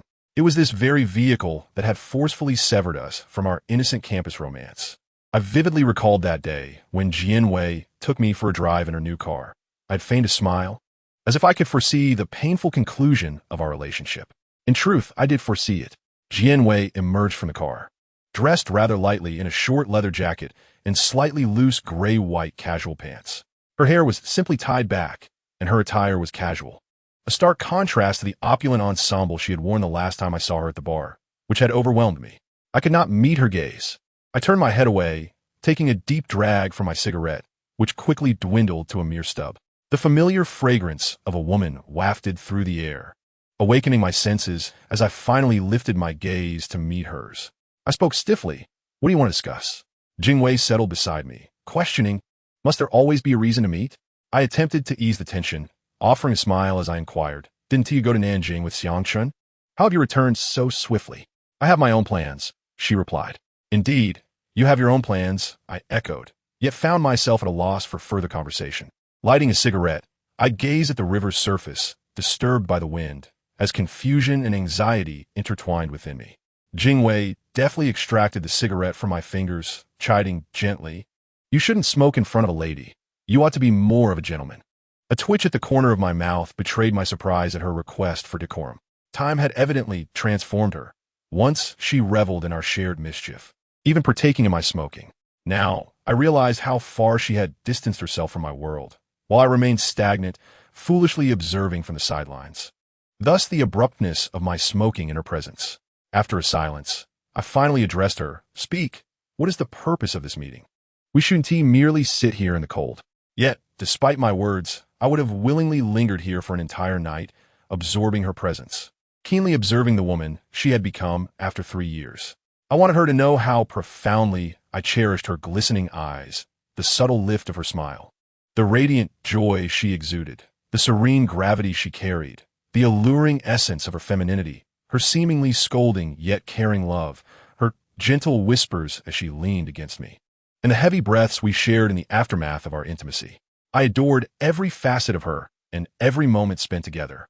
Yet, she now resembled a kite I had carelessly let slip away, grasping the severed string, helplessly watching as she soared toward the distant north, swallowed by the twilight sun, ultimately becoming but a fleeting memory. How profoundly disheartening, how achingly melancholic, how deeply reluctant. Chapter 50. She is unworthy of me. Seizing the opportunity presented by the previous question, I looked at Jing Wei, awaiting her response. Her initiative to reach out to me was indeed surprising. Our eyes locked, and I finally beheld her face, unchanged over the years. An impulse surged within me to embrace her, indifferent to whom she currently associated with or whom she loved. However, reason quelled that urge, and I merely stared at her in a daze. After a lengthy pause, Jing Wei spoke. "This time I returned to the country. I did not intend to go back to America." I nodded silently. Her potential trip to America was no longer my concern, and I could only view the situation through the lens of an ordinary friend. "And you? How have you been these past 2 years?" she asked, smiling. Quite well. I live freely each day, I replied with a smile, though the words felt only half true. I was indeed free, free to think of her, free to suffer, free to entrench myself in the love of the past, immobile, unaffected by anyone's judgment. Such freedom indeed. That is good, Jingwei responded, nodding as she regarded me. How about you? This question made Jianwei pause before responding. Though my life isn't as free as yours, is quite good. I replied awkwardly, that's nice. The two of us fell into silence again, a silence that seemed to mock our once vibrant conversations. I found it uncomfortable, yet was a loss for words. Jianwei appeared to share my sentiment. She finally stood up and said, "It's quite cold out. I should head back." "Oh, all right," I acknowledged, yet remained seated. Jianwei glanced at me before turning away, walking towards the car parked by the riverbank. I lit a cigarette, remaining in my spot, still puzzled about the purpose of Jianwei's visit that night. Our effort to meet had culminated in a few sparse words, rendering the evening feel somewhat hollow and meaningless. To be precise, this encounter with Jianwei was not entirely devoid of significance. Upon returning to that old house, I found myself locked out by Mi Kai, who refused to open the door, no matter how hard I knocked. It made me wonder if she and Jianwei had conspired, one luring me out while the other seized the opportunity to bar my entry. Yet, that mattered little. What was important was that I had nowhere else to go. Sitting in the hallway for a considerable time, I ultimately decided to seek refuge at Robin's place for the night. He should have returned from the bar by now. Hopefully, Lily was not with him this time. Arriving at Robin's loft on the rooftop, I pressed my ear to the door, ensuring silence within, before gently knocking. After a moment, Robin opened the door, clad in pajamas, a cigarette hanging from his lips, looking surprised. "You're back," he exclaimed. "I've had a hellish day," I sighed. "First, I was locked up by Mi Kai, then I suffered from stomachache due to overreading, and finally, I was inexplicably summoned by Jianwei. Each incident was a torment, physically and mentally draining. When do you ever escape suffering?" Robin remarked, reclining back onto his bed, taking a drag from his cigarette and a sip of beer. I smiled wryly at his jest, choosing not to respond. After a brief wash-up, I lay down on the bed, lighting another cigarette. The two of us soon filled the modest room with a haze of smoke. Suddenly, Robin asked, "You haven't been back for a couple of nights. Are you staying with that new girlfriend of yours?" "Not at all. Even Lu Yao can tell she is not my girlfriend." "Can't you see that?" I replied. Robin, puzzled, asked, "What is the situation?" "She's just pretending. She is not my girlfriend at all," I clarified. Robin nodded, saying, "You two seem like you come from different worlds." "Indeed, she doesn't deserve me," I retorted. "You're impressive." Robin gave me a thumbs up. I chose not to respond, extinguished my cigarette, pulled up the blanket, and as I lay down, a wave of fatigue overwhelmed me, quickly leading me into slumber. The following day, I arose at the break of dawn, neglecting breakfast, and uncharacteristically hailed a taxi to hasten to the office. This decision cost me over 30 yuan more than taking the bus, a clear waste of money. Had I not been confined for an entire day by that detestable woman, Mi Kai, I would not have found myself in such a frantic rush, and I feared I might also be destined for overtime that evening. Reflecting on this, my animosity towards Mi Kai intensified, solidifying my resolve to find an opportunity to confront her, not about life or ideals, but to demand an explanation for her unjust treatment of me. Upon finally arriving at the office, I assumed I had arrived early, only to find that Fang Yuan had beaten me to it. Before I could greet him, he tossed a document my way, stating, "This is the meeting material from yesterday. Take half an hour to review it, and then we can discuss the promotional strategy for Zhuomei." He added, "Xiaoyang, time is of the essence. Quickly get into work mode." "Absolutely," I replied, settling down to peruse the meeting notes. From a document, it became evident that the previous day's discussion had not yielded a clear promotional strategy. Moreover, Chen Jingming and Fang Yuan appeared to have differing views on the proposed plans. Chen Jingming leaned towards a conservative approach, advocating for the continuation of previous promotional strategies to ensure tasks were completed within the specified time frame. In contrast, Fang Yuan aspired for a breakthrough in this promotional endeavor, aiming to showcase the transformation and ambition of our department store, Baoli, as it ascended to the ranks of premier establishments, even if it meant a slight delay. After dedicating 20 minutes to reviewing the materials, Fang Yuan and I brewed ourselves a cup of coffee and began a converse.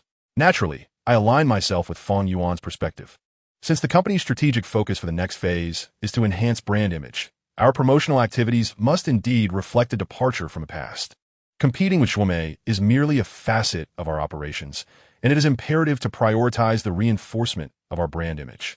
That said, achieving a breakthrough in our promotional strategy while still adhering to the deadlines would be an ideal scenario. After our discussion, Fang Yuan and I reached a consensus. We would strive to develop a more innovative promotional plan within the constraints of time. However, our agreement required the approval of Chun Jingming, the ultimate authority in the planning department, who possessed veto power. Throughout the morning, Chun Jingming was absent from the office, only to appear just before noon. He promptly summoned Fang Yuan and me to his office, his demeanor exuding an unusual excitement that left us both perplexed. Once inside the manager's office, Chun Jingming instructed me to close the door. Before I could even sip my tea, he announced, "This morning, I met with the manager of Zhuomei's investment department." Fang Yuan and I exchanged bewildered glances, shocked at the revelation that Chun Jingming had met with a manager from Zhuomei during work hours, an act that raised suspicions of collusion. With barely contained enthusiasm, Chun Jingming elaborated. "The manager of Zhuomei's investment department, Manager Li, is an old classmate of mine. He has brought news that could alter the fates of both Baoli and Zhuomei. There is an impending tempest brewing within Zhuomei, a power struggle directed at their newly appointed leadership." A sudden jolt coursed through me. Was it not Mi Kai who had recently assumed the position at Zhuomei? Was she, at this very moment, embroiled in an internal power struggle within the company? Though my mind raced with speculations, I remained outwardly calm, awaiting Chun Jingming to elucidate further. I gazed steadily at Chun Jingming while Fang Yuan, visibly astonished, interjected, "Manager Chun, are you suggesting that the upper echelons of Zhuomei are plotting against their newly appointed leader?" With a firm nod, Chun Jingming affirmed, "Indeed. Zhuomei is a family enterprise, as you may have heard. The circumstances surrounding Mi Kai's appointment at the tender age of 26 are quite telling, if not for her familial ties." Fang Yuan and I exchanged knowing glances. It was evident that her position within the family hierarchy was pivotal. Chun Jingming continued, "Over 2 years ago, Mi Zhongxin, the founder of Zhuomei, met an untimely demise in a catastrophic car accident on the highway, colliding with a breakdown truck that had failed to display warning signals, while attending a business conference in Shanghai. Since then, his brother, Mi Zhongda, has been at the helm of the company. However, Mi Zhongxin also had a daughter who has been studying abroad in the United States for the past few years. She has only recently returned, and it is she who now leads Zhuomei, Mi Kai." Before he could finish, I interjected, "Manager, are you implying that Mi Zhongda is the one who will take action against her?" With a wry smile, Chun Jingming replied, "It is quite evident that he is. For years, he has held the nominal title of chairman at Zhuomei. With Mi Zhongxin's daughter returning, his position is undoubtedly threatened. It is challenging for someone accustomed to power to relinquish it." I expressed my indignation. "This man is utterly despicable. Zhuomei rightfully belongs to his brother. Now, with his brother's tragic passing, he dares to prey upon the orphaned heir." Chun Jingming raised his hand, his expression grave as he cautioned, "The intricacies of family businesses are not our concern. Our focus must be on seizing this opportunity to dominate the retail sector in Suzhou." Fang Yuan nodded in agreement, while I remained silent, a simmering anger igniting within me. Chun Jingming continued, "This morning, Manager Li from Zhuomei's leasing department met with me to discuss this very matter. 2 international first-tier brands will see their leasing contracts with Zhuomei expire next month. Mi Zhongda has instructed Manager Li to express dissatisfaction with the current management as a pretext for these brands to defect to our company, Baoli. He intends to use this as leverage to unite the board against Mi Zhongxin's daughter, compelling her to relinquish her shares in Zhuomei, thereby achieving complete control." Once again, I was taken aback, exclaiming, "This is ruthlessly audacious. They are willing to sever a limb to seize ownership of Zhuomei." The implications were staggering. Should Zhuomei's leasing manager indeed aid in the defection of those 2 first-tier brands to Baoli, we would secure 10 international first-tier brands, while Zhuomei would be reduced to merely 9. It is universally acknowledged how crucial these brands are to premier department stores. Even if Mi Zhongda were to gain ownership of Zhuomei, the cost of such a maneuver would be astronomical. Chun Jingming smiled and remarked, "In order for Mi Zhongda to completely seize control of Zhuomei, he must resort to such drastic measures. Within the board, many of Mi Zhongxin's confidants support his daughter, and if Manager Li were to introduce 2 international first-tier brands to our Baoli under the pretext of dissatisfaction with the current management. It would result in a severe management crisis that could undermine the very foundation of the enterprise. Those who once supported us may waver. And when the board collectively exerts pressure, Mikai will find it exceedingly difficult to retain both management and ownership. At this moment, Fang Yuan, who had been silent, finally posed a question to Chen Jingming. Is Mi Zhongde truly unafraid that Zhuomei will suffer irreparable damage and be surpassed by our Baoli? I seized the opportunity to answer on Chen Jingming's behalf, stating, even if they were to be surpassed by Baoli, Mi Zhongde would still remain the paramount leader of Zhuomei. Should Mi Zhongxin's daughter continue to stay at Zhuomei, his replacement is inevitable. A leader accustomed to high office for many years cannot willingly accept a subordinate position. Chen Jingming nodded in agreement and continued, human nature is indeed such. Therefore, this presents an unprecedented opportunity for our Baoli. However, Mi Zhongde is not an easy adversary. It is rumored that a significant overseas investment is about to flow into Zhuomei, and their stores in Nanjing and Shanghai are preparing for opening. Their strategic territory extends beyond Suzhou to encompass a far larger market. Moreover, even if they were to lose two first-tier brands, Zhuomei's long-standing popularity in Suzhou would not lead to an easy downfall. Mi Zhongde possesses hidden cards, which emboldens him to act. If he can successfully eliminate Mi Zhongxin's daughter this time, he will solidify his position, making the risk worthwhile. Both Fang Yuan and I fell into silence. Despite our years of experience, the brutal realities of the market had never been so starkly laid before us. In that moment, I understood that both the workplace and the commercial realm operate under certain rules. Those of us at the bottom must rely on hard work and the ability to seize opportunities, while those at the top engage in manipulation. This cunning provoked a profound sense of dread within me, magnifying the ugliness of human nature manifold. At this juncture, Chen Jingming finally prepared himself a cup of tea, took a sip, and addressed both Fang Yuan and me, saying, "You two have been my subordinates for several years, and I intend to cultivate you as key talents. Especially you, Fang Yuan. I see potential in you, which is why I am sharing this highly confidential matter with you. My hope is that you will seize this opportunity to create value for the company while also achieving personal breakthroughs. You must perform exceptionally in this promotional plan. Do you understand?" Fang Yuan solemnly nodded, while I found myself lost in a certain emotion, momentarily dazed. "What about you, Zhaiyang?" Chen Jingming inquired again, looking at me.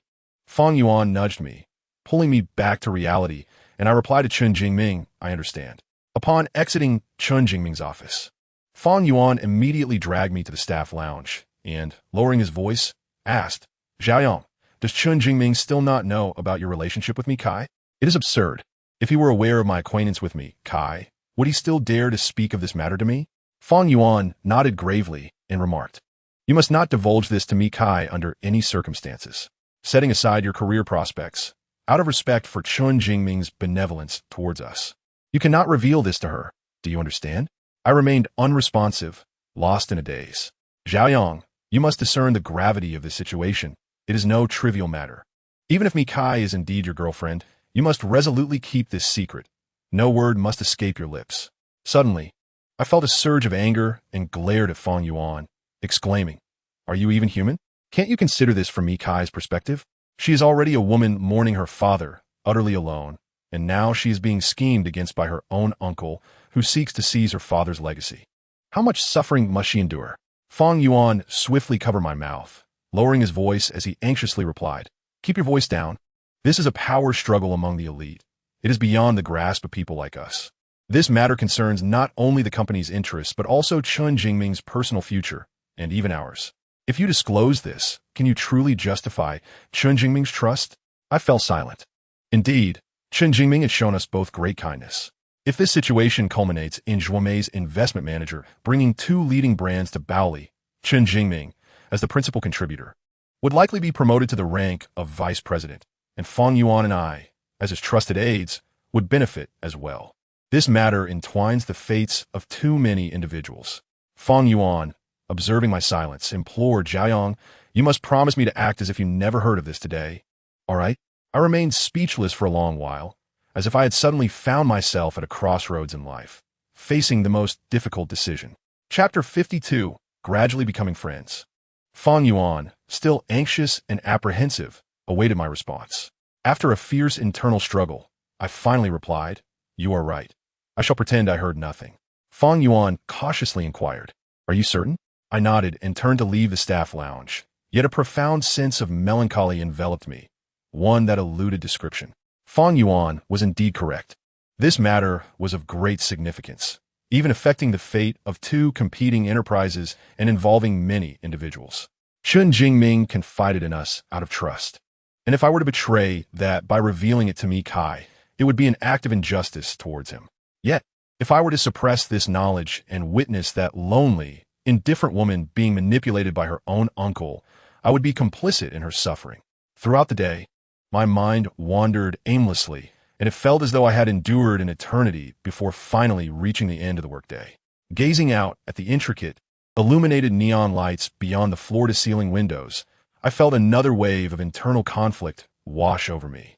After contemplating the world outside for some time, I finally picked up my bag and addressed Fang Yuan, who was still working. "I'm leaving for the day." Fang Yuan instinctively murmured an acknowledgement before abruptly looking up at me, saying, "It's only 7 o'clock. Are you leaving now?" "It's late. The workday ended an hour and a half ago," I replied. Fang Yuan nodded and remarked, "Confinement in the office stifles creativity. You may return for now, and should you conceive any brilliant promotional ideas, let us remain in contact."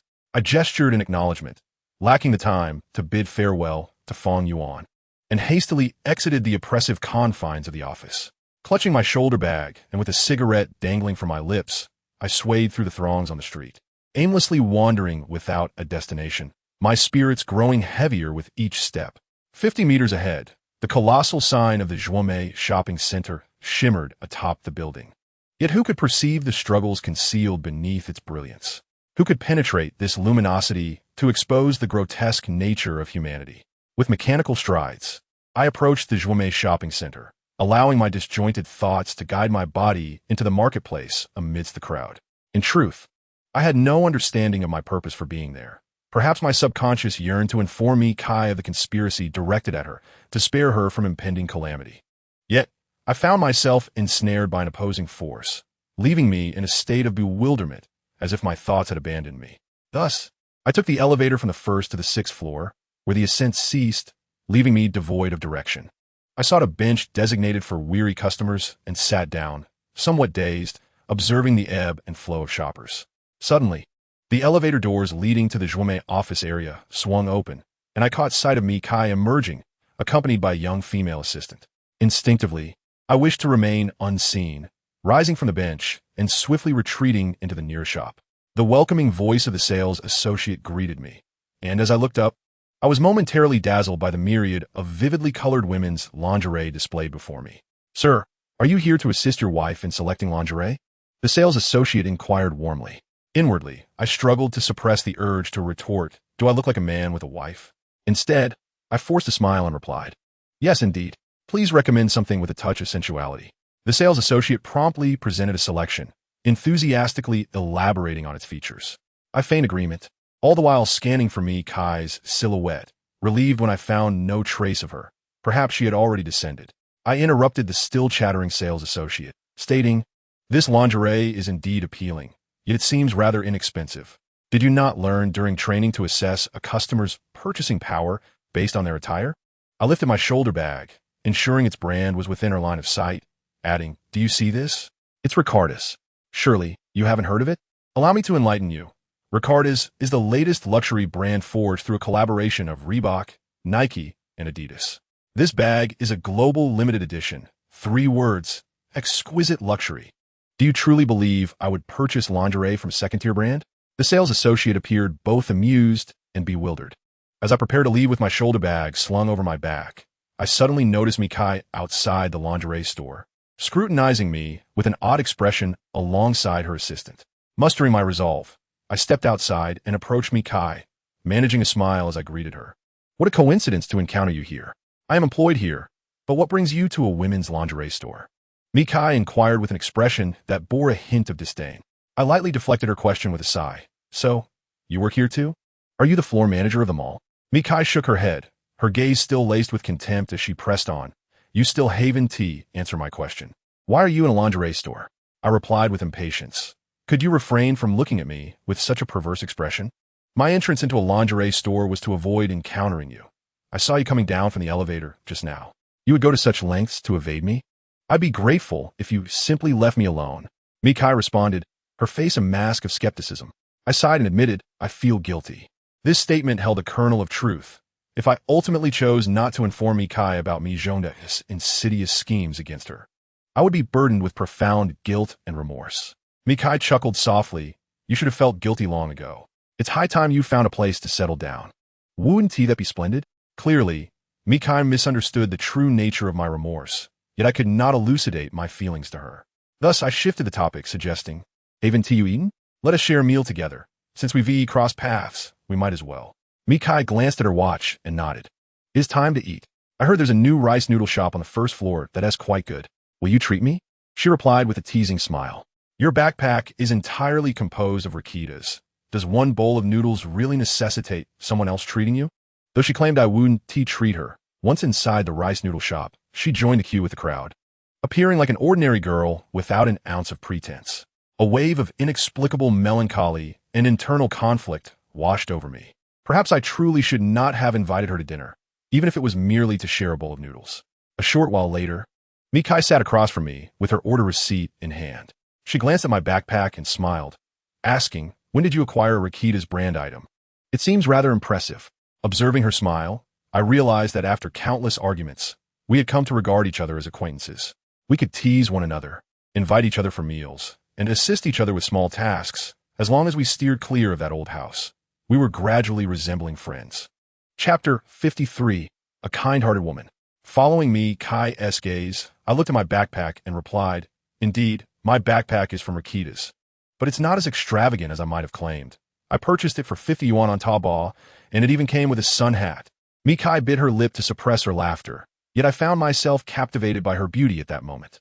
Eventually, she could no longer contain her laughter and asked, Is the sun hat also from Rakita's? I lent it to a friend for fishing, and he hasn't returned it. Such a lack of manners. It must be from Rakita's, being so luxurious. Your friend probably coveted it. Mikai analyzed with utmost seriousness. This time, it was I who found myself laughing at her. Yet I maintained a serious tone, stating that just shows his lack of manners.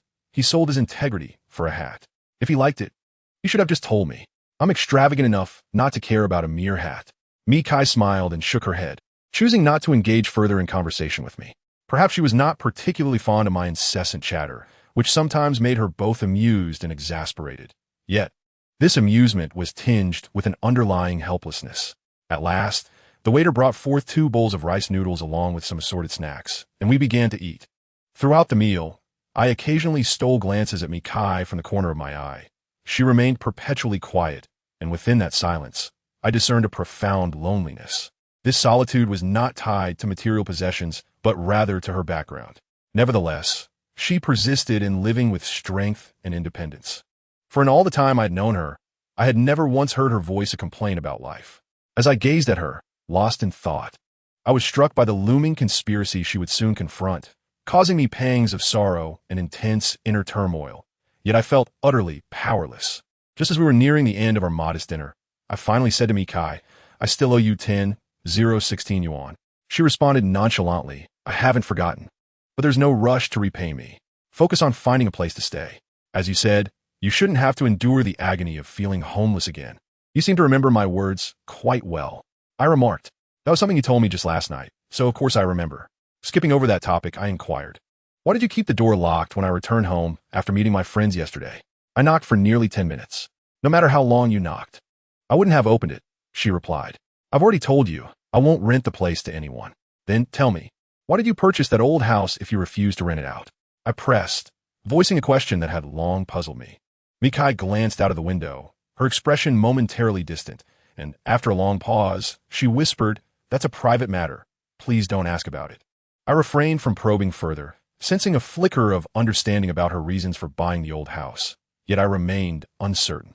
In the silence that followed, Mikai unexpectedly offered, It's still early. Let me accompany you to find a place. You should settle down quickly, or the next time your father visits, you'll be at a loss for words. In the darkness of night, I sat in Mikai's car, holding my phone and scouring rental listings on 58 City. Upon finding suitable options, I called to inquire, while Mikai played the role of my driver. taking me through the many corners of this city as I haggled with landlords and agents using various tactics. Thanks to Mi Kai's assistance, I efficiently viewed 5 properties in just over an hour. Yet due to various unsatisfactory circumstances, I continued to traverse this sprawling city. Another half-hour passed, and Mi Kai parked by the roadside, expressing her sentiments. It turns out renting a place is quite challenging. Indeed, there are many unscrupulous agents nowadays. One must be cautious not to fall into their traps, I replied. Mi Kai nodded in agreement, having just encountered the difficulties firsthand.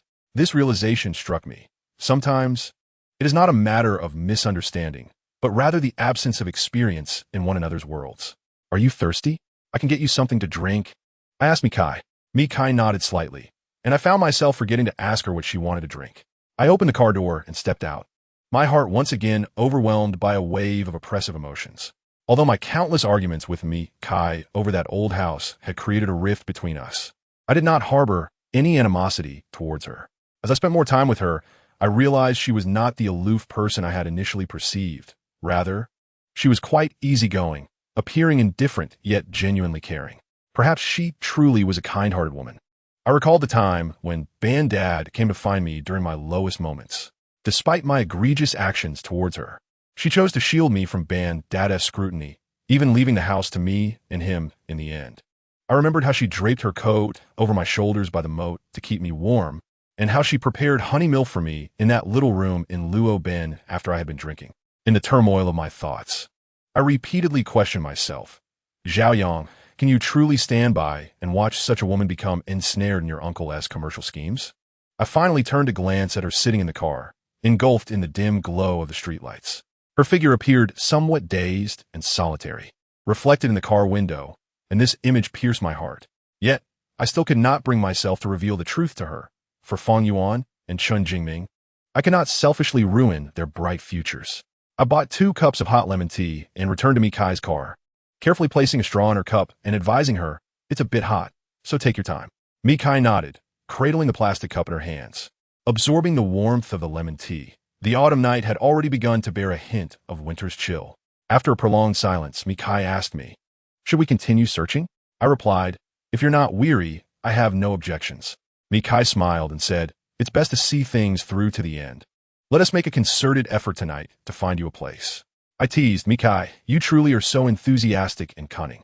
If we settle this tonight, you can enjoy the fruits of your labor for years to come. That term doesn't quite fit. I've put in effort to help you find a place. And besides, that house was originally mine. It's a stretch to say I'd be enjoying the fruits of your labor. Mi Kai responded earnestly. Come on, why are you being so calculative? I waved my hand dismissively. I learned it from you, she retorted. I took a deep sip of the lemon tea I was holding, nearly burning my mouth and almost spitting it out. Mi Kai handed me a tissue and wiped away the tea that had splashed onto her, complaining, you just reminded me to be careful of the heat, and yet you forgot when it was your turn. I did not respond to Mi Kai, but a wave of bitterness washed over me. My forgetfulness stemmed from distraction, and my distraction arose from my inner turmoil. At that moment, an intense urge surged within me. I wanted to reveal to Mi Kai the conspiracy aimed at her. Chapter 54.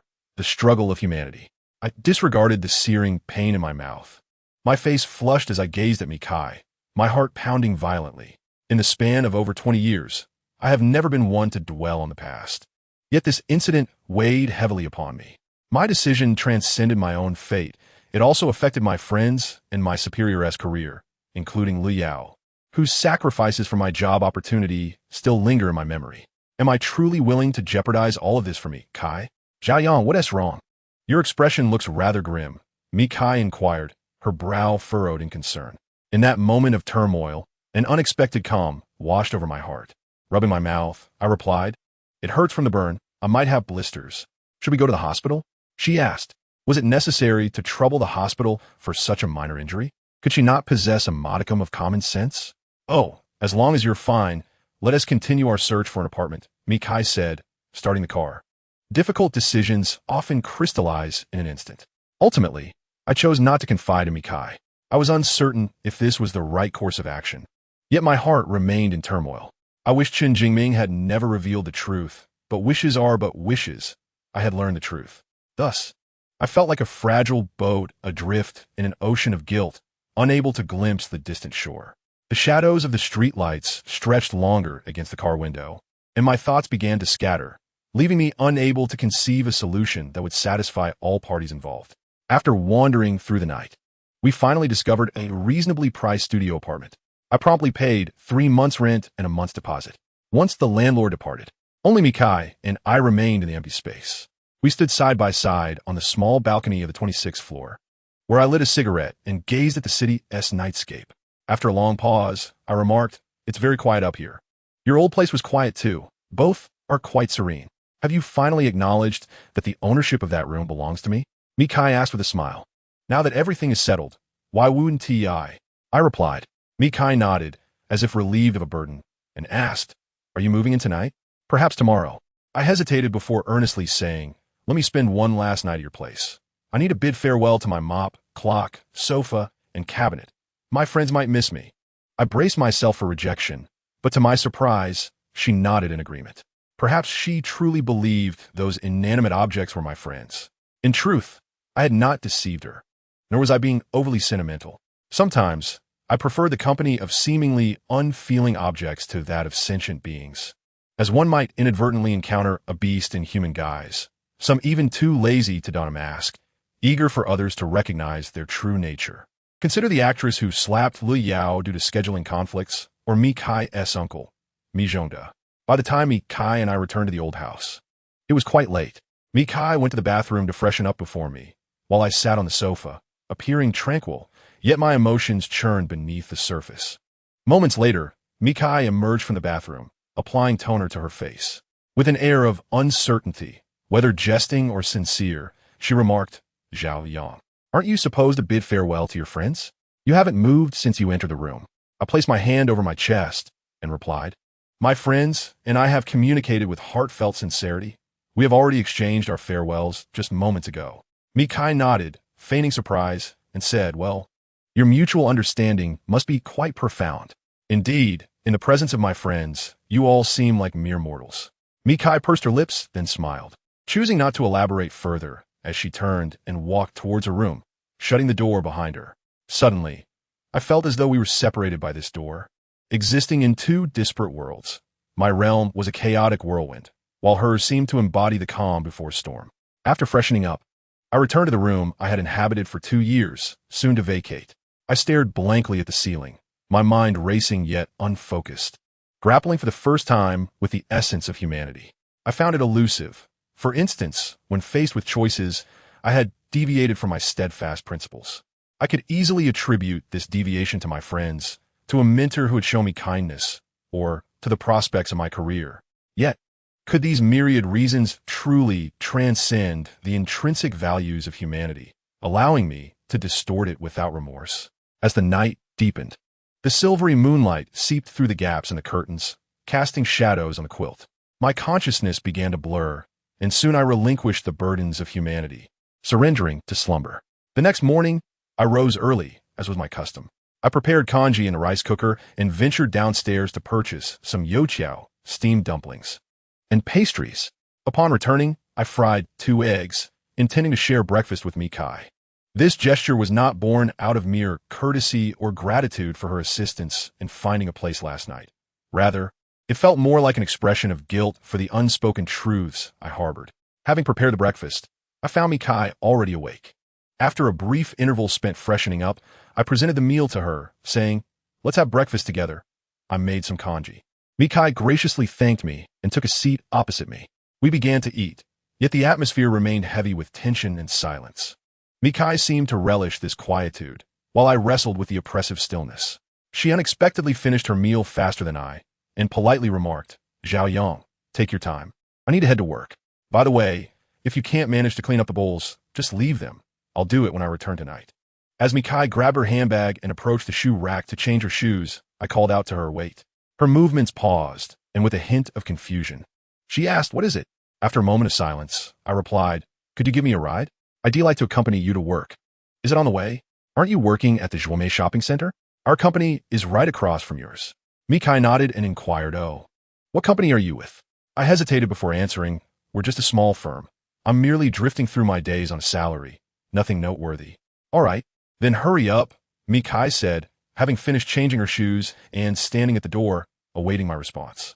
I hastily finished the kanji in my bowl, changed my shoes, and, carrying my briefcase, descended the stairs alongside Mi Kai. The morning traffic was far from ideal, and we moved in a stop-and-go manner. As we neared the company, our vehicle became ensnared once more on a two-way street, leaving both Mi Kai and me enveloped in silence. I retrieved a disc from the storage compartment of her car and inserted it into the music player, intending to listen to a song to alleviate the irritation of the wait. The song Love's Proverb, rendered by Luo Deo with a voice rich in depth and narrative, filled the small car with its poignant melody. The vehicle was gently shrouded in the autumn mist, while outside, the cars waiting to pass glimmered like fireflies, creating a serene atmosphere in this world. In this self-imagined tranquility, I found myself entranced by Love's Proverb. Mi Kai, seated beside me, seemed even quieter. Her eyes glistened with unshed tears that cascaded down her cheeks, as if reluctant to be seen. She rested her head on the steering wheel, obscuring her face behind a veil of disheveled hair. What was the matter with her? It was merely a casual morning, listening to a song by Luo Dao. Yet she was in tears. Chapter 55, The Struggle of Humanity 2. The cars ahead gradually began to move, yet Mi Kai remained oblivious, her shoulders trembling slightly, as the vehicles behind us honked in impatience. I gently tapped her shoulder and asked, "What is wrong?" She lifted her head, wiped her tears away with her hand without looking at me, and muttered that it was nothing. She shifted the gear and drove forward with the flow of traffic. As Love's Proverb finally came to an end, and the car settled into a quietude, I had no intention of revealing my employment at Baoli to Mi Kai, so I asked her to drop me off at a nearby station. As we parted ways, I inquired, "Hey, could you help me move tonight? Your car would be convenient." She replied that if she didn't have to work overtime, she could assist. Mi Kai did not decline. I smiled and said, "All right then, I'll contact you after work." She nodded, closed the car window, and drove off, disappearing into the vast stream of traffic. I stood there for quite some time, recalling the image of her crying over the steering wheel due to a song, leaving me in a state of confusion and unease. I did not wish to delve into what memories Love's Proverb had stirred within her, yet I felt a pang of sympathy that only intensified my sense of guilt. Upon arriving at the office, I barely had time to catch my breath before Yuan Fong summoned the members of our planning and copywriting team for a brainstorming session. During the meeting, opinions clashed, evolving into a fierce exchange of ideas, while I sat in a corner, leaning back and remaining silent, my mind wandering until the meeting concluded. After the brainstorming session, everyone dispersed with their folders, yet I remained seated, my thoughts adrift, uncertain of their destination. Fong Yuan waved a cigarette beneath my nose, and it was only upon catching the scent of tobacco that I regained my senses. Dully, I inquired, "Has the storm subsided? I'm merely curious where this tempest has swept you away." Fong Yuan's tone carried a hint of annoyance. He had always been meticulous in his work. I fell silent, drawing the cigarette from his fingers, lighting it, and taking a deep drag, only to have it snatched back and extinguished, discarded into the wastebasket. I frowned and retorted, "What are you trying to prove? I'm feeling restless." Fong Yuan paused momentarily, then quickly grasped the source of my agitation. He pulled a chair beside me and, without uttering a word, his expression eloquently foreshadowed the impending bitter yet sage counsel. "Are you still tangled up over Zhuomei and Mi Tsai?" The very thing that irked me was the sensation of being a criminal who had committed a transgression yet remained unrepentant. Do you understand that feeling? Like a fishbone lodged in my throat. Each word I uttered bore the weight of my suppressed emotions. Fong Yuan sighed and softened his tone, addressing me, "Zhao Yang, I've already articulated the stakes of the situation quite clearly yesterday. Regardless of your feelings of guilt, this remains an internal matter for Zhuomei. We must maintain our distance." I fell silent again. Discussing this issue with Fong Yuan seemed futile. He could never view it from my perspective, yet he was not entirely wrong. Although Fong Yuan and I had been friends for nearly a decade, we were fundamentally different, leading lives that diverged significantly. At that moment, I began to comprehend why. Despite graduating from the same university, our paths had taken such different trajectories post-graduation. After a long pause, I said to Fong Yuan, "I'll sit here a while longer. I will come to terms with this matter on my own." Fong Yuan nodded, reminding me, "I'm still unaware of your thoughts on the promotional plan. Let us discuss it privately later." "All right," I replied. Fong Yuan extracted another cigarette from the pack and handed it to me, saying, "Go to the smoking room. Be mindful of your impact in the company." I numbly accepted the cigarette, gazing at him in a daze. Fang Yuan patted my shoulder before turning to leave, and my fingers fidgeted with the cigarette, feeling even more detached. At noon, Fang Yuan and I lunched in a relatively quiet corner of the company cafeteria, refraining from directly discussing the promotional plan we were preparing. Fang Yuan remarked, "Yin Yin is free tonight. Let her prepare a few dishes at my place, and we can share a few drinks." "Not tonight. I need to move," I replied. "Haven't you sorted out the moving arrangements yet?" Fang Yuan questioned, surprised. "Not yet. I just found a suitable place recently, and I've been busy." Fang Yuan nodded, and after a brief silence, he said, "Xiaoyang, I'm not trying to criticize, but you're at an age where you should be settling down. If you can establish a stable life, you should do so." I earnestly asked Fang Yuan, "We've graduated for so many years now. Classmates and friends who should have settled down have done so, and those who shouldn't have are desperately trying to stabilize their lives. Why does it feel as if I'm living in a dream?" Fang Yuan answered almost without a moment's thought, stating, "It is because you have lived too self-indulgently over these years, yet your self-centeredness is imbued with a fervent idealism. Xiaoyang, you must understand that a castle built of sand on the beach, no matter how exquisite, will inevitably collapse at the first wave that crashes upon it. Your suffering and instability stem from this very truth." Fang Yuan's words left me in a state of confusion.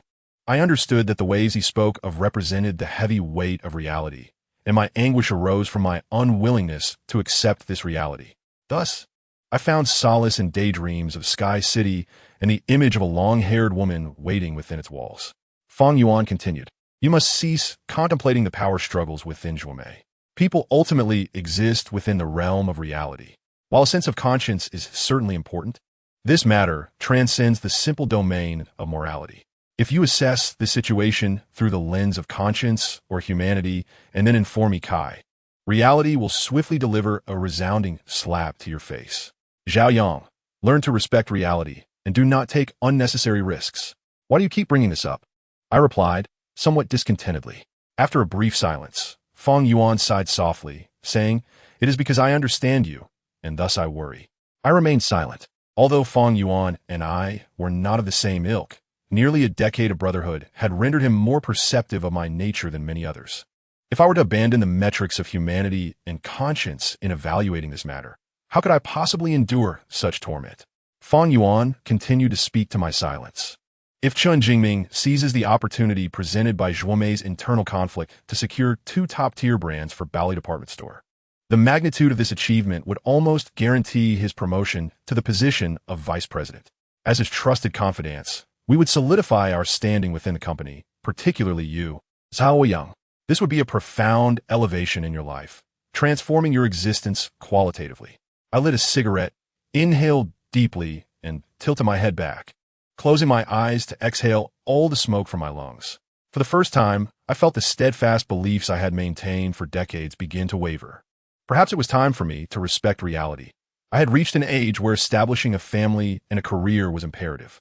Now, having finally glimpsed the dawn of a better life, extinguishing that light would only plunge my future into a relentless darkness. "Let us discuss your thoughts on this promotional plan," Fang Yuan suggested, pulling me momentarily from my struggle. I finally nodded, preparing to share my insights on the promotional strategy. Chapter 56, Love is Not Extravagant. I organized the fragmented ideas regarding the promotional plan in my mind, and then conveyed to Fang Yuan, "For this promotional strategy, we can break free from conventional thinking. My proposal is to maintain the usual promotional tactics for the ordinary brands, such as straightforward discounts and giveaways, while focusing our efforts on the 8 international top-tier brands. We need not expend excessive energy on the latter, as time does not permit us to disperse our focus." Fang Yuan nodded and remarked, "I comprehend your intentions and fully endorse your perspective. This promotional event primarily aims to accentuate the image of our prestigious department store. Hence, the focus of the promotional strategy should revolve around the 8 international top-tier brands. Please elaborate on your plans to integrate these 8 premier brands into this promotional scheme."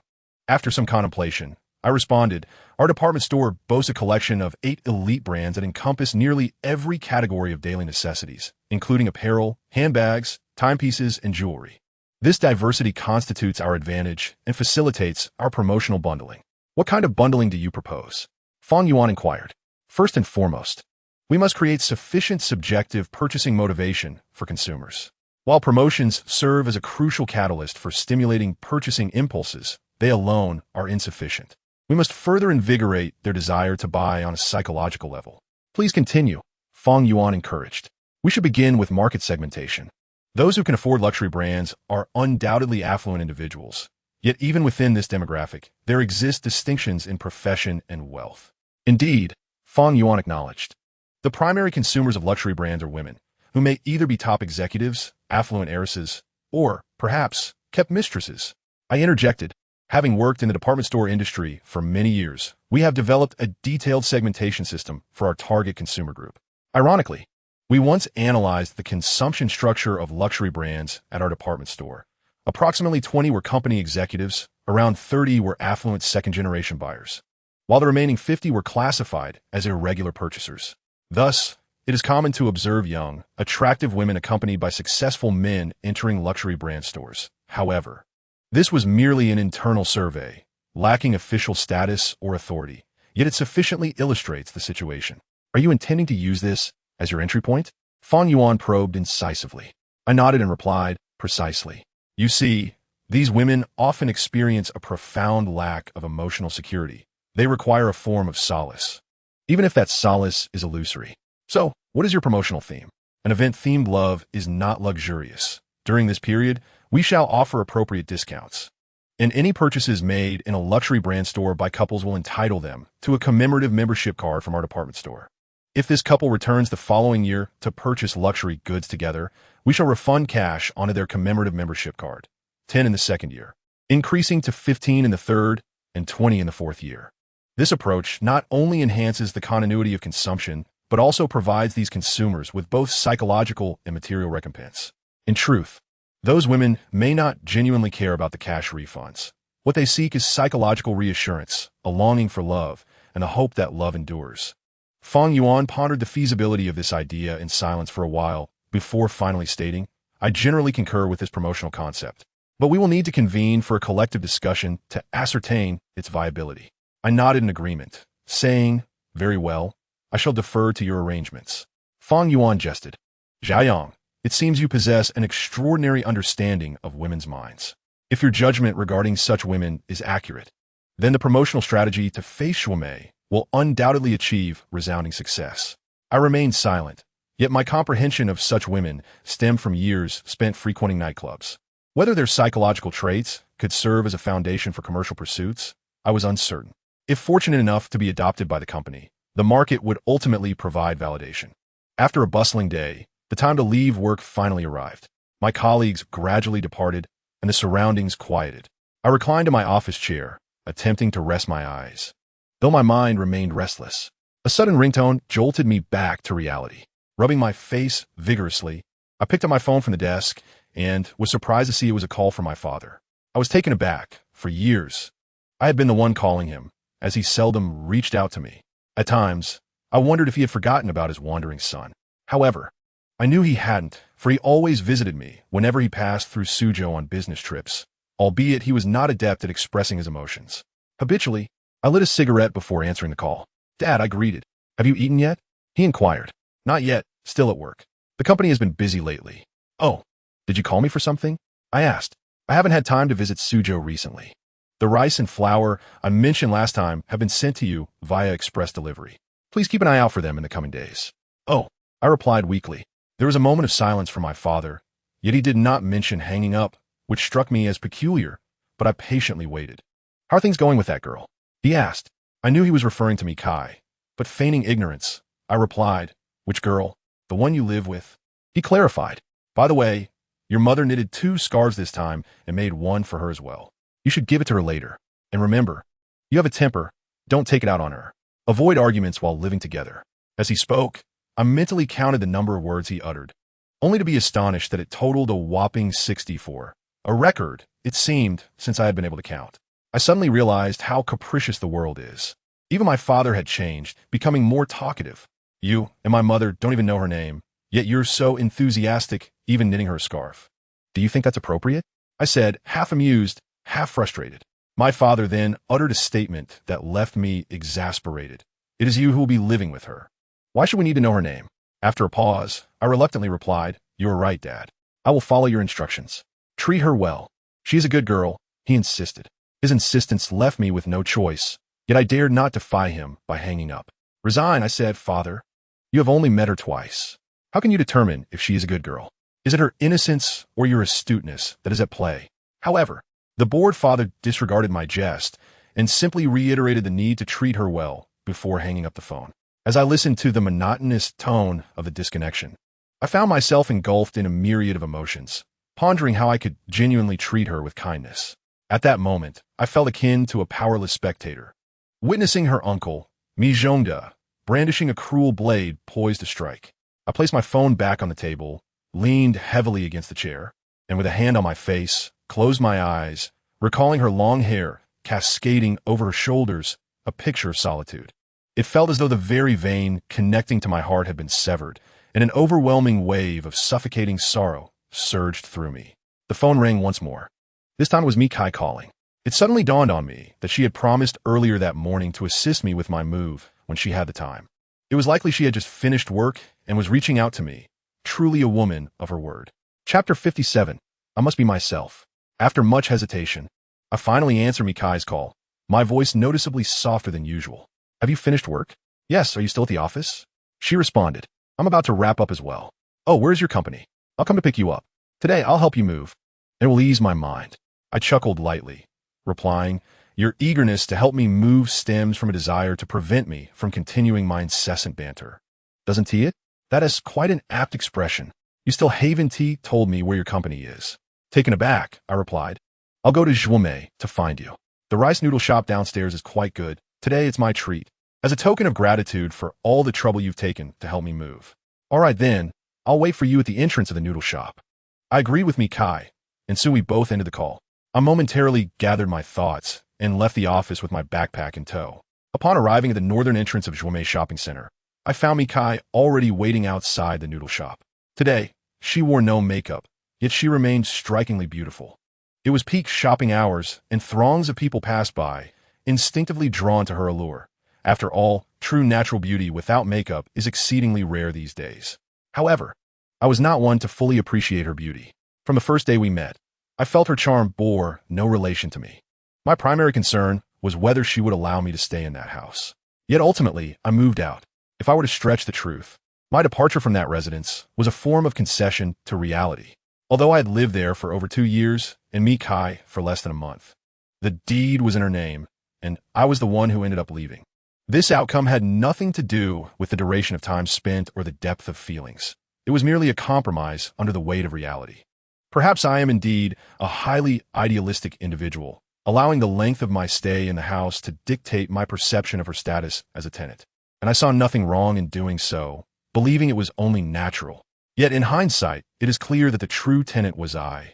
I was not even a tenant in the truest sense, for Mikai, the rightful owner, had never consented to my renting that space. He approached Michai, and the two of us fell into a silence, gazing at one another as if, in the absence of our usual sharp exchanges, there were no topics left to discuss. At last, I inquired, how long have you been waiting? Not long, let us go. There is hardly any space left inside, Mikai replied, glancing over her shoulder. Nodding in understanding, I proceeded to the noodle shop ahead of her, and for the first time, I gallantly opened the glass door for her. Mikai looked at me with mild surprise, yet she graciously expressed her thanks before stepping into the establishment. She found an empty seat while I queued to place our order. After some time, I requested 2 bowls of rice noodles along with a few side dishes. With the receipt and order number in hand, I settled down across from Mikai. We had been dining at this noodle shop for 2 consecutive days, and I couldn't help but ask her, somewhat bored, is your fondness for rice noodles perhaps due to your name, Mikai? Mikai cast a glance my way, but chose not to respond, simply lifting her teacup to sip from it, clearly uninterested in my trivial inquiry. I chuckled softly, unconcerned. I had grown accustomed to her indifferent demeanor, although on rare occasions, we managed to resemble ordinary friends. Moments later, the server brought our order. Mikai had only chosen a bowl of noodles and pushed all the side dishes toward me. I nudged the chicken leg and tofu towards her, saying, you'll have to help me move later. It's physical work, so you ought to eat more. I'm only responsible for driving, and besides, do you have that much stuff? The last time you moved, I saw you manage it all by yourself. I recalled the time I had shamefully fled, having no money to help her, and I smiled awkwardly, adding, "I'm merely concocting an excuse to encourage you to eat a little more, and then, through your mouth, I'll destroy your beauty, just to see how you would look as a heavier version of yourself. You really are deviously scheming," she retorted, "but I regret to inform you, I cannot gain weight." Watching me, Kai declare her inability to put on weight with a hint of pride, I couldn't help but laugh genuinely. Despite her often aloof demeanor, there remained an innocent side to her, and her unguarded moments before me suggested that she had lowered her defenses. Perhaps all the misunderstandings and discord between us were merely the result of that one room. After our meal, Mikai and I went to Robinet's place. My belongings were indeed minimal. Initially, I intended for her to wait downstairs, yet she accompanied me up, helping to carry a few lighter bags. In truth, like many women, she exhibited a tendency to say one thing while meaning another. Just moments ago at the noodle shop, she had declared, "I only drive, not help move." However, such contradictions only served to illustrate her kind-hearted nature, which led my father to quickly deem her a good girl after just 2 encounters. Upon arriving at my new residence, I conducted a brief tidying of the room while Mikai simultaneously made the bed.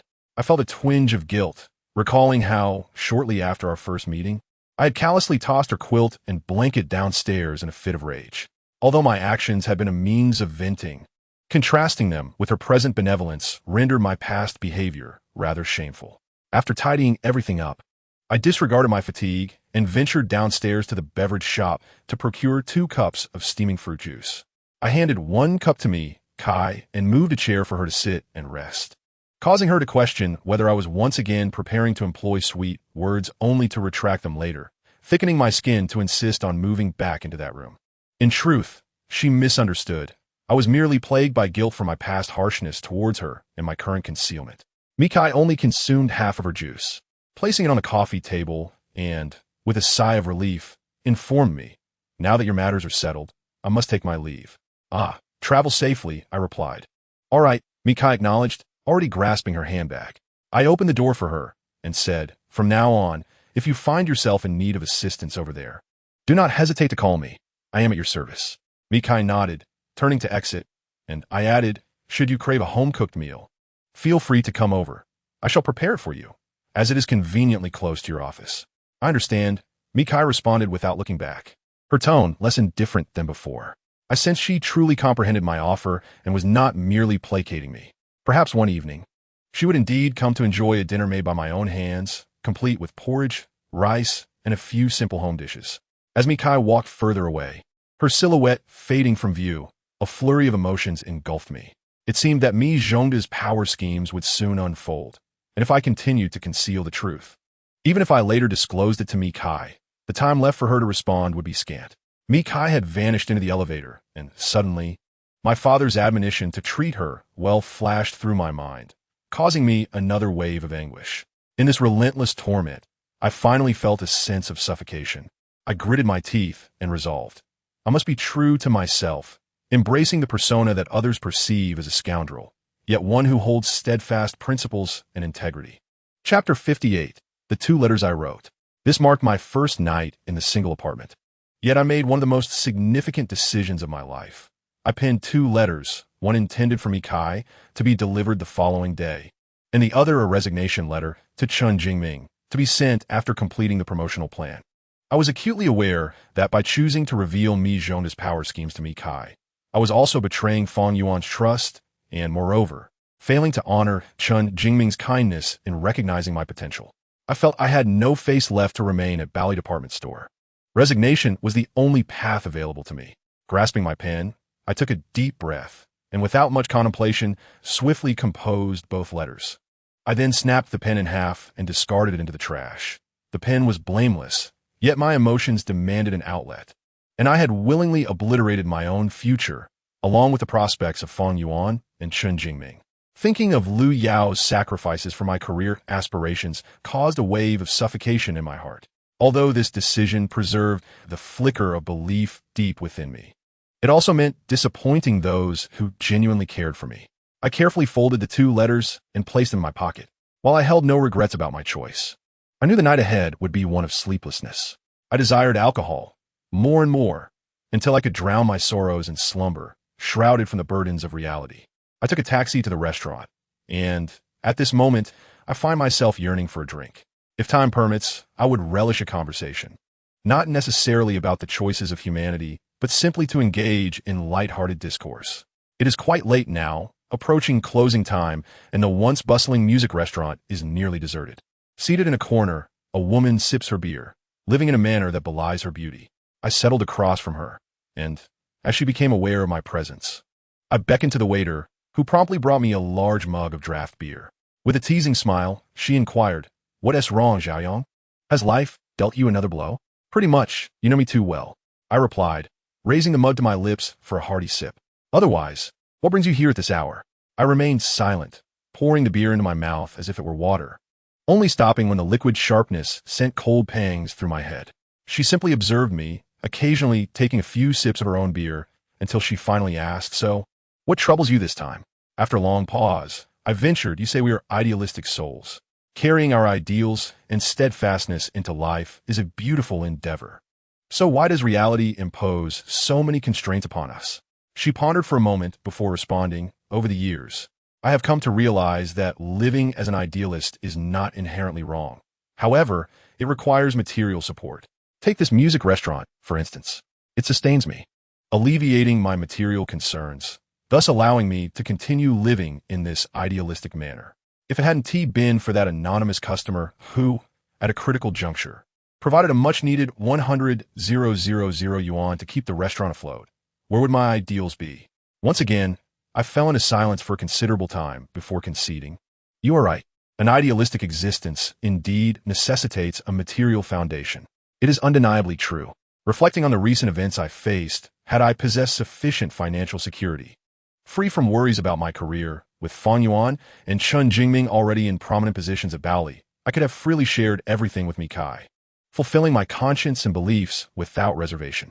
Even with the understanding that an idealistic life requires material backing, I remain resolute in my decision. I will still inform Zonda of the power schemes surrounding Mikai.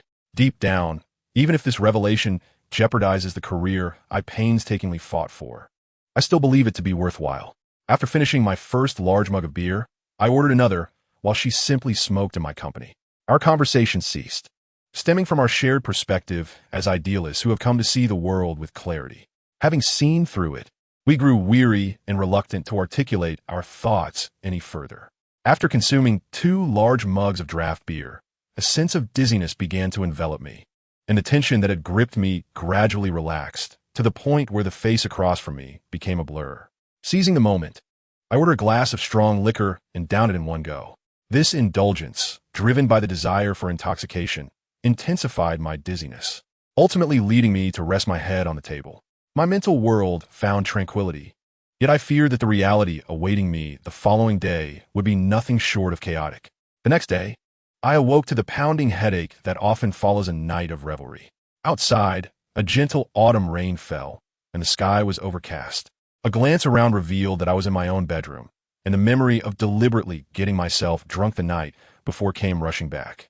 I threw off the covers, slipped on my shoes, and left the bed. Exiting the bedroom, I noticed that someone was still sleeping on the sofa in the living room.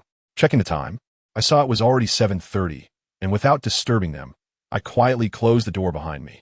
Descending the stairs, I hailed a taxi outside the complex. But my destination was not my office. Instead, I was headed to Zhuomei. Having made my choice the previous night, I resolved to follow through with it. 20 minutes later, I arrived at the entrance of Zhuomei's underground parking lot, awaiting the arrival of Mikai. Based on my knowledge of her, she should not yet be at the office. After about another 20 minutes of waiting, I finally spotted Mikai's red car. Seizing the opportunity as she drove into the parking lot, I flagged down a passing boy who resembled a student. To the bewildered young man, I inquired, "Could you do me a favor?" He immediately became wary and asked, "What kind of favor?" I retrieved a letter from my pocket and handed it to him, saying, "Please deliver this letter to a young lady." The boy's expression shifted to understanding as he remarked, "Is this a love letter?" But with communication being so advanced now, why write a love letter? You could just send a text or something. "You're from a 90s, right?" I replied, "Indeed. I'm from the 80s. Do you understand what a generation gap is?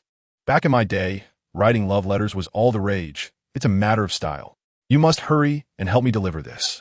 She'll be taking the elevator soon." I urged, "But I'm going to be late for school." He protested, "It'll only take a moment. It won't delay you." The boy still appeared reluctant. I swiftly altered my approach and asked, "Do you like to see beautiful girls?" His interest piqued at the mention of beauty, and he eagerly asked, "Is she beautiful? If she weren't beautiful, would I be interested? Trust me, she is absolutely stunning. When you get off the elevator, wait for her in the underground parking lot. She'll be wearing a purple-gray coat with long hair cascading over her shoulders. She is the most beautiful woman there, so don't mistake her for anyone else." "All right, I'll see if she is as beautiful as you say," he conceded, finally taking the letter from my hand. I reiterated, "Just hand her the letter, and don't say anything else. Especially don't comment on my appearance in front of her, understand?" He nodded knowingly, replying, "I get it. You want to surprise her. Good luck with your confession." I nodded in approval, saying, "Not bad. It seems we don't have much of a generation gap after all." The young man chuckled and promptly dashed towards the elevator of the store, while I lit a cigarette, silently watching him depart. It felt as though I had finally released a heavy burden from my heart. As for tomorrow, I decided to address it when it arrived. Chapter 59, Delivering the Letter to Me, Kai. A moment later, the young man returned, barely able to conceal his excitement as he exclaimed, "You weren't lying. She truly is an exquisite beauty." I smiled and replied, "Now, tell me what she looks like. I wish to see if you have mistaken her for someone else." Just as you described, long hair cascading to her shoulders, adorned in a purplish-gray outfit, and undeniably stunning, albeit somewhat aloof. Nevertheless, I handed her the letter. I nodded and jestingly inquired, "Do you think I could win her heart?" The young man scrutinized me with a serious demeanor and replied, "I believe it's unlikely." "Then hurry to school. You mustn't be late." I chuckled, giving him a friendly pat on the shoulder. After wishing me luck, he hurried off towards the distant platform. Amidst the gentle autumn rain, I adjusted the shoulder bag that was nearly slipping off, raising my gaze to the massive billboard of the Joumé shopping center. I silently hoped that Mikai would navigate this crisis unscathed, for that was all I could do for her. Upon returning to the Ballet department store, I felt an unusual calmness, working diligently, engaging in the exchange meeting organized by Fan Yuan, and communicating with colleagues. This tranquility stemmed from my awareness of my impending outcome. I was psychologically prepared for what lay ahead. Once this promotional campaign concluded, I would resign from Ballet. Perhaps I would remain in Suzhou seeking new employment, or return to my birthplace, requesting my father to arrange a position for me, leading a quiet and unremarkable life thereafter. Engrossed in my work, time flew by, and soon it was time to leave. I made my way to the lounge for a cup of coffee. After a brief respite, I returned to my tasks. Today, Fan Yuan had efficiently reported the promotional theme I proposed, "Love is not extravagant," to Chun Jingming, who promptly approved it and initiated the process. Since I had conceived this theme, I would be the primary author of this promotional plan. In gratitude for Chun Jingming's support over the years, I felt compelled to exert my utmost effort in executing this project. As I departed the company after a long day, it was already 10 p.m. Hungry, I purchased some burgers from the KFC downstairs and ambled along the street, indulging in my meal. After a tiring day, I needed this leisurely stroll to unwind. Yet, the bustling street, filled with cars and pedestrians, only accentuated my solitude and helplessness in this vast city. I longed for a home in this city, a girlfriend who could one day become my wife. However, after struggling for years, I realized how powerless I was over such modest aspirations. I understood my insignificance in this sprawling metropolis, so diminutive that even a gentle breeze could sway me, leaving behind feelings of discontent and melancholy. As I drifted away from the city, upon returning to the studio apartment I had just rented yesterday, I couldn't help but reflect on the capriciousness of life. I had imagined myself residing here for an extended period. However, after delivering that letter to Mikai this morning, I resolved that my stay would be brief. Though a part of me yearned to persevere in this city, securing a new job proved to be a formidable challenge. Everything hinged on the fortune that awaited me post-resignation. Should I find employment swiftly, I would continue to strive. If not, reluctantly, I would have to depart. After refreshing myself, I lay in bed, my thoughts a chaotic swirl. I dared not envision my future, and thus, the vibrant motivation I had felt just days prior devolved into a disheartening sense of resignation. Listening to the rain pattering against the window, I found my thoughts wandering to Jianwei, reminiscing about the futures we had once envisioned together. Now, those dreams felt pallid and devoid of vitality. Yet, the burden of this emptiness was solely mine to bear. Without me, Jianwei would undoubtedly thrive. She need not fret over material concerns, for she could fill her emotional void with material comforts. In truth, her emotional landscape was far from barren. She had found solace in Xiang Chun, securing an anchor for her affections. This was wonderful, truly wonderful. I would persist in dwelling on my own anguish while silently bestowing my blessings upon her. Retrieving my guitar from its case, I plucked the strings and began to sing Eason Chan's Backpack. As I strummed along with the melody, tears unexpectedly streamed down my face. I wept for reasons I could scarcely comprehend. Once, the absence of a home, a job, or a partner seemed trivial. Yet now, I found myself shedding cheap tears over these seemingly insignificant matters. Was that not perplexing enough? The rain outside intensified, and once it passed, the chill in the air would surely deepen as winter approached, enveloping the world in frost. Time ambled forward over the course of 3 days, during which numerous events unfolded. Among the trivialities, I received 2 knitted scarves and some rice and flowers sent by my father. On a more significant note, I efficiently completed a promotional proposal themed around love, without extravagance, amidst my relentless overtime. I submitted the finished proposal to Fang Yuan, who then passed it along to Chen Jingming. With the submission of the proposal, the countdown to my resignation from Bally Department Store had commenced. Soon, I would be leaving. That evening after work, I contemplated calling me Kai to gift her one of the knitted scarves. I felt confident she would appreciate it, as I had previously given her one of the 2 knitted sweaters my father had sent, and I had seen her wear it several times. Regardless of the nature of our relationship, this scarf was a token of affection from my parents, and it deserved to be given. With ample justification, I dialed Mi Kai's number, but after a prolonged wait, no one answered. Just as I was about to abandon the call, she returned it. I hurriedly answered, and she, sounding somewhat apologetic, said, "I'm sorry, I was in a meeting. Is there something you need?" I did not respond immediately. Instead, I tentatively inquired, "Is your company particularly busy lately?" "Well, there have been some issues recently, and we are currently researching how to address them," she replied. Oh, I acknowledged, yet deep down, I was aware that Mi Kai had indeed received my letter. Perhaps she was now grappling with the insidious machinations aimed at her rights by Mi Zhongde. Mi Kai urged me, "Speak up. What prompted your call?" I hesitated slightly before stating, "My mother knitted a scarf for you, and my father has sent it over. If you have the time, you could pick it up, or I could bring it to you." After a moment's thought, I added, "But if you don't want it, that's perfectly fine too." Mi Kai did not decline. She replied, "Wait a moment. I have a few matters to attend to. Come to Zhuomei. Find a place to have a drink, and I will join you once I finish." I, being rather particular, insisted, "But you must treat me to drinks. After all, I am bringing you a gift." "All right," Mi Kai acquiesced before hanging up, appearing quite busy at that moment. After the call, I neatly packed the scarf into a bag and left the office, making my way to the Zhuomei shopping center across the street. Chapter 60, A Crossroads in Life. Upon arriving at the Zhuomei shopping center, I entered a CAF named Seaview Coffee, yet I chose not to order anything, for it was a pay-in-advance establishment themed around the sea, and the beverages were exorbitantly priced. Thus, I decided to wait for Mi Kai to arrive. Selecting a vacant table, I sent her a text message with the CAF's name, and then picked up a fashion magazine to pass the time, alleviating my boredom. Outside the floor-to-ceiling windows, the sky had darkened, and the various lights began to twinkle, casting a surreal glow over the city shrouded in autumn rain. I set the magazine down and listened absent-mindedly to the sound of raindrops tapping against the window. At some point, Mi Kai entered the CAF and sat across from me. Observing the empty table, she asked, "Why haven't you ordered anything to drink? It's pay in advance. It's quite expensive. A pot of oolong tea costs over 200. The owner is quite a profiteer." Mi Kai chose to ignore my complaint, summoning a server to order a pot of oolong tea for me, while she opted for a cappuccino. As I savored the 200 yuan tea, I found no distinctive flavor, further solidifying my belief that the owner was indeed a swindler, though I did not perceive my own spending habits as inferior. After finishing a cup of tea, I turned my gaze to Mi Kai, who was stirring her coffee, and asked, "You seem a bit under the weather.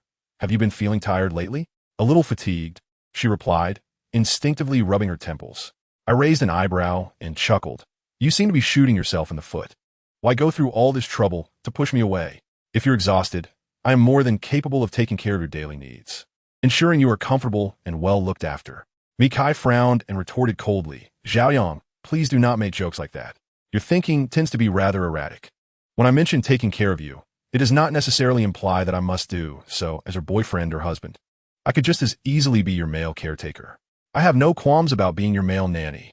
Mikai, rendered speechless by my words, eventually muttered boring and ceased to engage with me. She continued to stir her coffee, yet her expression bore the mark of contemplation. In a short while, I had consumed an entire pot of oolong tea and felt a pang of hunger. I called over the waiter and ordered a pasta salad, while also courteously requesting a tiramisu from me, Kai, naturally at her expense. I had no qualms about benefiting from a woman's generosity. After all, she was far wealthier than I, and spending her money was merely a means to bridge the gap between rich and poor, to harmonize societal conflicts, and to foster a more equitable society. I quickly devoured the plate of pasta salad, and then retrieved a scarf I had neatly packed in a bag from my backpack, presenting it to me, Kai. As she accepted the scarf, her gaze inadvertently fell upon my Ricarda's backpack, and a smile danced upon her lips. I voiced my discontent. What is so funny? This is merely my sense of amusement. Ricarda's also offers a women's backpack. Would you dare to use it? Mikai shook her head, indicating her reluctance. She took the scarf from the bag and scrutinized it, seeming quite enamored, and remarked, "It's quite beautiful." Indeed, my mother has always been adept at crafting such items. I replied. Mikai nodded, placing the scarf into her handbag, yet she lingered, her demeanor more relaxed than before, resting her chin in her hand as she gazed out at the rain-soaked world illuminated by neon lights. Reluctant to depart, I joined her in observing the view, transforming the flickering neon into a tapestry of splendid prosperity, which starkly contrasted with my own sense of desolation.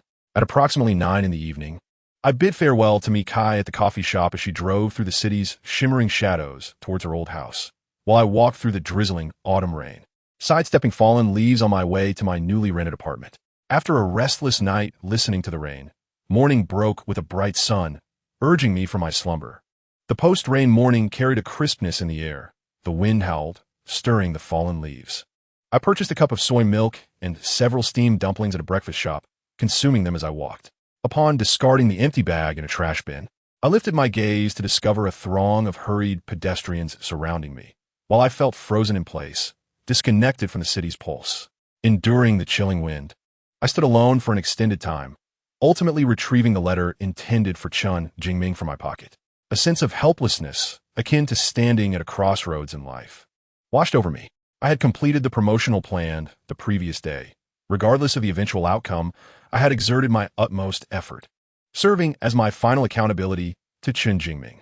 Upon arriving at the office, it was nearly 9 o'clock.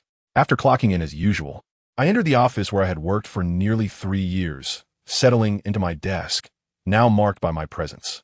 My mind was a blank slate, awaiting Chun Jingming's arrival so I could find an opportune moment to present my resignation. A short while later, Fang Yuan arrived at the company, placing his briefcase down. He radiated a vibrant energy, seemingly in good spirits, yet his appearance filled me with a sense of guilt. However, there was little I could do. I had acted as I deemed fit, and for both Fang Yuan and Chun Jingming, all I could offer was my apologies. Fang Yuan beckoned me to join him in the break room for coffee. I nodded, picking up my cup as we made our way together. Each of us brewed a cup of coffee and found a quiet corner to converse. Fang Yuan set his cup on the windowsill, lightly patting my shoulder with excitement as he whispered, "Xiaoyang, reliable news. After this promotional event concludes, we will receive our appointment letters. I will be appointed as the deputy manager of the planning department, and you will take my place as the leader of the planning copywriting team." Pausing, he gazed at the sunlight dancing through the blinds, wistfully adding, "We've struggled in this city for 2 years, and at last, we've carved out a niche for ourselves.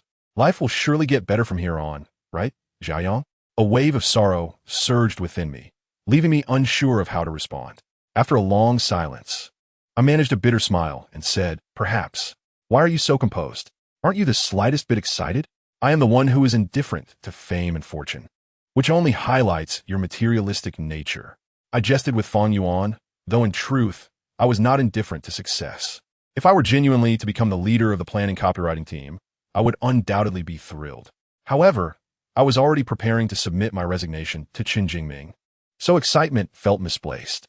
As we spoke, Chun Jingming's assistant approached us, stating that Chun wanted to see us in his office. Fang Yuan agreed to go immediately, while a sense of foreboding settled in my heart. Perhaps Mikai had used the past few days to dismantle Mi Zhonda's scheme, leading to a chain reaction that might have derailed Chun Jingming's plans as well. We promptly proceeded to Chun Jingming's office, where he sat his chair, unusually lighting a cigarette, his expression grim. Fang Yuan appeared confused, while I had already grasped the situation and anticipated what would unfold next. Chapter 61. Submitting the resignation letter throughout Chun Jingming smoking. He remained silent, leaving Fang Yuan and me standing awkwardly. Eventually, with a sigh, Chun extinguished his cigarette in the ashtray and addressed us. There's been a turn of events in the internal power struggle at Zhuomei. Fang Yuan was taken aback, asking, "What happened, manager?" Leaning back in his chair, Chun closed his eyes for a moment before opening them again, gritting his teeth as he said, "I don't know how Zhuomei learned of Mijonda's conspiracy, but in just 3 short days, they conducted a swift investigation into Manager Li of the investment department's financial situation and ultimately removed him due to financial discrepancies. That girl is not just capable. She has guts. Fortune does not favor me." I understood that the girl Chun referred to as me, Kai, and I had not anticipated that she could dismantle the plot against her in just 3 days. I fell silent, while Fang Yuan looked at me in confusion. Chun Jingming was unaware of my connection to me, Kai, and might mistakenly believe that someone within Zhuo may have leaked information to her, whereas Fang Yuan was in the know. Fang Yuan ultimately refrained from confronting me in Chun Jingming's presence, yet with a melancholic demeanor, he turned to Chun Jingming and inquired, "Manager, what should we do now?" Chun Jingming let out a heavy sigh and remarked, "We at Baoli have indeed missed the best opportunity in history to surpass Zhuomei. What lies ahead will undoubtedly be a fierce battle. Let us adhere to our earlier plan and focus on this promotional event." Fang Yuan nodded and tentatively asked, "Manager, what is the upper management's stance on this matter?"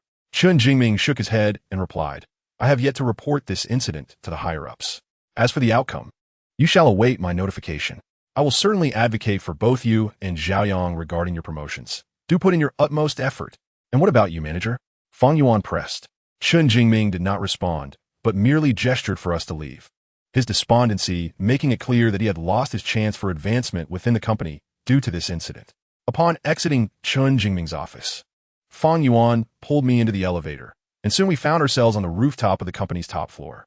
I lit a cigarette, bracing myself for the impending eruption of emotions from Fang Yuan.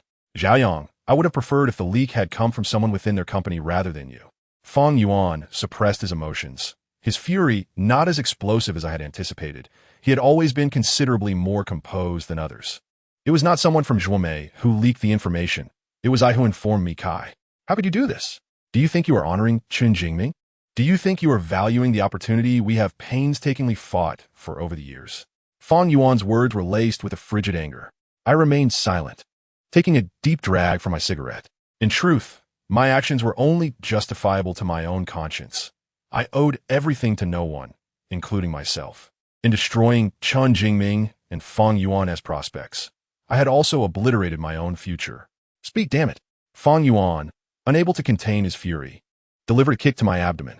The suffocating pain caused me to collapse to the ground, yet I did not look at Fang Yuan. After a long moment, I retrieved the cigarette I had dropped and took another drag. I felt pain, both physical and emotional, but I was at a loss for words or actions. "Zhaoyang, have you accepted some benefit from me, Kai? Are you planning to jump ship to Zhuomei for better prospects?" Fang Yuan's expression grew increasingly frigid as he spoke. "I haven't accepted anything from her," I replied.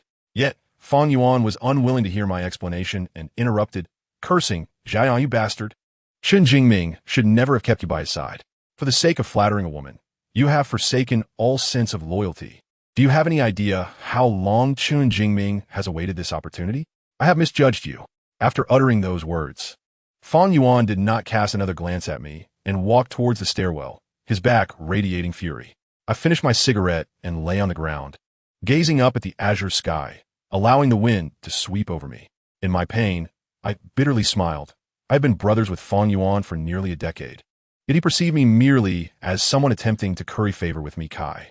It dawned on me that in his eyes, I was nothing more than that. In truth, I merely penned a letter to me, Kai, and she remains unaware of the identity of its author.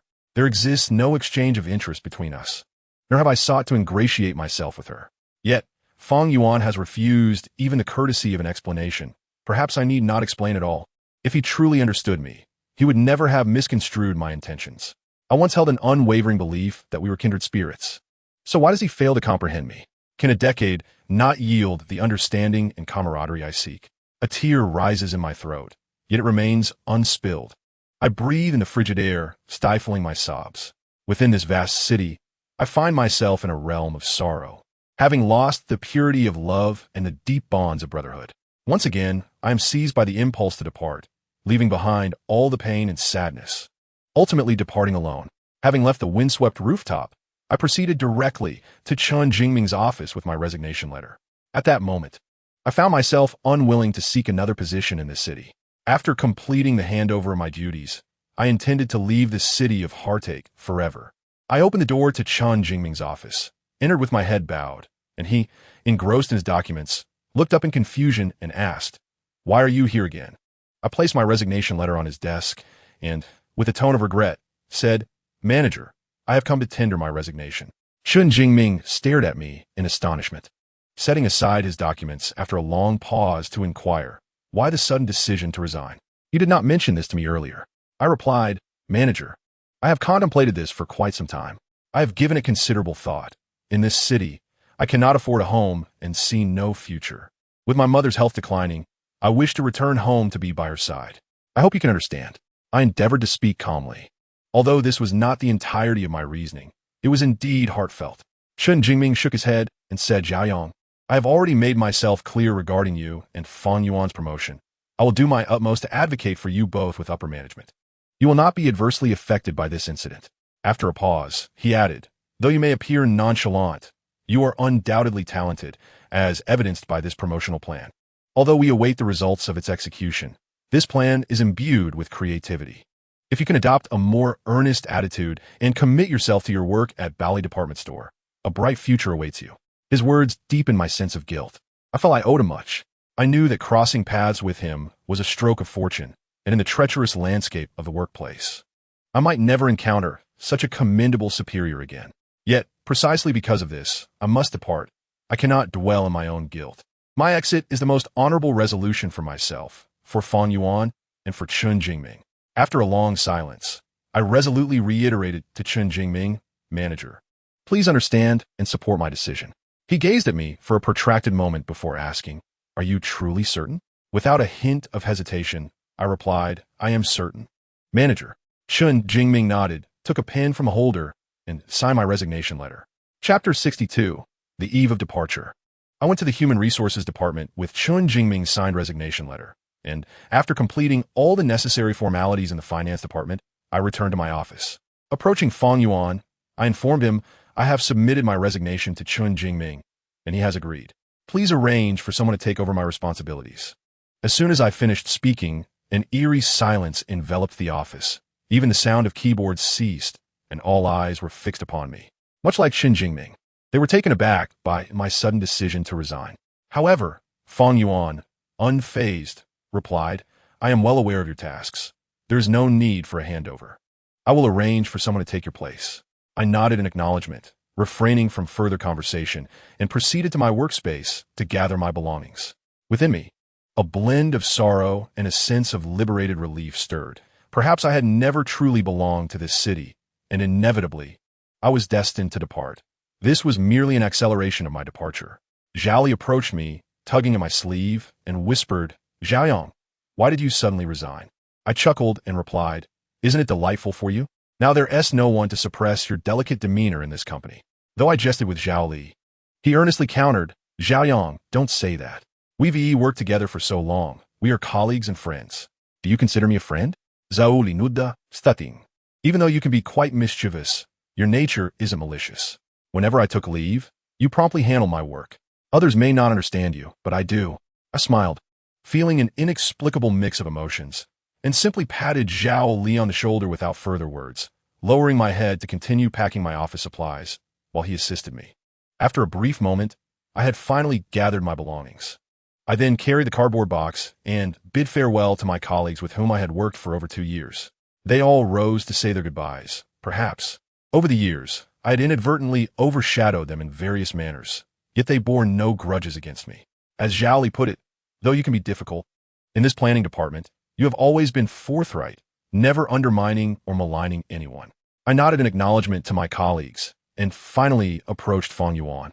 the only one still seated. I patted his shoulder and said, "My friend, I am leaving." Fang Yuan did not look up or acknowledge me, his indifference bewildering everyone around us. They were astonished at his coldness towards me, considering our usual camaraderie. Ultimately, without receiving a response, I forced a bittersweet smile and waved farewell to everyone as I carried my box towards the exit of the company. Thus, my world was momentarily liberated. But only for now. The future loomed ahead like a trap, obstructing my path through life, poised to ensnare me. It might shatter me, or perhaps in my yearning for survival, I would emerge stronger, struggling to escape the snare and become adept at navigating life.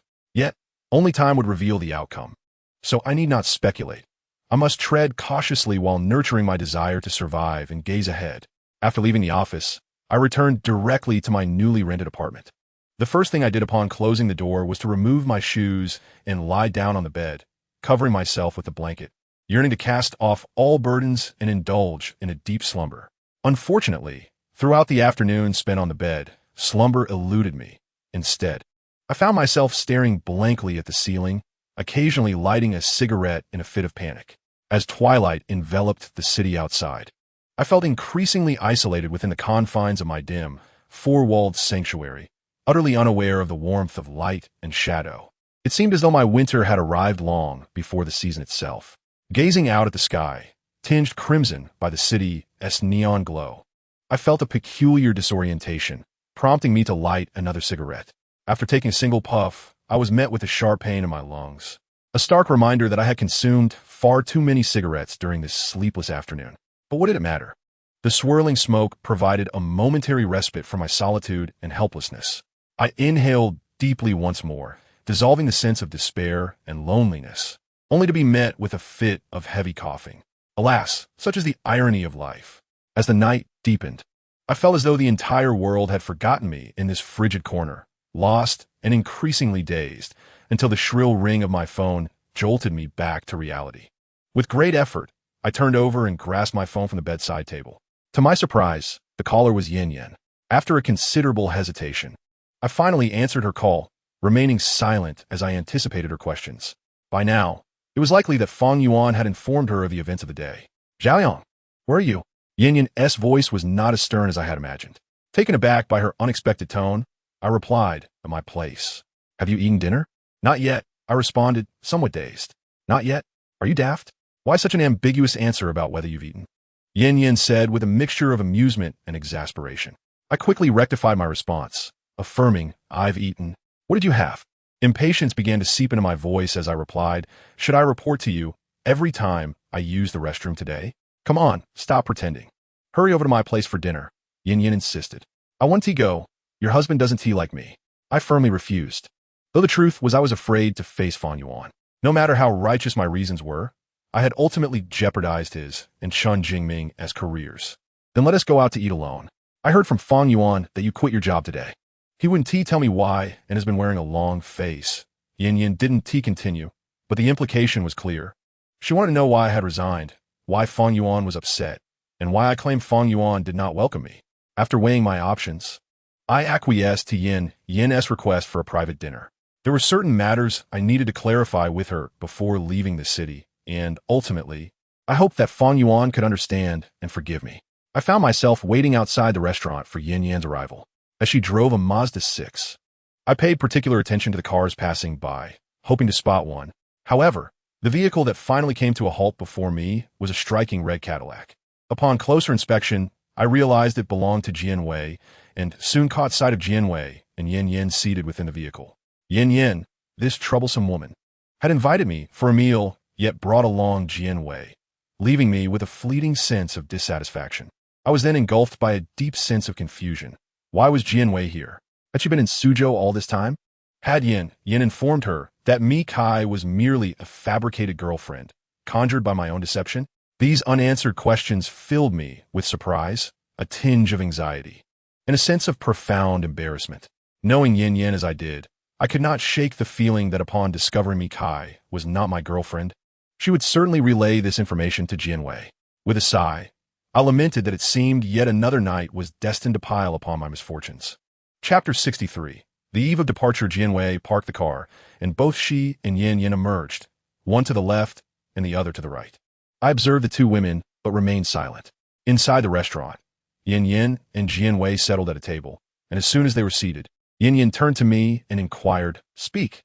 Why did you resign?" "Just yesterday, I heard Fang Yuan mention that you were almost guaranteed the position of head of the planning and copywriting team at your company. This is so sudden and illogical. I've wandered in this city for years and have grown weary. It's time to return," I replied with a light-hearted smile. Yin Yan's expression turned grave as she said, "This cannot be the whole truth, Xiaoyang. If you're facing difficulties, please confide in me, will you?" Having resigned, there is truly no need for further probing. "I merely wish for you to inform Fang Yuan that I am not the kind of scoundrel who would betray my superiors and colleagues for personal gain," I stated. My resolve firm. In a few days, I shall return to Suzhou, leaving this city with nothing, for I have gained nothing during my time here, including the so-called benefits from Fang Yuan. I depart with a clean slate. As I spoke, disregarding the presence of the two women, I lit a cigarette, my heart heavy with despondence. It was only upon the realization that I was about to leave this city with nothing that I regretted the years squandered in a haze of aimlessness. Thus, I would return to Suzhou with nothing but an empty shell. Yin Yin waved away the smoke I exhaled, her voice rising with agitation. "Xiaoyang, I don't understand. You finally see a future in this city and at your company. Why resign? Why decide to return to Suzhou? Even after resigning, you could seek other opportunities. Are you truly willing to leave Suzhou in such a disheveled state?" Her words struck a painful chord within me, and after a long silence, I replied, "I have always lived in a state of disarray.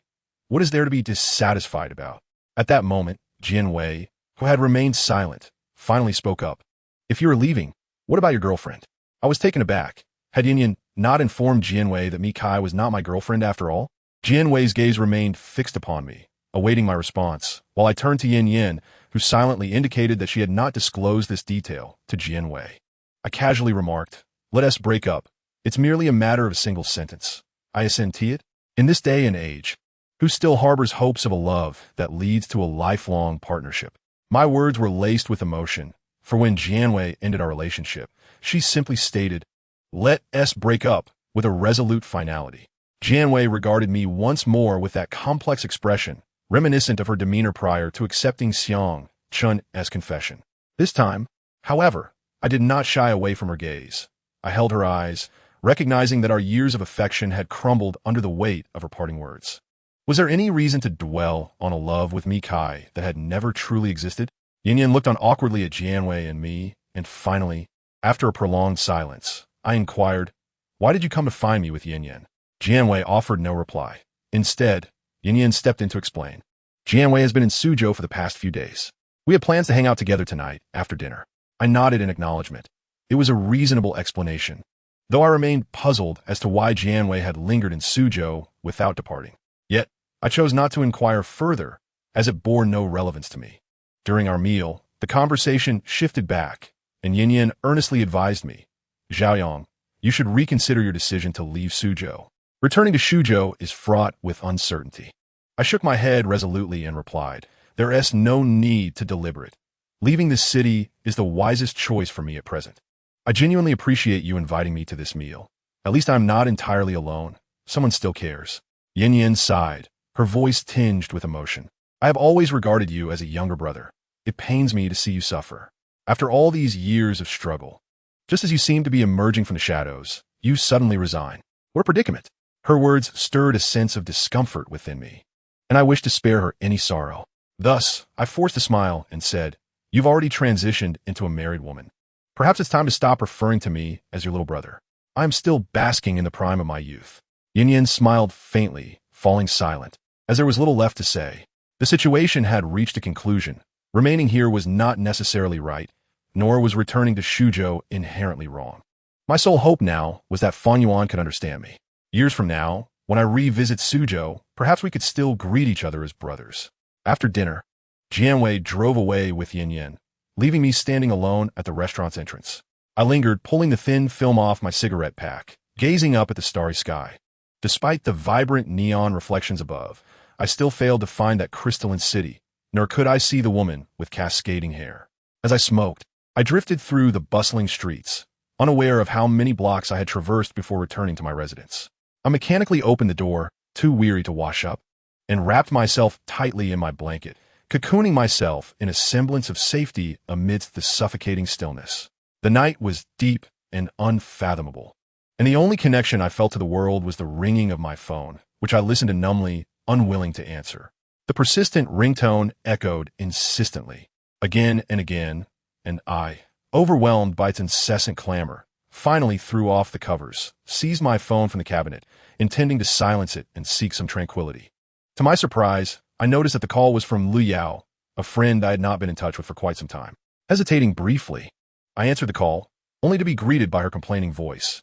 "Xiaoyang, why did you take so long to answer?" "I was sleeping," I replied vaguely. Lu Yao, unfazed by my tardiness, cheerfully asked, "Guess where I am right now?" Lacking the inclination to guess, I inquired, "Where?" "Come on, guess."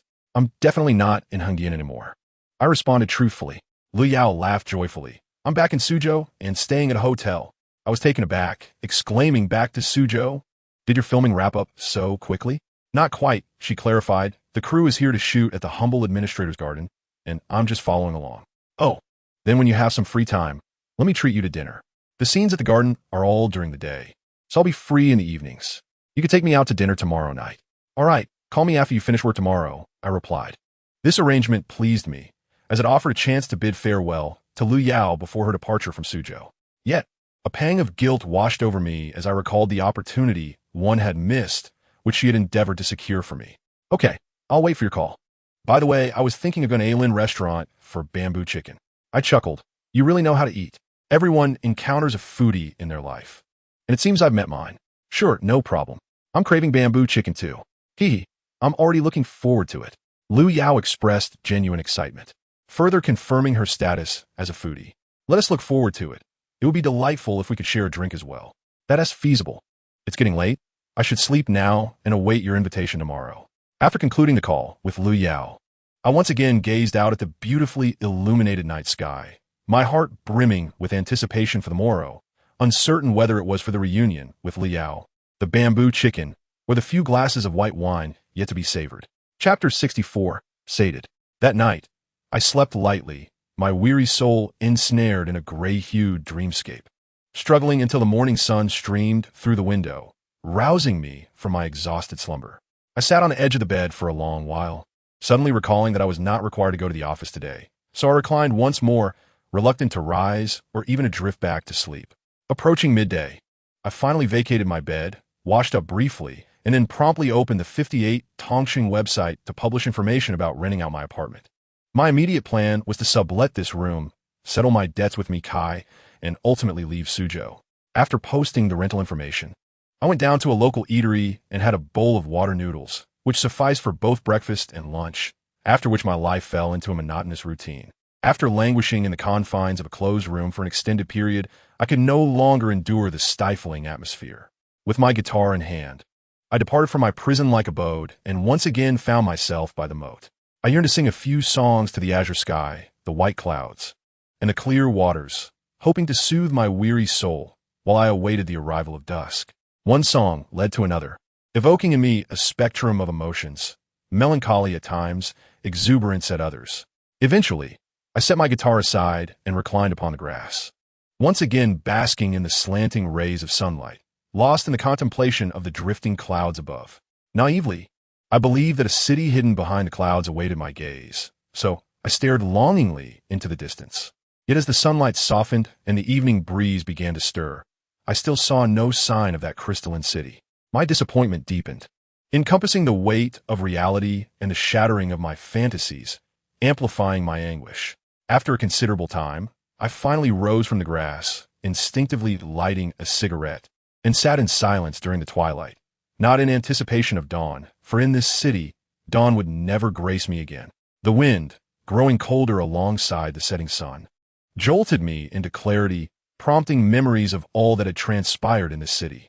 These recollections felt like a sharp blade carving deep, varying wounds upon my being, and I could only watch helplessly as they bled.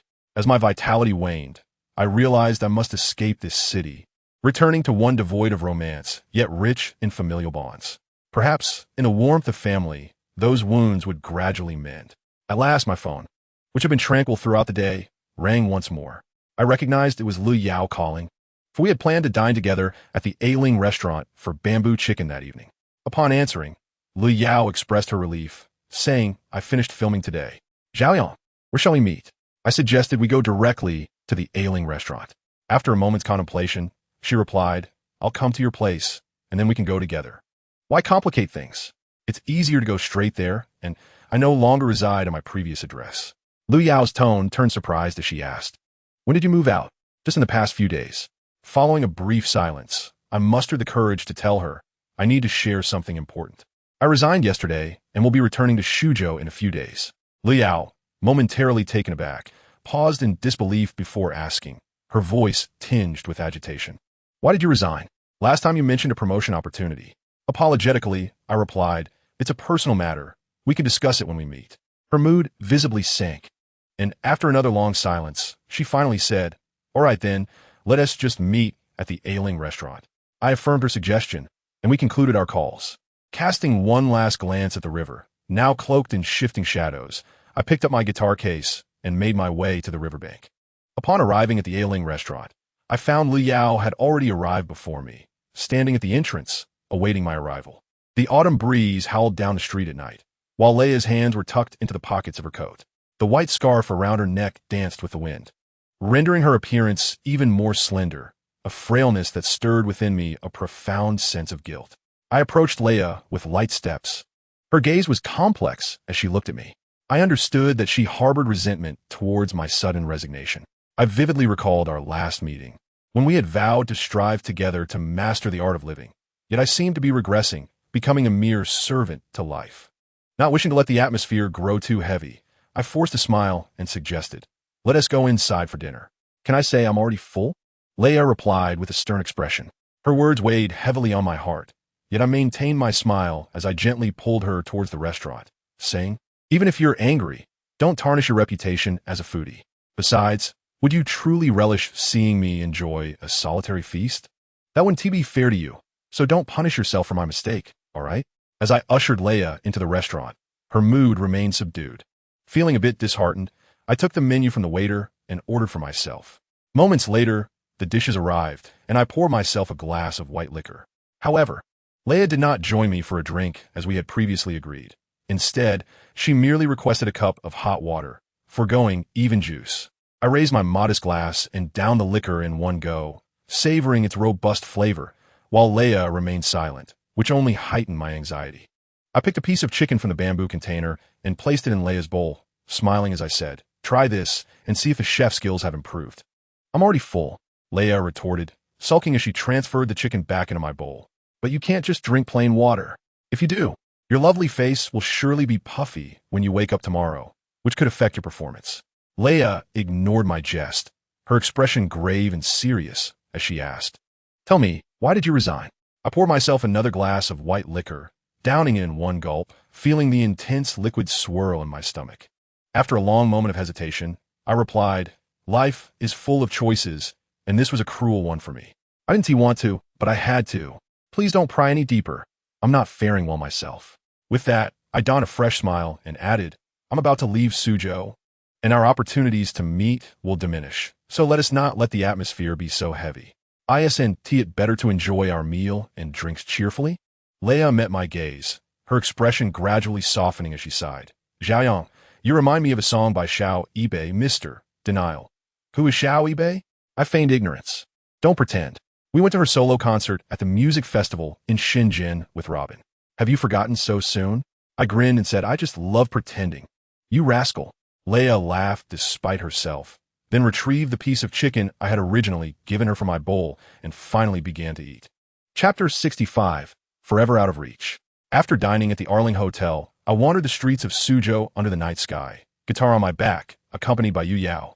The falling leaves, the crisp breeze, the interplay of light and shadow, and the towering edifices painted a portrait of this city in late autumn. Lighting a cigarette, I reveled in the ethereal haze following a satisfying meal, and found myself frequently glancing back at the city.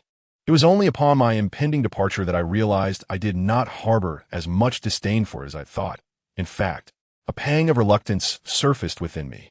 This place had been a witness to my youth and my life, including my experiences of love.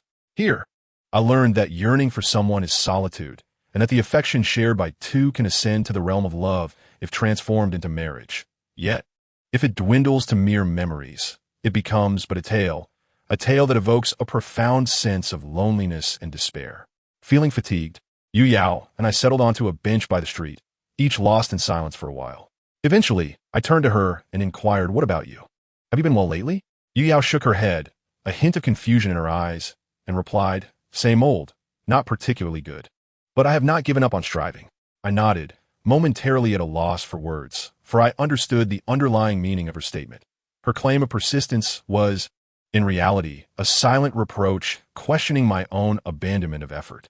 After a brief silence, Yu Yao asked, "What are your plans for life after returning to Shuzhou?" I took a deep drag from my cigarette, pondering for a considerable time before responding.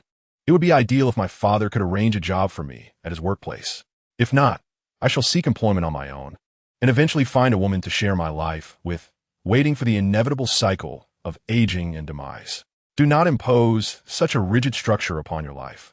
It is rife with uncertainties, is it not? In truth, I would prefer to foresee the end of my journey. Yu Yao chuckled softly, saying thus, "You conjure a crystalline city as a sanctuary for your heart. Indeed, only a crystal-clear vision allows one to see the farthest reaches unobstructed." "Perhaps we are truly not of the same kind," she remarked wistfully. "Yes, the island of your dreams, wreathed in smoke from cooking fires, necessitates crossing a vast sea to reach, which entails far more than mere clarity." Suddenly, as if grasping an epiphany, Yu Yao gazed at me intently, and after a long pause, she mused, "Do you not think we are like two stars destined never to converge? With me at the edge of the sea and you at the horizon, resonating across the void, yet forever distant?" I offered no reply, merely gazing into the distance, momentarily entranced by a vision of that ethereal city in the sky and a beach echoing back, forever unable to draw near. That night, Yu Yao and I embraced in farewell. Perhaps after leaving Suzhou, we would indeed drift further apart, ultimately reaching a point where we would no longer remember the passionate night we once shared. Perhaps life is composed of innumerable acts of forgetting, culminating in the finality of death, where all is relinquished. 3 days later, time had progressed, and apart from eating, sleeping, and using the restroom, my sole endeavor had been to show prospective tenants my current single apartment. That afternoon, I escorted 3 potential renters, yet negotiations faltered for various reasons. The last visitors were a couple who had recently graduated from university. The 2 individuals strolled hand in hand, surveying the room with discerning eyes, ultimately concluding that it was rather satisfactory. The young man inquired, "How do you intend to rent this place?" I replied, 1 month's rent plus a deposit, totaling 5,200 yuan. The young man exchanged glances with the young woman, whispering softly for a moment before he turned back to me and said, "If you waive the 200 yuan remainder, we will take the room." I firmly responded, "That 200 yuan is not a trifling matter. Had I not been in a hurry to leave, I would never offer you such a price. In truth, I rented it for 5,600 yuan and have barely stayed for a week." After another hushed conversation, the young woman said, 5,200 is acceptable, but we would need to move in tonight. Would that be possible?" I contemplated briefly and replied, "If there are no further issues, we can sign the contract now." They nodded in agreement, and I promptly retrieved the pre-prepared sublease agreement from within the house. As they reviewed the contract, my phone rang, and instinctively, I assumed it was another inquiry about the room. However, upon retrieving my phone, I was surprised to find it was a call from Mikai, who I had not heard from in several days. This call stirred a multitude of emotions within me. I had once mercilessly bullied this woman, yet because of her, I had forfeited the hard-won prospects of my career in the city. Perhaps we were indeed destined to be adversaries. Despite a fleeting period when we had shared a semblance of friendship, I stepped outside to answer the call, and they both seemed to instinctively wait for one another to speak first. In the silence, I could no longer contain myself and said, "You called me. Why are you not speaking?" Mikai, as if startled by my voice, responded, "Oh, sorry. I was reviewing some documents, and didn't you realize the call had connected? Oh, you seem rather busy. Aren't you just a building manager at Joume? It can't be that hectic, can it?" I remarked, fully aware of her position, yet choosing to jest. Mikai, unfazed by my banter, chuckled and said, "I am quite busy, but I'm almost finished." "Well then, what is the purpose of your call?" Is it about the room you've taken over that has developed another leak? No, I got off work early today. Didn't you mention I could come over for dinner? I was taken aback. I had indeed said that, but I had not anticipated her actually coming. Could it be that after resolving our disputes over that room, we might actually forge a friendship? Seeing my hesitation, Mikai pressed, "Is that not permissible? Or are you lacking confidence in your culinary skills?" I snapped back to attention and queried her, "What do you think of my father-esque cooking?" "It's excellent. Have you heard the saying, like father, like son? Come over then. I'll show you my skills so you won't think I'm utterly useless." "Great. I'll head over shortly." But whatever you'd like to eat from the supermarket, I want to provide any ingredients." I expected Mikai to remark on my stinginess, but she merely responded with a simple okay before hanging up the phone. Returning indoors, I found the couple had already reviewed the contract and inscribed their names. I took the contract handed to me and spoke to the two individuals in a conciliatory tone. "I need to discuss something with you. A friend of mine is coming over for dinner, so I won't be able to vacate the premises tonight. I am willing to offer you a discount of 200 yuan as compensation.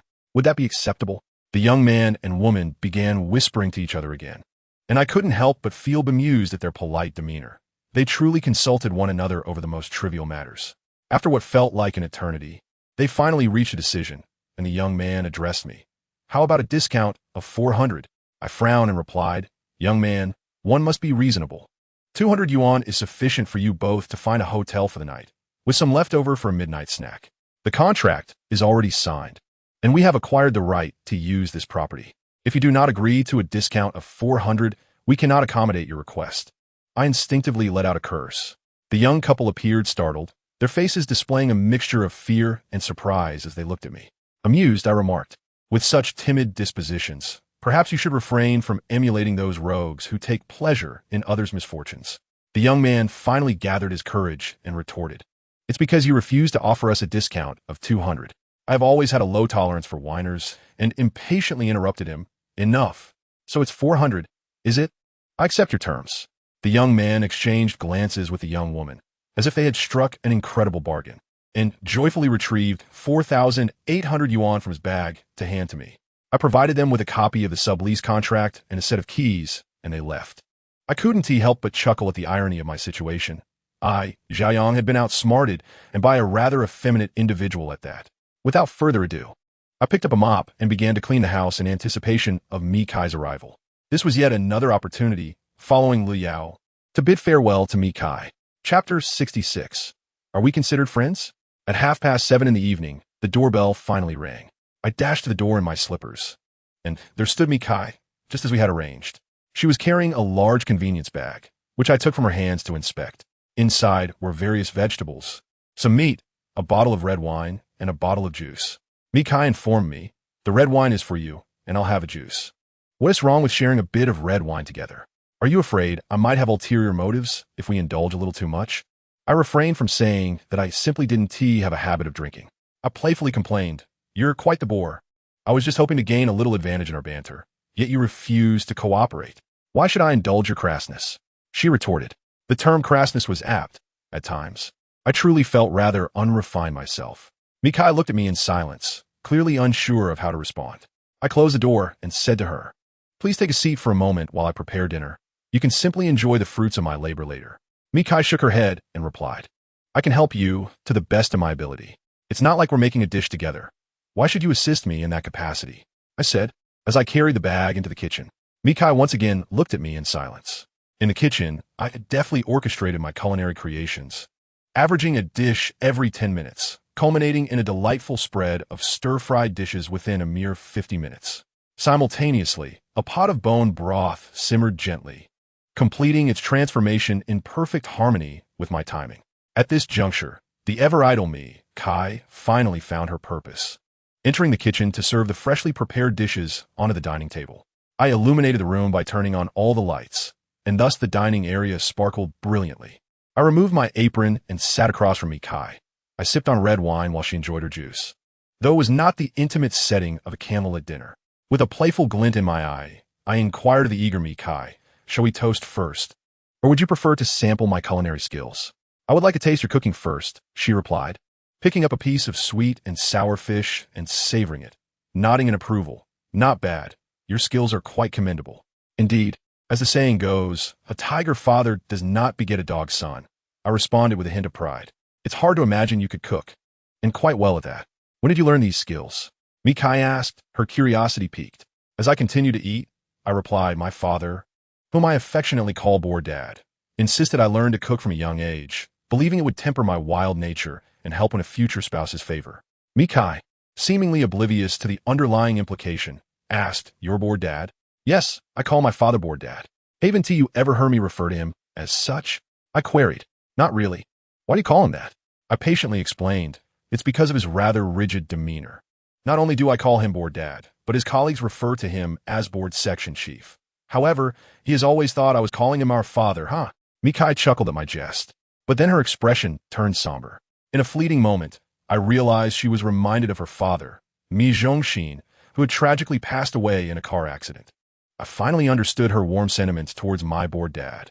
I raised my glass to Mikai, saying, let's not get lost in conversation. Let's toast to the opportunity of reconciling our differences. Mikai nodded, gently lifting her juice to clink glasses with mine.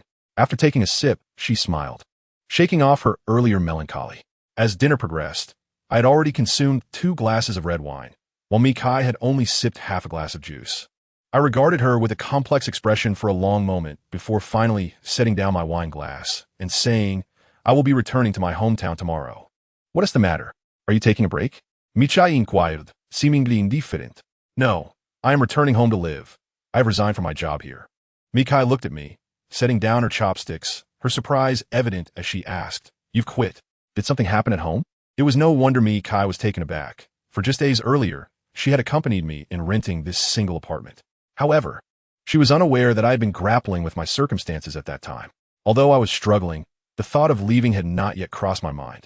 But ultimately, when I chose to inform her of Mi Zhongda's insidious machinations through an anonymous letter, my fate of departing from this city had become irrevocably sealed. I smiled at Mikai and remarked, my job is hardly respectable, and given my age, I truly have little time left to struggle in this rootless city. Thus, returning to my hometown for a more stable life seems like a commendable choice. One must learn to make the most accurate judgments about their environment, especially as an adult. Mikai nodded in agreement, yet said little more. We belonged to different worlds, destined to lead lives that were incomprehensible and impermeable to one another. I raised my glass once more towards Mikai, who lifted her own in acknowledgement. After a nod from me, I downed half a glass of red wine, an indescribable emotion mingling with the liquid, spreading through my body. Our dinner concluded with just a few exchanged words. As Mikai prepared to leave, I emptied my pockets of all the cash I had. This money comprised part of my salary and some funds obtained from subletting my studio apartment, totaling 318 yuan. After repaying Mikai 16 yuan, I was left with 302 yuan, the remnants of my struggles in this city over the past 2 years. I placed the cash on the table, carefully counting out 16 yuan from the scattered coins and handing it to Mikai, saying, here, this is your money. Mikai examined me before accepting the bundle of notes, ranging from 100 to 1 yuan, but unexpectedly withdrew 16 yuan from it and handed it back to me, stating, I prefer whole numbers. I looked at her in surprise, not reaching for the bills. Yet she placed the scattered 16 yuan on the table and tucked the remaining money into her handbag. It's getting late. I should head back, Mikai said. Oh, take care on your way, I replied. She nodded and turned to leave. Suddenly, I realized that after this night, we might never meet again. Despite having spent nearly 2 months as adversaries, my departure would turn our fleeting moments into mere dust, gradually erased by the passage of time. Mikai. I called her name. What? She turned, her long hair cascading over her shoulders, giving her an ethereal appearance. I remained silent for a long moment before softly asking, do we count as friends? Mikai pondered for a moment, then nodded and replied, yes. I affirmed with a heavy nod. Mikai smiled at me and then walked towards the elevator. Shortly after, the doors closed, once again separating us into 2 disparate worlds. Chapter 67. Farewell. After bidding Mikai farewell, I returned to my room and finished the remaining red wine in one go. Lighting a cigarette, I reclined on the sofa, inhaling deeply, yet my thoughts drifted back to the moment I had asked Mikai if we were friends. I was somewhat taken aback by my own inquiry and pondered the significance of such a question. For half a day, I remained perplexed, perhaps akin to the notion that when one is on the brink of death, their words become profoundly sincere. Although I once remained indifferent to how Mikai perceived me, the prospect of departure compelled me to wish to leave her with a favorable impression.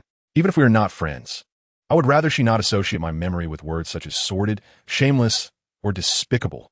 After tending to my personal hygiene, I gradually emerged from the haze of intoxication, seizing the clarity to pack my belongings. Among my possessions lay the guitar that Jianwei had gifted me. I found a clean cloth and wiped it repeatedly, thus polishing the pain of love and the wounds of memories, which left me somewhat melancholic. How wonderful it would be if a romance could transcend materiality and endure eternally.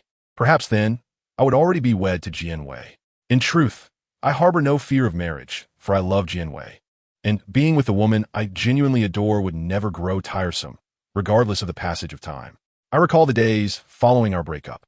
Every moment was consumed by thoughts of her, yearning to convey, "Please remember, I have always been here, waiting for you at the ends of the earth." Yet, a month passed, then a year, with no response, leading me to drown my sorrows in beer and fleeting encounters with women. The guitar she had bestowed upon me, however, remained a steadfast companion, unchanged. I set the cloth aside and strummed the strings. The sound remained as bright as ever, evoking memories of our laughter intertwined in joyful intimacy. Such laughter had blessed my past, yet now inflicted pain in my present. I clutched the guitar tightly, believing that by doing so, I could grasp those joyous echoes firmly in my hands. A sudden ring from my phone jolted me back to reality, and the tightly held laughter slipped through my fingers like grains of sand, eluding my grasp and leaving me with a sense of profound loss and a dull ache within my heart. I stared vacantly at my phone for an extended moment before finally answering the call. It was Yin Yin.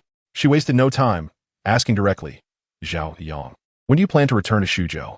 Tomorrow morning," I replied. Yin Yin sighed. "So soon?" "Indeed, with no ties or attachments, I can come and go freely." I responded with a smile. "I had hoped to treat you to a farewell meal. After all these years of friendship, it's hard to let you go," Yin Yin said, her voice thick with emotion. I understood her heartfelt sentiment. She was reluctant to see me leave, just as I felt about parting from her in Fengyuan. Yet, this city ultimately proved unsuitable for me, and leaving signified liberation and a fresh beginning. No need for a farewell. You and Fengyuan are quite busy, but do remember to visit Shuzhou when you have the time, should he still wish to, I added after a moment's thought. In truth, during the 4 days since resigning from my job, Fengyuan and I had not communicated at all. I knew he was still grappling with the situation and likely harbored resentment towards me. However, I was at a loss as to how to explain myself, as my reasons would not hold weight in his eyes. We simply could not view the matter from the same perspective, which filled me with regret and sorrow. Yin Yin fell silent, and I surmised that Fengyuan was still fuming, perhaps for quite some time. The repercussions of this incident were undeniably significant. Yin Yin remained silent for a considerable time before finally addressing me. "What time is your train tomorrow? I will accompany you to the station." "There's no need for such trouble," I replied. "Tomorrow is the weekend. I have no work and nothing to do." After contemplating for a moment, I refrained from declining further and shared the time of my departure the following morning, as well as my current address. Once I concluded the call with Yin Yin, I tidied my belongings and freshened up before finally retreating to my bedroom. Lying in bed, I contemplated calling Robin to inform him of my departure in the morning, but ultimately decided against it. I knew they would come to the station to see me off, yet I loathed the melancholy that accompanied face-to-face farewells. I resolved to wait until I returned to Shuzhou to share the news with them. As I extinguished the light and embraced the darkness, I reflected on my years in Suzhou. They had not been entirely devoid of rewards. At the very least, I had forged several meaningful friendships and had a commendable superior, Chun Jingming. Regrettably, I had ultimately relinquished opportunities and indirectly undermined Chun Jingming's prospects for advancement, which filled me with guilt. I was acutely aware that Fengyuan harbored deep resentment towards me, primarily due to my relationship with Chun Jingming. He had always valued the gratitude he owed Chun Jingming, believing that without him, he would not have achieved his current stature. Yet, must our years of brotherhood be dismantled by the trivialities of workplace politics? I did not comprehend, nor did I possess an answer. I merely hoped that time would allow Fengyuan to find solace. I envisioned a day when he and Yin Yin would visit us in Shuzhou, and we could once again indulge in a few drinks, share a few smokes, and engage in light-hearted banter. Fatigue eventually enveloped me amidst my wandering thoughts. In the quiet of the night, I stifled a yawn and surrendered to slumber, quietly passing the final night before my departure. The following morning, I moved my belongings out of the house and handed over the keys to the young couple who had rented the place from me the day before. Outside the apartment, I gazed up at the morning sun, awaiting Yin Yin, who had promised to escort me to the train station. Women are naturally inclined to dawdle, and since there was still ample time before departure, I felt no urgency, indulging instead in a few cigarettes while I waited. After a short while, I finally spotted Yin Yan's white Mazda 6 approaching. To my surprise, there was another person in the passenger seat. Upon closer inspection, I realized it was Fong Yuan. A rush of emotions surged within me as I acknowledged that Fong Yuan had come to see me off alongside Yin Yan. Once the car had come to a stop, Yin Yan and Fong Yuan emerged from either side of the vehicle and approached me. I greeted Fong Yuan with a smile. "I didn't expect you to come. Since Yin Yan is here, how could I not?" He replied. I teasingly inquired, "You weren't coerced into coming by Yin Yan, were you? You seem rather unwilling." "Being coerced is nearly the same as being willing," Fong Yuan responded, though his demeanor remained serious. Yin Yan playfully nudged Fong Yuan and interjected, "You two have been friends for so many years. Must we truly let trivial matters sever our bonds? Let us hurry and help Zhao Yang load his luggage into the car, lest we miss the train." Fong Yuan nodded and, together with Yin Yan, placed my meager belongings into the trunk of the car. Turning to me, who was still rooted in place, he inquired, "What? Do you wish to linger a while longer?" I smiled faintly, offering a silent gesture for them to get in. Soon, the three of us were seated within the vehicle, as Yin Yin started the engine and directed us toward the train station. Chapter 68. I wished to depart with a smile. Inside the car, Fong Yuan occupied the passenger seat while I settled in the back. Our conversation consisted of only a few scattered words, and after a moment of silence, Yin Yin finally addressed me. "Zhao Yang, Fong Yuan has shared your resignation with me. He harbors some misunderstandings about you. There should be no transaction between you and me, Kai. The reason you divulged the power struggles within Zhua Mei's upper echelons to her is that you cannot reconcile with your own conscience. Am I correct?" I remained silent for an extended period, surprised that Yin Yin, an outsider, offered me such understanding at the moment of my departure. She was right. I wished to preserve my career while also supporting Chen Jingming, yet I truly could not overcome my own internal conflict, which had caused me pain and turmoil for several days. Noticing my silence, Yin Yin gently continued, "Fong Yuan's perspective may be misguided, but I hope you can understand him. You two brothers should not allow this issue to cause discord between you, for neither of you is at fault. It is merely a matter of differing positions." Before Yin Yin could finish her thoughts, I interjected, "I certainly understand Fong Yuan. I just hope he does not perceive me as someone who forsakes loyalty for personal gain. Perhaps I erred in this matter, but I harbor no regrets." Subconsciously, I felt compelled to act in this manner, regardless of whether the subject was me, Kai, or someone else. Yin Yin sighed, saying, "Alas, I find myself a loss for words. It is a pity about this job, but Fong Yuan has already received his appointment notification. He is now the deputy manager of the planning department at Baoli. Zhao Li has become the leader of the planning and copywriting group, so there is no need for you to worry about Fong Yuan." This news brought me a mixture of joy and sorrow. Joy for Fong Yuan, sorrow for myself. Yet, I refused to dwell in disappointment and quickly inquired, "What about Chen Jingming? Has he ascended to a higher position within the company?" Fong Yuan shook his head, stating, "No, he has no opportunity to become part of the core leadership." I could discern the dissatisfaction and disappointment in Fong Yuan's tone, understanding that I had effectively sabotaged the hard-won opportunity for Chen Jingming. I was acutely aware that having lost this chance, given his age, he would likely never have another opportunity to become a core leader within the company. A profound silence enveloped us once more, until Yin Yin broke it, asking, "Zhao Yang, did you inform me, Kai, about this matter in person?" I shook my head, replying, "No. I merely sent her an anonymous letter." "You truly are quite foolish. At the very least, you should have let me, Kai, know, allowing her to owe you a significant favor.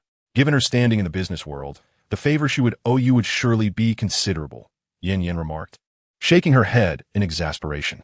I simply smiled and said, "If I had that mindset, would I not become the very person Fong Yuan described?" This time, Fong Yuan unexpectedly engaged in conversation with me, his voice low and somber. "I truly wish you were a different person," he said. "I cannot bear the thought of you returning to Shuzhou looking so disheveled." Do you have any idea how heartbroken I am? I am indeed displeased that you ruined Chan Jingming's opportunity, but what pains me even more is the prospect of you departing in this manner. Do you understand? His words brought warmth to the corners of my eyes, and at that moment, I realized that regardless of our quarrels and misunderstandings, we are brothers at heart, genuine brothers who have struggled together in this city for a long time. I found myself at a loss for words, merely tilting my head back, trying to prevent the tears from spilling over, while Yin Yin, who was driving, had already taken out a tissue to wipe away her own tears. As I looked back at the city, I discovered that I had not been able to leave my pain behind as I had imagined. What I took with me were the shades of grievance and unyieldingness. Feng Yuan sighed heavily and retrieved a small box from his bag, tossing it to me. These are lung-clearing capsules sent by a friend from abroad. I found them quite effective. Take them back and give them a try. Also, try to smoke less. Once you've used them up, give me a call, and I'll have my friend send you more. I simply nodded, placing the capsules into my bag. Finally, in silence, we arrived at the train station, signaling the moment of parting. I took the luggage from Feng Yuan and Yin Yin, waved goodbye, and said, I'm leaving now. Do come visit us in Shuzhou when you have the chance. Yin Yin nodded and replied, yes, we will certainly miss you. Wishing you a safe journey. I smiled and turned to the ever-silent Feng Yuan, asking, what? No farewell wishes for your buddy. Suddenly, Feng Yuan embraced me tightly. His voice choked with emotion as he patted my back vigorously. Send my regards to Banda, and for heaven's sake, take care of yourself. Settle down and don't worry Yin Yin and me, all right?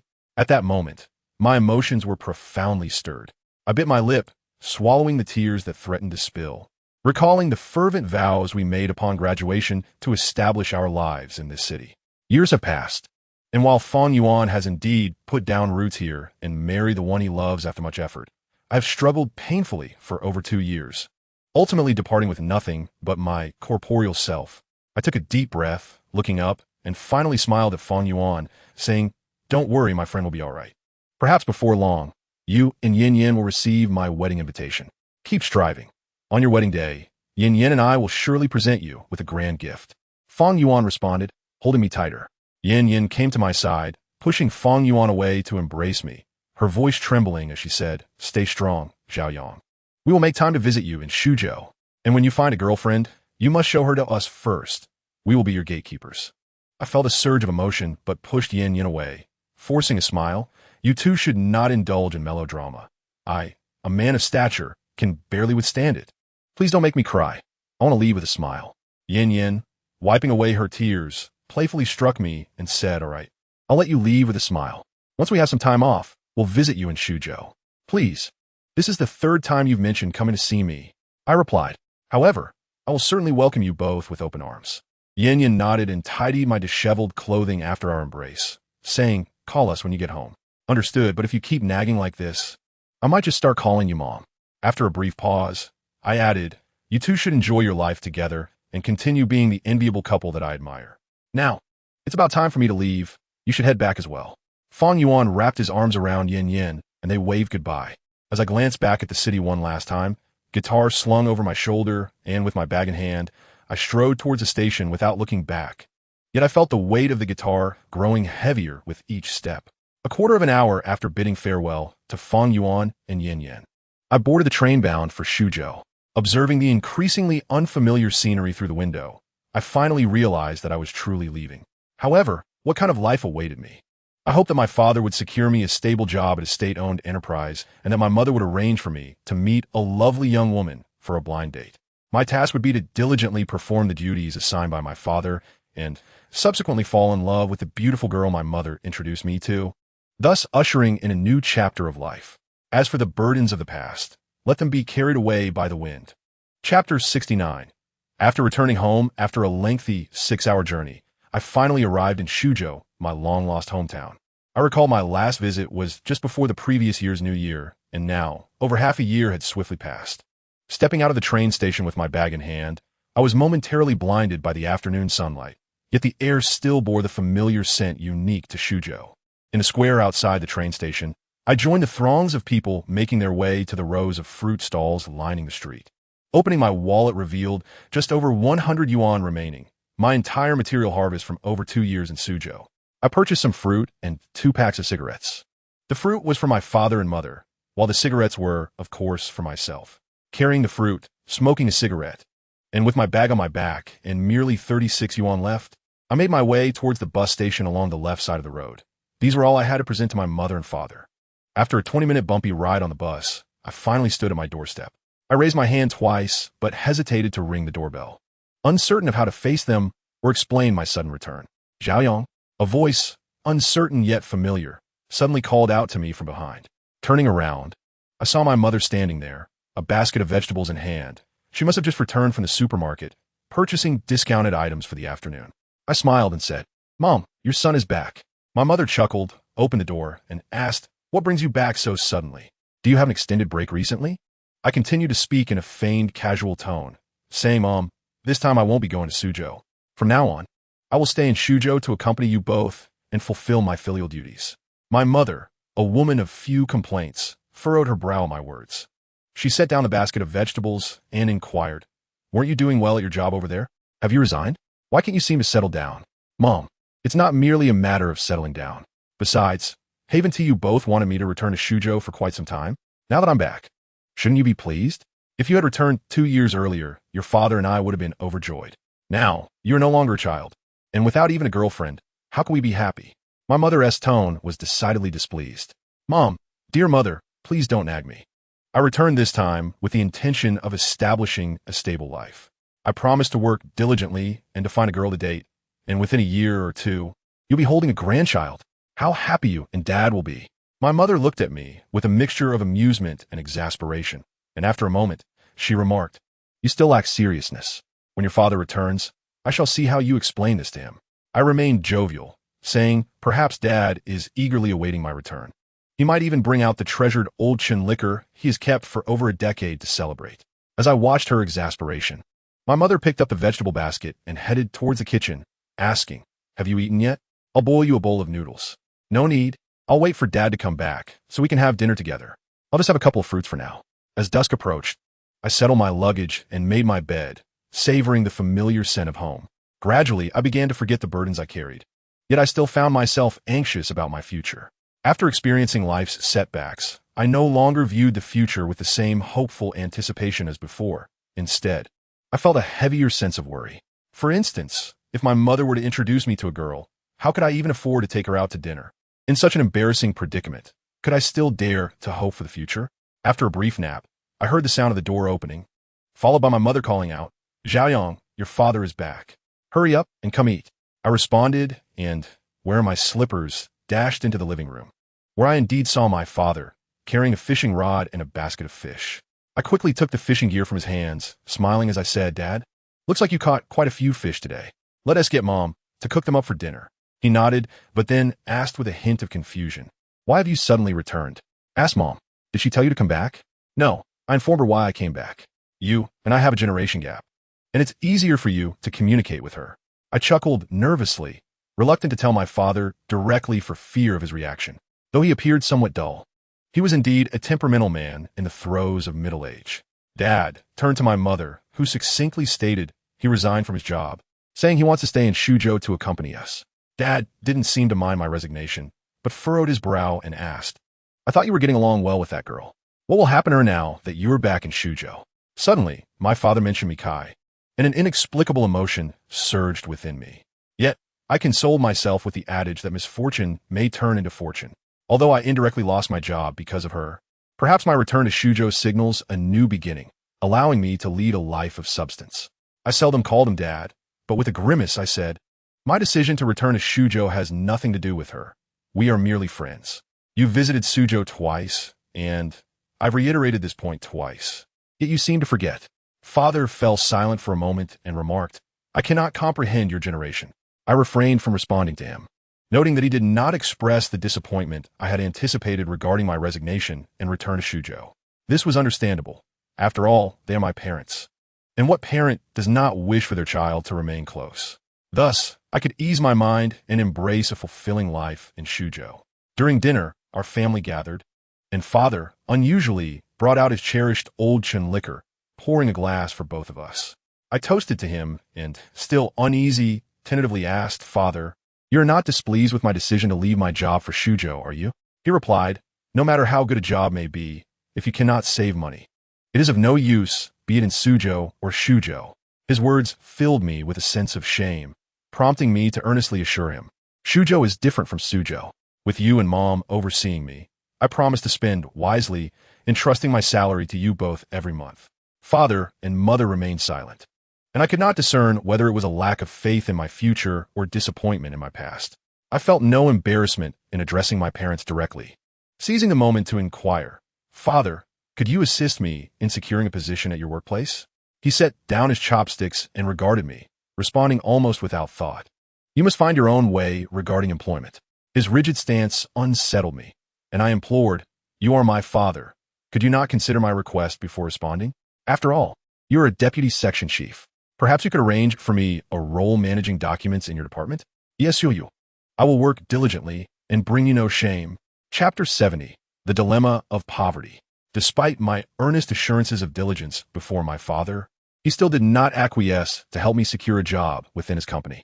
I felt utterly helpless, gazing at him with a mournful expression as he continued to drink, seemingly oblivious to my plea, his composure truly befitting his title as father. I turned to my mother for assistance, hoping she would persuade my father. Indeed, she was more sympathetic. She nudged him and said, Lao Zhao, please help our son find a job at your workplace. You know well that he lacks ambition and has a wild temperament. Keeping him close would ease my mind. I hastily chimed in, Yes, father, if I could find a job immediately, that would be ideal. But if I cannot, remaining idle at home will only lead the neighbors to think poorly of me. You wouldn't want that, would you? Unless, of course, you truly do not consider me your son. Father remained unmoved, asserting that I should find my own solutions regarding work. I scratched my head in frustration and retorted, Father, just tell me what you truly think. My desire to work at your unit is merely to secure a stable life. Moreover, how many leaders in your organization do not arrange positions for their own children or relatives? Why is it that you cannot see this? Suddenly, Father erupted in anger, slamming his hand on the table and scolding me. You insolent child. I am your father. How dare you lecture me? Whether life can be stable is not merely resolved by me arranging a job for you. You need to reflect on this matter yourself. I fell silent, unable to grasp the essence of Father's words, convinced that securing a stable job through his assistance was the first step toward a stable life. Mother exchanged glances with me, signaling me to refrain from speaking out of turn, and then gently addressed Father, Old Zhao, do not quarrel with our son. We can discuss work matters later. He has just returned and deserves a few days to rest. Father did not respond to Mother nor utter another word. He simply downed the remaining wine in his glass. Yet it was evident that he still harbored considerable emotion. After dinner, Father went straight to wash up and rest. Mother and I settled on the sofa, and our conversation gradually shifted to the topic of matchmaking. With a serious demeanor, Mother asked, Zhaoyong, do you have any thoughts about marriage? I nodded emphatically. Certainly, I'm not young anymore. Mother replied, Very well. Your Aunt Zhang works at the community committee and knows many young women. I will ask her to help arrange something. That is what you said, but you must ensure Aunt Zhang finds someone reliable. After all, my son has quite commendable qualities. Mother scrutinized me for a long while and said, Son, are you joking with me? What exactly is commendable about you? I replied, Surely, as her biological child, you cannot think I am lacking. Mother, however, ignored my protest, simply advising me to rest early before retreating to her own room. Finally, I lit a cigarette in the empty living room, fully aware of my own mediocrity. If individuals could be categorized into inferior and superior grades, I undoubtedly belonged to the latter. My audacious claims were merely a means to bolster my own confidence. Lying on the small wire bed that I'd slept on since childhood felt reassuring, and I soon drifted into a hazy state. In this haze, my phone buzzed with a message alert. I picked it up to find a text from me, Kai, simply inquiring whether I had arrived home safely. I promptly replied, informing her of my safe arrival. After that, she did not respond, which did not surprise me. The fact that she had taken the time to check on me was already a rarity. It would be unrealistic to expect her to engage in deep conversations about life, ideals, or love. I foresaw that after this message, our paths would diverge once more, for we were merely ordinary friends separated by 2 cities. Before placing my phone back on the nightstand, I glanced at the time. It was only 9:30. Suddenly, sleep eluded me, prompting me to light a cigarette and recline on my bed. Even though I had traversed from one city to another in a single day, certain memories lingered stubbornly. In the stillness of the night, I found my thoughts drifting back to the myriad moments spent in Suzhou. It seems that all my recollections of that place are intertwined with a woman who has long since departed. Yet, as I reflect on it now, the pain has lessened. The city I currently inhabit bears no traces of her, and I have finally relinquished the obsessions that once bound my heart, opening myself to the possibility of loving another girl who remains unknown and somewhere out there. Perhaps, at the moment of parting ways with Jianwei, I should have forsaken my steadfastness and left Suzhou. Thus, I would not have wallowed in memories that caused me self-inflicted suffering for 2 years. But could she have known that my reluctance to leave was rooted in my unwillingness to let go of her, and the words she had traced upon the car window with her lipstick signaling her weight? As the night deepened, I began to feel drowsy once more. Before extinguishing the light, I cast one last glance at the guitar standing in the corner, and my heart began to settle. A week has passed since I arrived in Suzhou, during which I have repeatedly engaged in the task of submitting job applications online and attending interviews. Regrettably, I have yet to secure a position that satisfies me, and I dare not place my hopes on my father, based on my understanding of him. He is unlikely to assist me in my job search. Even more disheartening than my fruitless job hunt is the fact that I am now utterly penniless. The last few yuan I possessed have been spent on bus fares while seeking employment. I find it difficult to ask my father or mother for money. Fortunately, I'm not currently burdened with rent or food expenses, allowing me to scrape by for the time being.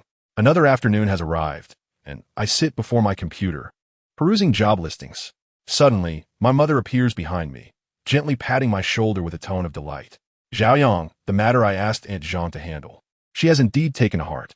She has found a girl for you, since you are currently free. You both are scheduled to meet tonight to see if you can connect. Sounds good, I readily responded, then inquired, Mom, will you be joining us this evening? My mother shook her head, stating, I won't go.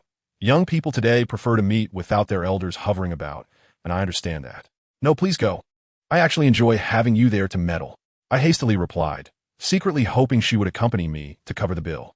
The thought of dining with this girl and being unable to pay the check fills me with dread. No, both families have agreed to let you meet alone. I protested. You must come. How will I recognize her without you? My mother promptly took out her phone and sent me a photo via WeChat, saying, this is a picture of the girl. When you arrive at the CAF, look for her based on this image.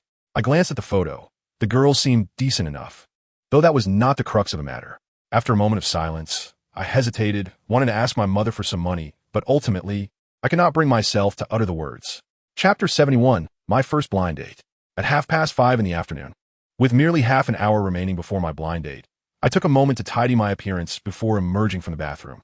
Just then, my father entered the room, briefcase in hand. An impulse to ask him for money surged within me once more, and after a brief pause, I remarked, Father, you finished work quite early today. Isn't it always around this time? He replied nonchalantly.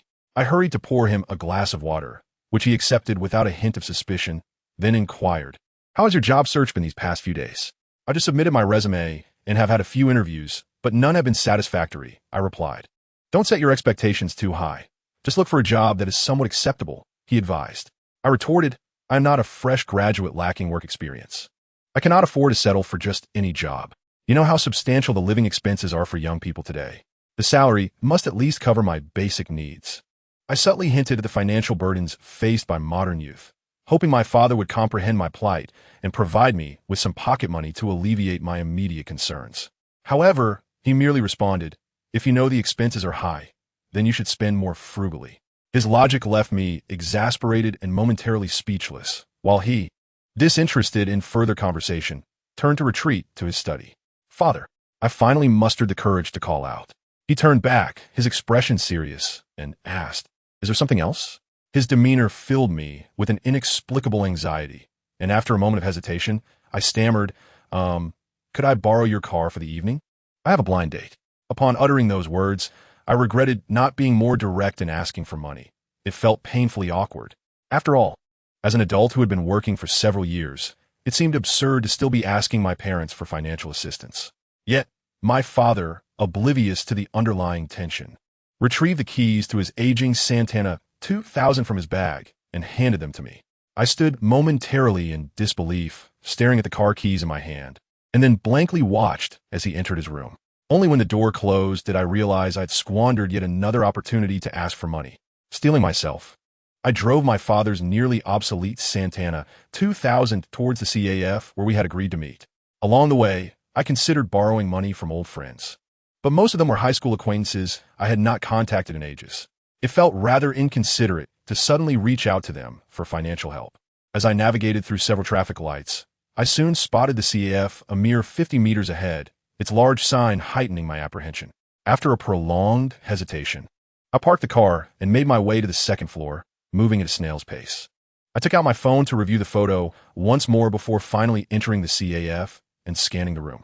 After 2 thorough sweeps, I finally spotted a young woman in a corner whose features closely resembled those in the photograph. Straightening my attire, I approached her. I approached the young lady, taking a moment to observe her once more. She possessed a pleasant appearance, her features were well-defined, and her skin was commendable. Yet, in comparison to Jianwei, she lacked a certain stunning allure and grace. She was devoid of the extraordinary beauty that Mi Kai exuded, and did not embody the fashion-forward and sultry essence that Lu Yao possessed. In essence, she was merely an ordinarily attractive girl. However, it was precisely such a girl who seemed suitable for a stable life, leaving me with a favorable first impression of her. With a polite smile, I inquired, "Are you Miss Li Xiaoyan?" She nodded and returned my smile, replying, "So you must be Zhao Yang?" "Indeed, that is correct. May I take a seat?" "Please do." As I settled into my chair, a waiter approached us, holding a menu, and asked, "Sir, miss, may I take your order?" I hesitated and asked, "Excuse me, do we pay after the meal or upon ordering?"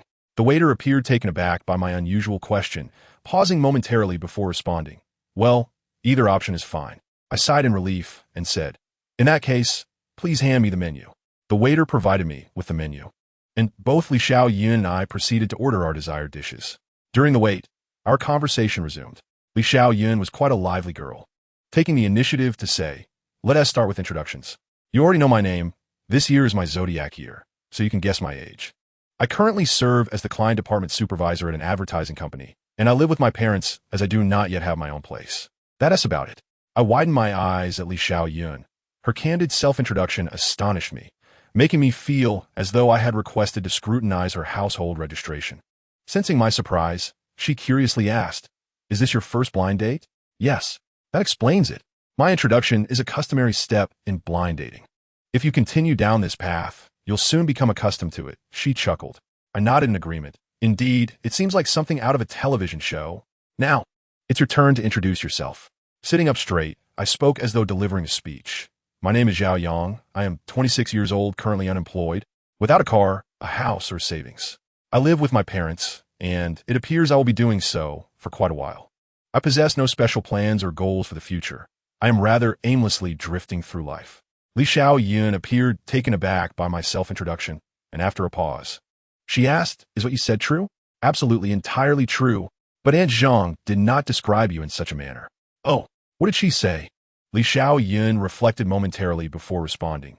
"She mentioned you had just returned from Suzhou, that you were a white-collar worker at a large department store, diligent and ambitious, and a very decent young man."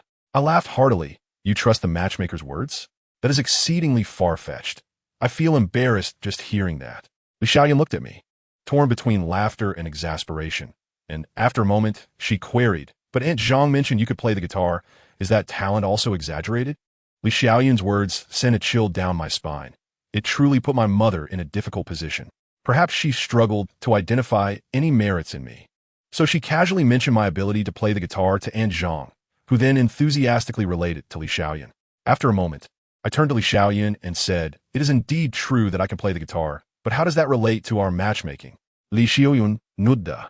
Choosing not to elaborate further, I smiled and asked, "Do you feel as though your lofty ideals have suddenly been reduced to a stark reality, leaving you with a sense of disappointment?" Li Xiaoyan shook her head with a grin, replying, "Not at all. I think you're quite decent, at least very honest. More so than most men." My heart leapt with joy, recognizing a rare opportunity to gracefully step down from the situation. Thus, I mustered my courage and continued. "I also consider myself quite forthright, yet there is something even more candid I must share with you." Li Xiaoyan looked at me with a hint of confusion and asked, "What is it?" I confessed, "At this moment, I have not a single penny to my name, so you will need to treat us to this meal." Chapter 72, An Unexpected Encounter. Upon hearing my request for her to pick up the tab, she gazed at me incredulously for a moment before saying, Then I shall treat you. A wave of relief washed over me. This initially awkward situation had been effortlessly diffused by my audacity. I then added, but please, do not mention to your parents that I couldn't afford to treat you. That would reflect poorly on me. Rest assured I won't mention it. Consider it a meal among friends. I gave her a thumbs up, saying, your understanding is commendable. I truly admire you. It's not that I'm exceptionally understanding. I simply find myself with no other choice. You see, if we are out for a matchmaking meeting and you can't pay, it has to fall to me. Li Xiaoyan laughed with an exasperated sigh. Her words made me feel slightly embarrassed, and I awkwardly remarked, I've heard that one will inevitably encounter a few peculiar characters on the path of matchmaking. I suppose I am that character for you? Speaking of peculiar, you certainly take the cake. I glanced at the wallet she had placed on the table and, in a moment of audacity, suggested, since we know each other so well, why not go all the way? I am currently in dire need of funds. Could you lend me a bit? I promise to repay you as soon as I find a job and receive my salary. It shouldn't take long, no more than 2 months. How much do you need? Perhaps 1,000 yuan, I replied. Li Xiaoyan promptly counted out 1,000 yuan in cash and handed it to me. I thanked her and, with a thick skin, accepted the money. About half an hour later, after finishing our dinner, I used the borrowed 1,000 yuan to settle the bill. It was, after all, a satisfactory outcome, as it could be considered that I had treated her to dinner with the assurance that I would repay the borrowed sum. As night fell, Li Xiaoyan and I stood at the entrance of the CAF, and I inquired, how did you get here? I took a taxi, then allow me to escort you home. Li Xiaoyan shook her head, saying, no need, my home is not far from here, and taking a taxi is quite convenient. I lacked perseverance, for I understood that when a woman declines a man's offer to escort her home, it signifies her dissatisfaction with the suitor. I could certainly empathize with Li Xiaoyan. It is only natural for her to seek contentment, especially at an age when women are expected to marry, where considerations of a man's financial stability become paramount. Despite my understanding, a sense of melancholy lingered within me, as genuine love seems to be dwindling in an era where everything requires monetary validation, even vanishing altogether. After a moment of silence, I said to Li Xiaoyan, please leave me your phone number so I can contact you when I repay you. She nodded and provided her number, which I noted down, smiling as I remarked, I hope this matchmaking experience hasn't cast a shadow over you. Not at all, she replied. I find you quite interesting. At the very least, our time together wasn't dull. I jested, Your words only deepen my embarrassment, as it seems my only merit lies in my ability to jest. Everyone has their merits. It merely requires time to uncover them. However, you must truly strive. Having been on so many blind dates, you are the only one. Li Xiaoyan suddenly realized something and ceased her words. I comprehended. She likely wished to express that I was the only one who, at the age of 26, still possessed no savings and no job. After our rendezvous, I drove my father's nearly derelict Santana 2000 to the riverside opposite Xuanwu Market, where I sat alone on the grass by the riverbank, smoking in a somewhat despondent manner, my heart heavy with melancholy stemming from my inability to sort out my life. The waters of the moat flowed eastward beneath the night sky, guided by the autumn breeze, and I gazed vacantly, gradually feeling as though, despite my physical presence in this city, I was merely a spectator. The myriad lights here bore no relevance to me. I recalled Fang Yuan and Yin Yan, as well as Jian Wei and Xiang Chun. These 4 individuals constituted nearly all of my university memories. Perhaps, at this very moment, they were all faring quite well. Reclining on the grass, my expression somewhat foolish as I stared at the twinkling stars above, I suddenly felt an emptiness within me. Zhaoyang, why are you lingering here alone after your blind date? What are you doing? My mother's voice unexpectedly called from behind. Startled, I sat up on the grass, staring blankly before finally asking, Mom, how did you follow me here? I followed you when you entered the CF. Sitting at the table behind you and Xiaoyun's mother the whole time, she replied. A wave of panic surged through me, if she had been sitting behind us. She must have overheard my conversation with Li Xiaoyan. I inquired, didn't you say you wanted us to have some privacy? Why did you follow? Ignoring my question, my mother maintained a serious demeanor and said, you unreliable son, do you really borrow money from a girl on a blind date? Mother, I genuinely have no money. I sighed, my tone lacking confidence. My mother sat beside me, refraining from anger, instead softening her tone to ask, tell me, how have you been living in Suzhou all these years? After a considerable pause, I replied, well, I suppose this is how I shall continue, Mom. I truly am not a commendable son. These years have consistently caused you and Dad concern. In youth, one inevitably makes mistakes. As long as one rectifies them, it suffices. For the days ahead are plentiful. I nodded earnestly. My mother embraced me and smiled gently, saying, I shall speak to your father again, urging him to secure you a job, so you may remain close to us. If Dad is unwilling, then I shall seek employment on my own. Rectifying my errors must commence with finding work. His stubbornness is baffling. If he will not assist his own son, whom will he assist? I remained silent. Yet I too was uncertain whether seeking Dad's help in finding a job was right or wrong. After a lengthy silence, I finally spoke. Mom, perhaps you should return. I wish to be alone for a while. Very well, but before I go, I must ask you something. Go ahead. What do you think of that girl, Xiaoyan? Do you wish to pursue a relationship with her? I pondered before responding. Let's discuss romantic matters later. Everything is too unstable at present. Just one meeting has rendered you so timid? I wiped my face and lay back down on the grass, silent. I concede to a touch of cowardice. Yet it is not the blind date itself that causes this, but rather my own circumstances. I realized that leaving Suzhou, while momentarily freeing me from pain, only deepened my confusion about the future. That night, I lingered by the river for quite some time, contemplating many things, yet I could not ascertain any clarity. The quality of my future could not merely be determined through thought. I was reluctant to return home and continued driving through Suzhou, the city where my life began. Gazing at the towering buildings outside my window, suddenly, I recalled my once ambitious dreams of becoming an exceptional entrepreneur, not only to realize my own value, but also to assist others in achieving theirs.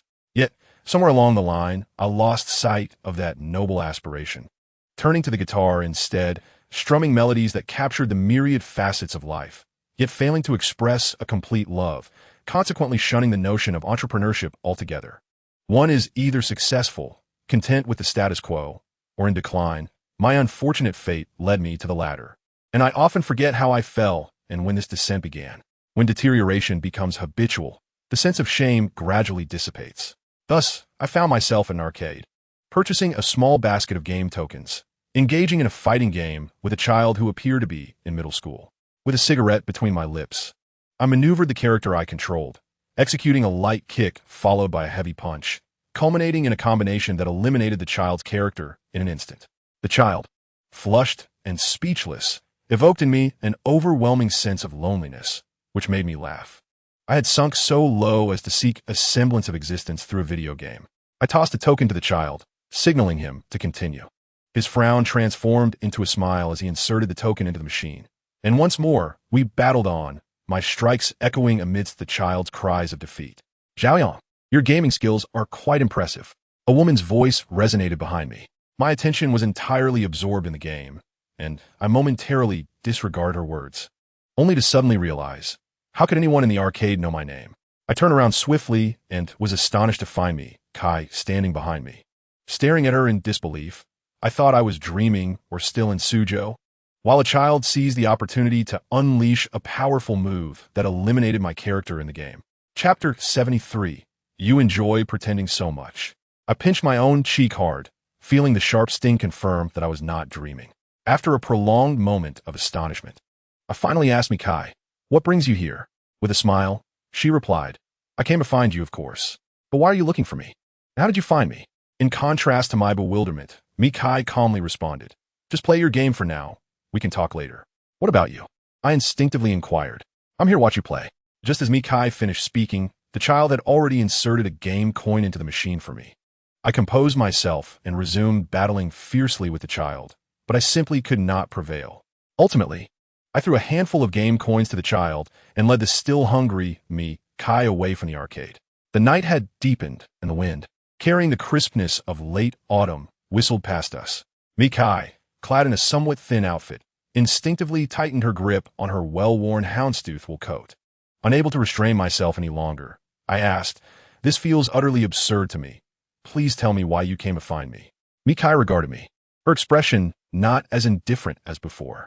She took a letter from her pocket and handed it to me, saying, this is the letter you wrote to me. I sent it? You knew all along that I'm the general manager of Zhuomei. I accepted the letter without opening it, staring blankly at me, Kai. My emotions a tumultuous sea. After a long, drawn-out silence, I lit a cigarette and asked her, "How did you come to know all this?" "Fang Yuan. Your friend Fang Yuan informed me. He mentioned that you resigned from Ballet Department Store because of this matter and then left Suzhou. He should have shared that with you.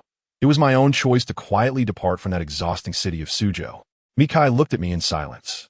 Yet even without words, I could discern her sentiments. She was grateful. Otherwise, she would not have traversed such distances from Suzhou to Shuzhou to meet me. I did not wish for this to burden Mikai, nor did I seek her gratitude. Thus, I smiled and, aiming to divert her attention, asked, "I am quite curious how you discovered I was at the arcade. Your reach is astonishing considering this is Shuzhou."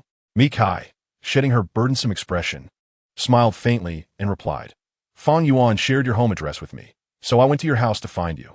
Your father was home and even prepared dinner for me.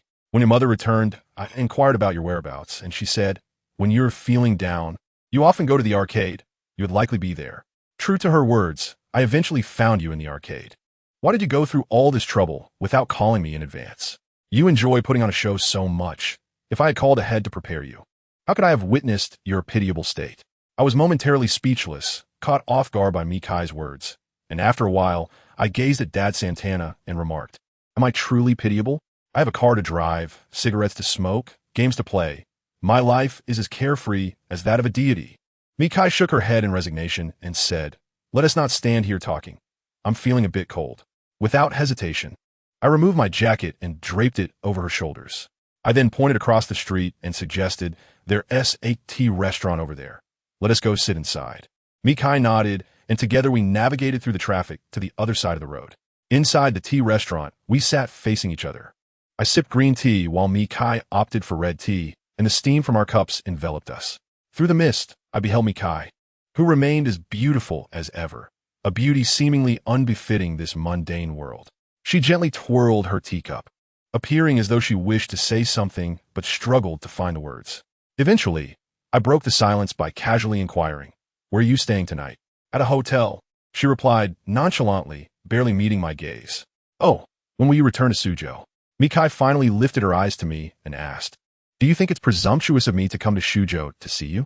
"You misunderstood my intention. I was merely concerned about your busy schedule," I hastily clarified. Mikai shook her head, saying, "No matter how busy I am, I still wanted to come to Shuzhou to see you.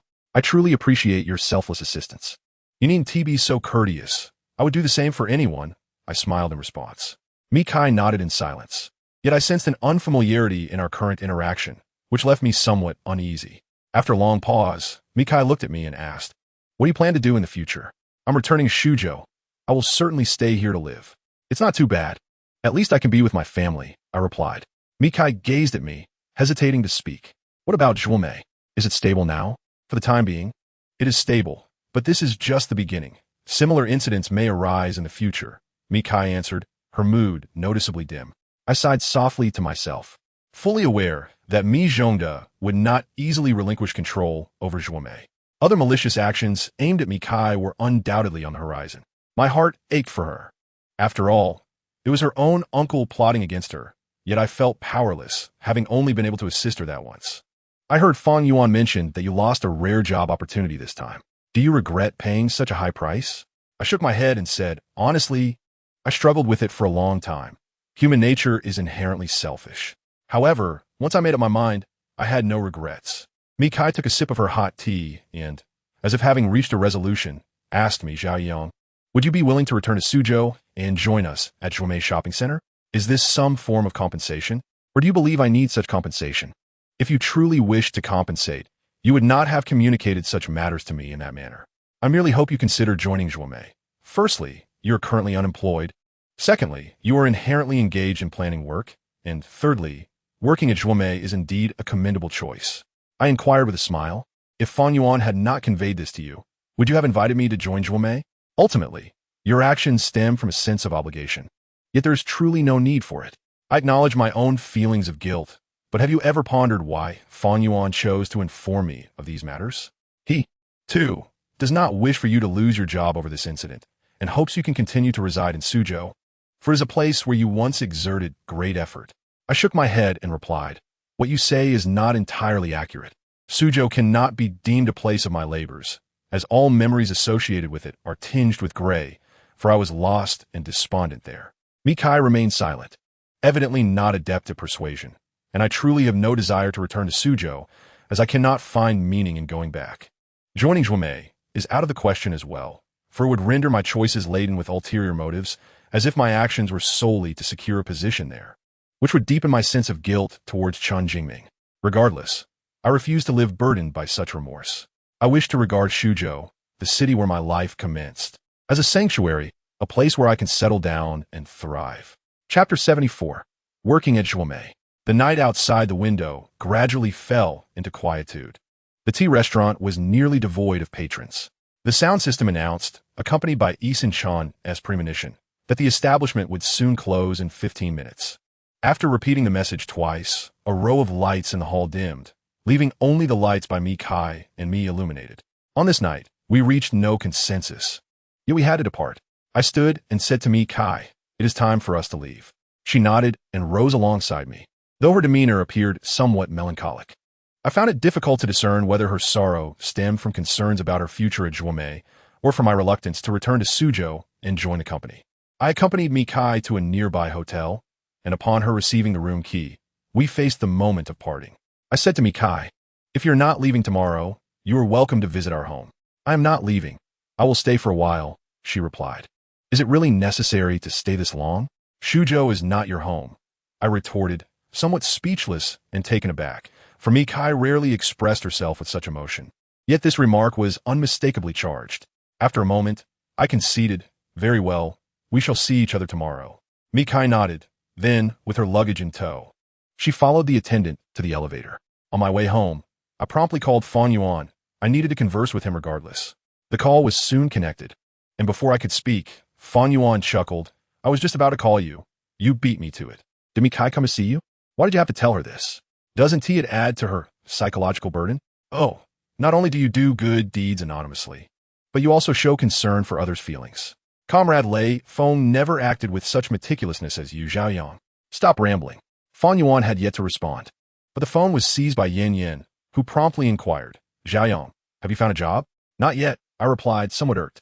I suspected that telling Mikai about my situation was likely instigated by Yin Yin, who encouraged Fan Yuan to take action. "Did Mikai invite you back to Suzhou to work at her Zhuomei shopping center?" "She did." "And what did you say? Do you think it is necessary for me to return to Suzhou?" Yin Yin chuckled. "Zhaoyang, are you dialing long distance while roaming? Be cautious with your calls. Based on my understanding of you, I truly wonder if you can manage your phone bill for the next phase." I could not help but admire Yin Yan's leaps in reasoning, and after a moment, I retorted, "What on earth are you talking about? What I mean is, you're in such dire straits, and Mikai personally sought you out, offering you a job. You should let go of your pride. Shouldn't you? Hurry back to Suzhou and resume your life. You, as a woman, understand nothing. Stop talking to me and hand the phone to Fan Yuan." Fan Yuan took the phone and remarked, "Yin Yan's sentiments reflect my own. Are you both oblivious to the situation? If I return to Suzhou to work at Zhuomei, wouldn't that further betray Chen Jingming? How can I reconcile that within myself? Returning to Suzhou doesn't mean you must work at Zhuomei. Of course, if you've already secured a decent job in Suzhou, then forget I mentioned it." I was left speechless. Fan Yuan continued, "Reflect on it carefully. In Suzhou, you have friends to support you, whereas in Suzhou, based on my understanding of Bandai, he's certainly one to assist you in your job search." Once again, I found myself at a loss for words. As Fan Yuan's observation struck home, Bandai truly had no inclination to intervene in my employment affairs. Otherwise, I wouldn't have languished in joblessness for over a week. "Zhaoyang, it's getting late. Let's leave it at that. Ponder this matter thoroughly. I'll top up your phone with 100 yuan shortly. You cannot afford to lose communication. Can you two be any more sarcastic?" Fan Yuan did not respond further and hung up the phone, amplifying my embarrassment after their playful jibes. Indeed, had I not borrowed 1,000 yuan from Li Xiaoyan, a friend from a blind date today, I would have been unable to even recharge my phone. After passing through another traffic light and one more street, I was almost home when my phone chimed with a text message. I picked it up to find a notification confirming a successful recharge of 100 yuan, leaving me in a state of amused disbelief. Fan Yuan and Yin Yin truly possess remarkable talent. Upon returning home, I opened the door to find Bandai and my mother seated on the living room sofa. I tossed my car keys to Bandai and asked, "Aren't you two asleep yet?" My mother looked at me with a smile and asked, "Zhaoyang, is the girl who came to see you today your girlfriend?" I was not surprised by my mother's inquiry and immediately replied, "She is not my girlfriend." Undi, with a serious expression, interjected, "If she isn't your girlfriend, how could she travel from Suzhou to Shuzhou to see you? Have you done something to wrong that girl?" A wave of helplessness surged within me. I was at a loss for how to explain myself to them, instinctively touching the tip of my nose. My mother immediately turned to my father and said, "Look, Dad, it's that gesture again. Every time he asks not telling the truth, he does that." My father nodded in agreement, and feeling utterly cornered, I replied, "I really can't clarify this matter for you. She'll likely come over for lunch tomorrow. If you don't believe me, you can ask her what our relationship is." With that, I hurried to my room, fearing their relentless inquiries would continue. However, just as I brewed a cup of tea and settled onto my bed, my mother pushed open my door, seemingly unwilling to let me off the hook. Eager to dig deeper, she pulled up a chair opposite me and earnestly said, "Xiaoyang, your father has told me.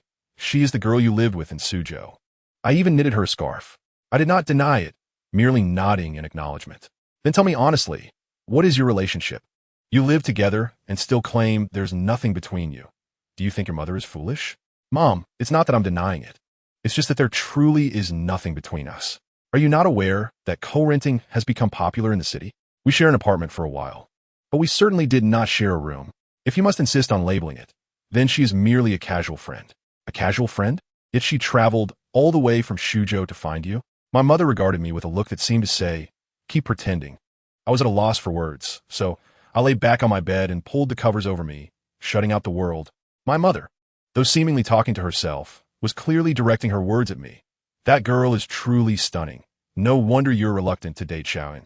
But how could such a beautiful girl take an interest in you? She even came all the way to Shuzhou to see you. This is quite extraordinary." Her musings left me both amused and exasperated, wishing I could ask her if I were truly her son, wondering if I were that lacking. Yet I dared not speak, fearing she would continue her incessant questioning. Instead, I pulled the blanket over my head, refusing to listen, see, or speak. Chapter 75. A Trustworthy Friend. The following morning, while I was still lost in dreams, my mother called me awake. Groggily, I complained, "Mom, what time is it? Why are you waking me up? Let me sleep a little longer." "Stop sleeping. I need to ask you something." "Please don't ask. I've already told you I have no relationship with that girl. There is really nothing between us."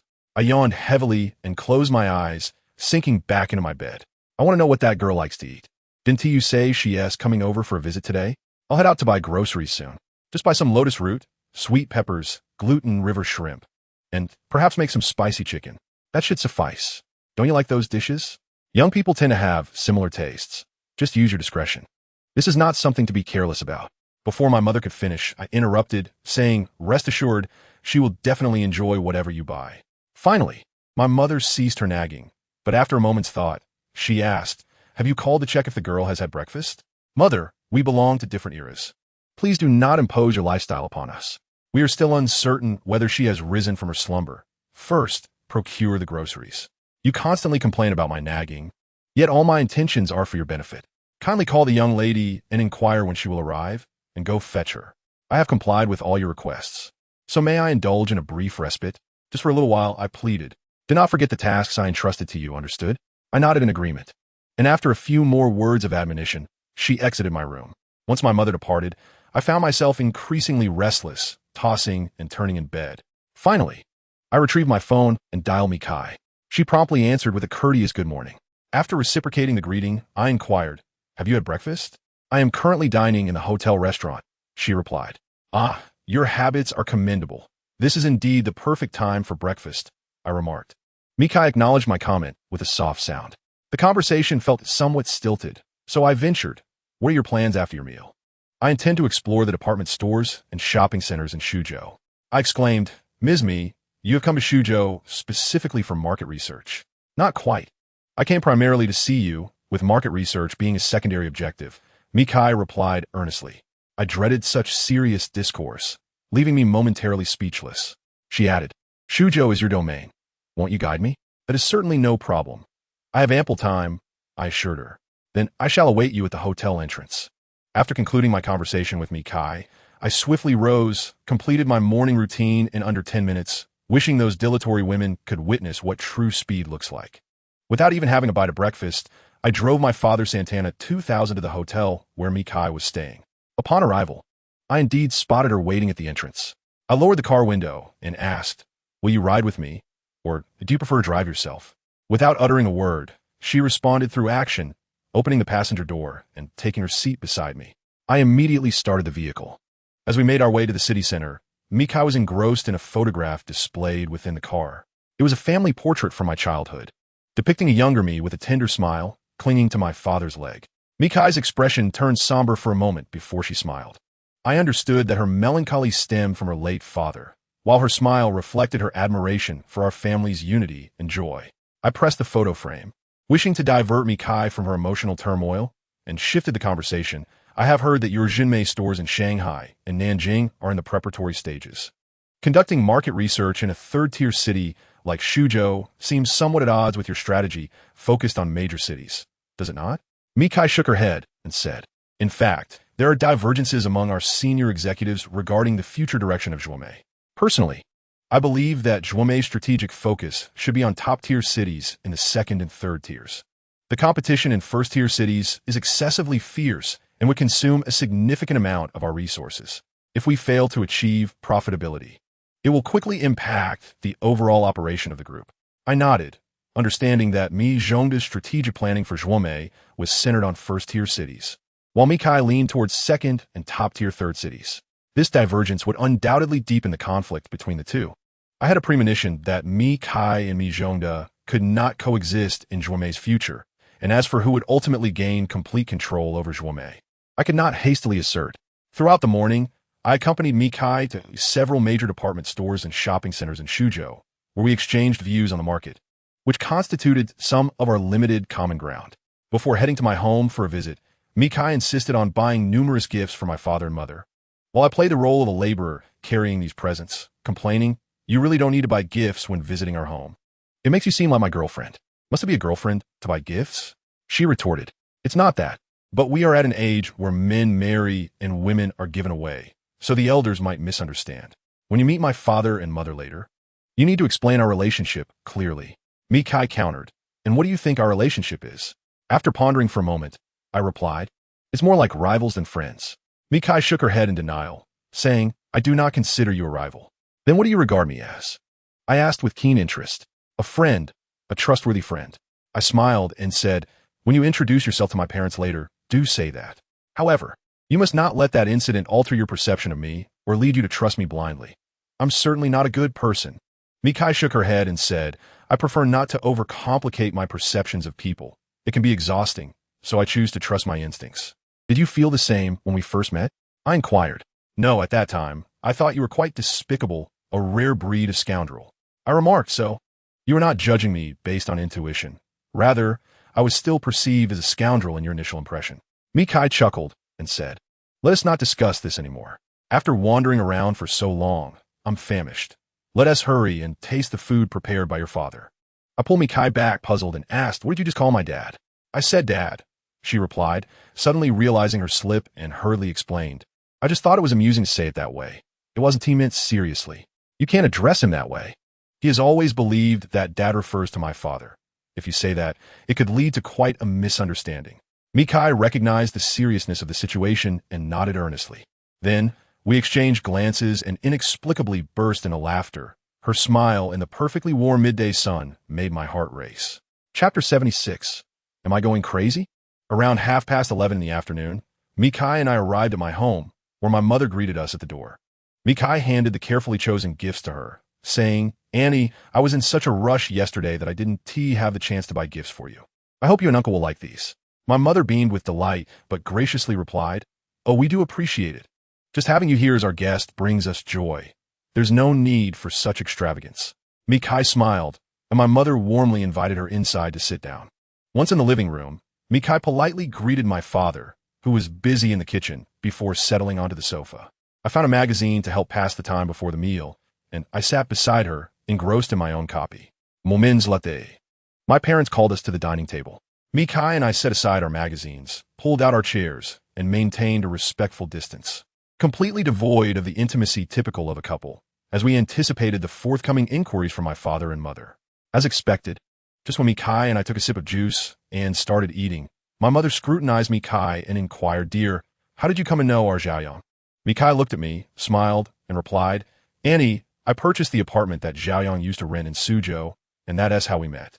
Is it really that simple? My mother asked, her tone tinged with skepticism. I quickly interjected, what more complexity do you expect? It truly is a straightforward matter. Since Mikai is here today, it's best for the involved party to clarify things directly, so you won't have to worry. Both my parents turned their attention to Mikai, awaiting her explanation. Mikai put down her chopsticks and stated earnestly, Uncle, Auntie, Xiaoyang and I are simply friends. I understand your confusion regarding my journey to find him, and I wish to explain that Xiaoyang's work in Suzhou was beginning to flourish. But he sacrificed it to help me. I feel remorseful and guilty, which is why I came to Suzhou, hoping to support him in his endeavors and make amends for my guilt. Mikai's poised explanation satisfied me, and I quickly echoed, Father, Mother, that is the crux of the matter. Now you understand, don't you?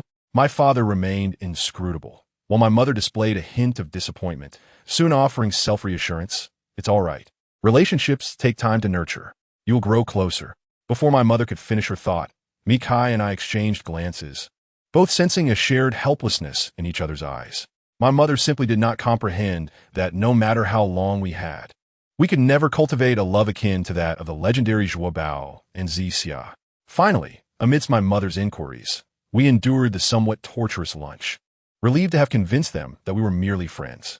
By the afternoon, my father left for work as usual, and my mother was called away by some friends for a game of mahjong, leaving only Mikai and me in the house. As if compelled by some whimsical urge, I lit a cigarette before Mikai and declared, I am smoking now. Do not oppose me, for this is my home, and I am free to act as I please. Are you seeking to retaliate against me? To which she replied, retaliation is hardly the word. It's just that in that previous room, your incessant control left me feeling quite stifled. You once suggested I find my own space, claiming that I could smoke atop the roof without anyone bothering me. Do you know how constricted I felt then? Mikai, quick to counter, said, since you feel so liberated now, why not go smoke on the rooftop? Such an opportunity is rare. Hurry and release your pent-up frustration. I retorted, the sheer delight of smoking in your presence is sufficient for me. A person as discreet as I would never indulge in such ostentatious behavior. As I spoke, I exhaled a long plume of smoke towards her. Mikai frowned and waved away the haze. I laughed heartily, proclaiming, now you understand the saying, the mountains may change, but human nature remains constant, don't you? The afternoon sun lazily streamed through the window, casting a warm glow upon the sofa. The wind rustled the yellowed leaves outside, making them seem as though they were performing a ballet in midair. I surrendered to the moment, reclining fully on the sofa, wishing time would freeze right then and there. Mikai appeared to relish the tranquility of the afternoon even more than I. She had already drifted off to sleep, her expression serene and tranquil. I rose from the room and fetched a duvet, gently laying her down, removing her shoes, and covering her with the duvet. Then I retreated from the sofa, leaving the comforting space entirely to her slumber. Standing at the window, I lit another cigarette, my thoughts wandering to the matters of my heart. I knew Mikai had come to Suzhou with the hope that I would accompany her back to Suzhou to restart our lives and work there. Yet, after much contemplation, I had resolved to leave Suzhou behind. Now that I had returned, was there truly any need to go back? In truth, there was no necessity to return.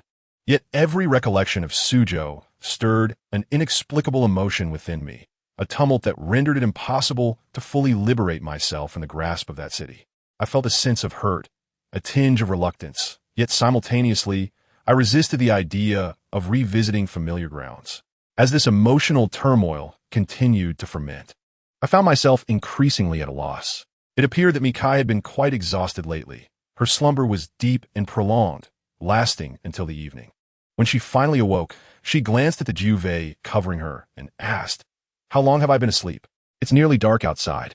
I replied, oh, have you been standing there all this time? I learned it from you. Remember when I napped by the river, you sat beside me for an entire afternoon. Mikai looked at me with exasperation and said after a pause, let us not discuss that. What else is there to discuss? I inquired. Take me to savor the culinary delights of Suzhou, for this is my first visit, and you must play the gracious host. Very well. I shall take you to experience our local clay pot dish, but I must warn you, it is quite spicy. I responded, I'm not afraid of spice. I recall telling you that during my last visit to a restaurant, the place I intend to take you to is not just spicy. It's extraordinarily so. As a girl from the water town of Suzhou, do not speak too soon. How spicy are we talking about? She asked. Spiciness beyond your wildest imagination. Mikai appeared somewhat hesitant and inquired, if it's truly too spicy, may I request a reduction in the spice level? However, that particular restaurant does not entertain such requests. The essence of dining there is the spiciness. If you cannot handle it, we shall simply choose another establishment, I replied with a hint of disdain. Very well. Let us go. I shall not falter in your city of Suzhou, Mikai declared resolutely. Do not speak as if you are here to conquer Suzhou. Do not forget that I, a deity, stand guard here, I retorted. Are you divine? Perhaps you are merely deranged? Repeat that if you dare. Are you mad? Do you believe I won't strangle you? I shot her a fierce glare, feeling incensed by her audacity, given that I had kindly invited her to enjoy a meal of clay pot rice. Mikai, opting for silence, pulled me toward the mirror and calmly asked, Look at yourself. Do you not resemble a lunatic? Chapter 77. The Real Her. After calling my parents to inform them that I would not be home for dinner, I drove Mikai to the spicy clay pot rice restaurant where I often gathered with friends. This year, the restaurant had undergone renovations, expanding its capacity. Yet the only constant was the chef, Mr. Lee, adorned in his chef's hat, along with his diligent apprentices bustling in the open kitchen. Upon entering, the air was thick with the pungent aroma of chili, prompting Mikai to instinctively cover her mouth and nose. I cast a derisive smile her way and said, If you cannot endure it, we can still change locations. Undeterred, Mikai lowered her hands, chose an empty table, and sat down without uttering a word. With a grin, I called out to the service desk, 1 order of clay pot chicken and 1 of clay pot crushing carp. Make it extra spicy. The server acknowledged my order and promptly relayed it to Mr. Lee in the kitchen.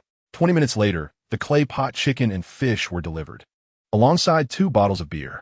At that moment, I felt as though I was experiencing the pinnacle of life. Good food, fine drink, in the company of a beautiful woman like Mikai. More importantly, I was eager to witness her reactions to the spice, particularly after her earlier jibe about my sanity. Thus, it was essential to define the nature of our relationship. I deemed rivals to be the most fitting description. I poured myself a glass of beer, downed it in one go, and then addressed Mikai. Miss me, it is time to eat. Why do you not begin? You're being sly. You just had a beer to dilute the spice. Mikai retorted, her tone laden with scrutiny. I was well aware that her suspicion stemmed from her own apprehension. As the 2 clay pots were laden with fiery chilies, the heat seemingly boiling in the air, I chuckled and said, You could also have a drink first. I wouldn't mind. And who will drive us home if we both drink? That is easily resolved. You can have a soft drink. I shall fetch you a can of herbal tea, which is far less troublesome than beer. With that, I seized the opportunity to deny Mikai any further excuses, retrieving a can of herbal tea from the service desk and presenting it to her with raised eyebrows. Drink up, eat well, and remember this fiery night. Mikai gazed at me with displeasure and remarked, I will eat, but there is no need for you to wear that smug expression. I immediately adopted a serious demeanor and replied, Am I not earnest enough now? Hurry and eat. The hot pot is best enjoyed while it's warm, as the noodles lose their charm when they cool. Mikai glanced at me, then deftly pushed aside the topmost chili pepper with her chopsticks, cautiously taking a bite of the noodle. She paused for a moment. My heart swelled with secret delight as I eagerly anticipated her ensuing reaction, only to find that Mikai calmly consumed another piece of noodle and stated nonchalantly, It's not as spicy as I imagined. I scrutinized her face, searching for any signs of pretense, but she remained composed, betraying no fault. To my astonishment, she picked up a piece of chicken and savored it with apparent enjoyment, casting a dismissive glance in my direction. I turned to Old Lee, questioning whether he had lost his touch. Subsequently, I pushed aside the chili and took a bite of the noodle, instantly feeling the explosive heat nearing the limits of my taste buds. With just one bite, I sensed a warmth enveloping my body, and beads of sweat began to form on my brow. I slammed my chopsticks onto the table, downed a glass of beer, and, still unsatisfied, emptied Mikai's can of herbal tea. Today, Oldie not only maintained his standard but exceeded it. The spiciness was truly infused into the noodles. Michai, with a smirk, queried, Xiaoyong, are you from Suzhou? Can you really not handle such a modest amount of spice? Or perhaps you hail from Suzhou. Are there any Suzhou natives who can endure this heat?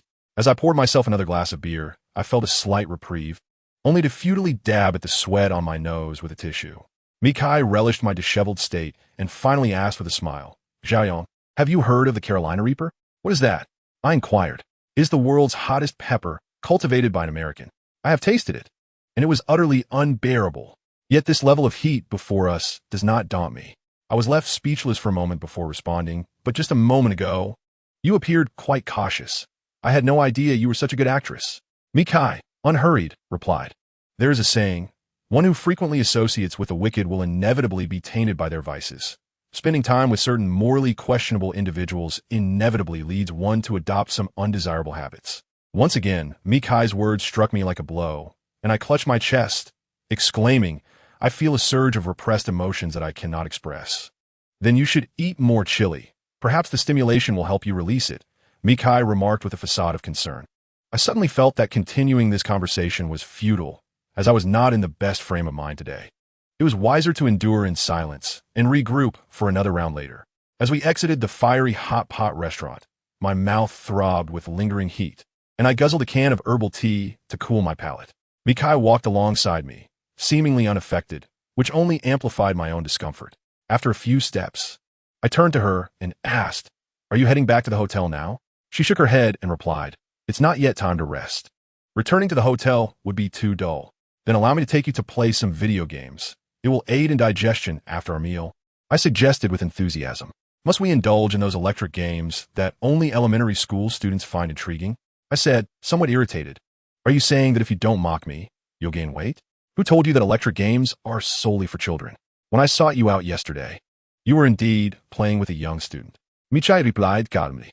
I gazed at her for a long while, sulking as I retorted, Fine. I suppose I am nothing more than a childish elementary student. Are you satisfied now? Don't be so indignant. Just look at your current furious expression. If I were to tie a red scarf around your neck, you would resemble a genuine elementary student. I finally conceded defeat, pleading, I beg you, please stop mocking me. Otherwise, we truly won't be able to coexist. Mikai, with a victorious smile, responded, It's not absolutely necessary to belittle you, this defenseless man. But you must adhere to my plans moving forward. Your plans? Did I hear you correctly? Your sudden assertiveness is quite unfamiliar to me. You may have a misunderstanding about me. I'm not entirely passive. Remember our last night out, singing in the countryside? That was my suggestion, wasn't it? My irritation flared up instantly. How dare you bring that up? Do you have any idea how badly you led me astray that time? That you still lack memory, continuing to act as you please, rather audaciously. Mikai's words reminded me of my own misdeeds, and I felt slightly embarrassed. I shifted the topic, saying, Let's not dwell on that. It's pointless. Just tell me how you wish to proceed. Mikai pondered for a moment and said, I want to hear you sing. I didn't get to enjoy it properly last time. I was quite scared. What were you afraid of? Afraid that you would uncover my secrets, and my fate would be dire. You'd throw my blanket and comforter from the upstairs, like a violent maniac. And you were still afraid? It's unbelievable. You were as stubborn as could be at that time.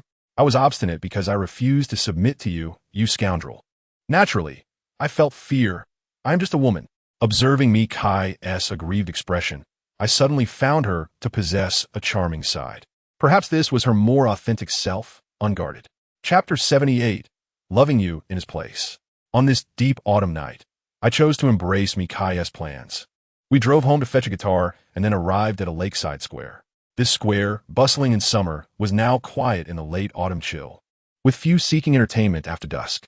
Mikai and I sat cross-legged on the lawn, the streetlights casting a gentle glow upon us. As the wind seemed to soften under the light, I tested the guitar strings and asked Mikai, Now we enter the segment where you select the songs I shall sing. What would you like to hear? I shall do my utmost to oblige. Anything you wish. She replied. After some thought, I ultimately chose a song by the Good Sister Band titled Winter, for I was fond of its lyrics. In the chill of winter, with snowflakes dancing in the air, I passed by your door on that street where we once strolled together. A bit further back, in the hazy days of youth, your laughter lingered in the breeze, enveloping my vision like the purest snow. As the years slipped away, flowers fell and people parted. I pondered whether the white clouds concealed the raindrops of my longing for you. The moon set and the crows cried under a frosty sky. Once vast seas have turned into mulberry fields. With spring giving way to autumn yet again, I wonder if you still think of the person I once was. As I lost myself in reverie, I concluded the song with a lingering note. Mikai, smiling approvingly, applauded me. I chuckled, and out of habit, lit a cigarette after singing, then offered my guitar to Mikai, asking, Can you play? Isensai yokan. Mikai displayed her manicured hands, suggesting she might play, but it seemed inconvenient. I learned a bit while studying abroad during boring times, she nodded. I believe your temperament is more suited for the piano. Yet a woman with your grace would play the guitar beautifully. I remarked, exhaling smoke with a laugh. It seems my life's only remaining joy is studying women. Otherwise, how would I endure the endless cycle of changing seasons? Mikai smiled in acknowledgement, and as I extinguished my cigarette, I reclined on the grass, gazing at the starry sky. The autumn breeze made me feel a bit weary, perhaps due to the stillness of the night. The subtle fragrance emanating from me, Kai drifted into my nostrils, instilling a sense of ease and comfort, and gradually, I closed my eyes, drifting into a slumber. After a while, Mikai nudged me and said, Zhao Yang, could you sing me another song about love? I sat up, recalling how I had played this song in her car not long ago, bringing her to tears. I realized there must be an unforgettable story tied to it. Fearing her tears again, I asked, are you certain you want to hear it? Mikai nodded emphatically. All right, but after I finish, you must tell me your story with this song from last time. Mikai interrupted, just sing. Though I lacked her confirmation, I felt it unnecessary to press. As long as she was willing to listen in that moment, I would sing for her, letting the autumn night unfold simply. I strummed the guitar and sang this song of profound love with my softest voice. Just as I reached the line, love is something no one can truly understand. Love is an eternal melody, a process of laughter and tears. Mikai's tears began to fall, her face reflecting genuine sorrow. I did not cease singing. I knew Mikai would not wish for me to stop, for this song held her memories, and interrupting them would be cruel in this moment. I slowly finished the soothing melody, while Mikai wept like a heartbroken soul. In my memory, she was a strong woman, rarely prone to tears. Yet this song had touched the softest corners of her heart. In the tranquil night, with a gentle breeze blowing and a woman weeping, I felt a surge of compassion as a man. I softly embraced Mikai, cradling her in my arms, caressing her silky hair, and wiping away her tears. She did not resist. Instead, she leaned against me for a long while and choked back her emotions as she spoke. Do you know this was my father's favorite song? When I turned 15, he took me to see Luo Dio's concert in Nanjing. The crowd was loud and boisterous, but when this song played, silence enveloped the venue.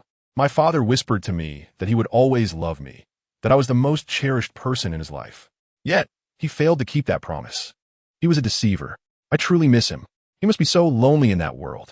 Mikai was inconsolable, clinging to me like a girl craving security. In that moment, I finally comprehended her aversion to broken promises, stemming from her father, Mi Zhongxin's inability to uphold his vow of everlasting love. Life is indeed unpredictable. A grand promise of love shattered in a car accident. However, I believe that if another world exists, Mi Zhongxin would steadfastly honor his promise, continually loving his daughter. Michai, the gentle breeze, left me at a loss, unsure of how to comfort her. After a lengthy silence, I finally spoke softly, do not weep. Soon, another man will come to love you in place of your father, to protect you, and his love will be enduring, without an end. Mikai did not respond to my comforting words, but nestled closer to me. I gazed into the distance, pondering, does a river of happiness truly exist in this world? If it does at this moment, I would willingly take her hand and leap into that river, even if exhausted, to hold on to her until we reach its end.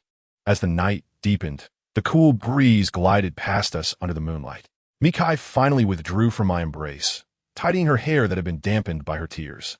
She gazed into the dimness beyond, where no streetlights illuminated the path, her expression now devoid of fragility. After a long pause, she turned to me and said, Zhao Yang, I hope you will return to Suzhou, but I won't pressure you. If you don't find a suitable job in Suzhou and feel Suzhou is a better fit for your development, come find me, and I will help you arrange it. I placed my guitar into its case and jokingly asked, if I return to Suzhou, would you be willing to let me have that room? Mikai hesitated for a moment before replying, if you wish to return, you can have it. I smiled, slung my guitar over my shoulder, and gently said to Mikai, let us go. I'll take you back to your hotel. By the way, do you really plan to stay in Suzhou for a few more days? I could show you around our scenic spots. No, I have said what I needed to say, and done what I had to do. The rest is for you to decide. I will return to Suzhou tomorrow morning. I was not surprised by Mikai's hasty departure. After all, such a large corporation as Zhua may require her management, and even a day and a half in Suzhou was too long for someone so occupied. I only hoped that upon her return, she would swiftly resolve the internal conflicts within Juomei, which would bring her much relief and peace of mind. As I walked alongside Mikai towards the car, I inquired, "What time do you depart tomorrow morning?" "I shall see you off at 7, but there's no need for you to accompany me. I can drive myself. It's quite convenient. Nonetheless, you have come to Shujo to see me, so I feel compelled to bid you farewell. Suit yourself, then." I nodded, and as we conversed, the night seemed to deepen around us. Chapter 79. Parting. By the time I returned home, it was already 11 o'clock at night. I assumed that my father and mother would be resting, yet to my surprise, they were both seated in the living room, engrossed in a television program. I closed the door and reached for my slippers from the shoe rack. My mother turned down the volume and asked, "Xiaoyang, did you have dinner with that girl tonight?" "Yes, I took her to eat at the Earth Pot restaurant." Fearing they might continue to pry, I added, "She returns to Suzhou tomorrow." My mother nodded, seemingly satisfied, and redirected her attention to the television drama. Before I could exhale in relief, my father suddenly queried, "Did she come to persuade you to return to work in Suzhou?" "There is that implication." I provided a vague answer to my father. "How did you lose your job in Suzhou? Why did she say your job loss was related to her?" "Father, I have no intention of returning to work in Suzhou. Further inquiries would be futile. Wouldn't you agree?" My father, with a stern expression, replied, "You may remain in Suzhou, but you must seek work on your own. Do not expect me to arrange anything for you." With a hint of frustration, I responded, "Haven't I been searching for opportunities myself recently? You need not worry about my employment." My father chose to ignore my words, refocusing on the drama unfolding on the screen. Once in my own room, I leaned against the bed, lit a cigarette, and began to contemplate the pressing employment issues. Ideally, I would prefer to work at a department store, yet the options in Suzhou were limited and the demand for staff was not strong. It seemed finding a similar position would be quite challenging. If all else fails, I might have to lower my expectations and consider some lower-paying planning jobs. Amidst the gloom of an uncertain future, I found myself reminiscing about Mikai. Certainly, returning to Suzhou with her appeared to be a reasonable choice for the moment. Yet that city had rendered me weary, devoid of any sense of anticipation. I was reluctant to retrace the steps I had once taken. At times, people are like this. Before deciding to leave Suzhou, I harbored feelings of reluctance and attachment. However, once departure became a reality, those sentiments gradually faded, which is fundamentally why I resisted returning to Suzhou. The following day, as per my arrangement with Mikai, I arrived at her hotel before 7 o'clock to bid her farewell under the morning sun. I handed her a box, saying, "This is a local specialty from Suzhou, Children's crispy candy. You can enjoy it in the evenings when you're bored. It won't make you gain weight." Mikai accepted the box, glanced at it briefly, and smiled as she thanked me. "Drive slowly on the road. If you feel tired, stop at a service station for rest," I advised, feeling a twinge of concern for me, Kai driving alone on a long journey. "I know." Mikai gazed at me, awaiting my continuation. "Well, do come and visit us in Suzhou when you have the time." A flicker of disappointment crossed her face, yet she managed to smile and replied, "I will. If the opportunity arises, I hope to come to your place to enjoy a traditional pot meal." "All right, then let us bid farewell. Take care." "Take care." With that, Mikai turned toward her car. It was only then that I remembered what I wanted to say. I called out to her departing figure, "Mikai, be cautious of your uncle, Mijonda. He won't relent so easily." Mikai paused but did not turn around, nodding slightly before she continued on, starting her vehicle and leaving the hotel parking lot. As I watched her car gradually fade into the flow of traffic, an inexplicable sense of loss welled within me. I try not to dwell on this feeling too deeply, sighed softly, and opened my car door to get in, driving off in the opposite direction from Mikai. Throughout the day, I applied to several companies, experiencing a mix of satisfaction and dissatisfaction, with the final results pending notification. By evening, I found a phone number of my first blind date, Li Xiaoyun. I called her. After a moment, the call connected, and I got straight to the point. "Are you free tonight? I would like to invite you to dinner and return the money I borrowed last time. I'll finish work shortly. Where do you want to eat?" Li Xiaoyun responded without hesitation. "You choose the place. It depends on what you enjoy." After pondering for a moment, Li Xiaoyun suggested, "Let us have Japanese cuisine. A new restaurant has opened on Fashion Avenue, and I've heard good things about it." "Sounds great. Which advertising company do you work for? I can pick you up." "No need, I drove myself today. Let us meet directly at the restaurant." I arrived at the newly opened restaurant on Fashion Avenue ahead of time, reserved a table, and waited outside for Li Xiaoyun.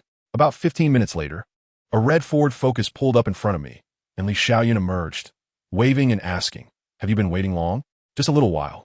The table is ready. Let us head inside." Li Xiaoyan nodded and followed me into the restaurant.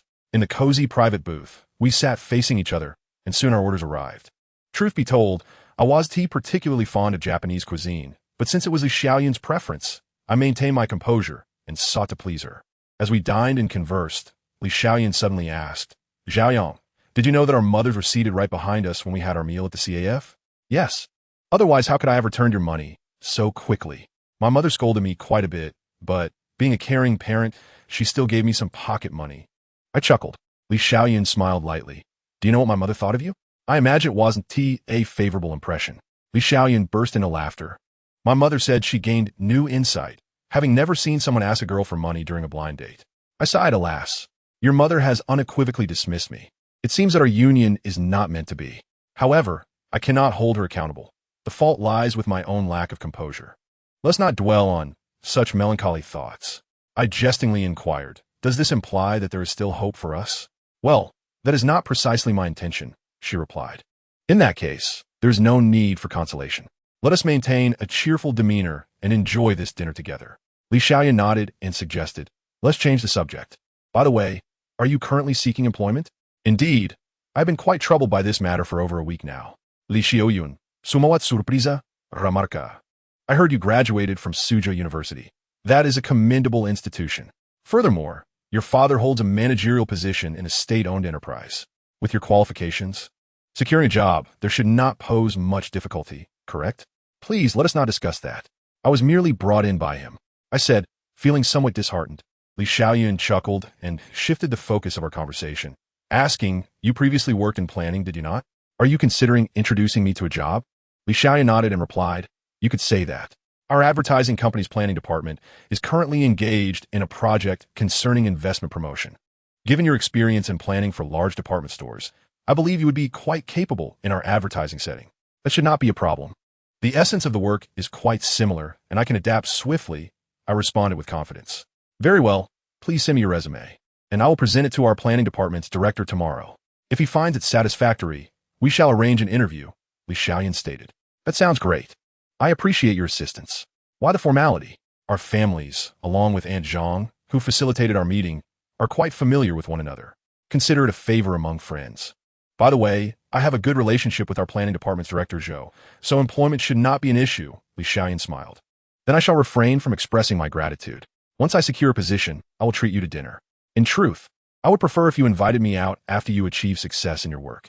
That meal might indeed be more delightful." Chapter 80. The Impulse to Marry and Bear Children. That evening, Li Xiaoyan and I conversed for an extended period, our rapport feeling far more natural than during our initial encounter. We even shared stories of our past romantic relationships during our university years, which evoked a sense of nostalgia and melancholy in both of us. Li Xiaoyan graduated from the mining university in Suzhou, and her college boyfriend was from Xiamen. Although they shared a profound love, they ultimately parted ways due to geographical constraints. When recounting my own experience with Jianwei, I felt an even greater sense of helplessness than Li Xiaoyan. I had once pursued love with reckless abandon, even relocating to Shanghai for her, willing to work and reside there. Yet, I could not escape the fate of our separation, which left me in a state of despondency for a considerable time. It was only after much reflection that I came to realize that the beauty of love is often fleeting, and those truly capable of preserving such beauty are, in fact, quite rare. As we shared our sentiments, the clock struck 10, signaling that it was time to bid farewell. Two individuals stood outside a culinary establishment. As I counted out 1,000 yuan from my wallet and handed it to Li Xiaoyan, slightly apologetic, I remarked, "I feel quite embarrassed to ask you for money on our first blind date." Li Xiaoyan smiled, accepting the money, and replied, "It depends on how one perceives the situation. At the time, I indeed found you rather peculiar, but upon reflection, I see you as someone who is unconcerned with trifles, exhibiting a certain manly nonchalance." I jested. "If borrowing money also comes with the bonus of manly nonchalance, I might as well ask you for more next time." That would not do. If it happens too often, it would imply a deficiency in a man's capabilities. A man may experience temporary setbacks, but he cannot remain perpetually downcast, right? Li Xiaoyan stated earnestly. I nodded seriously, comprehending her implication. If I were to join their company, it was indeed time for me to demonstrate my professional abilities. Upon returning home, I found my parents still awake, engrossed in a family drama that had kept them up later than usual. My mother, noticing my arrival, inquired with concern, "Xiaoyang, you went on a date with Xiaoyan today, didn't you?" "Yes," I confirmed. "Did you return the money you borrowed from her?" "I did. By the way, she is also preparing to introduce me to a job, so you need not worry about my employment," I replied, sharing this with her to prevent her from pressuring my father regarding my career. "Is it for her own advertising company?" "Yes, indeed." My mother sighed, saying, "Xiaoyan is quite a remarkable girl. Have you considered pursuing a relationship with her?" I responded with a hint of resignation. "You know well what my standing is. Would someone like her truly be interested in me? You silly boy. If she didn't think well of you, would she lend you money, go on dates with you, and help you find a job?" Although Xiaoyan's family isn't extraordinarily wealthy, both her parents hold respectable jobs. Your father has a stable position as well, and our families are well acquainted. I believe you two would be quite compatible. The key is for you to strive diligently and secure your position. Understand? My mother spoke earnestly. "You're right, Mom." I concurred. She nodded and pressed further. "You must tell me, do you like Xiaoyan? Do you wish to be in a relationship with her?" "I do, how could I not? Xiaoyan is quite wonderful. She is the kind of girl who can build a life with." My mother beamed, saying that's great. Since you and Xiaoyan will be working in the same company, it will be much more convenient for you to spend time together. You must seize this opportunity. Do you understand? Rest assured, I am eager to marry soon and work hard to ensure you both hold a grandchild in your arms, I declared, envisioning the future, which made my mother smile broadly. Suddenly, my father, who had been silent until now, asked, "Xiaoyang, did that girl from Suzhou leave today?" "Yes, she departed this morning," I replied. My father nodded thoughtfully and after a moment said, "She is also a good girl." I gazed at Dad in confusion, yet he remained silent. The television was playing an advertisement, and he casually picked up the remote to switch channels, which made me feel that perhaps I was overthinking. Dad might have simply been expressing a moment of reflection. In many respects, Mikai is indeed a fine young woman. However, I can't shake the feeling that her world is far too surreal, and the chasm between us feels insurmountable. Upon returning to my room, I lit a cigarette as was my habit and pondered the intricacies of life, love, and my recent experiences.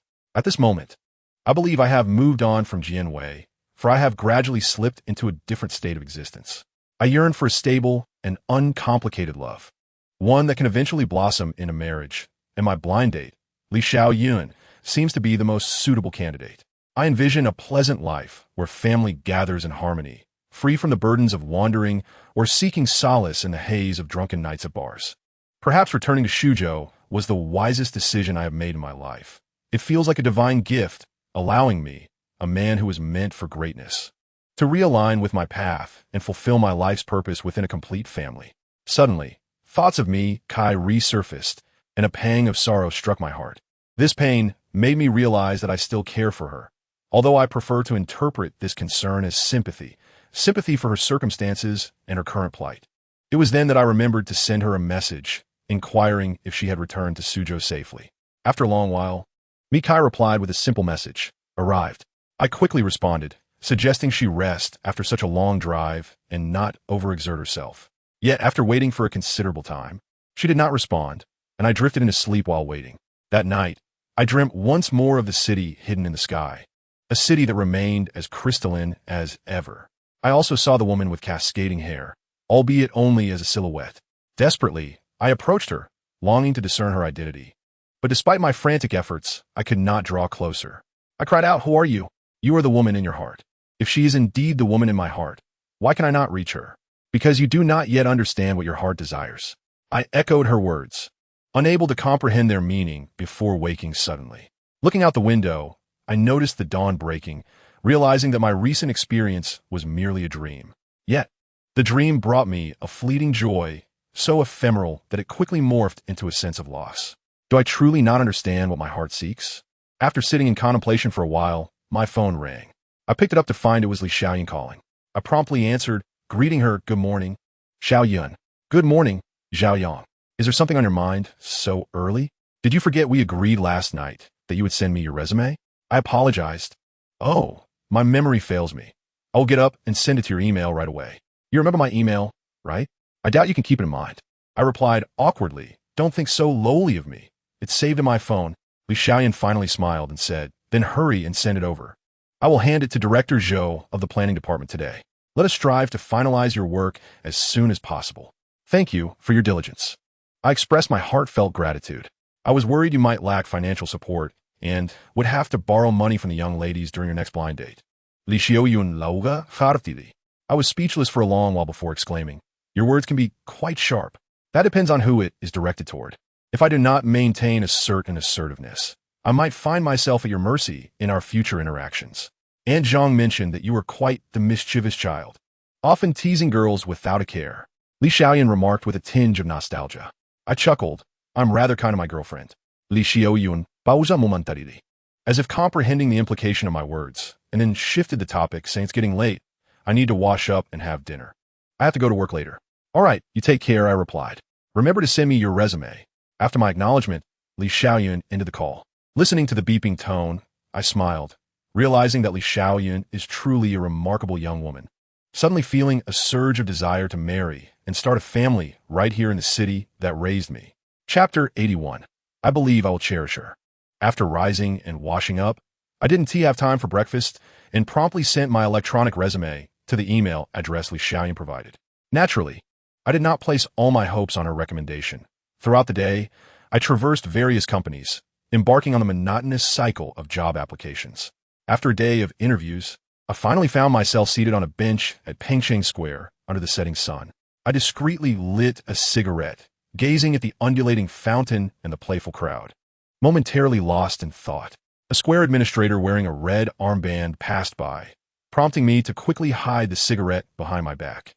Once she was a distance away, I took a few puffs before extinguishing it and tossing it into the trash.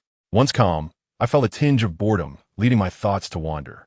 I had not anticipated working so diligently to secure a livelihood upon returning to Shuzhou, which made me realize that perhaps I had indeed made up my mind to stay in this city, marry, and enjoy the bliss of family life.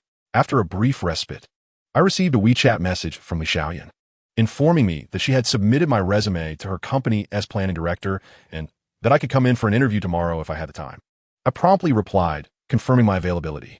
Upon returning home, I found my parents dressed neatly, and before I could change my shoes, my mother said, Xiaoyang, don't bother changing. Come with us to dinner. I asked curiously, who are we dining with? Xiaoyun and her parents, along with Aunt Zhang, who helped introduce you. What does this mean?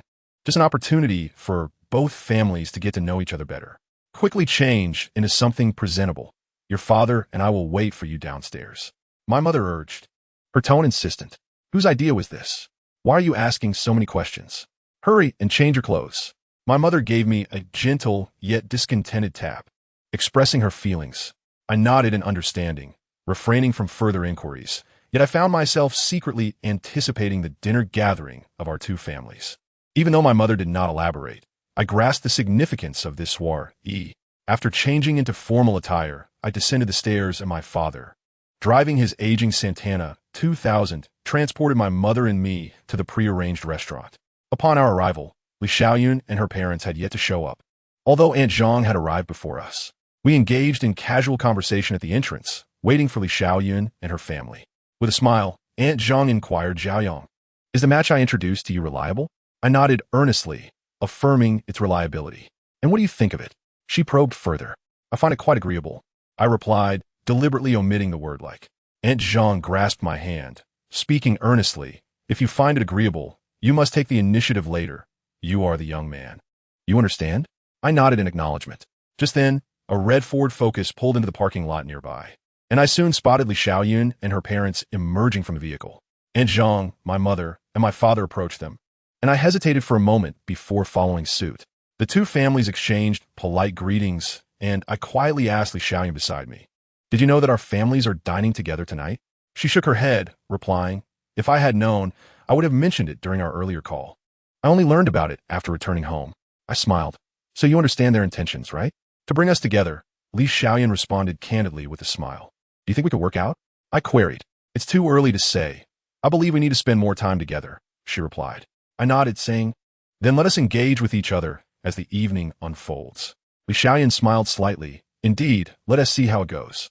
As we spoke, a group entered the restaurant, and after settling into our seats and placing our orders, the two families resumed their conversation, while Li Xiaoyan and I sat across from one another. Once the dishes arrived, I poured white wine for my father and Li Xiaoyan's father, while she served juice to my mother and Aunt Zhang. Our synchronized actions elicited knowing smiles from both sets of parents. During the meal, the conversation between the parents flowed effortlessly, soon veering towards the topic of a potential marriage between Li Xiaoyun and me, specifically regarding our future home. Li Xiaoyun's parents, quite open-minded, expressed their willingness to contribute to our future residence, much to the delight of my mother and father. Housing prices are indeed steep nowadays, and their willingness to assist would significantly alleviate our family's burden, as my father earns a respectable yet modest salary, not that of a wealthy household. Seizing the moment, Aunt Zhang turned to Li Xiaoyun and me, saying, "Look, your parents have expressed their support. You both should also share your thoughts." We exchanged glances, yet neither of us spoke. Aunt Zhang gestured encouragingly at me, reminding me of her earlier words about the importance of taking the initiative as a young man. I expressed my fondness for Xiaoyun, acknowledging that we needed to deepen our mutual understanding for a future marriage to be sturdy. However, I assured everyone that I would strive diligently to be a good husband, taking care of both families. As soon as I finished speaking, Aunt Zhang exclaimed, "This child speaks so appropriately." Xiaoyun's parents nodded in agreement, while Xiaoyun bit her lip to suppress a smile, well aware of my character. Aunt Zhang then turned to Xiaoyun and inquired, "What do you think, Xiaoyun?" After a moment of contemplation, she replied, "I share the same sentiment as Zhao Yang. We still need to further understand each other."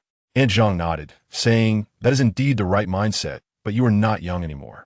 Once you have spent enough time together, it is time to consider marriage." Both Xiaoyun and I nodded in agreement, and our families exchanged knowing smiles, eager to observe our interactions moving forward. The atmosphere of the matchmaking event felt remarkably effortless, and I understood well why Xiaoyun's parents approved of our relationship.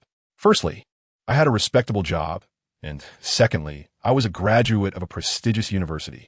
Although I was currently unemployed, I was confident that with determination, I could support the potential family Xiaoyun and I might build together. Furthermore, Xiaoyun had a high-paying job, making our possible future appear exceedingly bright. And I eagerly anticipated this prospect. This intense sense of anticipation made me realize that I had drifted and despaired enough over the years. I yearned to alter my life and work hard for the future family. I believed that with this newfound motivation, my life with Xiaoyun could be as fulfilling as that of Fang Yuan and Yin Yin, who resided in distant Suzhou. I thought to myself that if Xiaoyun was willing to give me a chance, I would cherish her and gradually fall in love with her. After the dinner, both families and Aunt Zhang suggested that since it was still early, I should take Xiaoyun to see a movie. Naturally, I had no objections, and Xiaoyun agreed as well. This film might just serve as the prelude to the budding romance between Xiaoyun and me. Chapter 82, Heading Straight into Spring. After watching the movie, Xiaoyun and I strolled along the road, with her holding a bucket of unfinished popcorn and me clutching a can of cola. As I sipped my drink and she munched on popcorn, we engaged in light conversation. I inquired, "Do you think working together as a couple in the same company would violate any of your company's policies?" Xiaoyun shook her head, replying, "Not at all. We work in an advertising firm with a rather open culture. There are several couples in the office." I stopped her in her tracks, and she looked at me quizzically. With a serious expression, I asked, "Xiaoyun, can I take this to mean that we are now in a relationship?" Taken aback for a moment, she responded, "Zhao Yang, you were just teasing me, weren't you?" Indeed, such matters should not be addressed too directly, for if she were unwilling, I would have no way to gracefully retreat. "You are quite methodical in your approach, perfect material for planning," Xiaoyun remarked with a smile. "You certainly know how to change the topic, making you well suited for business." I replied with a grin. Li Xiaoyun's playful demeanor faded as she earnestly inquired, "Zhaoyang, do you truly believe we can share our lives together and eventually marry?" I fell into a prolonged silence before nodding and responding, "Yes, at the very least, I am willing to strive for it." This yearning for endeavor is something I have never experienced in my 20-plus years of existence. Li Xiaoyun nodded in agreement, stating, "To be honest, after so many blind dates, I feel exhausted and long to escape the single life. Your unexpected arrival has surprised me. Yet to claim that I have developed feelings for you after just a few meetings would be unrealistic. Since our parents are both inclined to see us together, I am willing to regard our encounter as a divine arrangement. Therefore, we can officially start our relationship, correct?" With a gentle smile, Li Xiaoyun replied, "Yes, but it will depend on your future conduct, as I am entrusting my life to you. You deserve my utmost devotion. Just wait and see," I said with joy. Li Xiaoyun nodded, and we continued walking forward. A mix of apprehension and anticipation coursed through me as I grasped her hand amidst the swirling autumn leaves, reminiscent of the innocence of first love. Initially, Li Xiaoyun instinctively withdrew her hand, but I tightened my grip. Noticing her unease, I loosened my hold slightly, offering a comfortable yet non-intrusive pressure, which eased her expression somewhat. I smiled and suggested, "Let us walk a bit further to the end of this street. Perhaps we will discover the warmth of spring." "Winter has not yet passed," she remarked. "Let us bypass winter and head straight for spring," I replied. Li Xiaoyun smiled back, saying, "Then let us go." We strolled forward under the streetlights, their glow casting a gentle yellow hue upon our faces. Upon returning home, my parents were still in the living room, engrossed in a television drama. As I changed my shoes, my mother lowered the volume and asked Xiaoyang, "How was it going with Xiaoyan?" I smiled and replied, "Quite well." Hearing this, my mother beamed, "That's wonderful. Xiaoyan's family is truly commendable, understanding, and reasonable. You must treat her well, all right?" "Of course, Mom. You can rest assured," I assured her. After conversing with my mother, I glanced at my father, whose attention remained fixed on the television until I passed by. He called out to me, asking, "Have you secured a job yet?" "I'm still searching." But Xiaoyan mentioned that her advertising company is hiring planners and has forwarded my resume to their chief planner. "I should receive news soon," I explained. My father nodded, stating, "A man must prioritize his work." "You're absolutely right, Dad. I will keep that in mind," I replied. "Don't just say it. Remember in your heart," he advised. I smiled, indicating that I had taken his words to heart, and then headed towards my room. That night, I felt a sense of joy. Everything that had transpired convinced me that returning to Shuzhou was indeed the right choice. Everything was unfolding so smoothly. Once I secured a job, I would truly feel settled. This sense of fulfillment and anticipation for the future was something I had never experienced while in Suzhou. After finishing a cup of hot tea, I made my way to the bathroom for my evening routine. Once back in bed, I quickly drifted into slumber. I was unaware of the time when my phone, which I had forgotten to silence, suddenly rang, stirring me from my dreams. With a slight complaint, I answered the call. "Hello," I mumbled, awaiting the other person's response. "Xiaoyang, have you already gone to bed?" The voice caught me off guard, and upon hearing just that one sentence, I recognized it as Mitsai S. Rubbing my face, I sat up and turned on the light, glancing at the clock on the wall. It was already 12:30. I yawned again and asked Mitsai, "Aren't you asleep yet?" "I just got off work," she replied. "At this hour, you've only just finished?"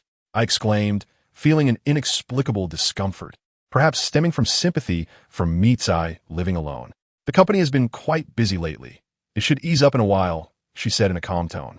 After a moment of silence, I replied, "You need to take care of yourself, especially regarding your diet. You can make some millet porridge. It's very nourishing." "Thank you for your concern." "It feels rather awkward to say thank you between us." Mitsai laughed lightly, but remained silent afterward, perhaps realizing how strange it was for former adversaries to express gratitude to one another. After a brief silence, I finally got to the point, asking, "Is there a reason you call me so late?" "My room's light bulb seems to be broken, and I don't know how to replace it," she confessed, a hint of embarrassment in her voice. "It's quite late already. Why not use a desk lamp for the night?" I suggested. Mitsai replied, even more awkwardly, "The bulb of my desk lamp burned out a few days ago, and I've been too busy to remember to replace it." I found myself at a loss for words and finally said, "Well, changing a bulb is quite simple, but do be careful." "Okay, I'll follow your instructions." There's a storage box in the corner of the balcony on the east side. It contains light bulbs and an emergency flashlight. Next to it is a stepladder. Just climb up the ladder to change it. First, remove the lampshade. Then the bulb is a screw type, so you just twist it in like a screw. "Oh, wait. Make sure to turn off the power first. That's safer." "Got it." It seemed Mitsai had prepared everything, yet I felt a wave of anxiety, fearing she might accidentally fall from the ladder. I kept inquiring over the phone, but she didn't respond, likely having put the phone on speaker mode after our conversation ended. In my anxious state, I finally heard her voice again, sounding relieved. "It's done. The light is on." A weight lifted from my heart, and I promptly said, "You should get some rest. It's really late." "Right, I'll rest soon. By the way, how is your job search going?" Mitsai's sudden concern stirred a complex mix of emotions within me. After a moment's contemplation, I decided to share that things were going well for me in Shuzhou, hoping to alleviate any guilt she might feel towards me. Chapter 83, Securing Employment. Mitsai was still waiting for my response, and after a brief pause, I said, "The job situation is nearly settled." "Oh, is it still at the department store?" "No. I am working as a planner in an advertising company, which was introduced to me by a friend." "Oh, Mikai merely acknowledged this with a sound. Her mood seemingly dimmed, as if she were still troubled by the notion of my job loss due to her. I reassured her, in fact, my stay in Shujo has been quite pleasant. Let me share something rather novel with you. Go on, she prompted. I smiled and said, I recently went on a blind date, my first ever, and remarkably, I found someone I liked right away. Does that mean I still possess some charm? Mikai, surprisingly, fell silent for a long while before asking, Is that so? Do you love her? I have a fondness for her. But love seems too premature, given how little time has passed. ISNT that the nature of blind dates? When both parties feel a connection, they delve deeper. The most crucial aspect is that our parents are quite optimistic about our union, I explained with a smile. Oh, then I wish you both the best. Thank you. And you needn't feel guilty about that matter anymore. I increasingly believe that returning to Shujo was the right choice. Your correct choice is your affair. My guilt is mine. I do not think the two must be intertwined. It is getting late. I shall rest now. For a moment, I failed to comprehend Mikai's words. But she had already swiftly ended the call. Once more, I lay down, feeling an inexplicable melancholy, lighting a cigarette in the deep of night. My mind was suddenly filled with visions of me, Kai, working late into the night, her lonely silhouette upon returning home. I was aware that she had few friends in Suzhou, while her family seemed intent on undermining her at every turn. My mood grew increasingly heavy, and her delicate, beautiful visage was deeply etched in my mind. This night, which should have been a time for peaceful slumber, turned into a sleepless ordeal. Tossing and turning, my thoughts spiraled uncontrollably, recalling Feng Yuan and Yin Yin, then reminiscing about life in Suzhou. The scene of confessing to Chun and Jian Wei flitted through my mind, followed by memories of spending the night with Lu Yao and Hengyan. My emotions grew ever more tumultuous, and it was only as dawn approached that I finally succumbed to the weight of exhaustion. I slept until nearly noon, awakening with a foggy mind due to insufficient rest. After a quick wash, I had not yet taken a bite of food when I received a call from Li Xiaoyan. As I answered the phone, I yawned unconsciously. Xiaoyan, did you just wake up? Yes, I just got up a little while ago. I couldn't sleep last night, I replied to Li Xiaoyan. Then you must quickly adjust your mental state. I have already shown your resume to our company's planning department director, and he hopes you can come in for an interview this afternoon, Li Xiaoyan said earnestly. Did he specify a time? He'll be in the office all afternoon. You can decide the time yourself. Just give me a call when you arrive, and I'll take you to see him. All right, Li Xiaoyan added. You need to be in good spirits. You know that those in the planning industry are very meticulous and do not appreciate a lax attitude. Rest assured, I will not embarrass you. With my fervent promise, Li Xiaoyan finally hung up the call. I did not wait for my mother to return home to prepare dinner. Instead, I cooked myself a bowl of noodles. Afterward, I opened my computer to research information about the advertising company where Li Xiaoyan works, knowing that familiarizing myself with this information would greatly benefit my upcoming interview. Once I had memorized all the details I could find online about Ausen Advertising, the company where Li Xiaoyan is employed, I took a taxi to the office. Upon my arrival at Ausen, I found Li Xiaoyan waiting for me at the entrance of the office building. I approached her with a smile. As I drew near, Li Xiaoyan scrutinized me, exclaiming with amusement, Xiaoyan, when you dress so formally, you truly exude an air of social elite. I couldn't help but respond with a grin. What can I say? I am destined to be a successful man. To my surprise, instead of teasing me, she nodded in agreement and tidied the slightly wrinkled edges of my attire, saying, Let's go. Director Zhou is already waiting for you. I replied, Of course, I do have a certain standing in the industry. As we walked, Li Xiaoyan and I engaged in light-hearted banter, easing the atmosphere and dispelling any pre-interview tension. Arriving at Ausen Advertising, we passed through the ordinary work area, where over 50 employees were diligently focused on their tasks. The scale of the workforce clearly indicated that Ausen Advertising ranks among the top advertising firms in Suzhou, and the information available online did not exaggerate the company's size. Upon reaching the director's office, Li Xiaoyan gently knocked on the door, and a deep voice invited us in. She exchanged a knowing glance with me, prompting me to open the door first, and we entered the director's office together. Seated behind the desk was a well-dressed, middle-aged man, approximately 35 years old, exuding the authoritative presence typical of a director at a major advertising firm. Li Xiaoyan introduced me, saying, Director Zhou, this is Zhao Yang, whom I mentioned to you. With a smile that balanced professionalism and warmth, I nodded and said, Hello, Director Zhou. I am Zhao Yang, here to apply for the position of commercial planner at your esteemed company. Director Zhou nodded and smiled, stating, You come highly recommended by Supervisor Li Xiaoyan. I have reviewed your resume and trust her judgment. Let's have a conversation. He gestured for Li Xiaoyun and me to take a seat. However, Li Xiaoyun interjected. Director Zhou, please speak with Zhao Yang. Our client department has some matters to attend to. Director Zhou, with a courteous smile, nodded in agreement, affirming Li Xiaoyun's standing within the company. For someone her age to attain the position of client department supervisor in a large advertising agency speaks volumes about her capabilities. She possesses a naturally affable demeanor, perfectly suited for client management. Before departing, Li Xiaoyun made a gesture of encouragement towards me. I responded with a confident glance, which seemed to reassure her, and she left with a sense of ease. Director Zhou then retrieved my resume, quickly reviewing it before asking. You worked in the planning department at Bally Department Store in Suzhou, where you participated in the recruitment and planning for 3 luxury brands. Is that correct? Yes, Director Zhou. I replied. What roles did you play in those projects? He inquired. In the realm of project planning for recruitment, brand maintenance following store setup, and the provision of sales support for luxury brands within shopping malls. These tasks are indeed monumental and executed by a dedicated team. I am a principal member of this team and have organized or participated in several commercial planning endeavors within shopping centers. I strive to be succinct and focus on the essentials.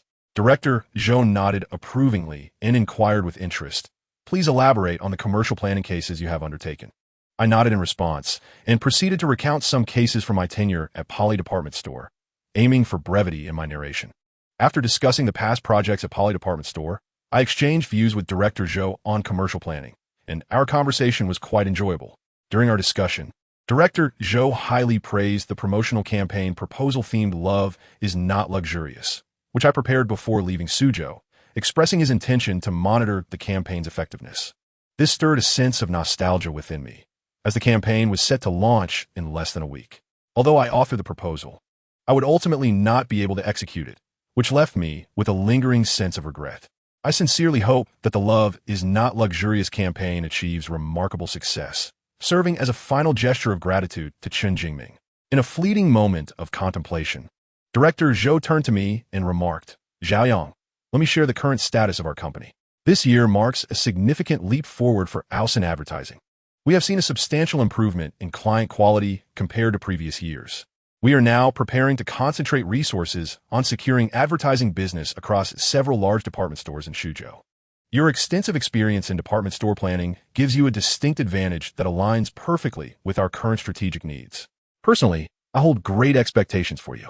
I too am eager to join Ausen Advertising, ready to contribute my utmost to create value for the company and the planning department. I nodded sincerely in response. Director Zhou returned my gesture with a warm smile, stating, I have no further questions. Please discuss any salary requirements with the HR department. We will do our best to accommodate you. It is worth my effort for capable individuals like you. I hope you become a valuable asset to my team. Director Zhou then stood and extended his hand to me. I promptly rose to shake his hand, feeling a profound sense of respect, a sentiment I deeply cherish. I vowed to seize this opportunity and exert my utmost effort to make a mark in Suzhou, resolving to leave behind the sorrowful memories of Suzhou. At that moment, Li Xiaoyun entered the director's office, holding documents in one hand and a handbag in the other, seemingly preparing to leave. Director, do you believe Zhao Yang is capable of handling our planning work? Li Xiaoyun asked with genuine concern. I am personally very optimistic and warmly welcome him to join Ausen Advertising. Director Zhou replied. Li Xiaoyun flashed me a smile and gave me a thumbs up. She then turned to Director Zhou and said, I have just secured an appointment with Manager Lin from the planning department of Times Department Store, primarily to discuss a collaboration on advertising. I hope that your planning department can assign someone to assist me in this meeting, as it may involve some exchanges regarding our company's planning capabilities. Director Zhou nodded in acknowledgement, his expression deep in thought, seemingly considering potential candidates. Suddenly, his gaze rested upon me, and he gave me a questioning look. In confusion, I pointed to myself and asked, Director Zhou, do you mean for me to accompany Supervisor Li to Times Department Store?